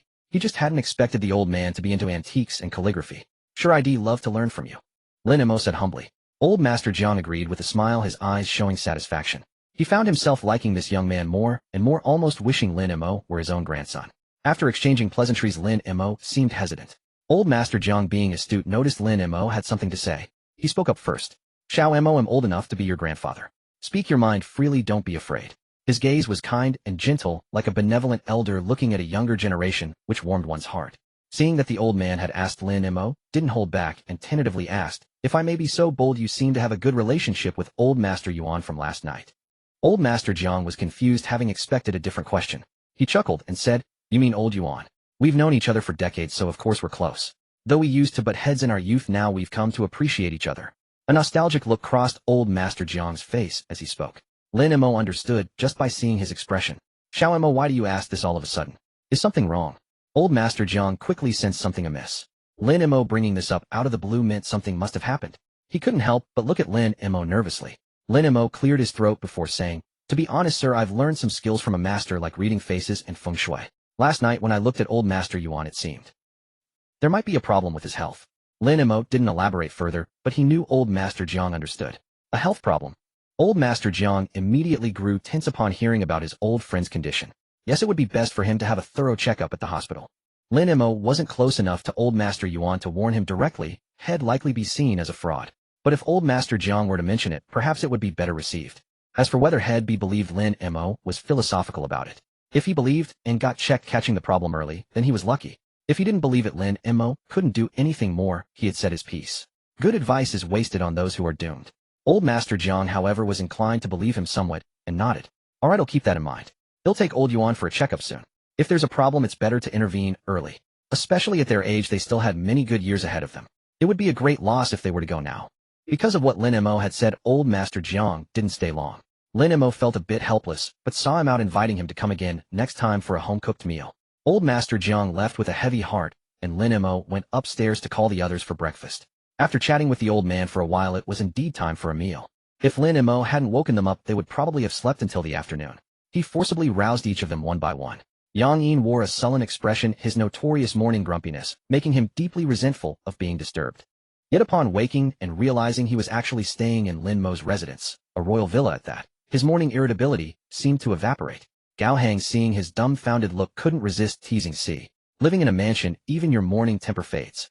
Song Weiming let out a scoff. Usually when woken up you're grimmer than a vengeful spirit. Now look at you, all out of steam. Truly a rare sight. Yang Yin, embarrassed by their remarks, ruffled his disheveled hair and retorted, if you lived in a place like this, what reason would you have to be angry? It felt like a dream. He was too overjoyed to waste a second on anger. He had even been tempted to post a photo on social media last night, but ultimately restrained himself. Pride invites a fall and ostentation courts disaster. There was no harm in staying low-key. He was a man with ambitions, now resolved to be emotionally stable. After some playful banter, they headed downstairs for lunch. While the other three pondered what to do next, Lin Mo waved a hand and went upstairs to rest. As he ascended, he called back, do as you please. Go scout for opportunities or join me at the night stall. It's up to you. Song Weiming hesitated briefly, but recalling Lin Mo's culinary skill, he figured the fried chicken couldn't be bad, so he decided to tag along. With hours still to go before nightfall, after eating they returned to lounging around like couch potatoes. Suddenly I feel this life is a bit sinful, Yang Yin mused aloud. Song Weiming shot him a sidelong glance. You'd better cherish these days, you might not see such good times again. That was undeniably true. Once they truly started their ventures, they'd likely be swamped with work. So they ought to savor this idle, carefree life while it lasted. When Lin Mo finally came down, he found them sprawled on the couch, phones in hand, with fruit and empty snack bags strewn across the table. In all his time there, Lin Mo had never seen the living room in such a mess. His eye twitched at the sight, and he strode over to deliver a swift kick to Gao Hang's rear. Get up. Time to work. With that he headed into the kitchen to get busy. Since they had the stall tonight, they had an early dinner at 5. However, the others clearly intended to save their appetites for the fried chicken at the stall, so they ate sparingly. Lin Mo, however, ate his fill before loading the gear onto his vehicle ready to set out. He drove his three-wheeled cart alone, while the other three followed in their flashy sports cars. With the cart leading and 2 ostentatious sports cars flanking it, at a leisurely crawl the drivers behind them were fuming. Do they even know how to drive a sports car? Crawling along at this pace. The 2 in the cars didn't give a damn. Once on the main road, Lin Mo veered onto a side lane, while the others took the motorway. Lin Mo wasn't slow, but to a sports car their speed was akin to a snail's pace. This drew quite a bit of ire from fellow road users. Meanwhile, old Master Jiang, having left Lin Mo's place at noon, went straight to his old friend's compound to find him. Yuan Songming was surprised to see him. Don't tell me you're here to scrounge a free meal. Old Master Jiang was speechless, utterly exasperated. Here he was worried about the man's health, and this old geezer was cracking jokes. After sitting down for a sip of water, he cut to the chase. Come with me for a physical checkup this afternoon. Yuan Songming was even more bewildered. Out of the blue. Why a checkup? Are you feeling unwell somewhere? And why drag me along? Old Master Jiang didn't elaborate, merely saying, well, we're getting on in years, not as spry as the young. A checkup would put our minds at ease. We're still young, and we get checked every year. Don't overthink it. Yuan Songming dismissed, thinking his old pal was just being paranoid. They had annual physicals, what could possibly be wrong? The worst thing was scaring oneself. But old Master Jiang offered no explanation, skipping lunch to drag him to the hospital. As former cadres, they were entitled to use the VIP fast track for medical services. After the routine checkup, which involved drawing several vials of blood, Yuan Songming's lips turned pale. They had to arrange a meal for him first. Afterwards, they used the fast track for the remaining examinations. To ensure his old friend went through with it, old Master Jiang opted for a comprehensive checkup himself as well. The entire afternoon left both elderly men utterly exhausted. Don't include me in these checkups next time. I'm too old for this, that's wiped me out. Yuan Songming said, breathless from his seat. Old Master Jiang had been on edge all afternoon, dreading a bad result, his anxiety palpable. As they waited in the lounge for the results, the hospital's director personally came to see them and escorted them to the doctor. Old Master Jiang's heart skipped a beat. Could something actually be wrong? Yuan Songming remained stoic, but inwardly he wondered if his old friend's health had truly taken a turn for the worse. With trepidation, they entered the department head's office. The doctor first discussed old Master Jiang's minor issues. Nothing serious, just advice on regular meals and a light diet. After that his gaze shifted to Yuan Songming. Yuan Songming hadn't even considered himself. It wasn't until the doctor suggested notifying his family and preparing for hospitalization that the gravity of the situation dawned on him. But the doctor quickly offered reassurance. There is a tumor, but it appears to be benign. It wasn't detected in the last checkup, so it's likely just emerging. It's fortunate you came for the exam now. The issue should be minor. After further tests confirm it's benign, a simple surgery will suffice. The doctor spoke, gently mindful of the patient's emotions. Yuan Songming was stunned. He had only come along for the checkup. How did it turn out that he was the one with a problem? He was in disbelief, but old Master Jiang felt a huge weight lift off his shoulders. It was confirmed. There was indeed an issue, but thankfully a minor one. Yuan Songming was promptly admitted to the hospital, and old Master Jiang stayed in the ward to keep him company. Author's note: good thing the backlog isn't too large. I wrote 100 words yesterday, can't manage more today. Yuan Songming, true to his former cadre background, had already sensed something amiss when his friend came to fetch him for a medical checkup. Now, upon learning of the tumor in his body, he grew even more certain that there was more to this than met the eye. After the doctors completed their examination and left, Yuan Songming cut straight to the chase. You knew something was wrong with me, didn't you? That's why you asked me to accompany you to the hospital. Old Master Jiang had no intention of hiding the truth, so he recounted the entire story from beginning to end. The tale was quite extraordinary, and Yuan Songming was left speechless for a long while after hearing it. Finally he murmured, "No wonder that young man was looking at me last night, as if he had something to say. I thought he had recognized who I was. After all, he had frequently appeared in the news before." Little did he expect that the young man had wanted to tell him about this. "It seems we owe that young man our thanks," Yuan Songming said with a sigh. Old Master Jiang nodded in agreement. "Indeed, we must thank him." Yuan Songming suddenly broke into a grin. "I thought you old fellow had invited me over just to grab some fried chicken together. By the way, that Xiao Mo right? Has he set up his stall already? Why don't you go buy some fried chicken?" Old Master Jiang was left utterly speechless. He truly hadn't expected that even at a time like this the old man would still be thinking about food. However, his own craving was also piqued. So despite his verbal protests, his body betrayed him as he got up and headed towards the entrance of the psychiatric hospital to find Lin Mo. By the time Lin Mo arrived at his stall location, a queue was already forming nearby. Upon seeing Lin Mo's card appear, the waiting crowd rose to their feet, setting aside their small stools in anticipation.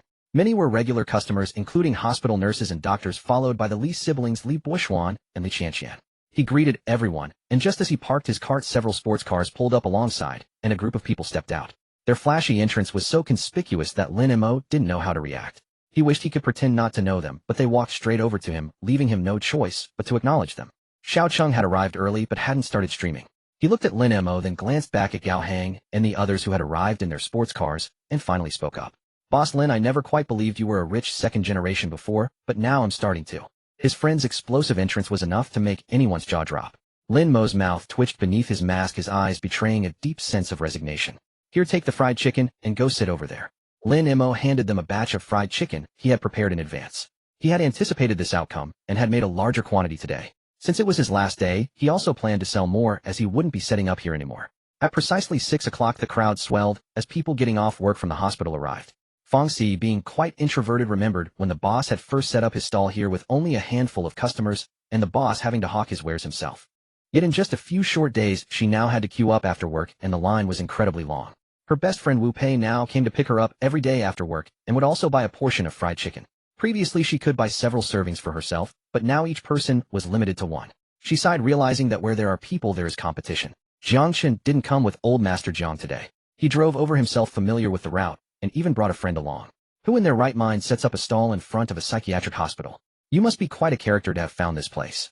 Jiang Chen was tempted to say, "My grandpa found it, would you believe that?" In the end he kept his mouth shut. As they waited in line for what felt like ages, their impatience grew. Young men with hot tempers were on the verge of cursing when the line finally shrank. When their turn came, they each ordered a portion and went off to eat. Their complaints died instantly. With mouths greasy, they clapped Jiang Chun on the shoulder. "Good brother, you're a genius. How did you find this place?" Jiang Chun was speechless. Indeed, no one could escape Boss Lin's law of true taste. Old Master Jiang also arrived. People warmly invited him to sit and wait in line, but he declined this time. By the time he reached the stall, dusk had fallen. He ordered 2 servings of fried chicken, and because of the purchase limit, he had even brought a driver along to help him buy an extra portion. Seeing him arrive alone, Lin Mo was about to ask, but old Master Jiang spoke first. "I took old Yuan for a checkup, and there was indeed something wrong. He's hospitalized now. The old fellow is still clamoring for your fried chicken, so I came. Once he's better, he'll come personally to thank you." Lin Mo smiled, thinking that at least he was willing to listen. He then said, "It was just a small effort, no need for such formality. But I won't be here tomorrow, so don't make a wasted trip, old master." Old Master Jiang nodded, indicating he understood. He felt a tinge of regret, as Xiao Mo's fried chicken was truly delicious. But at the same time, he was quite pleased, since he lived right next to Xiao Mo, and would have plenty of opportunities to enjoy good food in the future. For now, the most pressing matter was old Yuan's illness. After buying the fried chicken, he hurried back with his driver, foregoing the usual chat with the crowd, which left many of the young people feeling a bit disappointed. Since learning that Li Buoxuan had Lin Mo's contact information, Xiao Cheng had been especially attentive to the Li siblings. Ning Yi, also taking advantage of his young age, stuck close to Li Qianqian, calling her big sister this, and that with such enthusiasm that one might think she was his real sister. Li Qianqian had always been quiet and withdrawn, but she had noticeably improved lately. With a clingy little tag-along by her side these past few days, she had been worn down until she had no temper left. Gradually, she even formed a friendship with the child. She hadn't attended school for a long time, but Ning Yi was a student, and every day at school was filled with all sorts of chaotic events. This made Li Qianqian, who had always been a well-behaved girl, feel envious and longing. At her age, she would normally be in university, but due to having been held back a grade, she was still in high school. Now she was also on a leave of absence from school to rest at home. Hearing about Ning Yi's school life sparked a desire in her to return to campus. In the end, thanks to who knows what Ning Yi said to persuade her, they actually ended up adding each other on WeChat. Through his sheer personal charm, little Ning Yi successfully secured himself an informant. He was confident that he would know wherever the big brother went to set up his stall in the future. Little did he know he was celebrating far too early. The one who had added Lin Mo on WeChat was Li Buishuan, not Li Qianqian. And her personal phone could go a week without charging and still have 90% battery left.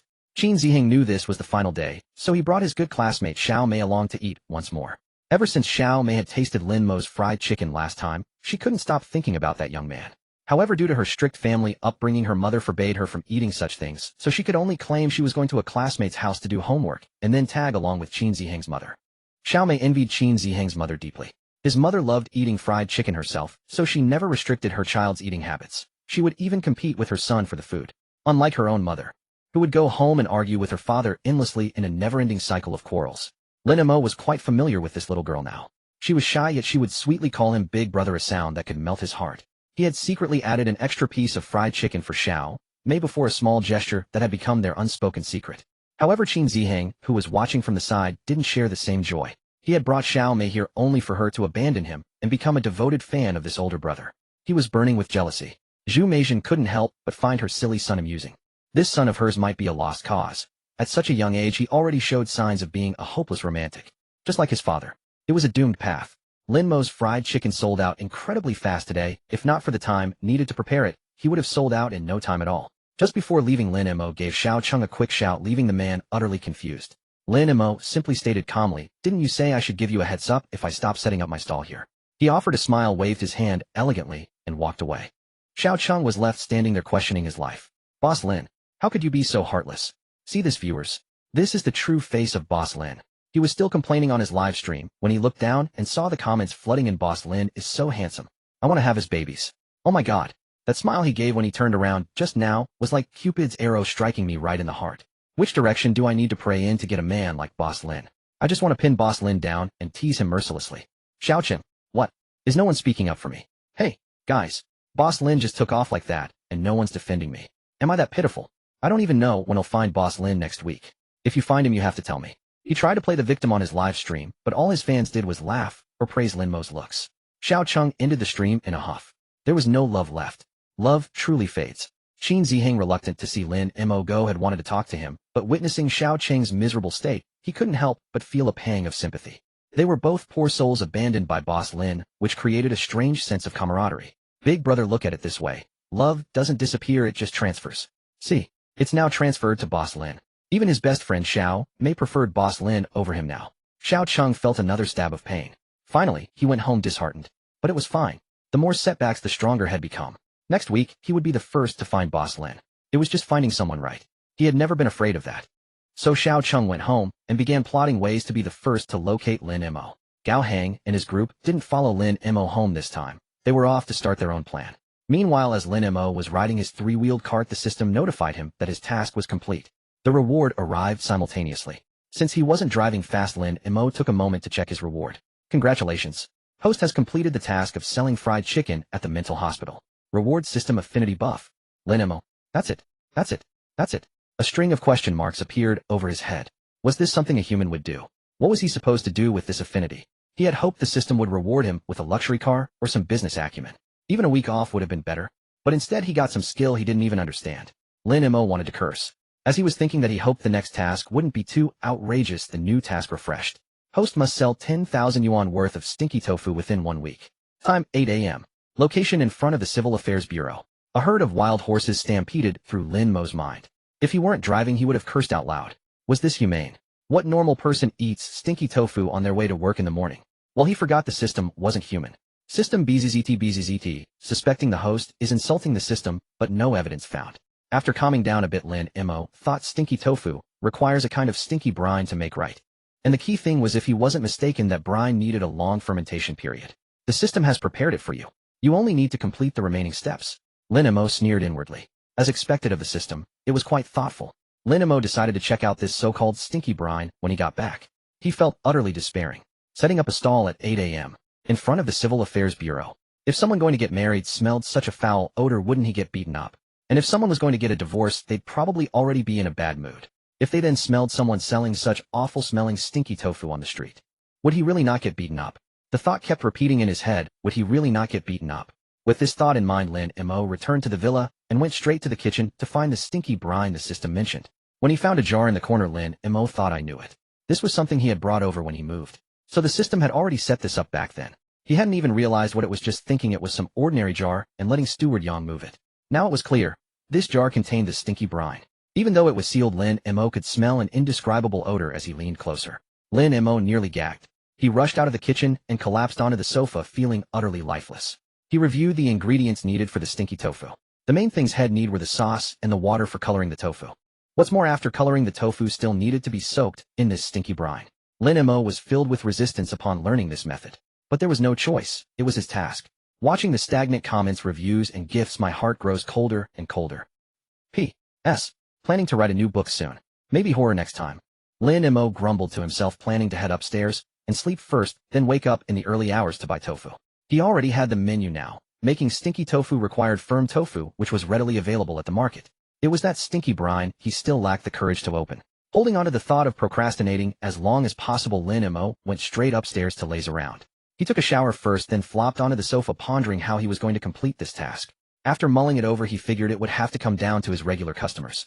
He just didn't know when they'd manage to find him. Lin Mo set an alarm for 3 o'clock. When it went off, he dragged himself out of bed with a head of messy, bed-tousled hair. After gearing up, he drove his battered commercial van to the farmer's market. Early as it was, the place was already bustling with activity. The scene was full of the vibrancy of daily life. The vendor selling firm tofu had just set out her freshly made blocks when she noticed a young man standing before her stall. Young man buying tofu this early. How much do you need? Auntie will give you a discount. Lin Mo picked up a piece of the tofu, gave it a sniff. The smell was decent, and the craftsmanship seemed fine. Looking at the tofu spread across the stall, he said directly, Auntie, you'll take 3 boards of firm tofu. How much will that be? The auntie was quite pleased to see a handsome young man so early in the morning. Sure thing. This is all fresh tofu just made. She chatted while deftly flipping the tofu out of its molds onto the scale. Tofu's 3 yuan a caddy. This here is 60 caddies, so that'll be 180 total. Lin Mo figured that was a decent amount, and since he'd be cutting it into small pieces anyway, it would yield plenty of stinky tofu. He planned to make and sell it fresh on the spot. That way it'd be at its best. After buying the tofu, he picked up a bunch of side ingredients, including pork bones, which would serve as the base for the stinky tofu broth. Once his shopping was done, Lin Mo rushed home. The tofu still needed to be colored, and there were quite a few steps involved. He wasn't sure if he'd have enough time. Back home, Lin Mo started brewing a pot of tea. While it steeped, he cut the tofu into uniform cubes. Once the red tea was ready, he soaked the cut tofu in it for half an hour. After that, he began simmering the pork bone broth, which would need a long time to extract all the rich essence from the bones. There were also the seasonings needed for the stinky tofu, pickled vegetables, and pickled beans. He already had some cured ones stored in the corner, he just needed to chop them into small segments. Heating oil in a wok, he tossed in chopped chili peppers and minced garlic, stir-frying until fragrant. Then he added dried chili flakes, followed by the chopped pickled chilies and vegetables, continuing to stir-fry until the aromas melded together perfectly. He stir-fried a huge basin of this seasoning, and the entire kitchen was filled with a pungent, spicy aroma. But the crucial element was still missing. That jar of stinky brine Lin Mo hadn't yet dared to open. Now that all the other preparations were complete, it was time to bring it out. The moment he peeled back the plastic wrap, a soul-shattering stench hit him right in the face. While Lin Mo couldn't hold it in any longer, he turned and ran out to throw up. He stood at the kitchen door, refusing to go back in, every cell in his body screaming in protest. No way. This was absolutely foul. No, foul wasn't even the right word. It was utterly, overwhelmingly putrid. Lin Mo was repulsed, but when he tried to go back in, he was driven right back out by the stench. Now it was even worse. The entire kitchen was saturated with that awful smell. Left with no choice, Lin Mo layered on several masks. It didn't really help much, but at least he managed to get inside. Laying eyes on that jar of thick, unidentifiable liquid that defied all description, he rolled his eyes and nearly lost his breakfast. Fine. So this is how it's going to be. This stinky tofu was now his personal nightmare and a treat for the taste buds of his customers, huh? Gritting his teeth against the nausea, Lin Mo strained the brine from the jar, ending up with a large basin of dark brown liquid. At that point, he was just about ready to die. He felt like screaming at the heavens. Who on earth even eats this stuff? Half an hour had already slipped by in this ordeal. Lin Mo could only take the colored tofu and submerge it in the stinky brine, letting it soak for another 30 minutes. He placed the tofu pieces in one by one, and after setting in the last one he bolted out of the kitchen. He switched on all the ventilation systems in the house. Otherwise the place would be uninhabitable. After cooling off outside for half an hour, he came back in to check on the simmering broth, then took a look at the successfully marinated stinky tofu. Perfect, that was exactly the right stench. He fished the marinated tofu out and placed it into a bucket. The raw stinky tofu was now ready. All that was left was to deep fry it when he set up his stall. But Lin Mo still wanted to try to see what his hard-earned stinky tofu actually tasted like. Just then dawn was breaking and time was getting short. Lin Mo decided to experience for himself what it was like to have stinky tofu for breakfast instead of a proper meal. He heated oil in a wok, and when it reached about 70% heat, he dropped the marinated tofu pieces in. After a few minutes he flipped them over. The oil crackled and sizzled. When the tofu puffed up like little balloons and floated to the surface, he scooped them out. Plump dark pieces of tofu were arranged on a plate. Lin Mo picked up his chopsticks and poked a hole in each one, spooning in the chili and pickled vegetable mixture had prepared, then ladling in some of the rich pork bone broth. A final sprinkle of chopped scallions and cilantro. Perfect. Lin Mo looked at the dish. How maybe he was just getting used to the smell, but it actually didn't seem half bad. What the hell? He picked up his chopsticks and started eating right there in the kitchen. The skin of the tofu was crispy and fragrant from frying, while the white interior remained incredibly tender. The sauce from the pickled vegetables and chilies had fully soaked into the tofu. Each bite burst with savory juice. Yeah, the taste was pretty decent. Even though the process of making it had been absolute torture. Had only eaten a few pieces when Steward Young appeared at the kitchen door. He was immediately hit by that overpowering smell emanating from inside. Without thinking he blurted out, "What's that awful stench? Is the drain clogged?" Then he reconsidered. That couldn't be right.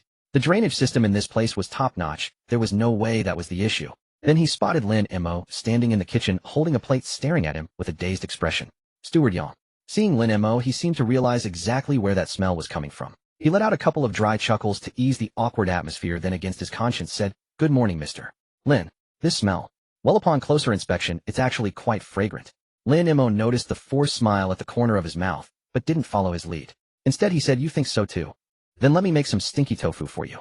I was just about to set up my stall, and I made a bit extra." Before Steward Yang could refuse, Lin Mo had already started heating the wok with oil. Soon a plate of authentic Hu Province stinky tofu, perfect in color, aroma, and taste, was prepared and set before Steward Yang. Seeing the smile playing at the corner of Lin Mo's mouth, Steward Yang wished he could slap himself a few times. Why did you have to say that? Now look what happened. So under Lin Mo's eager and threatening gaze, he had no choice but to take the plate of stinky tofu with its red broth and start eating. He took a bite while pinching his nose and holding his breath. But once it was in his mouth, the smell seemed somewhat acceptable. Steward Yang's expression shifted from shock to uncertainty, then to a hint of pleasant surprise as he looked at the stinky tofu before him. He then began to savor it seriously. Indeed, everyone who eats stinky tofu eventually falls for the truth of deliciousness. The more you resist before eating, the more delicious it is after. See, I told you it's this fragrance. Steward Yang's attitude did a complete 180, completely forgetting who it was that had been frowning in disdain just moments ago. Lin Mo didn't call him out on it. He smiled and said, "Well, if you like it, eat up. Consider it breakfast. Oh, by the way, would the household auntie like to try some too?" The auntie, who had just reached the door and caught a whiff of the smell, had already quietly turned around and made a run for it. Steward Yang witnessed the whole scene and ultimately declined Lin Mo's offer. He wasn't really good with spicy food, and the chili sauce on the stinky tofu was a bit too hot for him. However, the broth was truly delicious. Even someone like him who usually disliked stinky tofu found the soup excellent, especially with the sour and spicy chili soaked in it. The flavor was simply amazing. In no time the broth was gone, and Steward Yang's forehead was beaded with sweat. This stuff was really good. Seeing that it was about time, Lin Mo brought out the stinky tofu tricycle that the system had modified and loaded all the ingredients onto it. It was already 7 o'clock. Lin Mo had someone clean up the kitchen. The stinky water could be reused, so it was carefully stored in a new jar. But the smell lingered persistently in the kitchen. Lin Mo didn't dislike stinky tofu, but he still hadn't gotten used to the stench of that stinky water. Had heard that it contained various animal remains, and the thought made him feel nauseous again. Lin Mo went to take a shower and changed into some fresh dry clothes. Seeing that it was about time, he prepared to head out. But before leaving as promised, he sent a message to Li Buishuan. He informed him of his stall's time and location, then set off on his tricycle. The security guard on duty saw Lin Mo driving out and thought it was quite early for him. Then he noticed that the sign on the tricycle had been changed. It wasn't fried chicken anymore. It had become stinky tofu. And as the tricycle passed by, a truly pungent aroma drifted into their nostrils with the wind. This smell. The few security guards on duty immediately covered their noses. This stinky tofu is authentic just by the smell.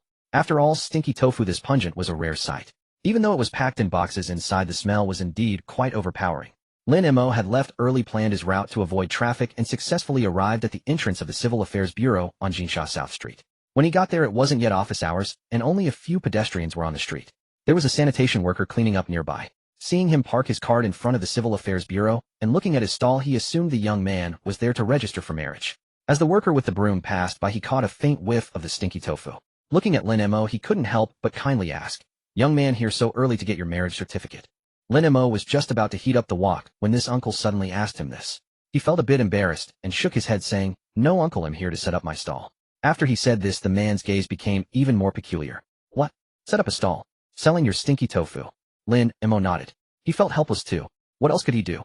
Perhaps it was his approachable demeanor that made the uncle want to chat. Somewhat earnestly he said, "Are you sure you've got it right? Isn't stinky tofu usually sold at the night market? Who's going to buy stinky tofu this early in the morning?" He was now looking at Lin Mo as if he were an idiot. And indeed it seemed foolish. When people think of stinky tofu, they think of evenings or night markets sold by the roadside. Who in their right mind sells it at 7 or 8 in the morning in front of the Civil Affairs Bureau? Uncle Zhang Changdong couldn't help but earnestly advise, "Why don't you come out in the evening instead?" By this time Lin Mo's oil was already hot, and he had placed some stinky tofu into the wok to fry. The smell escaped the moment the lid was lifted, let alone the aroma that burst forth once it hit the hot oil. After placing the tofu in the oil, Lin Mo finally looked at Zhang Changdong. "Uncle, it's fine. I'm just trying it out. If it doesn't work, he'll leave. No problem. My stinky tofu is really fragrant. Have you had breakfast yet? He'll make some for you to try in a bit." Seeing how earnestly the uncle was advising him, Lin Mo thought he must be a kind-hearted person. Seeing that he was out working so early, he decided to make him a portion. Little did he know Zhang Changdong had only spoken up because Lin Mo looked honest, and he felt sorry for him setting up his stall here with no results. Hearing that Lin Mo would also treat him to some fried tofu, he felt even more that this young man was a bit naive or perhaps a bit simple-minded. His sense of justice swelled, and he stood there starting to lecture Lin Mo. "People come here to get married or divorced. Who's going to have the mind to buy your stinky tofu?" Lin Mo smiled nonchalantly. "I think my stinky tofu is pretty good. Someone will probably buy it." It couldn't be as bad as the uncle made it sound. Zhang Changdong looked at him with utter disappointment. "Why are you so stubborn, kid?" An experienced person had told him this place wouldn't work, and instead of using the remaining time to move somewhere else, he was still here saying such things. In his view, Lin Mo's words were too naive. This child who had never been hardened by life's struggles made him shake his head in disappointment.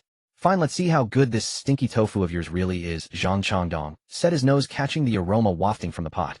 It certainly smelled pungent, though he wondered if it tasted as strong as it smelled. "Let me tell you, young man, my palate is incredibly discerning." Zhang Changdong boasted about his refined taste, while Lin Mo insisted his stinky tofu was exceptional, neither willing to yield. Growing even more skeptical, Zhang Changdong sat down nearby to wait. Lin Mo quickly fried a batch, setting the remaining pieces aside to drain the excess oil. He scooped out 10 pieces into a bowl, pierced each one, and doused them with a house-made chili sauce before ladling a spoonful of rich broth over the top. The dish transformed instantly into a tempting bowl of crimson soup. Though it still emitted a faint odor, the fragrance was now an enticing mix of savory and pungent. Zhang Changdong's skepticism wavered as he took a deep sniff. Taking the bowl from Lin Mo, he muttered under his breath, "This is the first time I've had stinky tofu for breakfast." He expected something utterly ordinary, yet the very first bite left him utterly astounded. The stinky tofu was riddled with holes, allowing the finely chopped pickled beans, pickled greens, and chili peppers to nestle within. A single bite delivered the tangy heat of the pickled beans, the shatteringly crisp exterior, and the melt-in-your-mouth tenderness of the bean curd within, a truly stunning combination. Especially with each bite, a burst of savory spicy broth exploded in the mouth, sour hot, yet unexpectedly delicious. Zhang Changdong's eyes widened in disbelief as he stared at Lin Mo. This young man had real skill. The dish looked so unassuming, yet the flavor it delivered was nothing short of breathtaking. He had watched the entire process from start to finish, and nothing about the technique seemed particularly novel, but the taste was beyond anything he had imagined. He immediately gave Lin Mo a thumbs up before lowering his head to devour the meal. The crispy, stinky tofu was thoroughly soaked in the savory sauce, making every bite a pure sensory pleasure. Some things are simply both pungent and utterly irresistible, like durian river snail rice noodles and this bowl of stinky tofu. Zhao Ruishi worked at the Civil Affairs Bureau as a marriage registrar. Her official working hours began at 8:30 a.m., but her supervisor required everyone to be at the office by 8:00 to brief on daily tasks, organize documents, and clean the workspace. Waking up for an 8:30 start was already a struggle, let alone having to arrive by 8:00, which meant sacrificing an extra half-hour of sleep every single morning. She had long resented this policy, but as a mere employee she had no room to protest. Today was Monday, and after a weekend of indulgence, she had almost forgotten she was a working professional. Unsurprisingly, she woke up late this morning. With 8:00 fast approaching, and her stomach still empty, the thought alone made her wince. Her job involved handling registrations, making it impossible to eat during work hours. And this early in the morning there clearly wouldn't be any decent breakfast options near the Civil Affairs Bureau. She felt utterly miserable, yet she had no choice but to sprint toward her workplace. However, as she reached Jinshaw's South Street, a pungent, yet oddly familiar smell drifted into her nose unexpectedly, stirring her appetite. She sniffed again. Wasn't that the unmistakable aroma of stinky tofu? She must be hallucinating from hunger. Who on earth sells stinky tofu this early in the morning? As if to confirm her thoughts, she spotted a stall set up right at the entrance of the Civil Affairs Bureau as she rounded the corner. Boldly written above it were the words, "Authentic Stinky Tofu." Wait. Am I still dreaming? Zhao Ruishi rubbed her eyes and looked again. The stall was still there. She wasn't dreaming. What? Strange things happen every year, but this was unprecedented. The aroma had stirred her hunger, and she noticed a sanitation worker nearby enjoying a bowl of stinky tofu, making it look quite appetizing. How peculiar. Selling stinky tofu at dawn. Honestly, she wasn't particularly fond of the dish, but since someone was selling it right outside her office this early, she figured she ought to give it a try. She had finally reached the entrance and could clock in on her phone, so the pressure eased slightly. After clocking in, she walked up and asked, "Boss, how much for your stinky tofu?" 10 yuan for a serving, 10 pieces included. Lin Mo deliberately kept the price low to complete his task faster. The system only specified the quantity to sell, not the price. He decided to sell it at a very affordable rate. While most vendors offered different sizes, Lin Mo skipped that and simply sold one generous portion. Zhao Ruishi thought the price was reasonable and ordered a box. She reminded Lin Mo to be quick and add extra spice. As she waited for the tofu to fry, her colleagues began arriving, each hurrying past with brisk steps. They noticed Zhao Ruishi standing at a stall as they reached the entrance. A female colleague wrinkled her nose in distaste at the smell. "Xiao Zhao, you're eating stinky tofu this early." In her view, the vendor selling stinky tofu at dawn was odd, and Zhao Ruishi buying it was equally questionable. That didn't stop her from pausing to sneer. Zhao Ruishi felt a bit embarrassed, knowing this spot made her an easy target for her colleagues. She could only offer an awkward smile. "Yeah, I haven't had breakfast yet, so I thought I'd try this." "Well, enjoy it then. My husband already made me breakfast at home, so I wouldn't touch this street food," the colleague said with a dismissive shake of her head before walking away. Zhao Ruishi felt a surge of anger, and in a moment of impulse, she nearly told Lin Mo to stop and cancel her order. But she had already transferred the money, and leaving without the food would mean a loss. So she suppressed her irritation and continued waiting patiently. Lin Mo seemed to sense her frustration. That colleague's tone had been dripping with condescending superiority enough to irritate anyone. He offered her a reassuring smile. "Don't let people like that get to you. If you get angry, you're playing right into their hands. That's the only way they can feel superior, by putting others down. Besides, you've already paid for it, so it'd be a waste not to eat it." Lin Mo's voice was low and slightly hoarse, yet it carried a clean quality, like a gentle younger brother from next door, comforting you, a soft brush, tenderly cleansing the soul. Zhao Ruishi, who had been simmering with anger, suddenly found her irritation dissipating. She immediately grinned at Lin Mo. "You're right, boss. I won't fall for it. I'll eat whatever I want on my own and live a carefree single life. No way am I getting married to be bossed around by some man." Though Zhao Ruishi was a marriage registrar herself, she didn't actually yearn for matrimony. Thinking about it, her colleague Zhang Meifeng's provocations were utterly useless. Why had she let herself get so easily riled up just now? There was no real reason to be angry. After all, everyone had different tastes.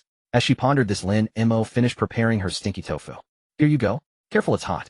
You can add your own cilantro and scallions if you like." Since many people weren't fond of cilantro, Lin Mo let his customers choose. Zhao Ruishi loved cilantro, but disliked scallions, so she added a generous helping of cilantro. Noticing she was running late, she mumbled a quick goodbye to Lin Mo and hurried off to work. As she left, she spotted the sanitation worker she often saw sitting nearby, savoring his food with evident relish. This made her curious. Was this stinky tofu really that delicious? Before she could ponder further, she noticed her leader had already parked and was walking ahead of her. With a quick stride, Zhao Ruishi darted past him. But a meeting was about to start, and her stinky tofu would have to wait. She could only lament hoping the meeting would be short, leaving her some time to enjoy the tofu and perhaps touch up her makeup afterward. The leader launched into his usual opening remarks. However, something felt different today. The leader shared Zhao Ruix's surname Zhao, but not her temperament. Being one of the senior figures at the Civil Affairs Bureau, he was known for his rigid and old-fashioned ways. Given his long tenure, he favored formalities and expected his subordinates to follow a strict by-the-book approach. His speeches were always about maintaining a good attitude and proper conduct. In truth, their workload was minimal except for a few special holidays that kept them busy. Nowadays, with marriage rates so low, their department had become considerably less busy. In the past, he would drone on endlessly, starting at 8:30 head, often stretched the meeting to 8:29 before letting everyone get on with their day. But today for some unknown reason everyone seemed distracted. The reason was simple: an aroma both pungent and savory wafted through the modest hall, capturing everyone's attention. Director Zhao Xiong, a somewhat stout man from Hu province, was all too familiar with that scent. Yet since arriving here he hadn't tasted such authentic stinky tofu. Smelling it this early before breakfast was enough to stir his cravings intensely. Usually he'd finish his meeting and then leisurely enjoy his breakfast, which was always substantial given his hearty appetite. But now, tantalized by this aroma, he found it hard to resist. Just then Zhang Meifang, the colleague who had clashed with Zhao Ruishi earlier, noticed Director Zhao's grim expression and seized the chance to curry favor. She pinched her nose and said, "Zhao Ruishi, you haven't eaten that stinky tofu yet, have you? It's absolutely reeking." Her tone dripped with disdain and a hint of superiority. Zhao Ruishi felt embarrassed as she too could smell the pungent savory odor. She tried to explain, but since the tofu was indeed hers, she whispered, "Director, could I step out and take care of this?" She spoke cautiously, afraid of offending her superior and jeopardizing her days ahead. To her surprise, the usually stern and rigid leader cleared his throat and said, "Xiao Zhao, why are you eating such stinky tofu so early in the morning?" Zhao Ruishi was so mortified she wished she could crawl into a hole. But Director Zhao's next words stunned everyone. "Ahem, well, there's nothing much to discuss today. Let's call it a wrap. Everyone go tidy yourselves up." With that he left. He feared he wouldn't be able to control his cravings if he stayed. For the sake of his image he held back, but he didn't leave entirely. Instead he lingered in the hall, watching as Zhao Ruishi squatted outside wolfing down the stinky tofu. The young woman who had just looked dejected and timid now had her eyes narrowed in pure bliss. Director Zhao swallowed hard, telling himself, "I'm not tempted, I'm not tempted, I'm not tempted." Yet his feet betrayed him, carrying him toward Zhao Ruishi. Ahem. Zhao Ruishi was relishing her stinky tofu when she caught a glimpse of her leader standing behind her. She had just taken a sip of spicy soup and, caught off guard, choked. She coughed for a long while before recovering, her face flushed red. She looked at the director awkwardly. "I'm sorry, Director. I shouldn't have brought the stinky tofu into the hall." Zhao Ruishi expected a scolding given Director Zhao's past behavior. She had even moved outside to eat, but still couldn't escape his nagging. Zhao Xiong hadn't expected this young woman, who shared his surname, to be so afraid of him, like a mouse before a cat. He wondered if he had been too harsh. But that wasn't why he was here now, it was about. Zhao Xiong cleared his throat, trying to ease the awkwardness, but it only made Xiao Zhao more nervous. Her hand holding the stinky tofu began to tremble. Was he going to publicly criticize her for just eating a piece of stinky tofu? Surely not. Through her peripheral vision, Zhao Ruishi could see Zhang Meifang inside, watching with smug satisfaction. That look of petty triumph was infuriating. Zhao Xiong, realizing the misunderstanding, softened his tone.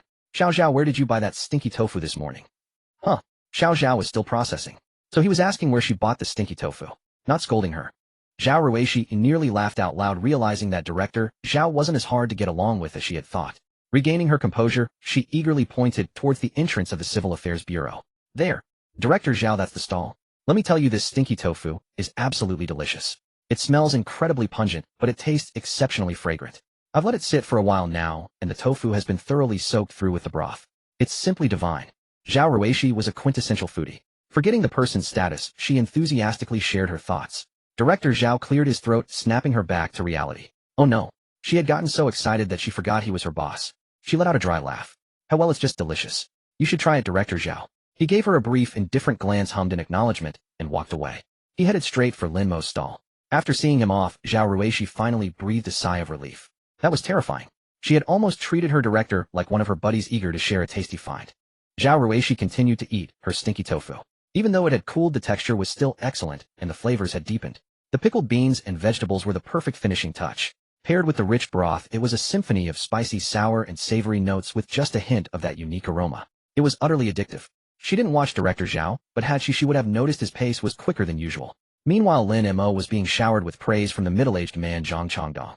The compliments flowed freely, and having tasted the delicious tofu, he felt the 10 yuan was a bargain. He insisted on paying Lin Mo, but Lin Mo refused, so he resorted to offering endless praise instead. Lin Mo's ears were practically numb from it all. "Young man, you should open a shop. With your skills you'd be sure to succeed. As they say, heroes are made in youth. So young and already so skilled, I envy you." Fortunately, Director Zhao's arrival rescued Lin Mo. As he quickly approached the stall, he scrutinized Lin Mo's sign. "Young man, is this stinky tofu authentic?" Zhao Xiong asked, a hint of skepticism in his voice. Though Zhao Ruishi had vouched for its taste, as a native of Hu province he could tell immediately if it wasn't genuine. Seeing a potential customer, Lin Mo confidently stated, "Of course it is. If it's not authentic, it's free." His assurance satisfied Director Zhao. "All right, give me one serving then." He had expected different sizes, but only a large portion was available. The price was a mere 10 yuan. He clicked his tongue in surprise.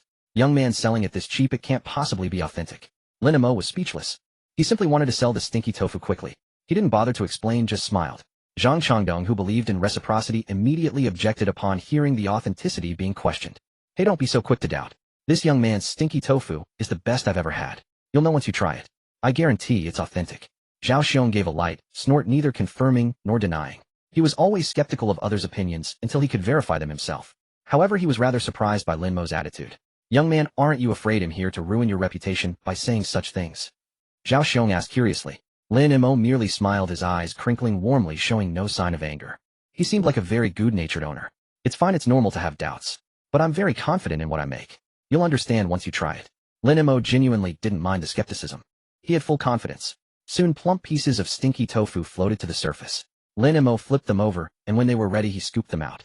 After poking a hole in each piece in the bowl, he asked Zhao Xiong for his preference. I want it spicier. Zhao Xiong could barely contain his anticipation.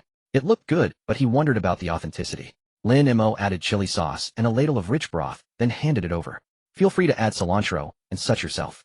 Okay. Zhao Xiong took it, and began to taste it seriously. Being freshly cooked, the first bite was scalding hot. He blew on it impatiently, and took a bite.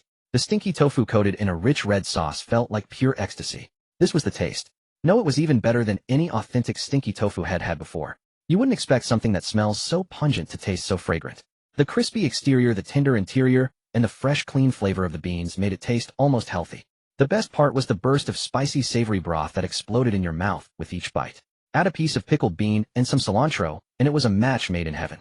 He finally understood why his colleague Little Zhao had been eating with such relish. It was truly delicious. After the first piece, his eyes lit up. He eagerly took a sip of the broth, which was even more amazing.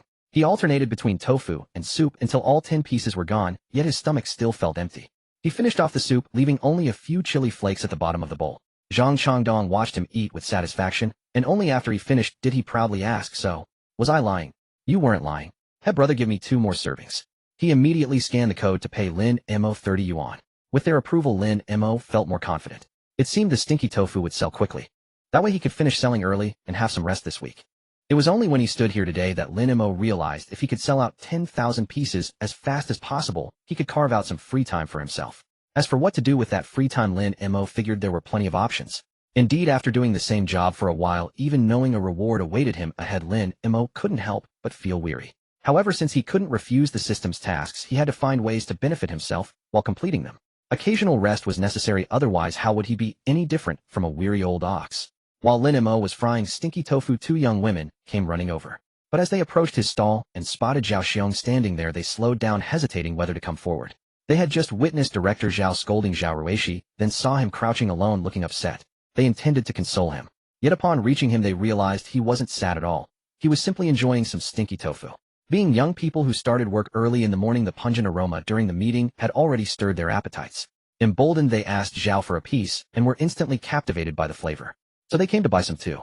But they hadn't expected Director Zhao to still be there, leaving them awkwardly uncertain whether to leave or stay. Director Zhao, however, broke his usual stern demeanor and smiled warmly at them instead. You two are here for the stinky tofu too. Let me tell you, this is genuinely good. He even recommended it enthusiastically. This unexpected encouragement gave them the courage to approach, greeting Director Zhao with bright smiles. Yes, Director Zhao, we had a taste from Xiao Zhao earlier and found it delicious. We came to grab some before work. Zhao Xiong nodded and said to Lin Mo, these young ladies have to get to work soon. Boss, could you make theirs first? Hearing Director Zhao's words, the 2 young women widened their eyes in disbelief. Was this really the Director Zhao they knew? The Civil Affairs Bureau was right behind them, yet he seemed like a completely different person. Still, neither of them objected to his suggestion, especially since people were already lining up to register their marriages. Lin Mo smiled and nodded, adding, one can tell you're a great leader just by this gesture. Had anyone else said this, Director Zhao might have suspected flattery, but coming from Lin Mo, he instinctively believed it. His smile grew even more genuine, which astonished the 2 young women nearby. It was as if his entire personality had transformed. Had they not witnessed it themselves, they wouldn't have believed it. Zhao Xiong hadn't received genuine praise in a long time, and this heartfelt compliment seemed to touch him deeply. His usually stern face crinkled into a smile. Young man, it's rare for someone to praise me so sincerely. You don't have a partner, do you? How about I introduce you to someone? When you come to register your marriage, it'll get you through the fast track. Lin Mo. He chuckled awkwardly and politely declined his kind offer.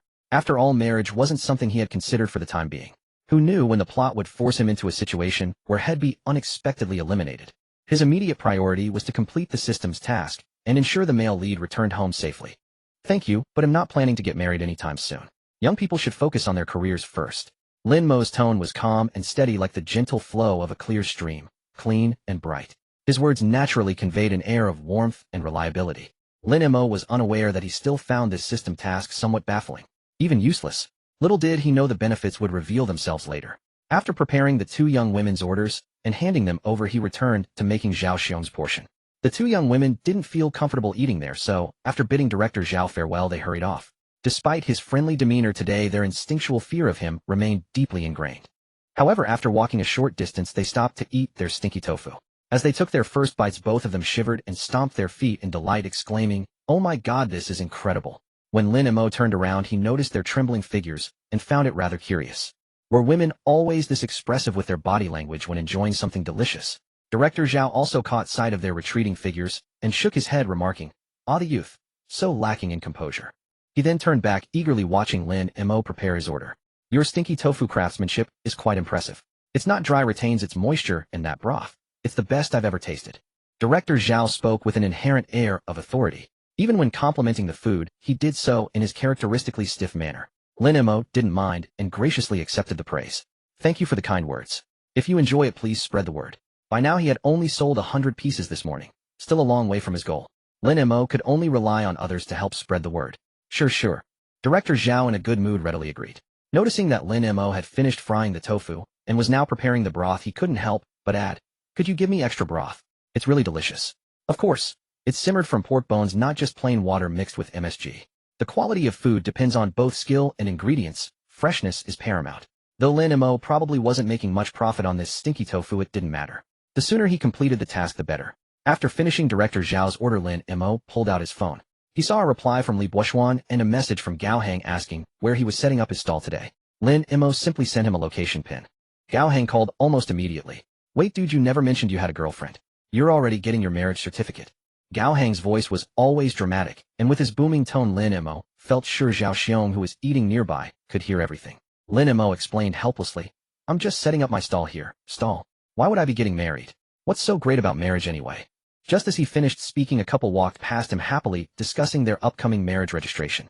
They overheard his comment, shot him a glare, wrinkled their noses in disdain, and hurried away. Lin Mo. He hadn't even said anything that wrong. Gao Hang, on the other, and let out an obvious sigh of relief. "I thought you'd just broken up with Shu Manwen and immediately gotten involved with someone else." He didn't voice his other suspicion, that Lin Mo's sudden marriage might be due to an unexpected pregnancy forcing him to give the woman a title in such a hurry. The conversation came full circle as Gao Hang belatedly recalled Lin Mo's earlier words. "What did you say you were doing at the Civil Affairs Bureau just now, eh? Setting up a stall? Alright, I've got a customer, gotta go." With that, Lin Mo genuinely hung up. Gao Hang wanted to ask what he was selling this time, but was met with a deadline. He grumbled to himself for a moment before getting up to head to Lin Mo's stall. He reasoned that since Lin Mo was out early, he was probably selling breakfast. Perfect, since he could skip his own. After freshening up, he prepared to drive over for breakfast, not forgetting to call his two buddies. Meanwhile, Zhao Xiong had already finished his stinky tofu, its aroma irresistible enough that he thought of his wife at home. Something this delicious absolutely had to be shared with her. So he asked, "Boss, when do you plan to pack up?" Lin Mo glanced at his phone. It was just past 8, and he had no idea when the tofu would sell out. He shook his head. "Not sure yet. Depends on when these sell." He had made a large batch today. A whole basin, since 60 pounds of stinky tofu cut into small pieces was quite a lot. It probably wouldn't sell out quickly. Still, if possible, Lin Mo would love to make a week's worth in one day, so he could rest afterward. But that was just wishful thinking for now. Business was slow at the moment. He found himself missing his regular customers. Zhao Xiong, seeing the sheer volume of tofu, figured it wouldn't sell out anytime soon, so he said, "Alright then, when you pack up, save 2 portions for me. If I'm not off work yet, just leave them with the security guard." Lin Mo glanced over and nodded. Zhao Xiong scanned the payment for 2 portions and headed off to work. The morning's stinky tofu left him thoroughly satisfied. Patting his round belly, he felt energized for the day ahead. Perhaps it was fate that his old friends were on their way. Li Buoxuan had received Lin Mo's stall location early that morning, and looking at his lazy sister couldn't help but chuckle. He remembered how Head gotten Lin Mo's WeChat, thanks to his sister's connection.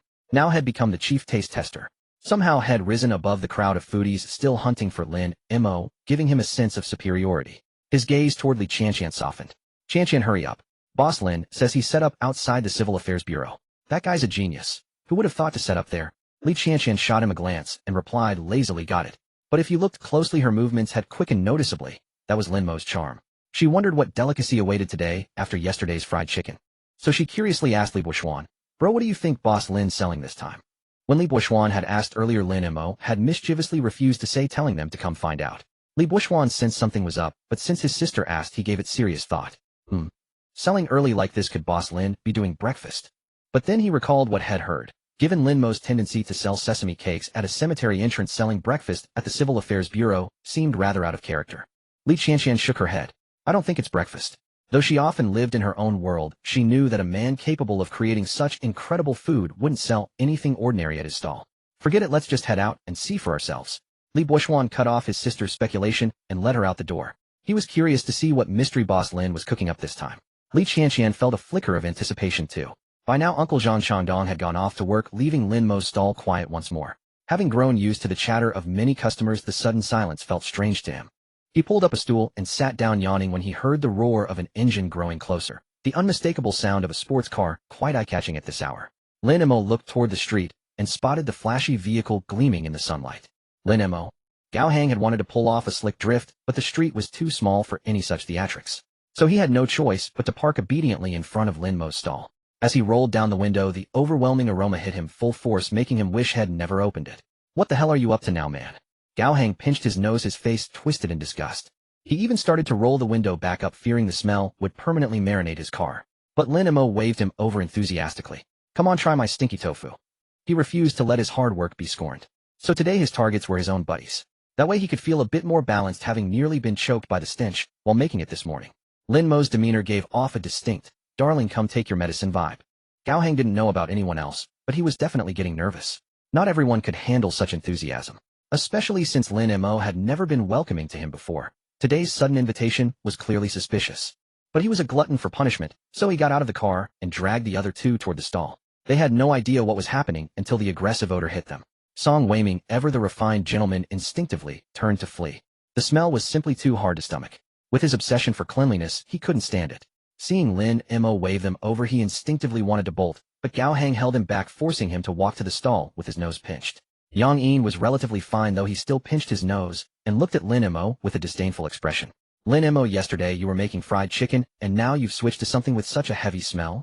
Fried chicken was so fragrant. What was this stinky tofu supposed to be? What are you all standing there for? Come over and try my stinky tofu. I guarantee you'll fall in love with it after one bite. Lin Mo beckoned to them, already starting to fry the stinky tofu in the pot. It had to be said the pungency of this stinky tofu was quite formidable. The moment it hit the hot oil, the smell intensified. Not to mention that Lin Mo's tofu embryos were just scooped out of the stinky brine and stored in a bucket. When he opened the lid, the stench was simply overwhelming. While Lin Mo kept saying how delicious it was, the others looked at him with utter disgust. Lin Mo, seriously, why give up on fried chicken for this? Why on earth would you choose to make stinky tofu? And right in front of the Civil Affairs Bureau, no less. Hadn't he noticed the newlyweds passing by, holding their noses as they hurried past? When it came to the smell of stinky tofu, those who loved it truly adored it, and those who hated it absolutely detested it. But generally speaking, quite a few people in this area weren't fond of the odor. That much was clear from the looks of disgust on everyone's faces. Lin Mo's stinky tofu was simply too authentic in its pungency. Standing there for a while watching him fry the tofu, they felt as if they were being marinated in the smell themselves. Once it was ready, Lin Mo topped it with chili sauce and rich broth, adding cilantro or chopped green onions according to each person's preference, then handed them their portions. But no one reached out to take it. Their eyes were filled with sheer reluctance. Lin Mo clicked his tongue. Are you serious? Lao Gao, weren't you the one who wanted to try that smelly herringkin earlier? Granted, after opening it he threw up for half the day and couldn't eat anything for the rest of it.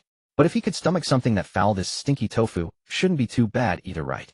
Noticing Lin Mo's gaze, they swallowed nervously before hesitantly accepting the portions. One hand holding the bowl, the other still clamped over their noses. Lin Mo ignored them and continued frying his stinky tofu. Just then he spotted a newlywed couple walking toward him with their marriage certificates. Acting as if he hadn't seen them pinching their noses in disgust, he cheerfully hawked his wares. Congratulations on your marriage. Would you like to try some stinky tofu that smells awful but tastes amazing? If it's not delicious, it's free. Lin Mo's unexpected blessing caught the newlyweds off guard, leaving them a bit embarrassed. This guy was certainly forward. Still, perhaps swayed by his kind words, they stepped forward and ordered a portion of stinky tofu. Consider it a show of support. After all, he was the first to congratulate them outside the Civil Affairs Bureau. Seeing that he had customers, Lin Mo naturally couldn't be bothered with those who were still holding their noses. Those tall fellows just stood there refusing to eat, hands over their noses, serving as unintentional living advertisements. Passers-by couldn't help but stare at them, thinking they looked utterly ridiculous. Holding stinky tofu without eating it, pinching their noses, standing in the middle of the street. They seemed to have a screw loose. But thanks to their strikingly handsome looks before long, quite a few people had gathered around Lin Mo's stall. Curious, some people stepped forward to take a closer look at the stinky tofu Lin Mo was making. The couple's order was just finished. The rich bone broth was poured over the tofu, soaking it thoroughly with a layer of red chili oil floating on top. It looked quite appetizing. Someone spoke up and asked for a portion to try, and soon others followed suit one after another. Lin Mo glanced at the three obstructive men, realizing his brothers actually had their uses after all. He flashed them a warm smile. You all just keep standing there. It's fine if you don't eat. Just stand there. With that, Lin Mo cheerfully attended to his other customers. Even with a mask on, it was clear that this vendor was quite good-looking. Unable to resist, someone asked curiously, "Boss, are you guys a group of handsome guys starting a business together? Why else would they be standing by the roadside in such a unique pose? They look just like models." Lin Mo chuckled and replied, "Yeah, they're the ones who turned their noses up at my stinky tofu, so now they're my signboards. But don't let the smell fool you. This stinky tofu is incredibly tasty. Boss, you sure know how to sing your own praises." The young couple hadn't left yet, and couldn't help mumbling under their breath.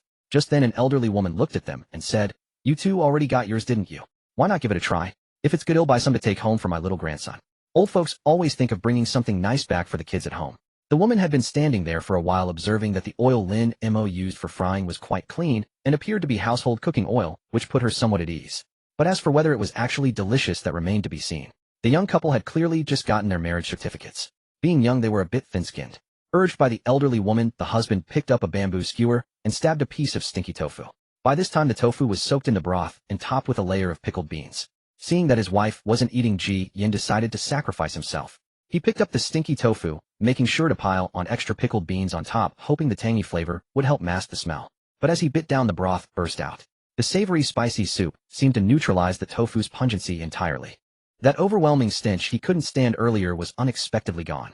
In its place was the fragrant, nutty aroma of the tofu itself. The crispy exterior, the soft and tender interior, the savory and spicy broth, the tangy pickled beans. Each bite was a symphony of textures and flavors. The tofu wasn't fried until dry. It retained its original moisture and tenderness, yet the skin was perfectly crisp. Paired with the tangy, spicy sauce, it was simply amazing. Ji Yin couldn't resist taking a sip of the soup, and after swallowing, his eyes widened in surprise. The others, except for Lin Mo, who was focused on frying, were all staring at him, intently watching his every move. The first to break was Jin Shui, Ji Yin's newlywed wife. She looked at her husband with a hint of disdain. She couldn't help muttering, "Isn't your acting a bit too over the top? Just moments ago he was grimacing in disgust, and now he was drinking the stinky tofu soup. Isn't it just water mixed with MSG? Could it really be that good? Was it really worth looking so blissful while eating it?" But the elderly woman was still watching him. Not hearing his response, she asked again, "Young man, how is it? Is it good?" Ji Yin shot them an approving look. "Delicious, truly delicious. You should try it yourselves." Noticing his wife's disdain, Ji Yin kindly offered to share his stinky tofu. He then said to Lin Mo, "Boss, it'll take 2 more servings." Beside him, Jin Shui kept tugging at him incessantly. Is this man insane? People might think they're shills. With her husband's exaggerated behavior, it would be hard to convince anyone otherwise. And now he's spending another 20 yuan on more. Ji Yin seemed oblivious to his wife's hints, excitedly telling her, "Honey, just try it. It's really fragrant, not stinky at all." The fact that he who didn't even like durian had fallen for stinky tofu spoke volumes about how delicious it was. Jin Shui was about to hit him, but when he brought the stinky tofu to her lips, she clamped her mouth shut, like a clam refusing to open it. "Honey, I'm not lying. It's really good. Try it," he said, then unceremoniously shoved it into her mouth. In Ji Yan's straightforward way of thinking, good food must be shared with his wife, even if the gesture seemed a bit rough to onlookers. With so many eyes on her, Jin Shui instinctively chewed, though her hand itched to hit him. But as she chewed, her movement slowed. It wasn't that bad. And she had to admit, when the tangy and spicy broth burst in her mouth combined with the savory aroma of the tofu, it was unexpectedly delicious. She stopped trying to hit her newlywed husband and said to Lin Mo, "Boss, I want 1 more serving." The crowd was stunned. No one expected this turn of events. But their actions proved once again that this stuff was genuinely tasty. However, Lin Mo was dumbfounded watching them. These two honestly had more potential to be shills than the 3 big guys standing nearby. With their act, a crowd had already gathered, everyone craning their necks curiously. When they found out it was stinky tofu, some fans of the snack, seeing it was cheap, also ordered a serving. Noticing the growing number of customers, Lin Mo looked at each one, noted their orders, and then went back to work. As for his brothers, he couldn't care less. Gao Hang and the others had been pushed aside by the crowd. They watched the sudden influx of customers at Lin Mo's stall stunned. "Hey, is this really that good?" Gao Hang was the first to question, already tempted to try it. Song Weiming glanced sideways at him, then looked down at the stinky tofu in his own hand. After all, it was Lin Mo's goodwill gesture, it wouldn't be right to waste it. So he said calmly, "How about you try it first? If it's good, then well, eat." Yang Yi nodded, "Yeah. You try it first. If it's good, we'll have some too. Lin Mo glanced at them. Were they using him as a guinea pig again? Well, so be it. Didn't they see that girl from the couple earlier? She ate it too. He could just spit it out if he had to. Gao Hang secretly thought that if he did spit it out, he'd aim for the feet of the fastidious Song Weiming, since he was the one pushing him to be the test subject. Song Weiming, unaware of Gao Hang's plan, continued to egg him on. Gao Hang held his breath, shoved a piece into his mouth, chewed mechanically, and swallowed it whole. He only breathed a sigh of relief after it went down.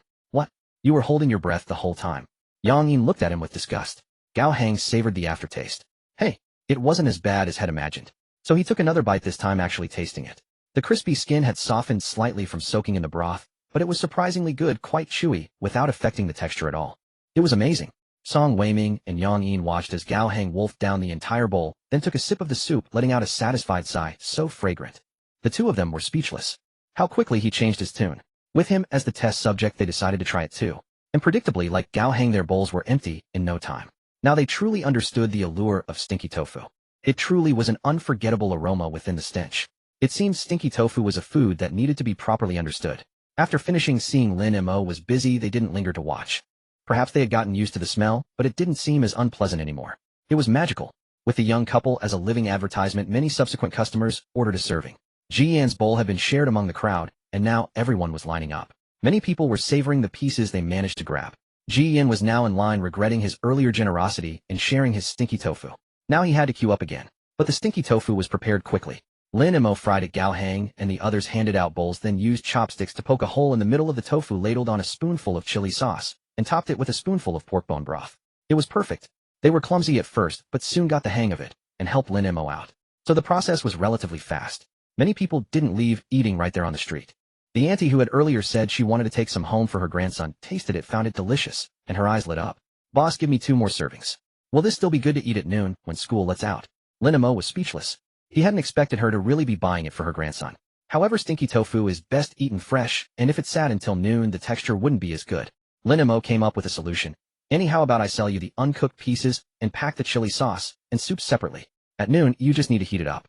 Fry the tofu yourself in oil at about 70 heat for a few minutes until they float to the surface, then add the broth. This way it would last longer. Yui Xiao thought this was a great idea, as it would ensure her grandson could have freshly cooked stinky tofu when he got home. Alright, I'll do as you say. Give me 30 yuan's worth, and make sure to include extra soup. Your soup is really tasty. It's not just MSG mixed with water, is it? Lin Mo smiled helplessly. Don't worry, Andy. This broth is made from real pork bones. We don't make that kind of dirty money. The people nearby overheard his words, and their impression of him improved considerably. This young man was affable, spoke pleasantly, and seemed genuinely sincere, not the type to deceive anyone. Some who heard Yu Aixia's suggestion and had family at home were tempted to try it themselves, buying raw pieces to fry at home. Everyone agreed that the broth was the key element. The long queue and the people crouching nearby eating drew quite a bit of attention. When Li Buoxuan arrived with his younger sister Li Qianqian, the place was already bustling. He hadn't expected Boss Lin's business to be this good. However, the foul smell lingering in the air. He couldn't help but stop in his tracks, glancing at Li Qianqian beside him. Li Qianqian's steps also became hesitant. That place smelled a bit rank. She couldn't stand such pungent food. She preferred fragrant dishes. Brother, let's not go over there. A sense of reluctance welled up inside her. Li Buoxuan knew his sister well, as she probably couldn't handle the stench. But since they were already here, he said, "Alright, wait in the car for me. They'll be back in a bit." He saw her into the car, then walked towards Lin Mo's stall. It would be rude not to greet Lin Mo since he was here, but Lin Mo seemed busy. Watching everyone devour the fragrant-smelling stinky tofu, he instinctively joined the queue. He occasionally glanced back at Li Qianqian, who was playing on her phone in the car. Li Buoxuan figured that anything Boss Lin made must taste good, judging by the queue. He never imagined he'd be selling stinky tofu early in the morning. After all, in most people's minds, stinky tofu was typically reserved for night markets or roadside stalls in the evening. Who in their right mind sells stinky tofu on the street at dawn? Only Boss Lin would do such a thing. So, it wasn't that strange after all. Li Buoxuan didn't even realize why he was queuing, but he was. When his turn came, he instinctively ordered 2 portions. Hearing the familiar voice, Lin Mo looked up. "You're here? Where's your sister?" He curiously peered behind Li Buoxuan, but didn't see Li Qianqian. Li Buoxuan shrugged helplessly. She said it's too smelly, and didn't want to come. What could he say? His sister found the smell unbearable. Lin Mo, however, was understanding. "Yeah, I get it. I've been here for a while, and I feel like I've been marinated in the smell myself." He cracked a rare joke, while quickly packing the order. Li Buoxuan noticed the young men beside him, and raised an eyebrow. "Brought some friends to help." "Yeah, I was worried I couldn't handle it alone, so I called a few buddies over," Lin Mo said with a smile. Li Buoxuan nodded in understanding. Had seen Gao Hang and the others at the fried chicken stall before. They seemed like typical rich kids, yet here, they were working diligently and efficiently handling the tasks in an orderly manner. After getting his stinky tofu, he started eating it on the spot. Initially, he planned not to take it to the car to avoid overwhelming his sister with the smell. But after the first bite, he found himself unable to stop. One piece after another each popped into his mouth. The hole poked in each piece was filled with savory, spicy broth. The soup was fresh, the tofu tender and fragrant, and the pickled beans tangy and spicy. The texture was simply incredible. After playing with her phone for a while, Li Qianqian noticed her brother still hadn't returned. She couldn't resist looking outside and saw him eating from a roadside stall. She remembered he was supposed to go to the company today and was wearing a suit. And there he was in his crisp suit sitting on a stone bollard by the road, eating stinky tofu. He held a bowl in his hands, eating with obvious relish. Li Qianqian was bewildered. She wouldn't admit it, but she was getting hungry too. She hadn't eaten breakfast, assuming Boss Lin would have breakfast ready, leaving room for it. But now, her stomach began to rumble. Watching her brother eat, so happily, completely ignoring her. It was infuriating. Whether it was the sight of her brother or her own hunger, she no longer cared about the smell of the stinky tofu.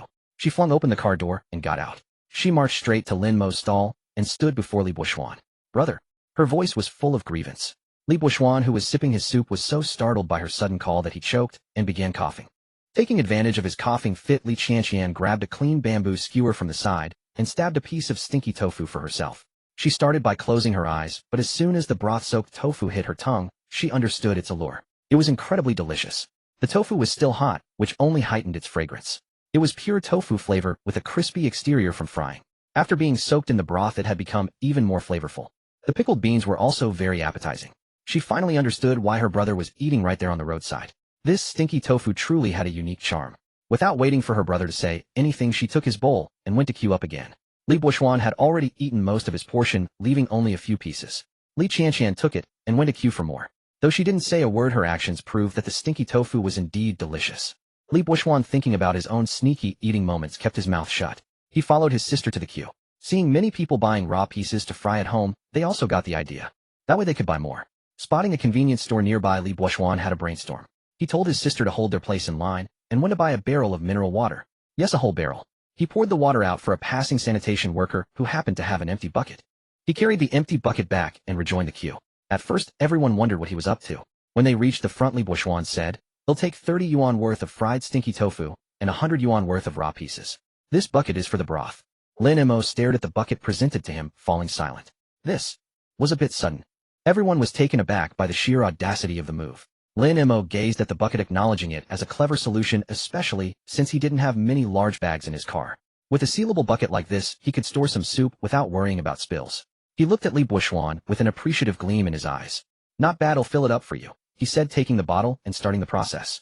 It wasn't difficult, just required a steady hand. Ladle by ladle the soup was transferred. After filling more than half the bucket, Lin Mo said, "That's about enough, or I won't have any soup left for today."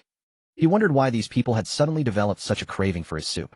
Seeing the ample amount, Li Buoxuan nodded. Enough. Thank you, Boss Lin. Do you have any tips for frying stinky tofu? Could you share them with me?" Having never cooked before, he had no idea how to fry it.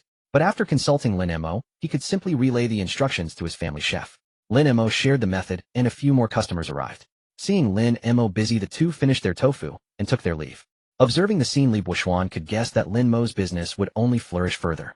If his previous regulars found him, there would likely be purchase limits again. He couldn't help but warn his sister, "Qianqian, you absolutely must not reveal Boss Li's location." Got it. Li Qianqian's footsteps suddenly halted. She ran a hand through her hair, then silently pulled out her phone, glancing at the message she had just sent. She showed the screen to Li Buoxuan. At first he was confused, but when he saw that his sister had directly sent the address to Qin Ziheng, he was stunned. "You gave the address to that little brat." He grabbed the phone, but it was clearly too late to retract the message. Li Qianqian muttered softly, "Yo, when I smelled how pungent the stinky tofu was, I figured the kid wouldn't like it. I tricked him into coming here just to get a whiff." Li Buoxuan never expected his sister to have such a mischievous streak. But given her ongoing depression, scolding her over such a trivial matter seemed unwarranted. It wasn't really that important. Still, it just felt a bit irritating that that sweet-talking kid had gotten his way. The boy was also quite cocky, and the thought of it made him bristle. Forget it, it's already done. Maybe he won't even like it. Meanwhile, Qin Ziheng, who was in class, felt his watch vibrate. He had been dozing off, but after glancing at the message, his eyes lit up with excitement. It was from the pretty sister, containing an address. He quickly deduced it was likely the location of his big brother's food stall. Believing he had gotten a head start, Qin Ziheng was eager to dash straight to Lin Mo. However, the teacher's stern voice from the podium jolted him back to reality. "Qin Ziheng, please answer this question." The teacher's call shattered all of Qin Ziheng's fantasies. Looking at the incomprehensible numbers on the blackboard, his head throbbed. Suddenly an idea struck him, and he groaned. "Oh, teacher, I have a stomachache." He feigned a look of near collapse. Whether it was his impressive acting or the teacher's naivety, the teacher immediately offered to send him to the infirmary. But Qin Ziheng insisted. "Teacher, I'll call my family to pick me up. I just need to go home and rest." Children were precious these days, and the teacher didn't dare delay, granting his request. However, when the teacher moved to make the call, Qin Ziheng stopped him, saying he would get medicine from the infirmary and call his family from there. In truth, as soon as he left the classroom, he headed straight for the school gate, clutching his stomach with one hand and holding a permission slip in the other. The school required a slip for students to leave, as they couldn't be held responsible if anything happened to them otherwise. Qin Ziheng hailed a taxi and took off, leaving the security guard calling out after him, but he was already gone. Inside the cab, he wore a frantic expression. "Driver, could you please hurry? My dad is about to marry my stepmother, and I need to stop them." The driver, hearing this, felt a pang of sympathy for the poor kid. And since Qin Ziheng's destination was indeed the Civil Affairs Bureau, the driver had no reason to be suspicious. Qin Ziheng was truly going all out for Lin Mo. Fortunately, he had been preparing for a chance encounter with Lin Mo and had spare change in his backpack, which now came in handy for the cab fare. Upon arrival, he hastily paid and dashed off. Watching the boy rush away, the driver muttered, "Poor kid." Over at the stall, the customer flow was dwindling, so Lin Mo lounged around chatting with his buddies, or more accurately watching them devour their food. Having helped him out for so long in the morning, Lin Mo was generous, giving each of them a large hearty bowl to their heart's content. Qin Ziheng, after getting out of the taxi, quickly spotted his target and made a beeline for Lin Mo's stall. By the time he stood before it, his eyes were shining like 100-watt light bulbs, almost blinding Lin Mo. He looked at Qin Ziheng, standing in front of his stall, and fell silent. Neither of them spoke, just staring at each other with wide, sparkling eyes. Finally, Qin Ziheng couldn't contain his excitement and blurted out, "Big brother, long time no see. Your stall smells a bit funky today." Lin Mo gave him a helpless look. "Yeah, it's stinky today because it's stinky tofu. Want some?" Qin Ziheng hesitated, not particularly fond of the smell, but since Lin Mo had made it, he was curious to try. He ordered a portion, paying in cash. Lin Mo nodded, eyeing him knowingly. It was clear the boy had come prepared, not just by chance. So Lin Mo asked, "Who tipped you off?" Even as he asked, he had a hunch, having only interacted with his close friends and the Li siblings earlier. It was probably Li Qianqian. Qin Ziheng puffed up with pride. "Oh, that pretty sister. I added her on WeChat, and she gave me the heads up." He chuckled, pleased that his sweet talking had finally paid off. Lin Mo, however, latched onto a key detail, eyeing him suspiciously. "If I recall correctly, shouldn't you be in class right now?" Qin Ziheng suddenly felt a pang of guilt. Lin Mo set down his stinky tofu and turned to look at Qin Ziheng, who sat beside him. "Tell me, did you skip school to come here?" Qin Ziheng felt a strange sense of fear toward the older boy today for reasons he couldn't quite understand.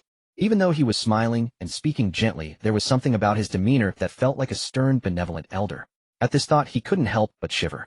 Under Lin Mo's seemingly kind yet penetrating gaze, Qin Ziheng stammered, I told my teacher I had a stomachache and got permission to leave." After speaking, he cautiously glanced at Lin Mo. Lin Mo looked up at the sky. This kid's so young and already skipping school, and had even come up with a ready-made excuse. "Then you just took a cab all the way here by yourself?" Qin Ziheng nodded, then mumbled quietly, I told the cab driver that my dad and stepmom were getting their marriage certificate, and I was here to stop them." Lin Mo face-bombed. Gao Hang, who had overheard the entire conversation, looked at Qin Ziheng and clicked his tongue in amusement. "Kid, you've got a bright future ahead of you. Daring to pull off something like this. Wasn't that a sign of boundless potential?" Qin Ziheng, thinking he was being praised, puffed out his little chest. Lin Mo shoved Gao Hang aside and crouched down in front of Qin Ziheng, his gaze serious as he looked directly at the boy. "So do you think what you did was right?" Qin Ziheng was stunned. Wasn't it? Perhaps his eyes were too naive, so Lin Mo took his hand and led him aside, speaking earnestly. "You know, lying is a very bad habit for a kid, right?" Qin Ziheng hesitated, then nodded. He knew lying was wrong, but wasn't this to see Boss Lin? Seeing that the boy didn't seem to grasp the gravity of his mistake, and since there were no customers at the moment, Lin Mo crouched down and decided to reason with the child. "Think about it. Your teacher doesn't know you skipped school. She thinks you were picked up by a family member. If something happened to you on the way, wouldn't she be held responsible? Are you about to say that nothing would have happened to you? But what if it did? And you didn't tell your family about this either? What if they found out you were missing and started worrying?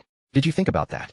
And you told the cab driver to drive faster, another lie. What if he drove too fast and got into an accident? Did you ever think about that?" Each of Lin Mo's questions weighed heavily on Qin Ziheng, and he hung his head low. At first, he had been smug, proud of coming up with such a clever excuse to get a sick leave from his teacher and to urge the driver to speed up. He had even planned to show off to Lin Mo when he saw him, but he never expected this kind of response. He lowered his head in shame. "I know I was wrong," Qin Ziheng whispered, his voice barely audible. He had realized his mistake, especially after Lin Mo's gentle, nonviolent approach. His kind words made it even harder for him to find the right words to respond. Lin Mo knew this child wasn't inherently bad, he just acted without thinking things through. Without proper guidance, he might continue down the wrong path. That's why Lin Mo had spoken up. But since the boy wasn't his own child, Lin Mo simply offered a word of advice and ruffled his hair. Alright, now call your mom and explain everything. Also ask her to call the school to let them know you're safe. Qin Ziheng nodded obediently and did as he was told. Seeing him go to make the call, Lin Mo got up to fry some stinky tofu. As he turned, he caught sight of his brothers staring at him as if they'd seen a ghost. Why are you looking at me like that? Lin Mo touched his face, wondering if he'd gotten it dirty while frying the tofu. Just then Yang Yin said in a daze, Lin Mo, have you been possessed by a ghost? That man who was so patient and reasoning with a kid was actually Lin Mo. Could you believe it? Lin Mo was notorious for his explosive temper, always ready to throw punches at the slightest disagreement. And now he was calmly lecturing a little brat. Having grown up together, the three of them felt like the world had turned upside down. Lin Mo rolled his eyes, boring. With that he went back to work. Meanwhile, Qin Ziheng was calling his mother, showing surprising tact. He started by sharing the happy news that he had found Lin Mo. Sure enough, as soon as Zhu Meizhen heard had found Lin Mo, she was overjoyed. But then she sensed something was off. Wait, shouldn't you be in class right now? Qin Ziheng obediently confessed his mistake, admitting he had lied to his teacher to come find Boss Lin, and also mentioned that Lin Mo had already scolded him. Finally, he said pitifully, Mom, I'm sorry. Can you forgive me? I'm at Boss Lin's place now. His food is delicious. You should come quickly. Zhu Meizhen was angry, but upon hearing that Lin Mo's food was good, she momentarily forgot about scolding her son. Fine, she'd scold him when she saw him in person. Sensing a softening in her tone, Qin Ziheng quickly gave her the address. Mom, I'm right in front of the Civil Affairs Bureau. You'll see me as soon as you get here. Oh, and Mom, could you also call the school and let them know I'm safe? With such a well-executed plan, Zhu Meizhen couldn't even stay mad. Fine, you little rascal. You just wait. Qin Ziheng replied sweetly. Okay, Mom, I'll wait for you. Drive safe. Look at this thoughtful son. Anyone would think this little leather jacket was so considerate. But it was all just a clever act. Gao Hang, seeing that Lin Mo wasn't paying attention to them, went with the others to eavesdrop on the kid's phone call. Since the watch was on speakerphone, they could hear everything. After listening, they all had the same thought: if they had been this good at coaxing their mothers when they were kids, they wouldn't have gotten so many beatings. What a tragedy! What a tragedy! The kid was a true prodigy. After playing the role of the obedient son, Qin Ziheng hung up and reverted to being a mischievous brat. It was only then that he noticed how overpowering the stench from the stall was. Amidst the stench there seemed to be a faint hint of fragrance. Earlier, he wouldn't have given this roadside stall a second glance. The food looked dark and unidentifiable and definitely unhygienic. But if the big brother made it, it was worth a try. At worst, he'd end up in the hospital getting his stomach pumped. Lin Mo was unaware that the kid harbored a secret wish to land himself in the hospital by eating his stinky tofu. Once it was ready, he handed it over, saying, give it a try. Okay, big brother, hey, raise your money. With that, the boy produced a 10 yuan note change from the 100 head broken earlier for the cab ride. Lin Mo accepted the payment. Qin Ziheng held his breath, blowing on the stinky tofu to cool it slightly before cautiously taking a bite. His face contorted into a mask of agony, as if he were swallowing poison. But the taste that hit his palate made him pause. It wasn't actually that bad. Not sure, let's try another piece. At first, Qin Ziheng deliberately picked pieces not soaked in the sauce, but after tasting one bursting with savory broth, he was utterly conquered by the flavor. He found it fascinating. How could food be both pungent and delicious? Noticing the empty bowls beside him, he wondered if they'd even drunk the soup. Qin Ziheng tried a sip of the sour and spicy broth himself. While the soup was incredibly savory, the addition of chili peppers and pickled beans enriched the flavor even further. Moreover, the soup was addictive. One sip inevitably led to another. Qin Ziheng couldn't help but ask Lin Mo, big brother, you didn't use any artificial additives or tricks, did you? I am the trick, Lin Mo replied with a wry smile. This reassured the boy even more. He could trust big brother's creations. It was recess time, and usually Qin Ziheng would be heading to the corner store with his friends for snacks. This bowl of fragrantly stinky tofu was just perfect. In the end, he too succumbed, finishing both the tofu and the soup. Afterward, he felt incredibly satisfied. It was so delicious, but the weather was getting hot. They'd started under the shade, yet now they were all sweating. His brothers, having eaten their fill, casually waved at Lin Mo. We're off to handle our business. You keep up the good work here. With that, they swaggered away without a shred of brotherly sentiment. Lin Mo didn't mind, since he was building his career, they couldn't waste their time with him at the stall. Qin Ziheng, sitting beside Lin Mo, watched them leave and felt indignant on his behalf. Big brother, see? Those guys have no loyalty. Look at me, I'm the good one. They'll stay here with you. He puffed out his chest and looked up at Lin Mo with an air of camaraderie. Lin Mo, familiar with the boy's audacity, played along. Yes, you're the best. I'm planning to be here all day. You'll stay with me, right? The moment he said this, Qin Ziheng's face fell. He hadn't expected his casual offer to be taken seriously. Did this big brother really expect a kid like him to man the stall all day? He could, but it was just so hot. Qin Ziheng was torn. Just then more customers arrived. Lin Mo greeted them with practiced ease. Authentic stinky tofu. 10 yuan is serving 10 pieces per order. If it's not tasty, it's free. Lin Mo's hawking was smooth and practiced, drawing glances from passers-by. The people who came here were either heading to marriage or divorce. He generally avoided those fresh from a divorce, not wanting to be a bad omen. They might be in a foul mood, and the stench of his stall could be the last straw, leading to a flipped table. Who would he complain to then? But even if Lin Mo didn't seek trouble could still find him. A couple who had just finalized their divorce left the Civil Affairs Bureau and went their separate ways. However, the woman instinctively gravitated toward Lin Mo's stall. She had left her hometown to marry far away, but never adapted. Her husband showed no understanding after marriage, leading to constant arguments and ultimately a bitter end. Now catching the familiar scent of stinky tofu, her eyes welled up with tears she hadn't shed during the divorce proceedings. She stopped in front of Lin Mo's stall and said in a hoarse voice, "Boss, I'll have a serving of stinky tofu." She then stood aside. Lin Mo could tell from her expression that she was likely just divorced, but said nothing, silently preparing the order and handing it to her. Su Yuxiang took the stinky tofu from Lin Mo, whispered a thank you, and sat down on a nearby flower bed. She skillfully dunked the tofu pieces into the broth, ensuring each one was thoroughly soaked, then blew on it before taking a bite. As she did, tears began to fall silently. They dripped straight into the bowl of stinky tofu. Yet she ate with gusto, leaving one to wonder if she was savoring the food or drowning her sorrows. Lin Mo busy as he was kept an eye on her. He didn't know what to say, and the sound of her soft sobs made him feel helpless. Suddenly, Su Yuxiang looked up at him, forcing a smile that was more painful to see than tears. "Boss, your stinky tofu is authentic. I haven't had such authentic stinky tofu in a long time." Lin Mo could see she was only in her early 30s, but the exhaustion in her eyes added years to her appearance. He could only manage a smile and say, "I'm glad you like it." Perhaps it was the gentle aura Lin Mo exuded that made her want to confide in him, or maybe it was the thought that he was a stranger she'd likely never see again after they parted that prompted her to open up. So she began to speak. "My husband, ex-husband now, I married him far from home. Before we got married, he promised my home would be his home, that I'd be part of the family. But after the wedding, those promises were blown away like a fart. Men, none of them are any good." Lin Mo. At that moment, he felt like he wasn't a man. He wanted to refute, but in the end he kept his mouth shut. Forget it, she just got divorced. It's better not to say anything and let her vent. A woman's appearance often reveals whether she's happy in her marriage.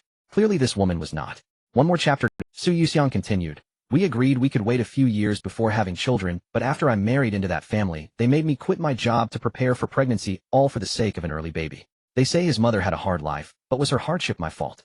Was his mother's life easy before I even married in?" Lin Mo nodded in acknowledgement, playing the part of a dutiful listener. Su Yuxiang finished her bowl of tofu and vented a long stream of grievances. Only when the food was gone did she realize what she had been saying. She looked at Lin Mo with a hint of embarrassment, but saw neither mockery nor pity nor any trace of impatience in his eyes. His expression was simply calm. He looked at her and asked in a gentle tone, "Had enough to eat? Want another bowl?" Su Yuxiang suddenly smiled. "Young man, you don't have a girlfriend, do you? Thank you for listening to all that. He'll take another bowl." Lin Mo found women truly baffling. One moment they could be talking about something serious, and the next they could casually ask for another bowl of food. Lin Mo nodded, got up to fry the stinky tofu, and said in a calm, level voice, "I don't have a girlfriend, but I know that if you marry a woman you should treat her well. Especially one who married far from home. She has no relatives here. I'd be her closest person. If I didn't treat her well, wouldn't that make me a beast? Sister, don't be upset. It's better to see a man like that clearly early on. We have our whole youth ahead of us. It's never too late to start over. Why keep wasting away in a marriage like that? Look at what it's done to you." His tone was casual, as if discussing something utterly mundane, yet it managed to calm Su Yuxiang down. From her angle, Lin Mo wore a mask revealing only his eyes and brows. Painted like a picture, clearly a handsome man. What was rare was that someone like him, who had no girlfriend, could speak such words. Whether true or not at this moment, Su Yuxiang chose to believe him. As for the rest of his words, they suddenly opened her eyes. Yes, if a marriage had come to this, it only proved she had misjudged someone. Cutting her losses now was a good thing. She raised a hand to touch her face. Even without a mirror she could guess. Sallow complexion, dull eyes, sagging skin. No woman doesn't love beauty. Touching her face now, she realized she had been draining herself in this marriage for over a decade. The thought was terrifying. "You're right. It's not too late for me to start over." Lin Mo nodded and handed her the freshly fried stinky tofu. Some things could only be resolved when a person figured them out for themselves. But just as he handed it over, he suddenly slapped his forehead and said with slight exasperation, "I'm just a stinky tofu vendor. Why am I saying all this?" Su Yuxiang burst out laughing. This young man was quite amusing. He had been comforting her just moments ago, and only now remembered he was a tofu vendor. "Boss, I have to say, setting up your stinky tofu stall right outside the Civil Affairs Bureau is a stroke of genius." Her eyes were still red, but now she was smiling. Lin Mo was puzzled. "Setting up here is a good move. Shouldn't I be worried about getting beaten up? After all, anyone who got divorced and then smelled something this pungent on the way out would probably want to hit him." Su Yuxiang just smiled, and said nothing. What she didn't say was that Lin Mo really had a way with comforting people. His voice was magnetic. He didn't lecture with grand principles, but it inexplicably made her feel at ease. What's more, this boss could empathize, a quality rarely seen in men. He could empathize with a divorced woman's plight rather than standing from a man's perspective and blaming her. Just then more customers arrived, and Lin Mo was too busy to tend to Su Yuxiang, turning back to his work. Su Yuxiang savored the stinky tofu beside him. It was indeed delicious. The stinkier it smelled, the more fragrant it tasted. After finishing, she quietly scanned the QR code to pay, leaving an extra 100 yuan, and then silently departed. Lin Mo was busy and didn't notice her. Zhu Meijin arrived then, excited to see Lin Mo, but as soon as she got out of the car and caught the smell, she pinched her nose. She had smelled stinky tofu before, but never anything this pungent. Qin Ziheng had already eaten quite a bit. Seeing his mother arrive, he pulled her over to the stall and said eagerly, "Mom, I'm telling you, don't let the smell fool you. It's really delicious. Just try it." Zhu Meijin felt reluctant, but she still took a piece from Qin Ziheng's hand. The taste that hit her mouth was so good that she was instantly stunned. "Boss Lin, 2 orders." Qin Ziheng, seeing his mother about to pay weakly, added, "Mom, you can pay for my 2 orders earlier as well." He had ordered 2 more portions after that, and couldn't finish them, so he was waiting for his mother to come and eat them. Zhu Meijin. The mother and son ended up eating until their stomachs were round, with Qin Ziheng being dragged home by the ear by his mother. Lin Mo's stinky tofu was almost sold out. The weather was getting hot, and with the frying oil being so hot, standing there was truly unbearable. The tofu sold well because each bowl had 10 pieces, and by mid-morning it was going fast. Lin Mo didn't plan to sell out completely, so he started packing up to leave. Unexpectedly, Zhao Ruishi, who had taken a break from work, came running out. She bought all the remaining tofu. "Boss, pack up the rest for me. I'll fry it myself at home. And throw in some extra soup." Lin Mo looked at the large water bottle she was carrying and nodded. There were still over 70 pieces left. "They'll charge you 70 yuan for these. When you get home, fry them in oil at 70% heat. Once the tofu floats up, they're ready to be taken out." "Okay, thanks, boss." Zhao Ruishi was thrilled. But having bought the stinky tofu, the next problem was where to put it. Some people who had come to register had already complained about a foul smell in the hall, and she hadn't dared to say a word the whole time. In the end, she had to take the stuff to the cafeteria in the back. On his first day out, Lin Mo sold over 700 pieces of stinky tofu, still far from his goal. He would need to prepare more tofu tomorrow, or he'd never complete this task. Drenched in sweat, Lin Mo only wanted to hurry home. After delivering the stinky tofu he had reserved for Zhao Xiong to the security booth, he rode off on his bicycle with effortless grace. Jiang Wenfeng, the errand runner, had tasted a sweet reward of 500 yuan for locating Lin Mo last time. Now, whenever he was out on deliveries, his eyes and ears were keenly attuned to every corner, never missing a single spot. Especially after hearing that the boss had moved locations again this week, Jiang Wenfeng felt another golden opportunity to make money was within reach. Following Boss Lin's pattern of 1 location per week and 4 per month with 500 yuan per find, he dared not dwell on it. Just thinking about it made his mouth water. In his eyes, Boss Lin was now a walking deity of fortune. This very moment, while on an errand, he kept scanning his surroundings, wondering if he might stumble upon Boss Lin at the next turn. One must admit Jiang Wenfeng's optimism was remarkable. Whether fate deliberately granted him this chance or not, at a corner, he truly caught sight of Lin Mo. As he rounded the bend, a glimpse of Lin Mo's profile came into view. This man was as precious as a god of wealth. Jiang Wenfeng could no longer stay composed and immediately gave chase. Unfortunately, a red light abruptly blocked his path. Still, he glanced around and noted that the area where Boss Lin was heading wasn't particularly secluded. Jiang Wenfeng reasoned that if Boss Lin took this route home, he must have come the same way. If he staked out this spot at the same time tomorrow, he would likely catch him. He also noticed the sign had changed, leaving him uncertain whether Boss Lin was just setting up his stall or had already packed up. This was a tricky situation. Driven by the promise of that 500 yuan reward, Jiang Wenfeng resolved to arrive at this location at 6 o'clock the next morning and wait, refusing to believe he wouldn't catch Boss Lin. With this conviction, he indeed showed up the following day to stake out the area. Little did Lin Mo know someone was so persistently searching for him. When Lin Mo got home, it was already noon. He took a shower, had a meal, and promptly collapsed into bed. After all, last night he had been selling fried chicken, and today he had switched to stinky tofu. Waking up early to buy tofu and prepare it had left him utterly exhausted. He slept straight through until midnight. Meanwhile, some stubborn regular customers unwilling to give up showed up at the psychiatric hospital gate at 6 in the evening. When they saw no one there, they were stunned. Others who had brought friends along were greeted by an empty entrance. Even more unaccustomed to the change were the doctors and staff inside the psychiatric hospital. Everyone had grown used to buying fried chicken from Lin Mo after work, yet in no time at all Boss Lin had vanished. The hospital, which had been so lively these past few days because of him, now felt eerily quiet. The security guard on duty let out long, weary sighs. He had heeded Boss Lin's advice and hadn't stocked up on more stools. But losing all that bustle at once was hard to bear. He felt his job had lost much of its joy. Lin Mo had only been setting up his stall there for a week, yet everyone had already grown accustomed to his presence. Now that he was gone, they found it deeply unsettling. As a result, the fried chicken regulars began to connect with the former baked bun customers. Upon learning of Lin Mo's stall rules, everyone was left with nothing but helpless resignation. Were the wealthy really this fond of playing games? Was this what people meant by shoot and move on? Ever since they found out Lin Mo had stopped selling fried chicken, they began to wonder what he would sell next, and where he would set up. These were all questions on their minds, but for now, they couldn't even find Lin Mo himself. Xiao Cheng was venting his frustrations to Ningyi. Xiao Cheng said another day, without finding Boss Lin. Ningyi replied, "Don't worry, my errand runner has already begun searching. We'll find the big brother soon." Xiao Cheng thought about how wealthy and generous Ningyi's family was, but having a child pay to find someone every time would make anyone feel embarrassed. Not to mention last time the 500 yuan for the errand runner had come straight out of Ningyi's own pocket. Xiao Cheng had one admirable trait: once he considered someone a friend, he began to worry about their wallet too. He was the first to object to Ningyi spending his own money to benefit the group. The group chat currently had just over 100 members, all fairly familiar with one another. Those less acquainted had not been allowed in. He had founded this group, and since everyone's goal was to find Boss Lin, then everyone should share the cost. It wasn't right to keep fleecing Ningyi like a fat sheep. That just wasn't fair. So he posted a group announcement: group collection 5 yuan per person as a reward for finding Boss Lin, to be paid to the errand runner. This proposal was well received by all. After all, many in the group had some money, and 5 yuan was just the price of a bottle of drink, so no one objected. They couldn't keep letting the kid brother foot the bill. The collection was quickly completed, and Xiao Cheng promptly posted the task in the errand runners group. Everyone had a single goal: find Boss Lin.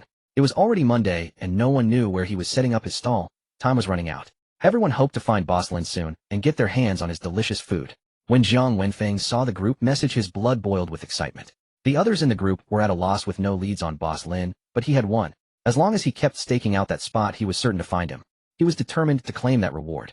That day, Zhao Xiong for once didn't eat at the cafeteria after work. Instead, he went to the security booth, picked up his stinky tofu, and headed home. Even though some time had passed, the aroma of the stinky tofu was still rich and pungent. His wife Kang Hongyun had cooked a few dishes for the kids at noon. When she heard the door open, she looked up and saw her husband return. She couldn't help but feel puzzled. "Why are you back today? I didn't make anything for you. Maybe you should order takeout." Zhao Xiong chuckled cheerfully and waved his hand, saying there was no need. "I brought something home for you all to try." With that, he held up the bag of stinky tofu. At that moment, the kids curiously crowded around. But the moment they caught the stench from the bag, they all recoiled in unison. Zhao Xiong immediately shooed the child away, then walked up to Kang Hongyun with a fawning expression. "Honey, I brought you some stinky tofu. Wait, I'll heat it up for you. You'll see how delicious it is once you try it." However, his fervent enthusiasm was met with nothing but disdain from his wife. "Take that thing away from me. What's so good about it? It stinks to high heaven. Bringing this home has made the whole house reek. This smell won't dissipate for days." Kang Hongyun was utterly disgusted, but Zhao Xiong remained undeterred in his zeal. He ignored her protests and went ahead to heat up the stinky tofu. Once heated, the moment he opened the microwave, the entire house was filled with a pungent stench unbearable for those unaccustomed to it. But for those who loved it, the aroma was still enticing. Everyone else in the family held their noses except Zhao Xiong, who took a deep breath with a look of pure bliss and remarked with a rapturous expression, "So fragrant." The others were stunned. The looks the mother and children gave him now were filled with utter contempt. Oblivious to their disdain, Zhao Xiong picked up his chopsticks, grabbed a piece of stinky tofu, blew on it to cool it down, and then held it right up to Kang Hongyun's lips. Seeing the dark, unappealing morsel near her mouth, she instinctively held her breath, clamped her jaw shut, and stubbornly refused, all the while shooting daggers at Zhao Xiong with her eyes. She hoped to make him move that smelly thing away. But unfortunately, he was completely unmoved, and even more eagerly pushed it towards her mouth. "Honey, this is really good. Just take one bite, and you'll know. Trust me, I'm not lying." After saying this, he mimicked coaxing a child to eat, telling Kang Hongyun to open wide. "Come on, say." Kang Hongyun's desire to trade in her husband reached its peak at that moment. However, having held her breath for too long, her face turned red, and she was finally forced to take a deep breath, and was immediately overwhelmed by the smell. Seizing the opportunity, Zhao Xiong shoved the stinky tofu right into her mouth. Yes, shoved it in. Kang Hongyun felt contaminated just from the tofu touching her lips earlier, let alone having it in her mouth now. Her instinct was to spit it out, but Zhao Xiong covered her mouth. She had only one thought. This husband must be replaced. Finally, under Zhao Xiong's coercion, she finished a piece of stinky tofu. The juice-soaked tofu burst in her mouth, releasing a peculiar fragrance. Maybe it wasn't so bad.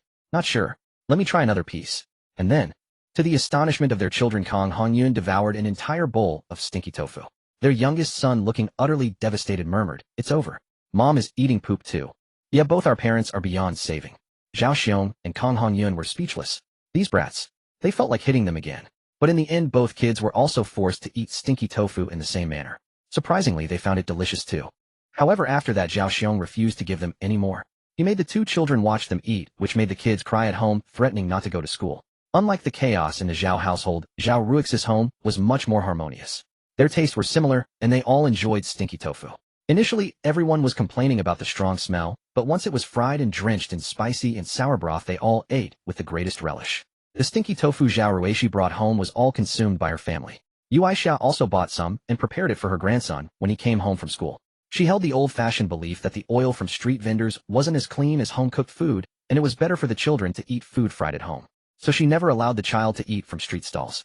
Her young grandson Wanzheng came home from school and immediately smelled a foul odor upon opening the door similar to what he smelled near the school gate. He instinctively ran towards the kitchen. Seeing her grandson, Yu Aixia greeted him with a smile. "Grandma bought you some stinky tofu. Go wash your hands, and you can try it in a bit." Wanzheng was surprised. His grandmother, who had always forbidden him from eating this kind of junk food, had actually bought him stinky tofu. He was overjoyed. He scurried off to wash his hands, then sat down, and seeing the tempting stinky tofu on the plate, he immediately picked up his chopsticks, grabbed a piece, and popped it into his mouth. The freshly fried tofu was still quite hot, and with the heated broth added, it was even hotter.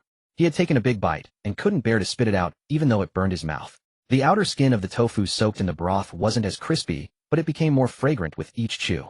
The tender inside, with a hint of stink and a slight beanie flavor combined with a mouthful of spicy sour and savory broth, made Wanzheng fall in love with the taste instantly. It was probably his first time having this food, so he took an instant liking to it.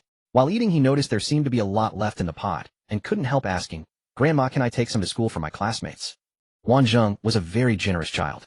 Usually his family didn't give him pocket money to buy these snacks, and it was always his classmates sharing things with him, things like spicy strips, chips, and crispy noodles. Now that he had something delicious, he had to share it.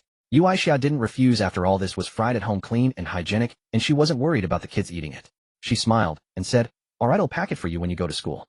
Wanzheng was beaming, eating over a dozen pieces of stinky tofu, and still looking like he wanted more. He was finally stopped by Yu Aixia. Later, when school ended in the afternoon, Wanzheng mysteriously pulled out a container of stinky tofu that had been packed earlier from his backpack.